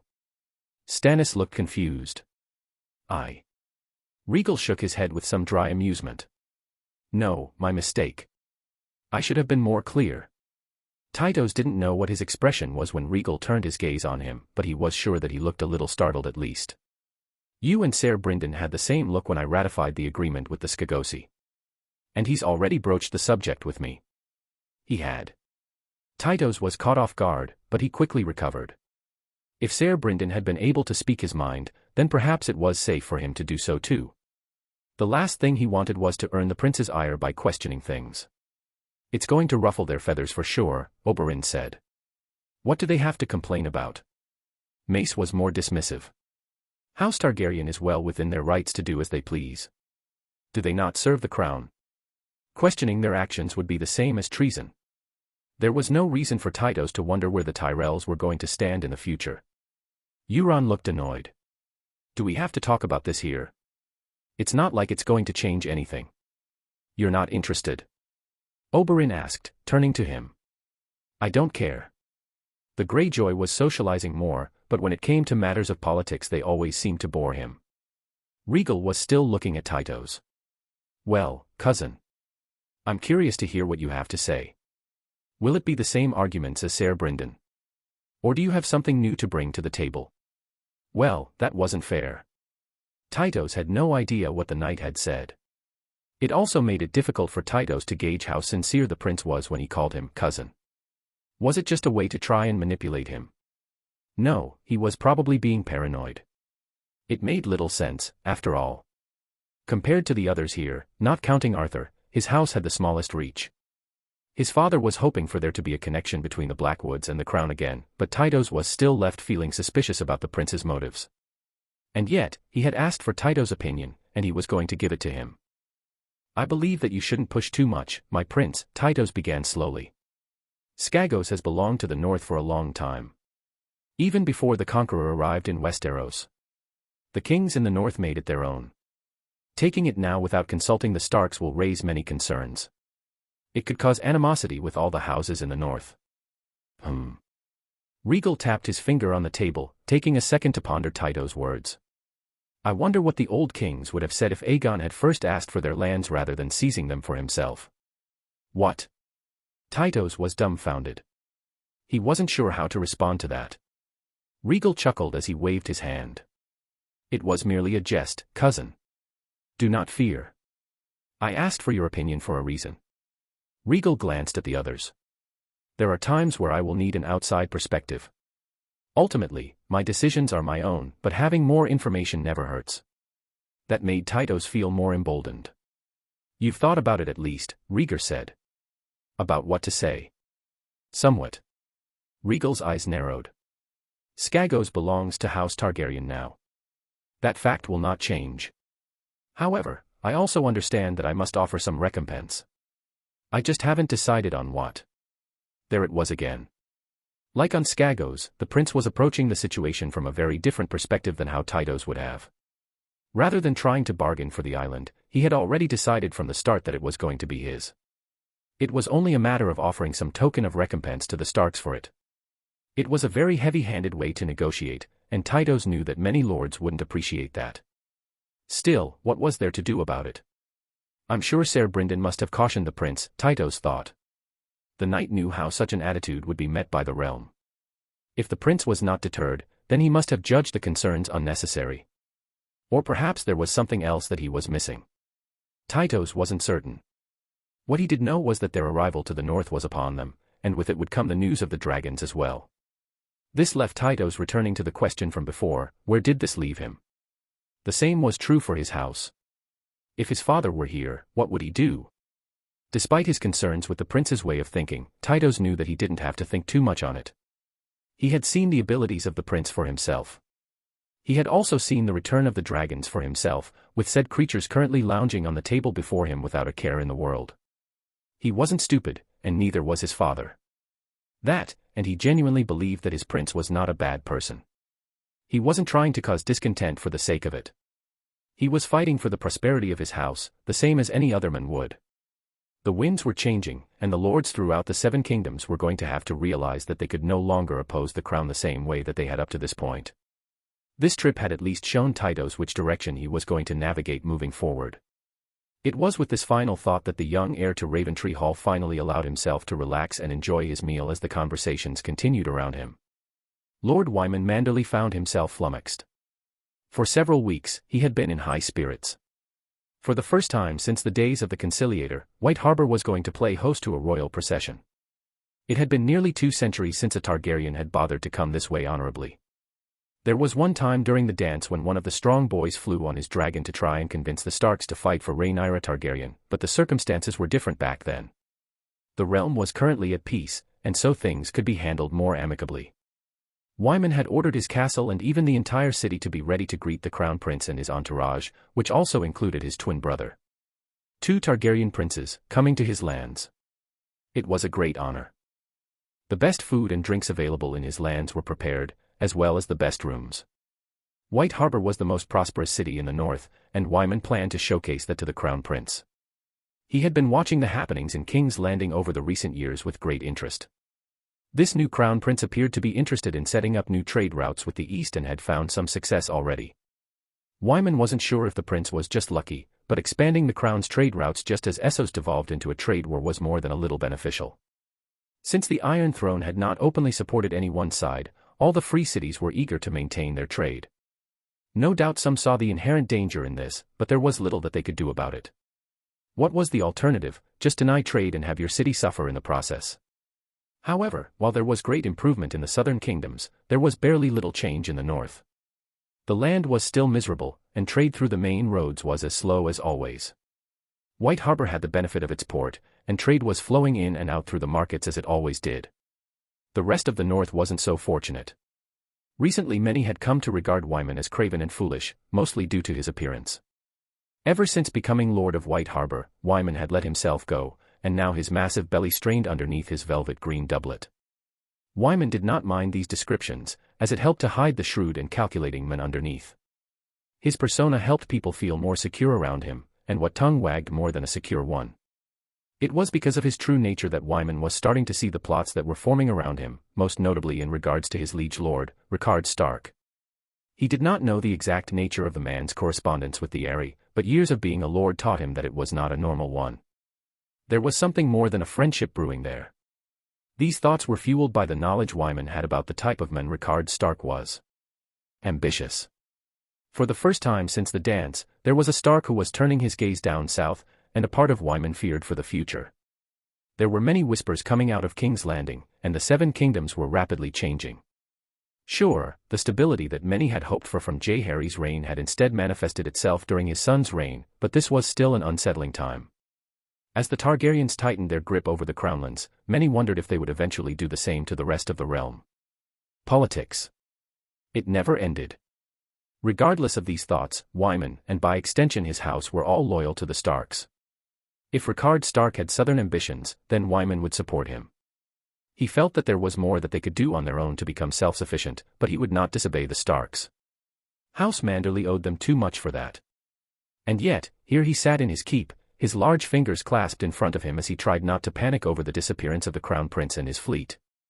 Judging by the distance from Dragonstone to White Harbor, they should have arrived by now. As was customary, the Crown Prince had sent a raven beforehand detailing the time and day of his departure from Dragonstone.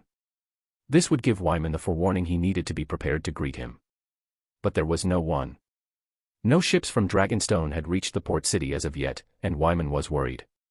Before he had been alarmed by the number of ships that the Crown Prince was reportedly bringing with him, but now those thoughts were replaced with anxiety and fear. He had sent a raven to Winterfell a couple of days ago warning Rhaegal Stark of the situation, and with another day passing Wyman had sent a raven to King's Landing as well. Wyman was dreading the king's response. As he tried to think about what to do next, whether he should send some ships of his own in order to see if they could locate the Crown Prince's fleet, his eldest son burst into his private room. It was the first time in years that Wyman was seeing his son run, and Wylis Manderly was certainly feeling the strain on his body as he gasped for air.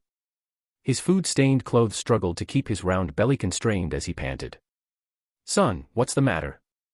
Wyman was instantly on alert. Anything that had his usual quiet and formal son acting like this was cause for concern. Father."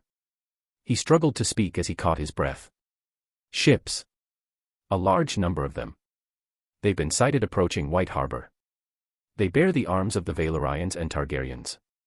The Crown Prince. He was finally here."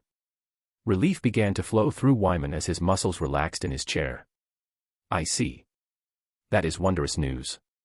He allowed himself to feel content for a few moments before he composed himself.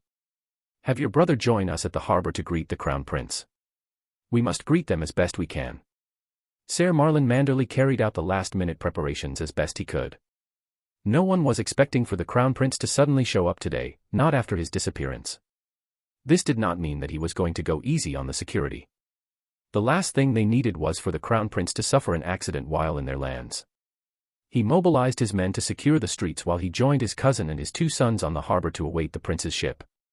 He knew that his cousin had many questions about the late arrival of the Crown Prince, but right now they all felt relief at the fact that his ships turned up at all. Just what could have happened? With the mobilization of the garrison in the city, the populace began to stir up. The people had heard that a Targaryen was coming to their city, and to them it would be the first time in their lives that they were seeing a Targaryen in person. To say that they were excited would be an understatement. Marlon himself had only seen the Targaryens from afar, and that was only during the War of the Ninepenny Kings when he had spotted a young Aerys Targaryen walking about in camp. Their Valyrian looks were more than a little striking, something he was begrudged to admit. Marlon let those thoughts drift away as the flagship of the prince's fleet began to dock at the harbor.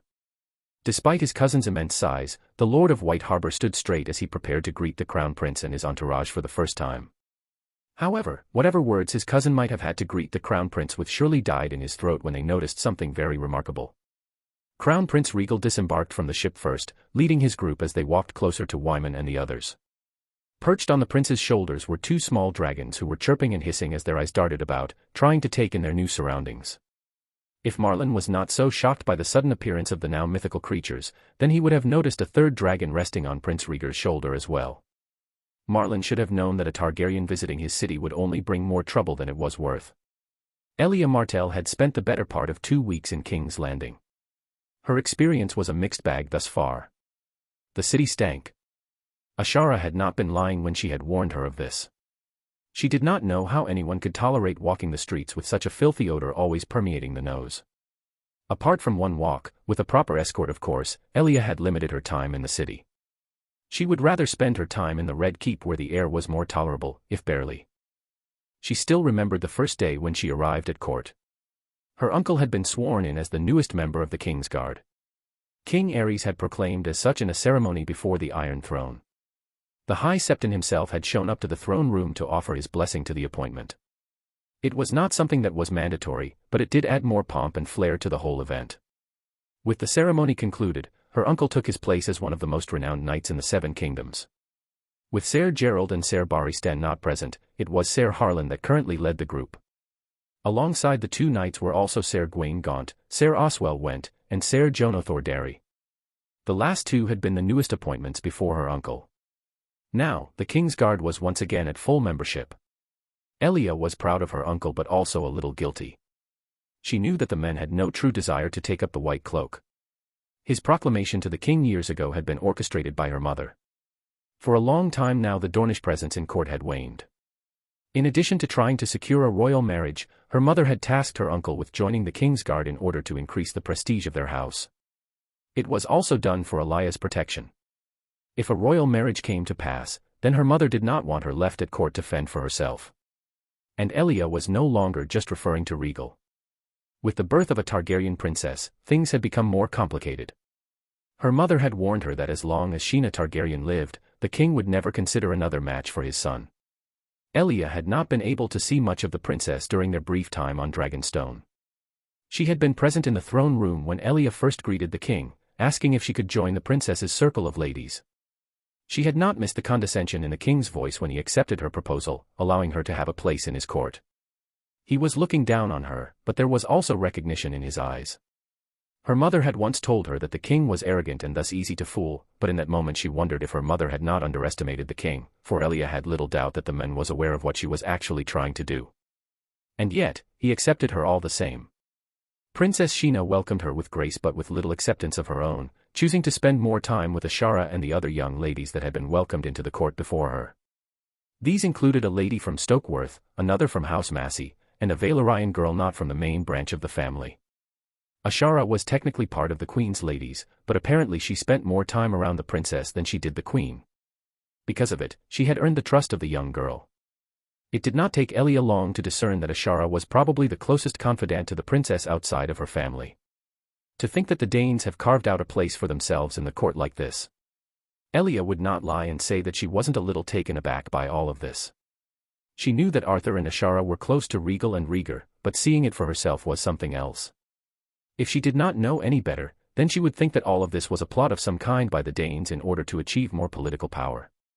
Maybe it was because they were not trying to approach the royal family for gain that they were able to be so successful. Elia felt exhausted the more she thought about her situation. She knew her mother wanted to bring more prestige to Dorne, and she had not been lying when she told Ashara that she wasn't here just to get close to Rhaegal. For her mother had said that if she could secure a match with Rhaegar that would also be acceptable. The problem was that Elia had little interest in Rhaegar. She found the prince attractive enough, and certainly he had his own charm. But he also lacked the fire that made Rhaegal all the more alluring to her. She had only met them once, but Elia had never forgotten the show that Rhaegal had put on for her. It was like she was watching a piece of history unfold right in front of her eyes. The fact that he was to be king one day, along with his Targaryen looks, well, any girl would fall for him. Rhaegal was younger than her, but already he was growing into the man he was going to be.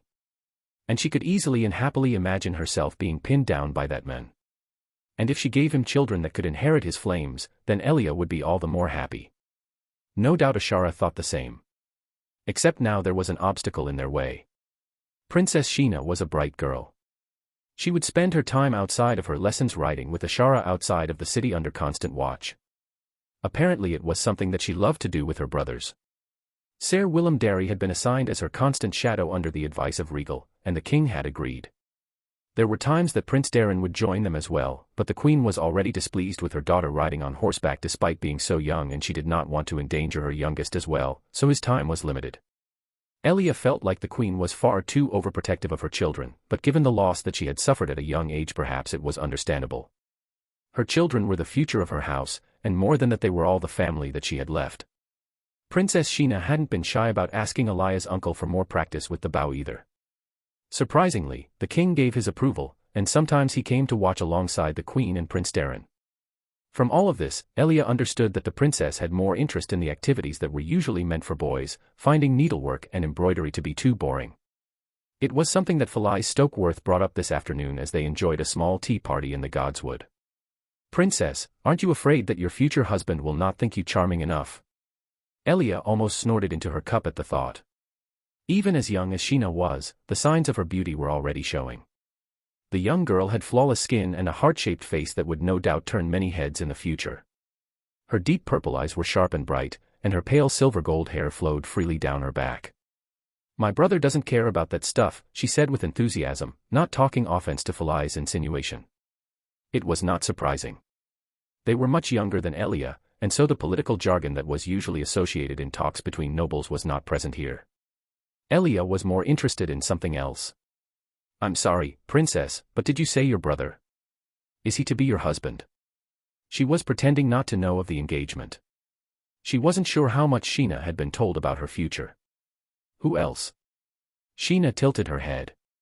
"Father told me that I was going to be my brother's queen one day. I'll be his Visenya, and the two of us will ride dragons just like the Conqueror did." Why should Elia have expected anything else? Of course the king would have told his daughter about the betrothal. Ashara said nothing as she drank from her cup in silence. "But the dragons are gone," Ray Valerian said. Her father was cousin to Lucerys Valerian, the master of ships to the king. Like most Valerians, she had the silver hair and purple eyes that marked her Valyrian descent. "My brother will bring them back," Sheena declared with a firm nod. "Uncle Eamon says so. And I believe him. When that happens, we'll fly together all the time. You'll see." The young princess had an active imagination, no doubt about it. "Before you start thinking about dragons, you'll have to grow up first," Ashara said gently. Sheena pouted. "I know." Despite the fact that she stood in the way of what Elia wanted, the princess was too cute for her own good. Elia wanted to hug her to tease her, but she knew better than that. They were not that close yet. Before their conversation could continue, Ser Oswell entered the Godswood. He nodded toward Ser Willem before turning his gaze on them. "Princess," he began, "His Grace requests your presence in the throne room immediately. A letter from your brother has arrived. Rhaegal." Sheena immediately bolted from her seat. Due to the dress that she was wearing, she had to lift up the ends of it in order to run properly. "Princess." "Not so fast." Ser Willem immediately chased after her. "That girl," Ashara muttered with dry amusement as she made to follow along with the other ladies. "She takes too much after Rhaegal, I swear." Elia followed as well, pretending not to have heard Ashara, and they were escorted by Ser Oswell. The king had not called for them specifically, but since the night was not stopping them from following after the princess, then they must not have been barred either. When they reached the throne room, they were met with a full audience. The great hall was packed to the brim with courtiers and others alike. Ser Oswell led them through the crowd toward the Iron Throne. At the bottom of the monstrous chair stood the small council with the other members of the King's Guard, including her uncle. The Queen was also present with Prince Darren, who was looking around with excitement. Somehow Ser Willem had been able to catch up to the princess, and he guided her toward the Queen, who thanked the knight for his service. Elia and the others stood to the side with the Queen's ladies. What do you think is happening? She leaned in to ask Ashara. Ashara narrowed her eyes. I'm not sure. It was probably more than a simple letter if the king had gathered this many people. Well. King Aerys said from on top the throne as he looked down at the Grand Maester. What word does my son bring that he had me gather this large crowd? Oh. So Rhaegal had asked for this audience. Your Grace. Grand Maester Pycelle dipped his head. I shall now read the second letter, as per the Crown Prince's instruction. As he said this, the man procured a letter from his robes. Everyone could see that it was still sealed, so whatever it contained had not been read by anyone, not even the king. The Grand Maester unsealed it and began to read it out loud in front of the entire court. It began with the usual platitudes, addressing King Aerys directly along with his titles. The letter then talked about how the mission on Skagos had gone without issue and that Rhaegal would have more to say on it once he returned from the north. Skagos. Elia was bewildered. She remembered reading about the isolated island in the north when she was younger, but she had never given the place any thought. It was an island filled with savages that mattered very little in the grand scheme of things. Except now Rhaegal had gone there, on a mission. Is that what the ships were for? What had her brother gotten himself involved with? Based on the way the Queen's face twisted in worry, it was clear that she was hearing about this for the first time as well. The members of the small council were also sharing looks of confusion with one another. Had Rhaegal kept this a secret from everyone? Many whispers rang in the throne room, all wondering the same thing. The Grand Maester had paused after finishing the details about Skagos, and Elia figured it was done for dramatic effect.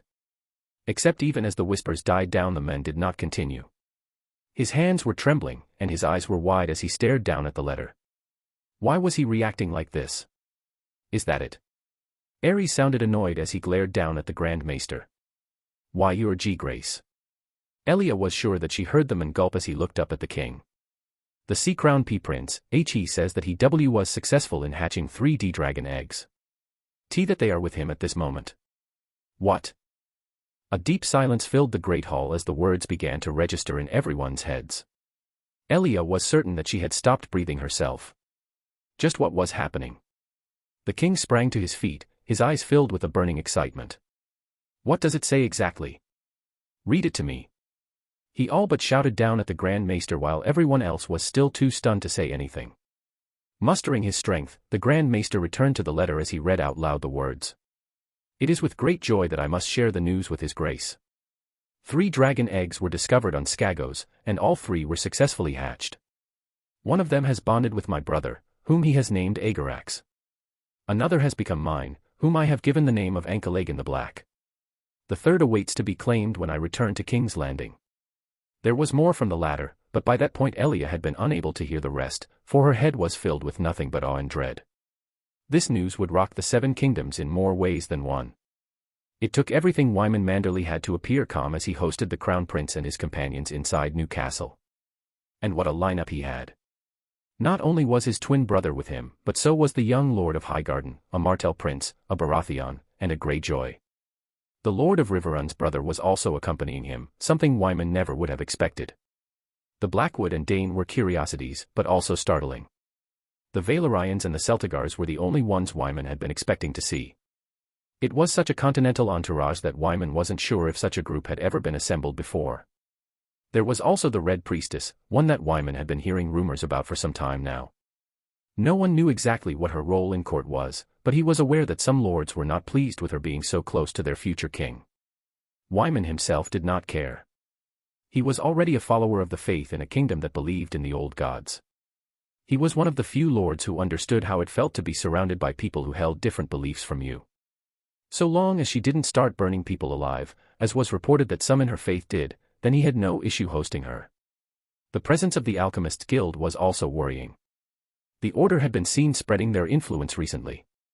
Not just in King's Landing, but in other parts of the realm as well. There were rumors that they were in a partnership with the Crown Prince, and now Wyman was able to confirm these rumors for himself. This did not explain the exact nature of the partnership, but if the past was any indication, then Wyman had his reservations. Still, it was not something that he was going to come out and say, not without cause.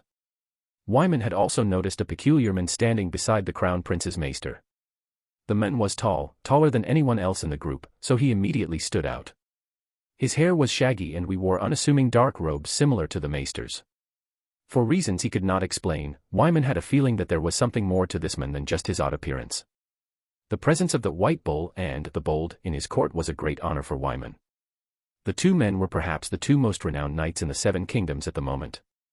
Hosting them alongside the famous pyromancer Crown Prince would certainly go down in history. Except now the presence of these two famous knights paled in comparison to the three dragons that were currently resting inside his hall. After the Crown Prince had disembarked from his ship, the two sides had traded pleasantries. Wyman had stumbled over his words, his eyes fixed solely on the dragons the entire time. His sons had been no better. Their young age could excuse their behavior, but he was the Lord of White Harbor for God's sake. The fact that he was seeing the first dragons to roam Westeros in over a century could perhaps be used as a proper excuse for his poor manners, right? At the very least the Crown Prince had not taken offense to his poor greeting, his eyes expressing nothing but mirth. Guest right was offered and accepted, and the two sides had then traveled to Newcastle by carriage. The people had lined the streets, all cheering at the arrival of the Crown Prince. They tried to get a glimpse of him through the window, but they had little success. If only they had known that inside the carriage there were three dragons. They would have probably fled in terror at the mere mention of them. Wyman was sure that he might have soiled himself at one point, or maybe he was just being overly dramatic. It had been different for his sons, who had continued to stare in wonder at the dragons all throughout the ride. They dared not touch them, though. The way they hissed while staring at them was warning enough. They were nothing but hatchlings, and yet they were still terrifying to look at. But they also had an otherworldly beauty to them that could not be ignored. It was hard for Wyman to put his thoughts into his words properly. He was no poet. He was mesmerized by them, plain and simple. After arriving at Newcastle, Wyman allowed the Crown Prince and his group to settle in and relax for a few hours. No doubt after being at sea for so long they needed a break to regain their bearings. It also gave Wyman the time he needed to compose himself alongside his family. His cousin had never looked more shocked. His lovely wife was also on the verge of passing out as she sat down to settle down. His sons had just shared their observations with one another, talking animatedly the entire time. At least they were happy. Wyman had thought that, with the few hours from when the Crown Prince had arrived to when the feast began inside the Merman's court, he would be able to better handle the sight of the three dragons. He was wrong. Even as the feast raged inside the hall, with singers and musicians raving about, Wyman was still staring at the three dragons as they seemed to play with one another all throughout the hall.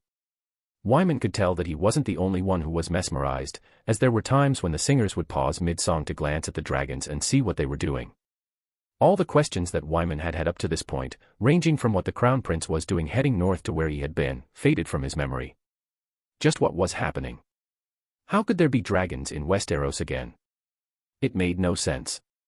As a sign of honor and respect, Prince Rhaegal had taken the head seat, which resembled a throne that was usually reserved for the Lord of White Harbor. Wyman sat next to him, while the prince's Red Priestess took his other side. It seemed like she wanted to be as close as she could to the prince at all times. If not for the presence of the dragons, it was something that Wyman would have given more thought to. "I hope you don't mind, Lord Manderley," the prince began, causing Wyman to perk up, "but I took the liberty of using one of your ravens earlier today. I sent word to King's Landing about our safe arrival." Wyman did not mind. "It is no trouble, my prince." He tried to keep his voice steady. "I am sure that His Grace must have been worried for your safety."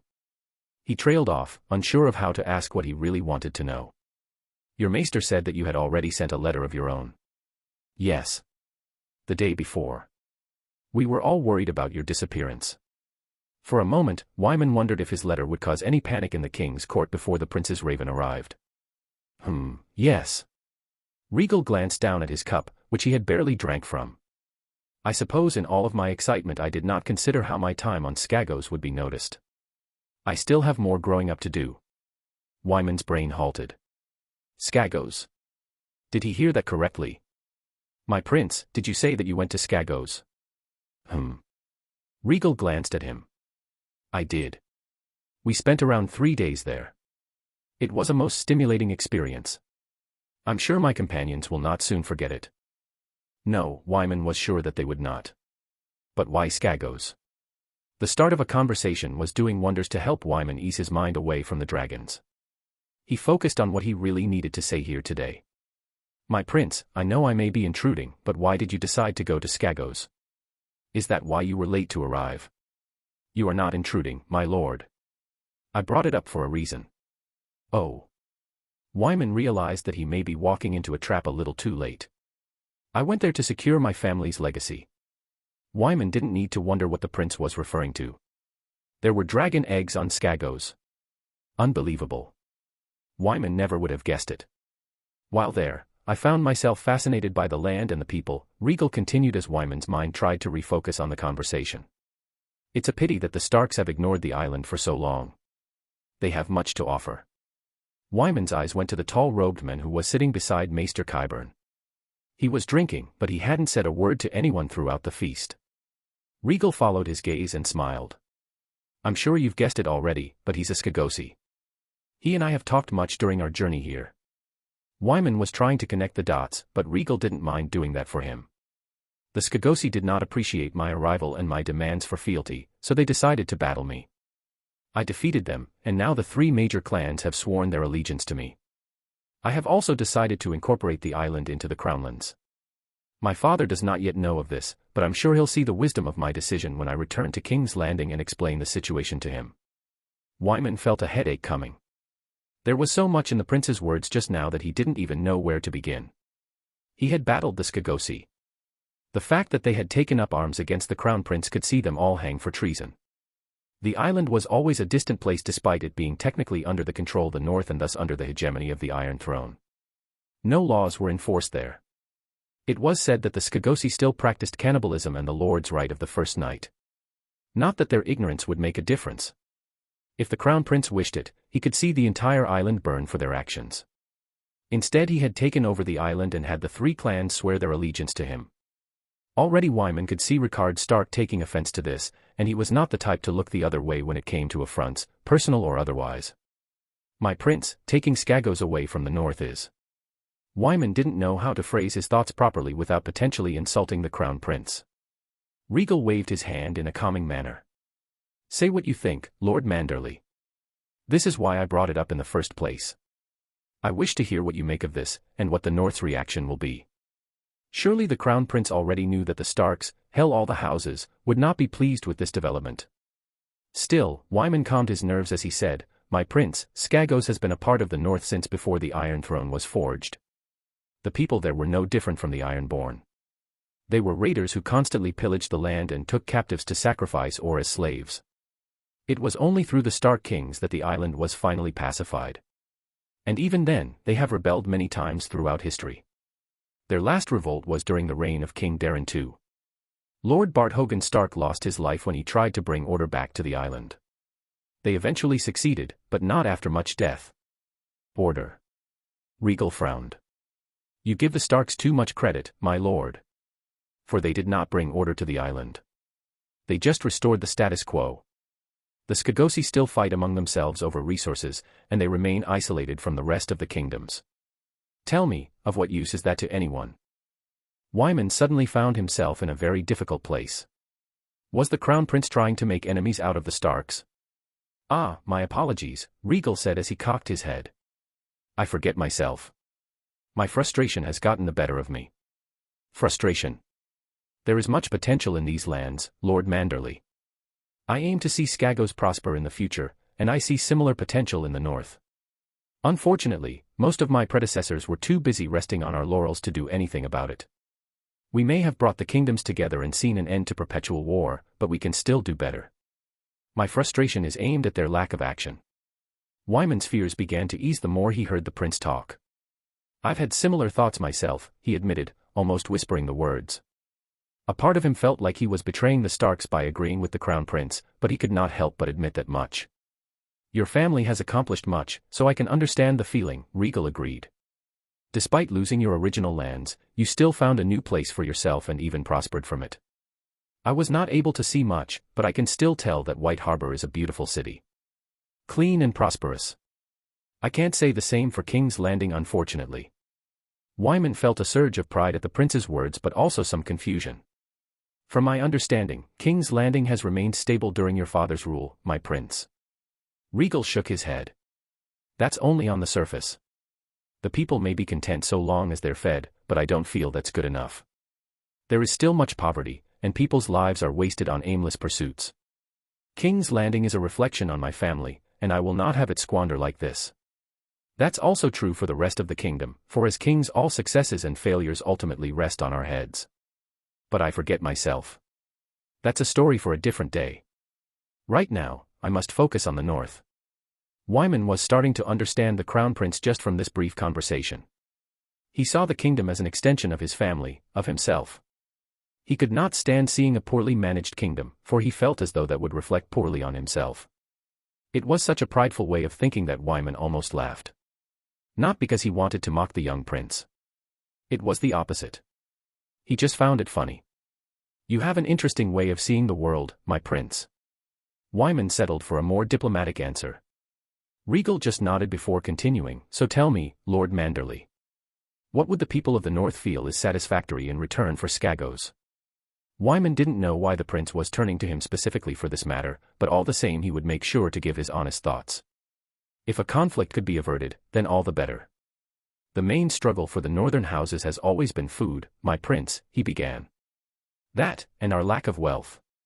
Wyman did not include himself in that, because while his house wasn't the richest on the continent, far from it, it was still the richest in the north. It wasn't even close. They were more than a little comfortable thanks to their trade network with other parts of Westeros and Essos, but the Westerlands and the Reach had them beat. Yes. Food, Rhaegal said softly. The one thing that ultimately drives our behavior. I had figured as much, but I appreciate hearing it from you nonetheless. You did. Wyman was a bit surprised. Many in the southern kingdoms couldn't begin to imagine the struggle that the cold presented the north with. Other than wildling raids, it was the north's biggest obstacle. Of course, it also shaped the northern lords into the hardy people that they were today. There were always two ways to look at things. Why the surprise? Rhaegal raised an eyebrow. I will one day become king of Westeros. If I aim to elevate my land and the people living in it, then I must understand the struggles that they face. Even though I've read reports in the past, such as when my great-grandfather sent relief to the north during a particularly nasty winter, it still helps to hear from the people themselves. And among all the lords in the north, you are the most accustomed to the politics of the south. Some might call that a curse, but I see it as a blessing. It better helps me understand the people that I will one day rule, even in this remote and unforgiving land. Wyman was starting to see that the young prince was gifted in using flattery to get his way. The problem was that, even if it was a form of manipulation, his words were true.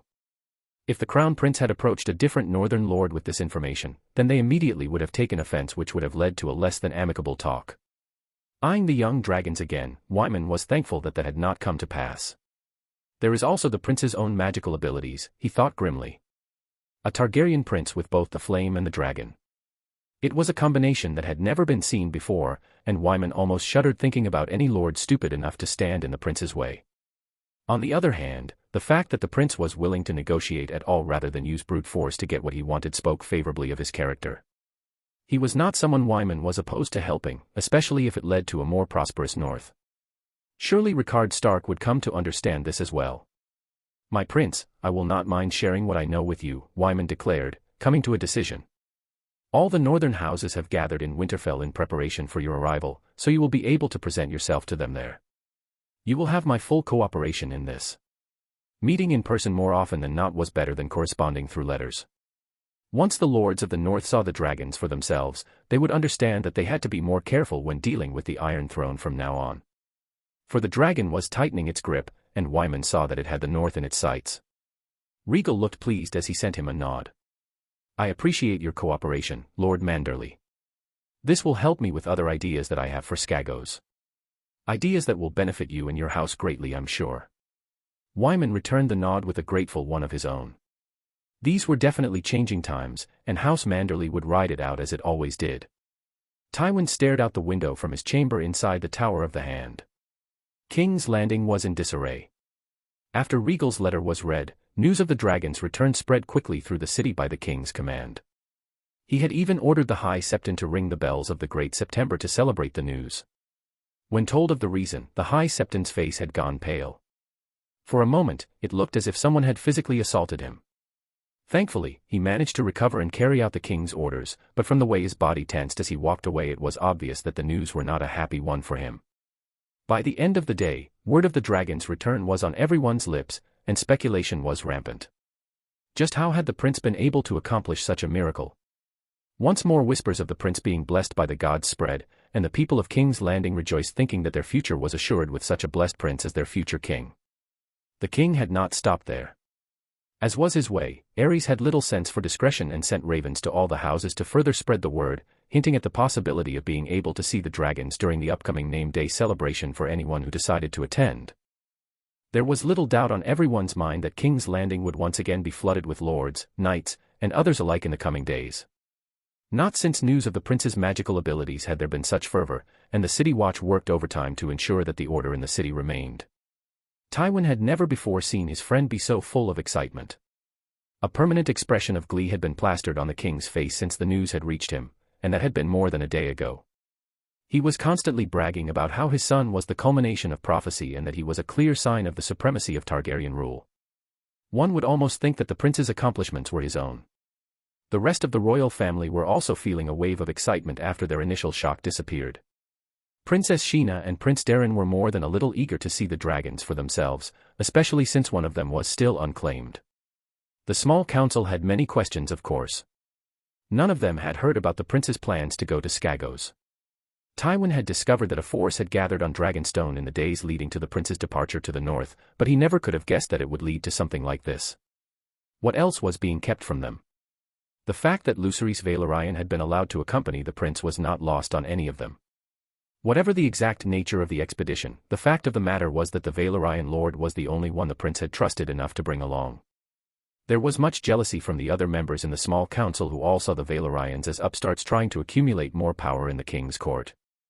They knew that Aerys would heap rewards on any who had helped his son accomplish what many had thought impossible, and they wanted to secure those rewards for themselves.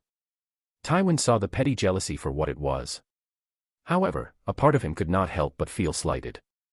Surely the young prince could have turned to House Lannister for help in this endeavor.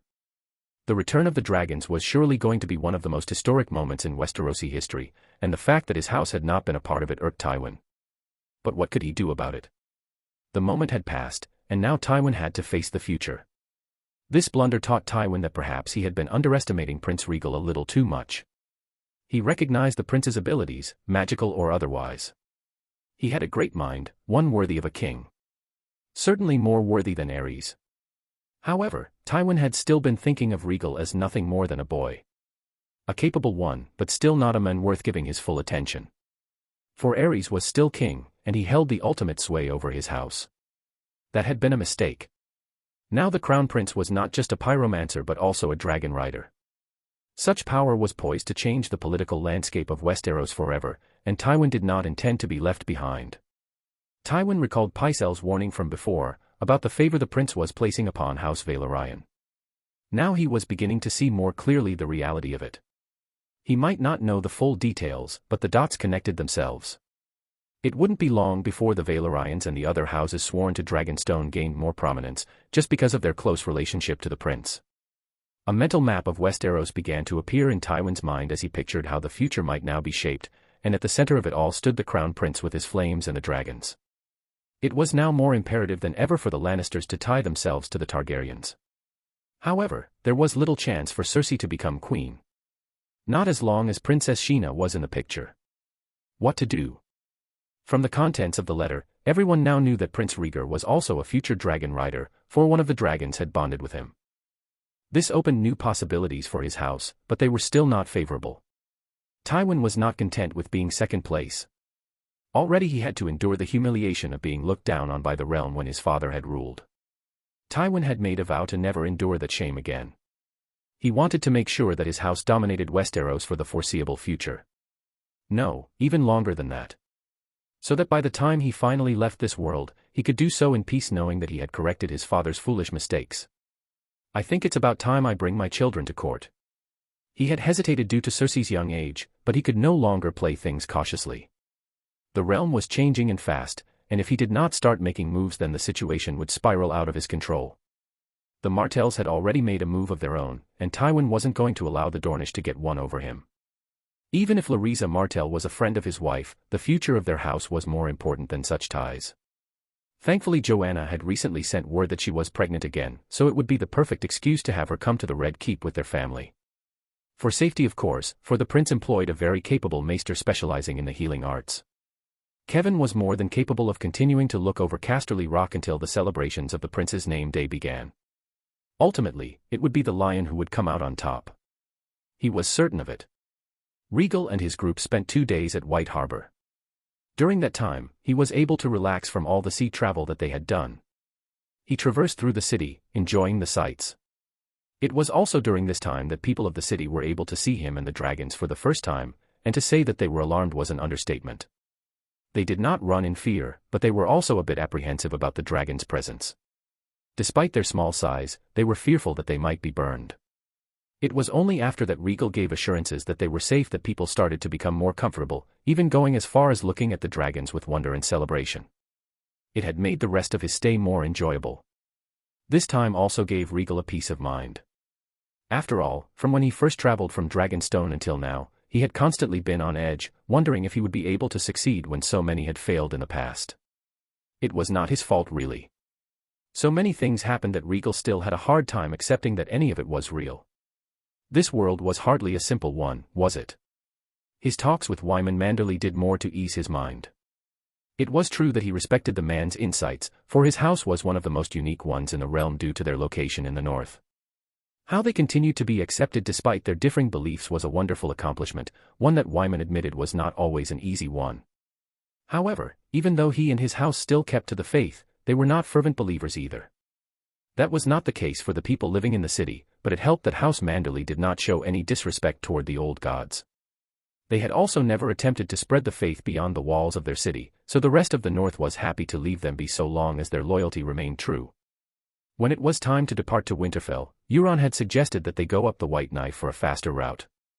Unfortunately, their ships were too big to fully navigate the river, as there were rapids and rocky chutes.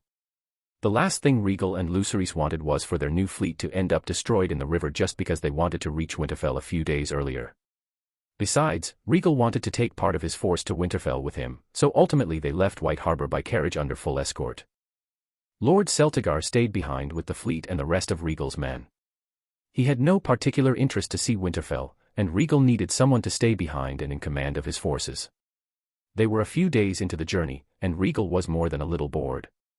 The north was vast, and there was a certain charm to seeing snow everywhere. But that got boring quickly. It did not help that the kingdom was sparsely populated, so villages and towns were separated by great distances. The temperature was quickly decreasing, and even though Skagos had been further north it was more cold here than on the island. How bizarre. The low temperature did not seem to bother the dragons any. That was not true for the rest of his companions, with the exception of Melisandre and their new Skagosi companion. Even Rhaegar was shivering every so often.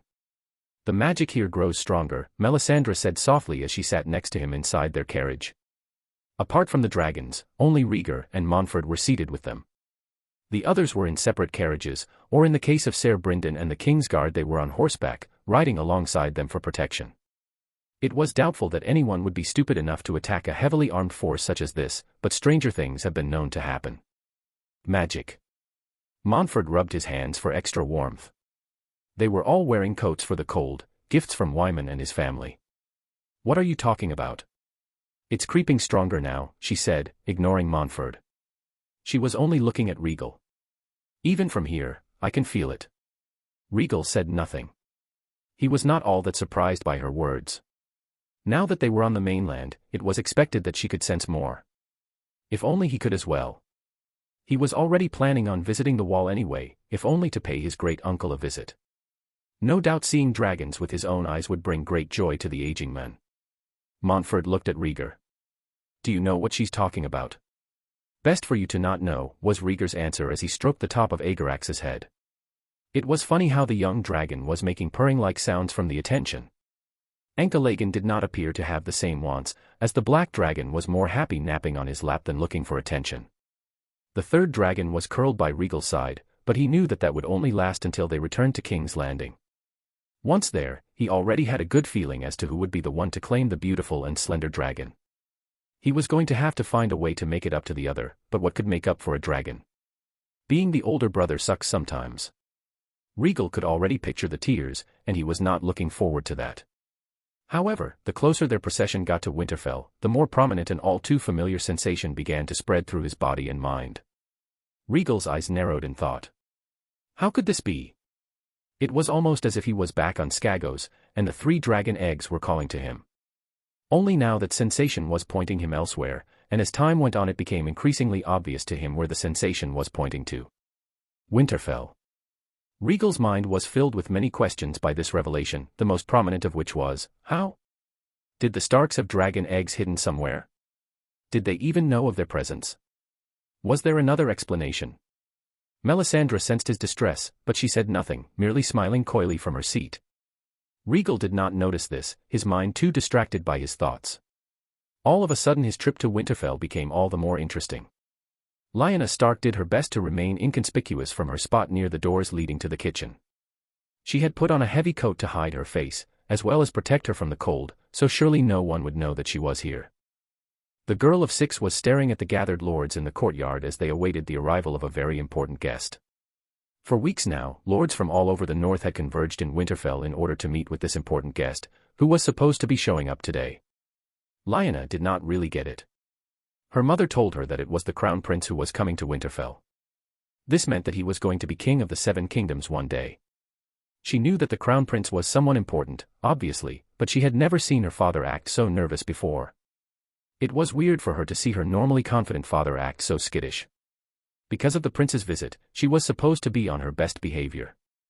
Lyanna didn't get this either. She was always on her best behavior. It wasn't her fault that her father got mad at her for sneaking out all the time. But what was she supposed to do?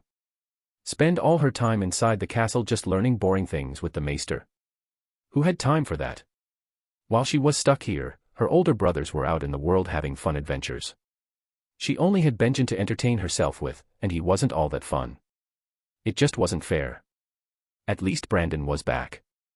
Thanks to him, Lyanna had been able to get more practice with her sword and also go out riding outside of the walls.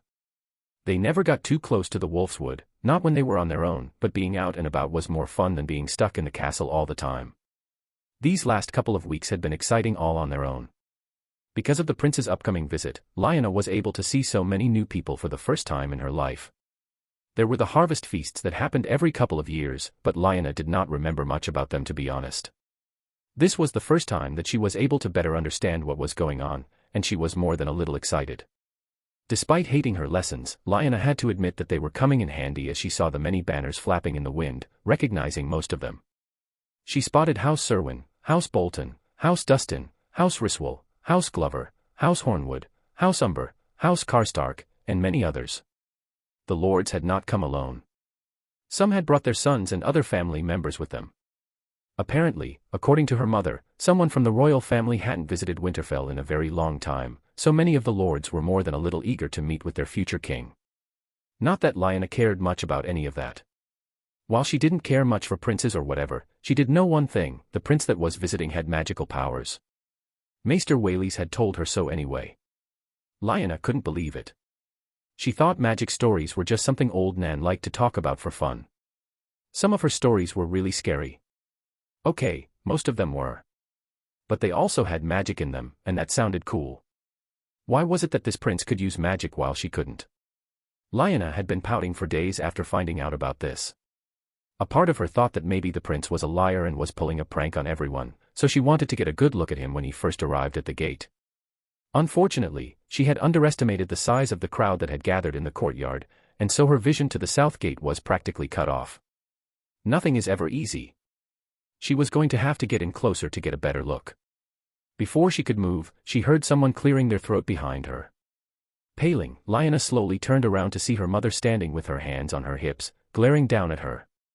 A couple of the guardsmen were with her, and they were exchanging glances with one another, silently expressing their amusement. "I thought I told you to prepare yourself for the lineup," Lyanna Stark said, her tone leaving no room for argument.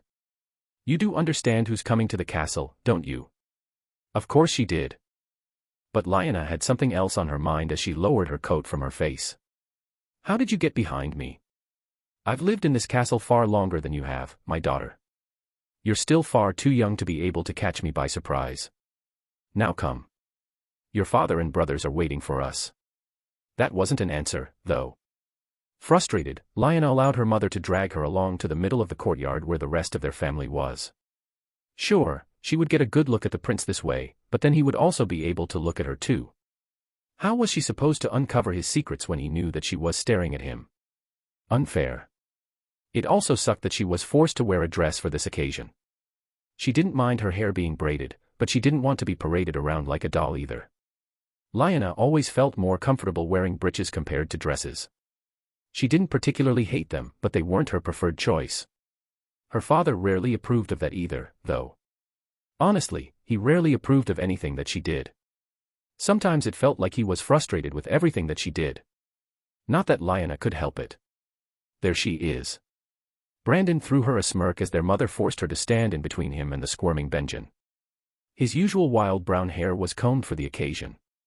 I thought you were going to be late, little sister. I was on a mission, okay. To do what? Give our dear mother a heart attack with your absence. That would never happen. At least you didn't drag poor Benjen along this time. I don't think he can handle another scolding from father. Her only younger brother grumbled at Brandon's words, but he already knew that he couldn't argue. Whenever Lyanna thought of something new to do, she always decided to bring him along for the ride. Personally, Lyanna thought it was a nice way to build memories between siblings, but the constant lectures from their father were not fun either. Enough. Their father's glance was enough to make their idle chatter stop. The prince's procession has been spotted. We don't have the luxury to be joking around. You will make sure to represent our family with honor. Is that understood? There it was again. Was the crown prince so scary that her father had to look so worried like this? Many people wouldn't see it, but Lyanna thought that she was pretty good at reading her father's moods. Brandon just shrugged. I'll be sure to put on my best face, father. His words seemed sincere. But then a small smile began to form on his face after, which almost made Lyanna giggle. Ricard Stark just sighed, an almost tired expression befalling him. I swear, where did I go wrong with these two? Brandon seemed to take that as a compliment while their mother just rubbed their father's back in an attempt to console him. At least Maester Whaley seemed entertained by their discussion. Considering how stern he usually was in their lessons, Lyanna considered this a win. Some of the other lords who had overheard the exchange were also chuckling, so Lyanna felt even more proud at the moment. Her focus shifted to the open gate as one of the guards shouted from above, signaling that the crown prince was finally here. It didn't take long before columns of men began to march inside the courtyard. For the first time in her life, Lyanna was seeing the sigil of a house that she had only read about, the three-headed red dragon. She didn't know why, but she felt her breath leaving her at the sight of it. It almost seemed to radiate power, but that seemed silly to her. And yet, there was a strange sensation gripping her heart right now. Several carriages soon started rolling into the courtyard as well. However, her father's gaze was solely trained on the first one that entered. Is that where he is? All of this anticipation was really getting to Lyanna now. Two men in very fancy white armor got off their horses and quickly walked over to the door of the carriage and opened it. Once they did, everyone, lord and guardsmen alike, fell to one knee and bowed their heads. Lyanna had almost forgotten her mother's instructions, having been caught staring at the dragon banners again, and was one of the last ones to do so, almost startled by the sudden movements around her. She flushed in embarrassment when she heard her brother chuckling beside her. I'll get you later, she swore. She heard footsteps coming from the carriage. Soon, a pair of feet were walking on solid ground heading toward her and her family. She didn't look up, not until her father told her that it would be okay to do so. Welcome to Winterfell, my prince, she heard her father say, his tone subdued. We are most honored by your presence. You may rise, Lord Stark. The prince's voice, it was not as scary as Lyanna had expected it to be. It wasn't too deep, nor was it rough. It wasn't fully soft either. It was somewhere in between. Lyanna still kept her head down as she and everyone began to stand back up. But that didn't last when she heard her father make a choking sound, like he had just been physically struck in the stomach, hard. She heard both of her brothers let out gasps of their own, followed by many others in the courtyard which also included her mother. It took a second for Lyanna to realize that she was the only one who was still looking down. Of all the times for her to actually follow directions. Trying to understand what was happening, Lyanna finally raised her head. She was met with a striking face with features that she had never seen before. Silver blonde hair and a pair of deep purple eyes stared back at her. Despite being around Brandon's age, the prince was taller than her brother, and her brother was already tall for his age. Even for someone as young as her, she could recognize the ethereal beauty that the prince seemed to possess. But all of that paled in comparison to the two baby dragons perched on his shoulders, their heads tilting as they gazed at them with curiosity. Lyanna felt her own breath leave her for a second time. Perhaps all of old Nan's stories weren't so fake, after all. Rhaegal Stark did not know what to make of the sight before him. When Wyman Manderley had first informed him that the Crown Prince had been late to arrive to White Harbor, he had understandably panicked. He did not want the king to start blaming the North for his heir's disappearance. His uneasiness about the prince's visit to Winterfell had more than doubled as several different scenarios played in his head. Thankfully, a second raven had come a few days later, informing him that the prince had finally arrived to White Harbor and would be coming to Winterfell in the coming days. When he informed the other lords of this, the impatience that had been brewing finally settled. Rhaegal hadn't filled them in about the prince's supposed disappearance, not wanting to cause panic when there was little need. That proved to be wise. And yet, all of that seemed to matter little now as Rhaegal's eyes settled on the two baby dragons. He felt his heart beat faster in his chest when his eyes landed on a third one as the prince's twin brother emerged from the carriage. Just what was happening? Why were there 3 dragons inside his castle? Why hadn't Wyman informed him of this beforehand? Rhaegal did not need to look around to know that there were similar feelings of awe and shock among the other lords in the courtyard. Dragons, Maester Whaley said in a hushed tone from behind Rhaegal. Impossible. Rhaegal was unable to find his voice to correct his wife on her possible disrespect. The prince just smiled as he tilted his head in their direction. My apologies, Lord Stark. I told Lord Manderley that I wanted to heap this surprise upon the North and so asked him to keep quiet of the dragons. Hopefully my prank has not alarmed you too much. A prank, he called it. Dragons were pranks now. What was this world coming to? Rhaegal realized that not keeping up with all the rumors coming from the south may have been a mistake. On the other hand, dragons walking around Westeros would have caused a bigger noise, right? But judging from their size, they must have just hatched recently. In other words, they were a new phenomenon. This was nothing more than conjecture, but Rhaegal felt confident in it regardless. Not that it changed much. The fact that the Crown Prince had dragons was an undeniable fact, and Rhaegal found his political aspirations hitting a new wall. They have dragons. No one told me that they have dragons. Brandon rolled his eyes at his sister's excited yell as she bounced in place inside his bedchamber within the Great Keep. Their father had told them to prepare themselves for the feast while he retreated into his solar with their mother and the maester, his face troubled. Even after the Targaryen prince was led to his chambers in the guest house, all the eyes in the courtyard had followed after him, or more specifically his dragons. Brandon could hardly believe it himself. They had been told that dragons were extinct, never to return. They had been legendary beasts that had conquered Westeros and had propelled the Targaryens into becoming the most powerful family on the continent. Now, they were back, and they were inside Winterfell. This was not what Brandon had been expecting to see today, to be honest. He thought that his family was just going to have to entertain some stuck-up prince and his curiosities. Sure, all of the North had heard of the prince's supposed magical abilities, but Brandon put little faith in the stories of Southerners. They were probably nothing more than overblown rumors meant to prop up the Crown Prince, nothing more. As if to slap him in the face for his ignorance, the first thing the prince showed them was dragons. Brandon was starting to believe that he may have been a little too dismissive of the Crown Prince's powers. If he had dragons, what else was he capable of? Brother, are you listening to me? His sister's pouting face freed him from his thoughts. Did you follow me to my room just so that you could yell? Hey, I'm here too, Benjen spoke up from his spot on the bed. I again ask why. You saw them, didn't you? Lyanna squealed in excitement. They said dragons didn't exist, but we got to see them. They were so adorable. Benjen looked weirded out.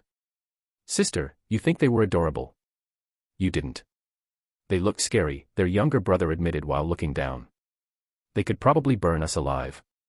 They're too small for that, Brandon reassured him. Although for how long, who knew? You think the prince will let us pet them? Lyanna's question had Brandon rolling his eyes again. Sister, I understand your fascination, but do not do something that will get father in trouble later on. Usually he was more than happy to play along with her antics, but for once he was going to have to agree with their father. The Crown Prince was not someone they wanted to get on the bad side of, and messing with his dragons was a surefire way of doing that. Lyanna pouted again. Why does everyone think that I'm going to do something weird? Were you not the one who was trying to spy on the prince earlier? That's different. They say he can use fire, and I wanted to see if it was true. Brandon did not know how she was going to accomplish that by spying on him from the kitchens, but whatever. Trying to decipher his wild sister's thought process would just leave him confused by the end of it all. I bet Ned is going to be so jealous that he missed this. Lyanna looked excited by the thought. That's what he gets for having his own adventures in the Vale all on his own. As if their brother had a choice in deciding to go there. But how do you think that the prince has dragons? Benjen's soft voice echoed through the room. I thought they didn't exist. Despite the excitement, their little brother hadn't missed that crucial detail. That is the question, Brandon agreed as he walked up to him and patted him on the head. Maybe we'll get to find out. Even though the dragons were eye-catching, Brandon hadn't missed the Valyrian steel sword hanging from the prince's side. As far as they knew, the 2 legendary swords of House Targaryen had been lost, so why did the prince have a new one? More than that, judging from the prince's build, he was a fighter. Brandon was curious to find out who was the better fighter between the two of them. He could feel the excitement building inside him at the thought of defeating a Targaryen in combat. It was something else to look forward to, he supposed, but for now he had to set a good example to his siblings. Go to your rooms and start getting ready. Father will not be happy if you're late. Despite their grumbling, the two did as told, leaving Brandon to wonder more about the dragons and the Valyrian steel sword. Winterfell was built upon natural hot springs that helped to keep the castle warm. This was why, despite the severe drops in temperature during the harsh winters, the people living inside were still able to survive year after year. Rhaegal felt this warmth for himself when he and the others were led to their rooms inside the guest house within the castle. The imposing Lord Stark said he wanted to give them a moment to settle in before they began with the opening feast with the rest of the lords, but clearly he was doing it because he wanted to get his thoughts in order. The presence of dragons had really shaken him up.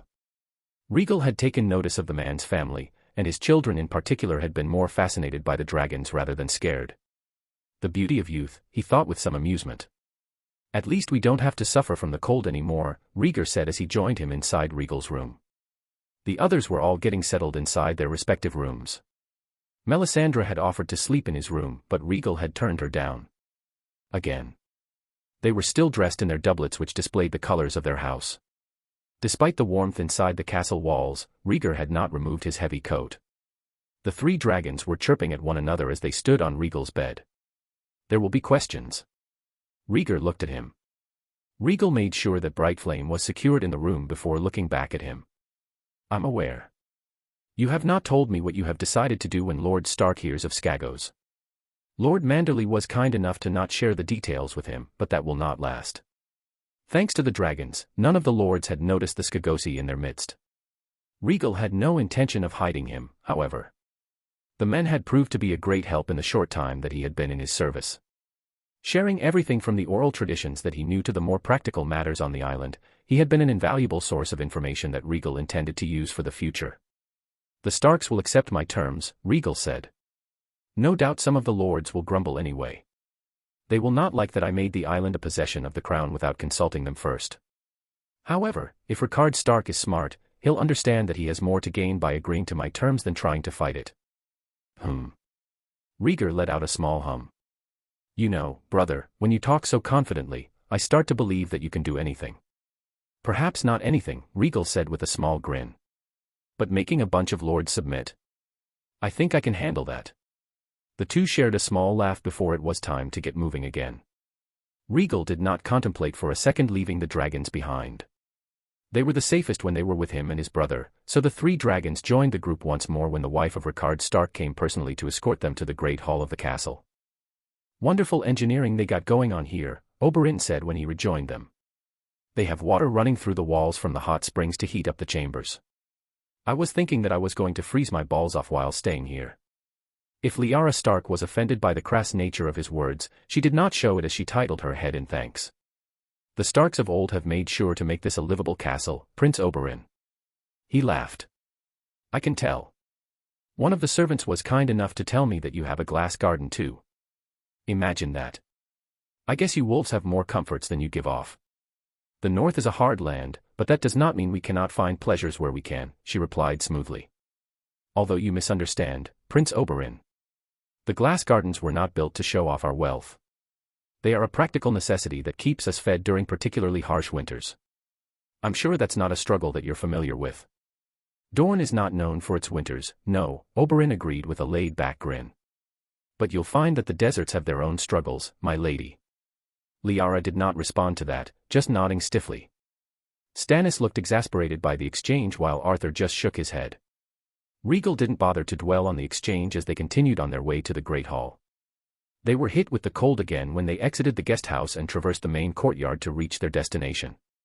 Along the way, Rhaegal spotted many guardsmen and other servants glancing their way, more specifically the dragons. No doubt that this would be an event that they were going to talk about long after Rhaegal returned to King's Landing. More guards were stationed by the entrance to the Great Hall. As the guests of honor, they were the last ones to arrive for the feast so that they could properly be introduced. Rhaegal cared little for this. He was more interested in the talks that would follow once the welcoming feast concluded. That, and the ever-present burning sensation that permeated all of his senses. Now that he was inside Winterfell, the burning sensation was stronger than ever. There was little doubt in Rhaegal's mind that there was at least one dragon egg somewhere in the castle. It was just a matter of figuring out where. The young 8 and 10 Roose Bolton watched on with great interest as the Crown Prince's entrance was announced. A few moments later, he led his group into the Great Hall, 2 of the dragons still perched on his shoulders. His pale eyes were fixated on the dragons the entire time the prince walked toward his seat. Roose had accompanied his father to the gathering of lords as was expected of him. When he'd first heard that the Crown Prince was coming to the north, his mind had raced with the implications of it all. Despite his inexperience in ruling, he knew the significance of a royal visit to Winterfell. It had only happened once before in history. While one of Rhaenyra Targaryen's sons had once traveled to Winterfell in order to win support for his mother, it was kind of an open secret in the realm that the boy had been no true prince. Just a bastard fortunate enough to have ridden a dragon. Not that it mattered much to Roose. Ultimately, power triumphed over all as it could even override history. Sadly for Jacaerys Valerion Targaryen, he had lacked the power to make that change permanent. Now his mother was known as nothing more than a bloody usurper while he and his siblings were regarded as bastards, a stain in the Targaryen legacy. Not that King Aegon II fared much better, but this was beside the point. Roose felt like he was watching a new power on the rise, and he felt compelled to see if he could make that work to his advantage somehow. His father was happy to keep playing as the servant to the Starks, but Roose had never once felt that inclination in his heart. The Boltons had once been kings. Was it wrong to dream for more rather than to stay as mere servants to a house that did not serve to remain at the top? Roose was not one to let impatience dominate him, however. He was aware of his house's history. They had risen up before, only to be brutally put down every time. Of course, if it had been him, he would not have allowed the disobedient house to keep on existing. The fact that the Starks had been lenient with them highlighted their weakness. Watching the Targaryen prince with his dragons presented a new player on the board. The Iron Throne had little impact on the north. The northern lords were subservient, sure, but they did not meddle much with the affairs in the south. There was little use in it. Now those southern games seemed to be approaching them, and Roose knew why. It was the dragons that had compelled the north to kneel. And now those dragons had returned and Roose could see the expressions on the lords' faces as they watched Rhaegal Targaryen sit on the high seat of the old kings in the north. While before curiosity and honor had bound them to greet the crown prince with respect, his supposed magical abilities notwithstanding, now there was some fear and apprehension mixed in. The extent of the prince's magical abilities were unknown. The power of dragons was not. While these lords were not well versed in playing the same political mind games as their counterparts in the south, they were smart enough to realize that there were big changes coming. This thought no doubt frightened them, for they did not know what the crown had in mind for them. For Roose, this was just another opportunity for the future, and if there was an opening for him to exploit then he would take it. This, he swore. The feast opened up with a big toast given by none other than Ricard himself, honoring the king and for the continual stability of the realm. The other lords gave their agreements by raising their cups, or in the case of Lord Umber shouting at the top of his lungs. The man was huge, and so were the rest of his family. No wonder they were said to be descended from giants. They weren't as hairy as the Skagosi, but besides that they were practically the same in terms of physical appearance. How interesting. Rhaegal didn't allow himself to drink too much. The same couldn't be said for the rest of his companions. Euron and Oberyn especially were going hard at it, drinking more and more with no signs of stopping. Some of the lords and their heirs took it as a challenge and began to try and match them. Rhaegal wasn't looking forward to seeing the hangovers tomorrow. Stannis and Arthur were more cautious with their drinking, as was Tytos. Mace was enjoying the drinks himself, but not to the same extent as Euron and Oberyn. "It's not every day that we get a Reachman up here," one of the lords said to the drinking Mace whose cheeks were flushed.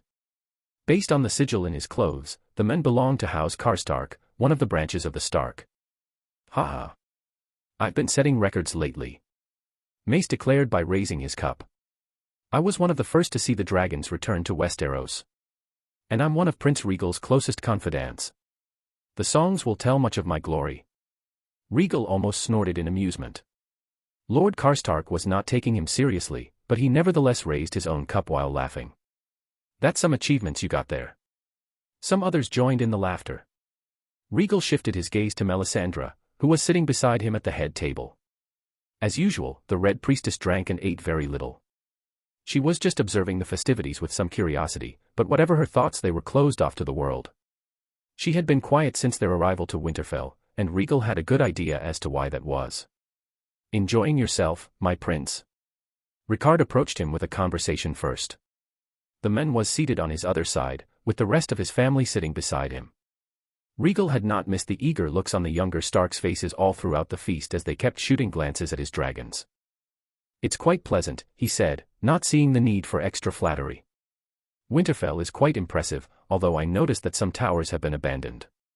"Years take their toll on the strongest of fortifications," he replied. "You have not rebuilt. Such an endeavor would quickly dry our coffers, my prince. I'm sure you know that we are not the wealthiest of kingdoms. What gold we make we prefer to use for necessities. Food then." Rhaegal hummed in understanding. "I understand. At least you have a good reason for it. King's Landing has needed repairs for many years now, and despite the gold being there, no one has seen fit to do it. It's a shame, really. Is that something you aim to do during your reign, my prince?" "Before that, if possible. But yes. I have many plans, Lord Stark. You will find that the North is involved in some of them." His words caused the men to go quiet. Rhaegal had to admit, he was good at masking his emotions. Nevertheless, Rhaegal could tell that his words troubled the men. Why? Rhaegal wasn't certain. Did he think that Rhaegal was going to purposefully sabotage parts of his kingdom? The thought was insulting. "Forgive my caution, my prince," Ricard said after a moment's silence. Despite all the noise from the feast, Rhaegal was hearing him well enough. "The crown has never seen fit to meddle with us before. I cannot imagine what changes you might wish to implement." "There are some that I'm already running through my head," Rhaegal admitted. "I talked about some of them with Lord Manderley on my way here. Of course, I wish to speak to you on certain matters as well. No doubt you'll be interested in hearing what I have to say." I look forward to it, my prince." Rhaegal ignored the forced pleasantry and just nodded. The feast carried on while Rhaegal continued trying to ignore the burning sensation that was coursing through his body and mind. No one approached him and Rhaegar directly, but Rhaegal could tell that many of them were wanting to. Either because they wanted to hear from them directly or because they wanted to know more about the dragons he could not say. Maybe it was a combination of both. Rhaegal wasn't certain if he was going to tell all of the lords directly about his escapade in Skagos, but the choice of bringing it up was taken from him as one of the men stood up while raising his goblet. "Prince Rhaegal," he shouted, catching everyone's attention. His cheeks were flushed from all the alcohol. His immense size marked him as an umber. "I've been waiting to say this for a while now. Many of us are eager to hear how you have acquired 3 dragons. It's not something we expected to see today. Not that any of us are complaining." The lord from House Dustin shouted while laughing. "Aye. To see a dragon with our own eyes. Such a grand treat this day is." Another lord chimed in. More cheers rang in the hall as they turned their expectant gazes on him. Out of the corner of his eyes, he noticed one of Ricard's children almost bouncing in her seat, probably eager to hear of his story. Well, it wouldn't trouble him to share some of the details here. By now, his raven had probably reached King's Landing and news of his expedition to Skagos had more than likely spread. "I don't mind at all, my lord," Rhaegal said as the hall began to quiet down, all wanting to hear from him. Only the dragons made noise as they played with one another. "Although I don't think the story will be as fascinating as you think." He could hear Oberyn snorting from his seat, but Rhaegal ignored him. "You may find this difficult to believe, but the dragons called out to me, and as luck would have it they were calling to me from Skagos. The name of the island was met with several wide eyes. Even Ricard looked taken aback by the admission. They were more shocked by the fact that he had gone there than the fact that the dragon eggs were calling to him. How funny. I set sail there immediately. I was fortunate to find 3 dragon eggs waiting for me on the island, and with the help of my red priestess I was able to hatch them. Now my brother and I have claimed one each. His is Agarax, while I named mine Ankalagan. The third one has yet to receive a name. It was brief and to the point, but it was enough to captivate the lords. They were probably impressed just by the fact that he had sailed to Skagos personally. They knew better than most the stories surrounding the Skagosi, and it was not a place that one should wander into carelessly. They cheered. To Prince Rhaegal. To the prince. And many others like it followed. Rhaegal accepted the celebrations with a calm smile as he sat back comfortably in his seat while Ricard remained silent. The feast would continue for many hours after that, and by the end of it only a few men would be left standing. Rhaegal was not surprised that Ricard invited him to his solar after the feast began to wind down. Even though it was late, he knew that there were some things that they needed to talk about, especially after his reveal earlier. Rhaegar had wanted to come along, but Rhaegal advised him to stay behind and keep an eye out for some of their more troublesome companions. With the way Oberyn and Euron had drank, they would be more than willing to do anything right now, and that included mayhem. Melisandre was also a wild card right now too, and the last thing he needed was for her to unintentionally, or more likely intentionally, start insulting the religion of the North. Ser Gerald and Ser Barristan followed, but Rhaegal tasked Ser Brynden to stay behind with Rhaegar for the time being. When they reached the solar, Rhaegal signaled for the 2 knights to stay by the door. Regardless of how the conversation went, he doubted that he was in any danger. Of course, Ankalagan and his sibling were not going anywhere, the 2 hatchlings once again taking position on his shoulders. He felt like he was a tree branch for them sometimes. Ricard's solar was sparsely decorated. There was a set of oak chairs as well as a long table where the men conducted his daily affairs. A fire was also present, and it provided the room with some extra warmth. I apologize for keeping you up, my prince. Ricard gestured to one of the seats while he too sat down. No doubt you want nothing more than to just rest after a long journey. It is no trouble. I have been meaning to speak to you in private as well. It's better to do it now than to wait. Ricard slowly nodded, his eyes briefly going to the dragons once more. The man was no doubt wondering what was on Rhaegal's mind, but he was going to let the Lord of Winterfell say what he needed to first.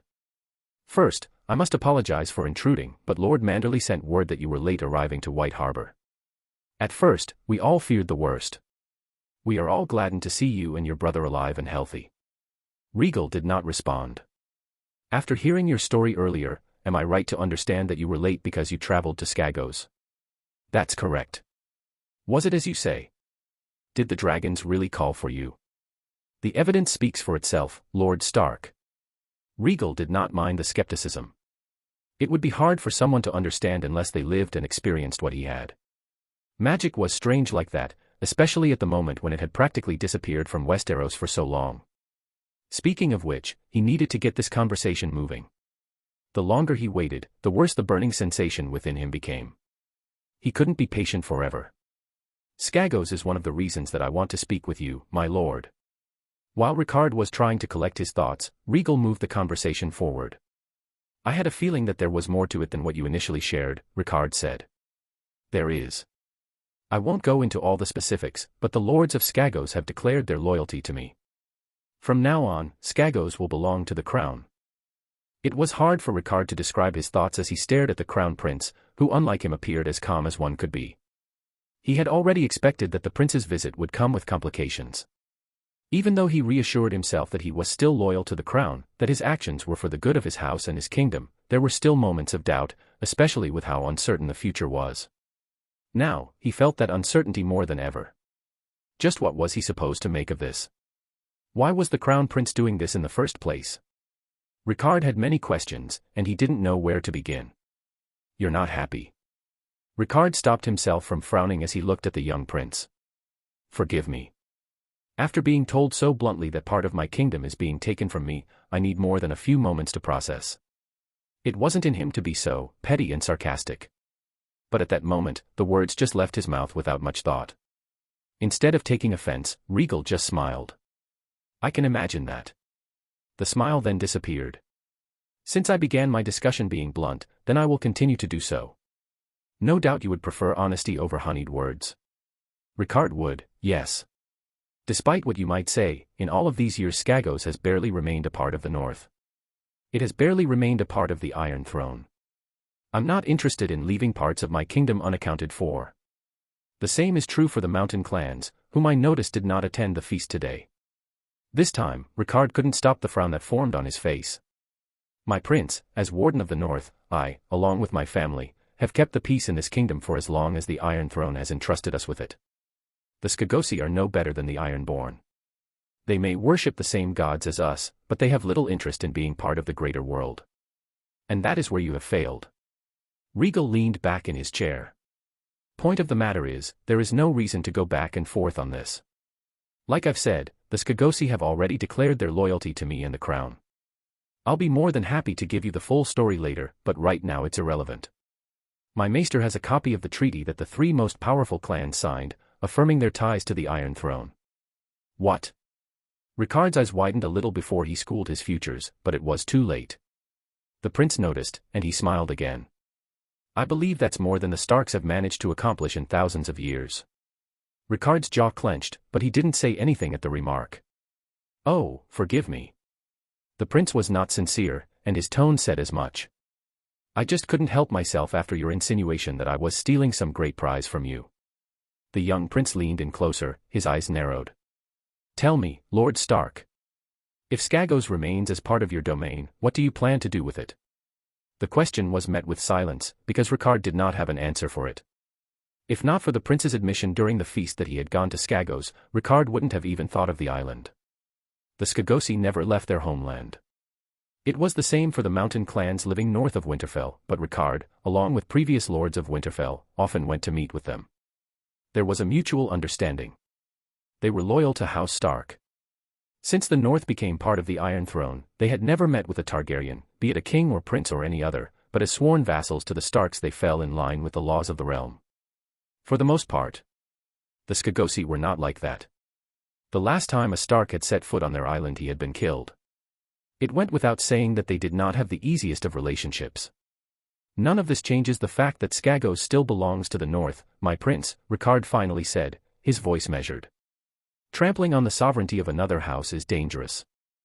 I call it a necessity when that land is being squandered, the prince retorted before leaning back once more, not caring for Ricard's statement or its implications. Ricard did not know if the young prince was intentionally trying to provoke him or not. However, I also recognize that there is some truth in your words, the prince added, his face relaxing again. Despite your inaction, your house has kept Skagos as part of the Iron Throne even after they dared to rebel. For that I am willing to reward you. I asked Lord Manderley what you might prefer in exchange for the island, and his answer helped me understand what I already know. Understand? Ricard's eyes narrowed this time.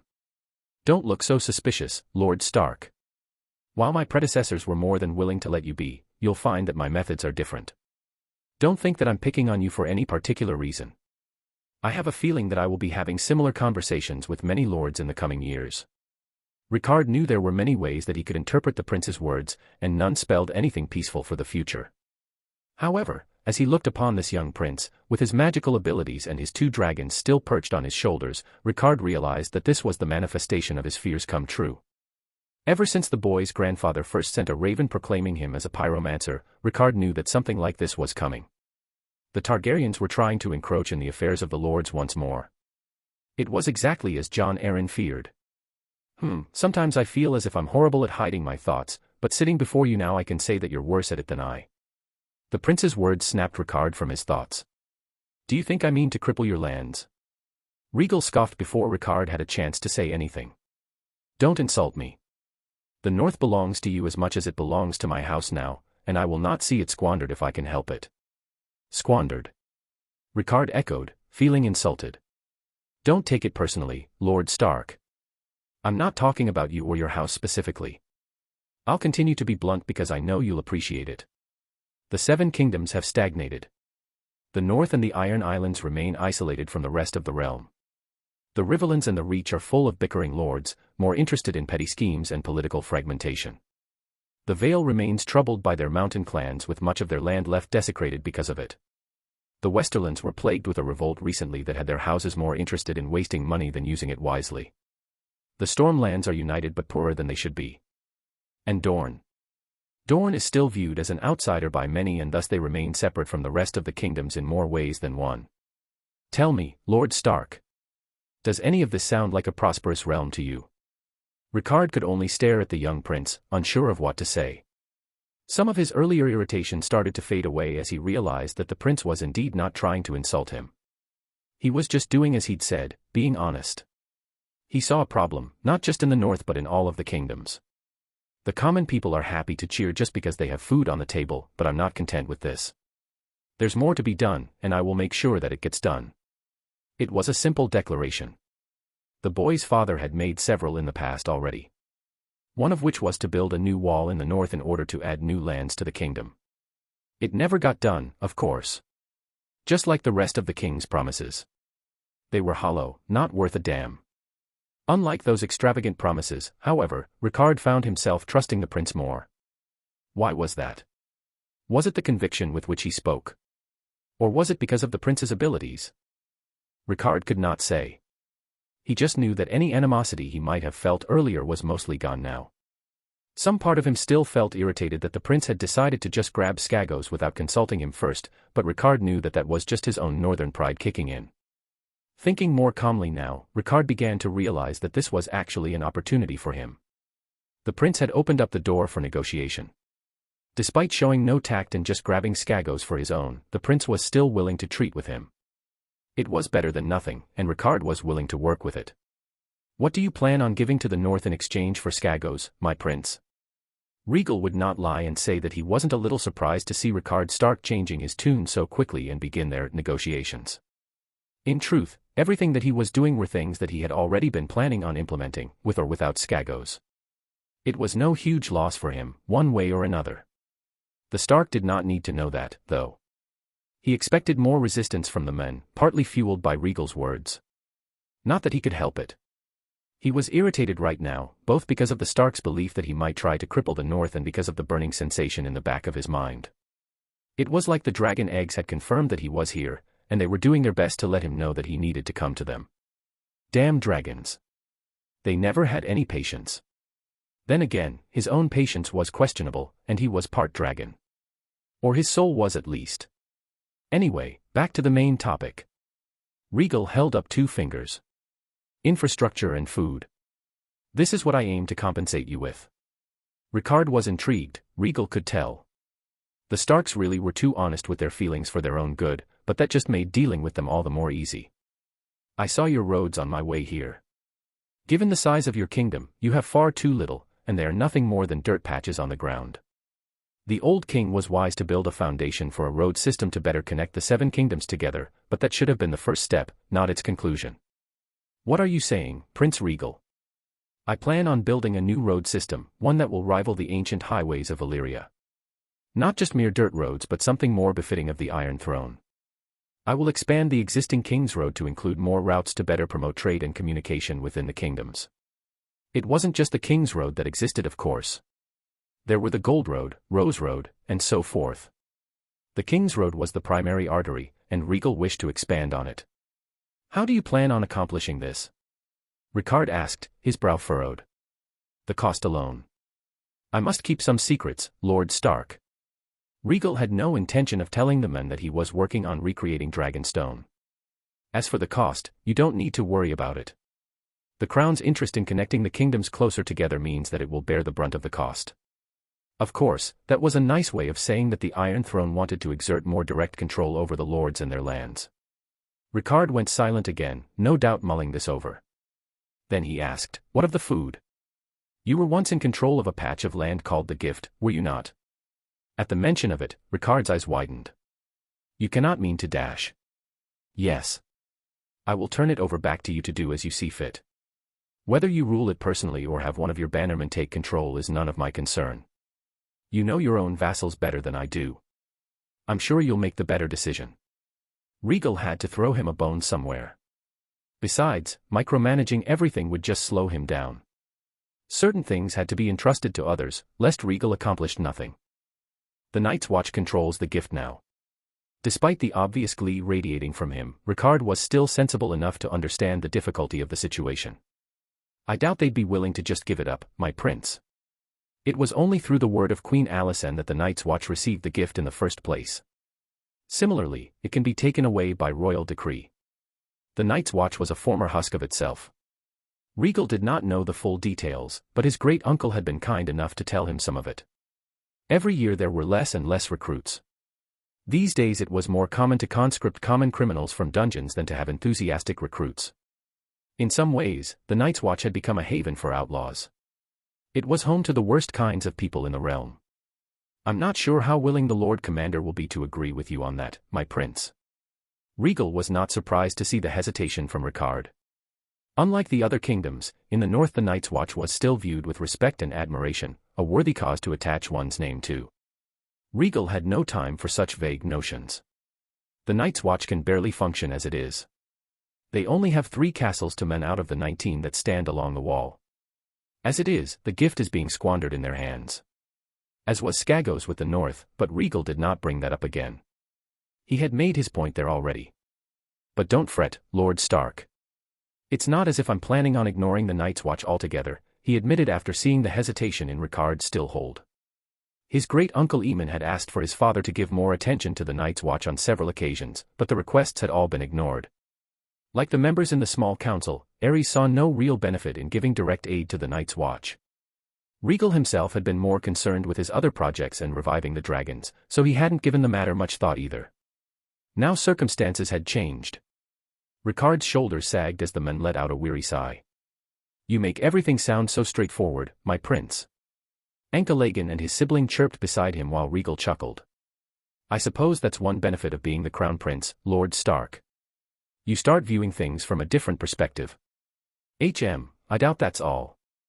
Rhaegal didn't comment when the man's eyes drifted to the dragons before focusing on him again.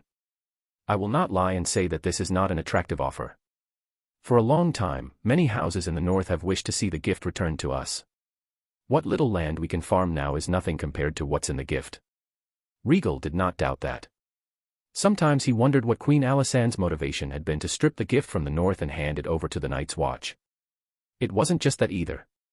During her visit to the Wall, she also had the Night Fort closed down and began the construction of other castles.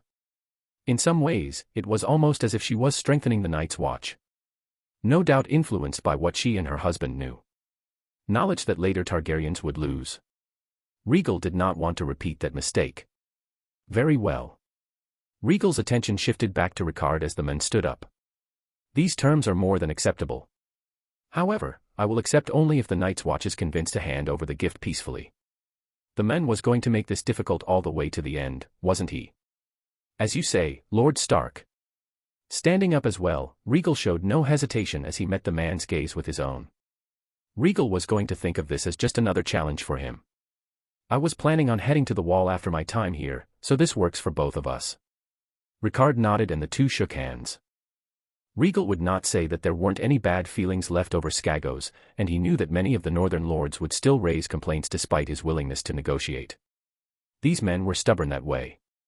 However, what bad blood that might have arisen from all of this was greatly reduced, and Rhaegal still got everything that he wanted. Now there was only one other thing to handle. Lord Stark. Tell me. Do you have any dragon eggs in the castle? Lyanna knew that she would be in big trouble if anyone ever discovered what she was doing. Sneaking out of her room in the middle of the night to see if she could pet any of the prince's dragons would earn her more than a little scolding. She just couldn't help it. Not after being able to see the dragons up close during the feast. She had wanted to ask the prince then and there if she could pet them, but her mother had stopped her on multiple occasions. How boring. Lyanna knew that she just needed to sneak into the guest house and then into the prince's room and talk to him. Surely he would understand her fascination with his dragons, right? Right. However, Lyanna found her plan almost foiled as after leaving her room she saw her father and the prince leaving his solar together. They were accompanied by 2 knights in the shiny armor. They were talking, but their voices were too soft for her to make out anything. More importantly, the prince had 2 of the dragons with him. This was her chance. But father is here. Lyanna pouted at that. Even unintentionally, her father still got in the way. This sucked. However, another part of her was curious. She had left the feast early with Benjen, mainly because her brother was sleepy, but the prince and her father had still been seated and enjoying the festivities when she had last seen them. What were they doing here together? Was the prince going to show his magic to her father?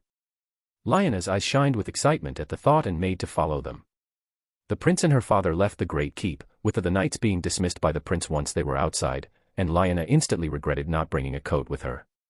Or at least a cloak. In all of her excitement, she had forgotten about the cold outside somehow, even though it was colder than normal. How embarrassing. Lyanna didn't let that deter her. She had the wolf's blood in her, her father said. And wolves didn't get cold. Or something like that. She didn't know where the two were heading, but she was surprised to see that the red-headed woman from the feast was waiting for them by the guards' hall. The prince exchanged a few words with her, which she seemed to return, but once again Lyanna couldn't hear what they were saying. Lyanna tried not to flinch when two of the prince's men came walking by her. Thankfully they were too drunk to notice her as they stumbled by. While the main feast had been going on inside the castle, the guardsmen and the prince's men had been busy partying outside as well.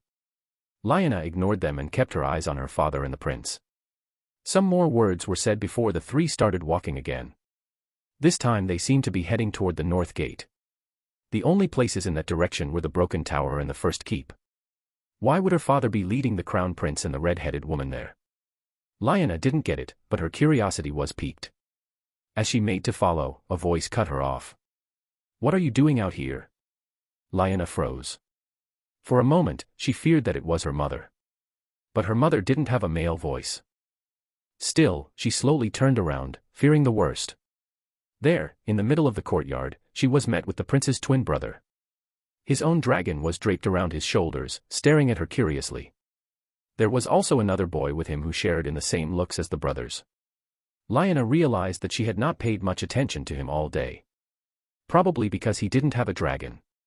That, and despite having silver hair and purple eyes, he wasn't as pretty as either of the princes either.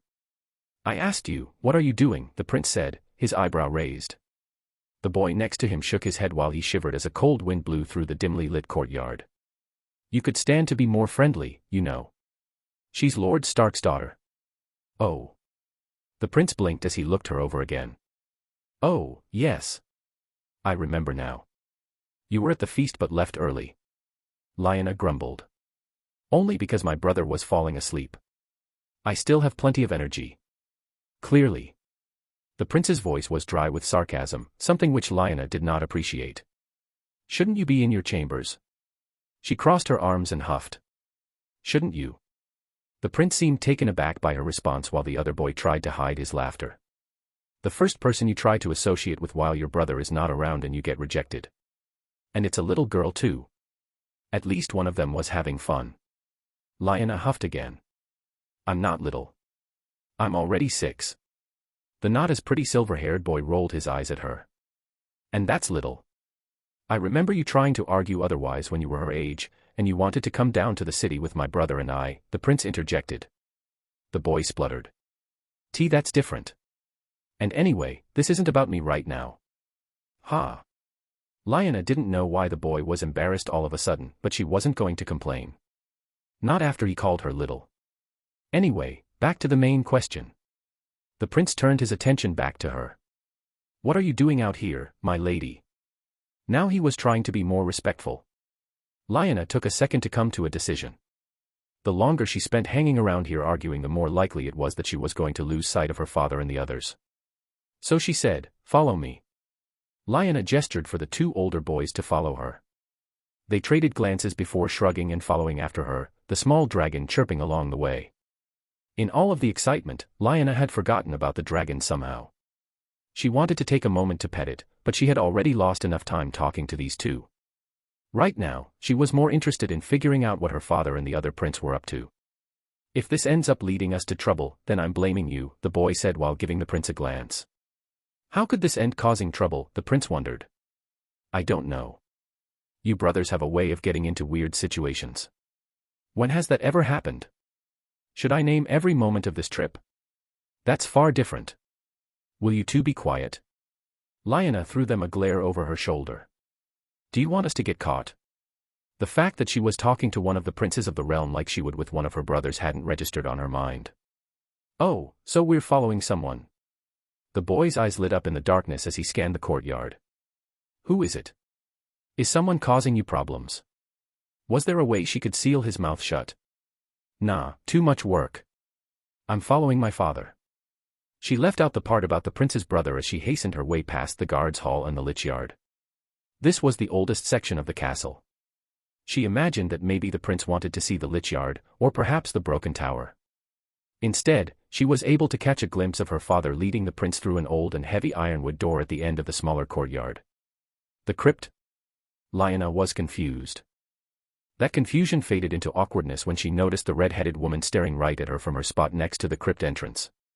Oh no. She'd been caught.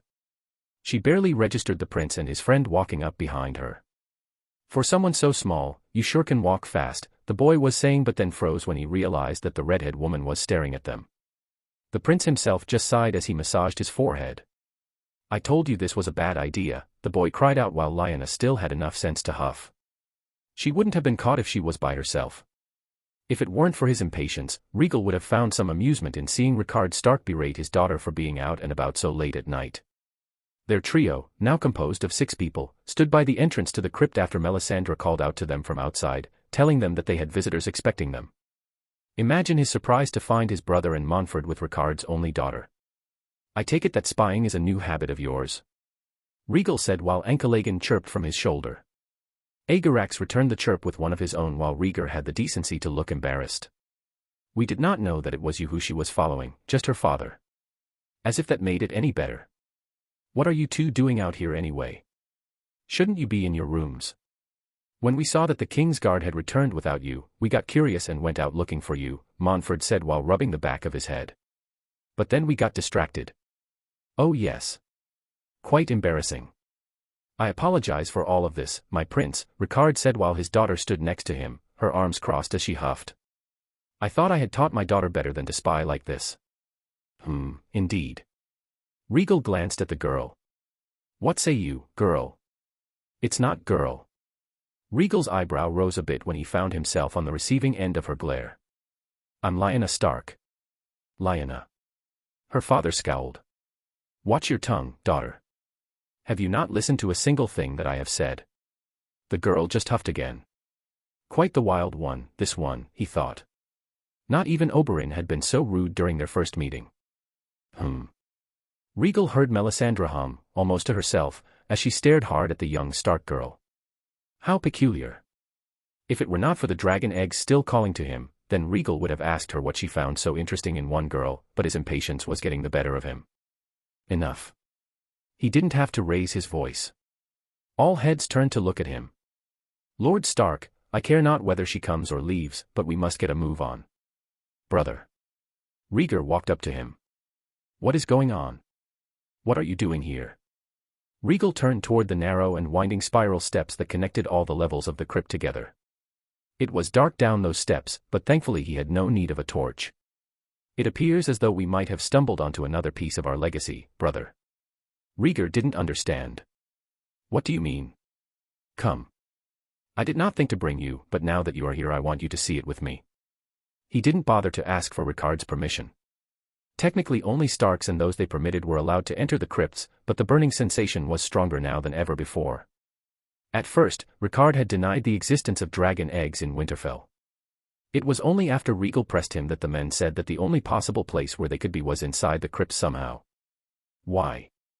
Supposedly the crypt was connected to a deep cavern that was bigger than all of Winterfell. Given the castle's immense size, Rhaegal was naturally curious. If a dragon found the entrance to the cavern from the outside and roosted within, it was possible that some eggs had been laid. There was no real proof of this, but it was the best lead Rhaegal had. After stepping inside the top level of the crypt, Rhaegal realized that the Stark's hunch had been correct. The burning sensation became stronger, as if informing him that he was close. Without a thought, Rhaegal formed a bright fireball in the palm of his hands as he and Rickard led the others deeper into the crypt. He heard Lyanna gasp when she saw the flames, with her father glancing at them with some amount of wonder as well. Both Ankalagan and his sibling leaned in closer to the flames, almost as if they were entranced by them.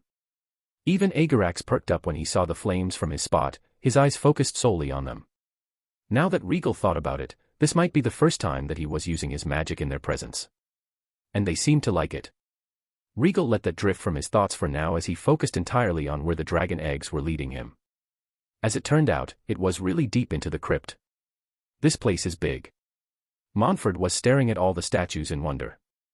They were the statues of past kings and later lords of Winterfell.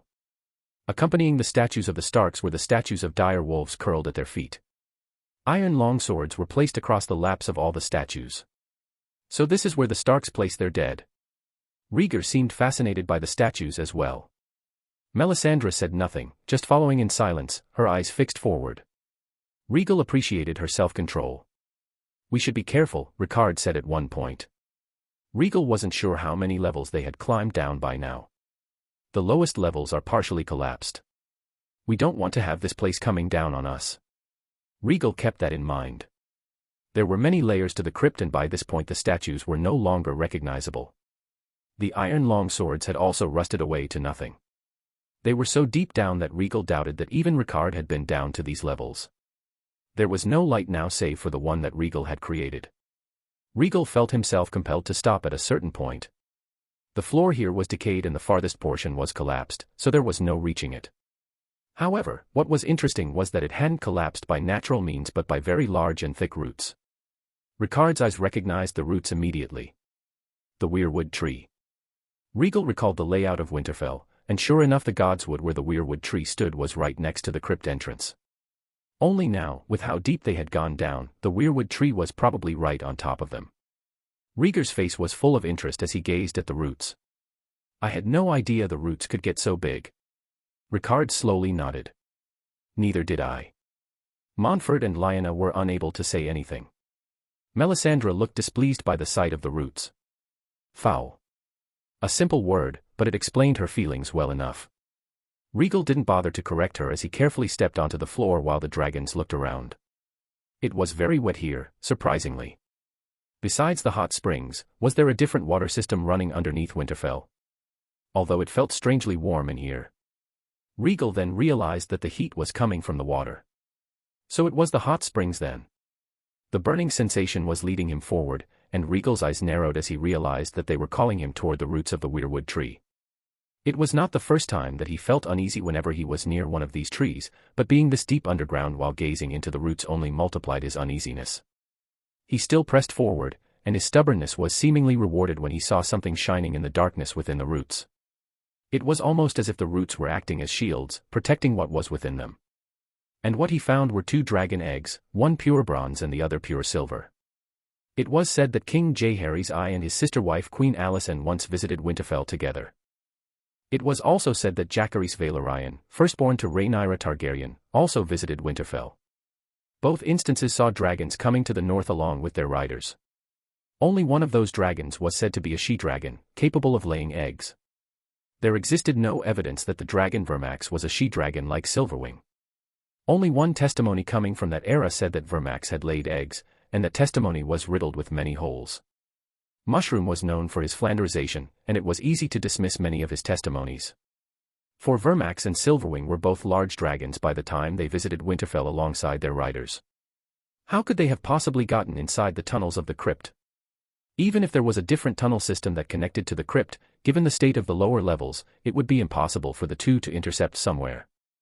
Unless Rhaegal had missed something, which was very possible. On the other hand, the placement of the egg suggested human intervention, and it was for that reason that Rhaegal was willing to believe that, in this instance, the fool was telling the truth. For if Silverwing had laid the eggs, the queen would have ensured that they returned to King's Landing or Dragonstone. This also meant that tales of Jacaerys Valerian's love for Sarah Snow were more than likely true. Her existence was another mystery, but the fact of the matter was that someone had gone out of their way to place 2 dragon eggs deep within the crypt at Winterfell. If Jacaerys did wed Sarah, then everything would fall into place. That so-called pact of ice and fire may have been true as well then. Honestly, thinking about the whole thing was headache-inducing for Rhaegal. It did not help that finding the eggs did nothing to relieve him of the fire burning within him.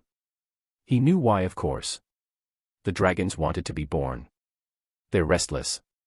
It was funny.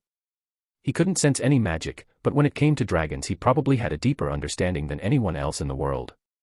There were shocked looks from Ricard and his daughter, of course.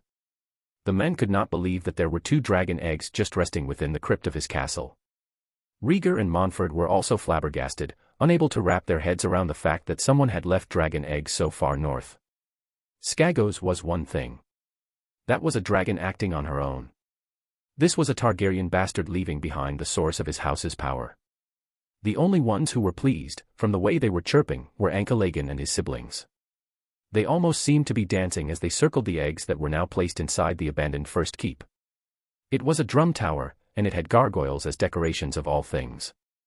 The only other place Rhaegal had seen gargoyles was at Dragonstone. How peculiar that the oldest surviving building in Winterfell also had them. Rhaegal's thoughts did not linger on them for too long. He had Melisandre prepare the same ritual as before. A part of him wanted to wait until he was back on Dragonstone before hatching more dragon eggs, but he knew that his discomfort would not end until he finally did so. At least he now knew what to expect. Lyanna was practically bouncing in place as she watched Melisandre go about her work. Amazing, she tried to whisper, but everyone heard her. Ricard tried to remain aloof, but this entire situation was outside his comfort zone. His mind was no doubt still reeling from the discovery of the dragon eggs. Montford had not been able to witness this ceremony when they were on Skagos. It seemed as if fate had given his childhood friend another chance to see it with his own eyes this time. Only Rhaegar remained stoic, but his eyes betrayed his concern. Rhaegal knew why. The last time he'd done this, he'd been forced to rest for 12 hours. And there were other factors to consider. "Do you truly wish to do this now, my prince?" Melisandre asked as he knelt in front of the eggs. Ankalagan and his siblings were still circling the dragon eggs, their interest apparent. Thankfully they were outside the symbols that Melisandre had drawn, so there was no chance of the fire reaching them. Dragons they might be, but they were still hatchlings. "This place. It's tainted with their magic," she said as she leaned in closer to him, speaking softly. It was almost like they were conspiring against the world. "Even now, I can sense it. This will weaken you, and we are very close to their source. Do you want to risk falling into their hands? As they say, nothing ventured, nothing gained." Besides, that second female voice said that it had still been difficult for her, and she had used some particular tricks in order to reach him. Maybe his other stalkers wouldn't be able to do it. And even if they did, Rhaegal was confident in his inner protection to safeguard him against any of their tricks. For even when he was weakened, the female voice had struggled to have a short conversation with him. Rhaegal had little reason to hesitate. "I'm ready." The fires burned as hot as they did the last time. They blinded Rhaegal from the outside world, and he feared that he would all of his clothes again. But while the flames still burned, the world around him started to change. He was no longer standing inside Winterfell. Melisandre and the others had vanished. The dragon eggs and the dragons themselves also vanished.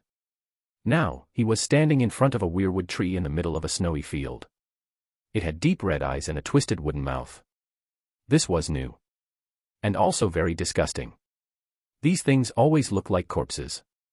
It was almost as if someone had robbed the trees of their spirits, leaving them in agony. How anyone could worship them was beyond him. "You understand more than you realize, young Targaryen." Rhaegal was not surprised to hear a voice speaking to him. What did surprise him was that the voice was coming from a crow with 3 eyes. The crow stood on one of the branches of the weirwood tree. The 3 eyes gazed directly at him, and for a second Rhaegal froze. Those eyes. They contained so much in them. "I think it's about time you and I had a conversation, Rhaegal Targaryen."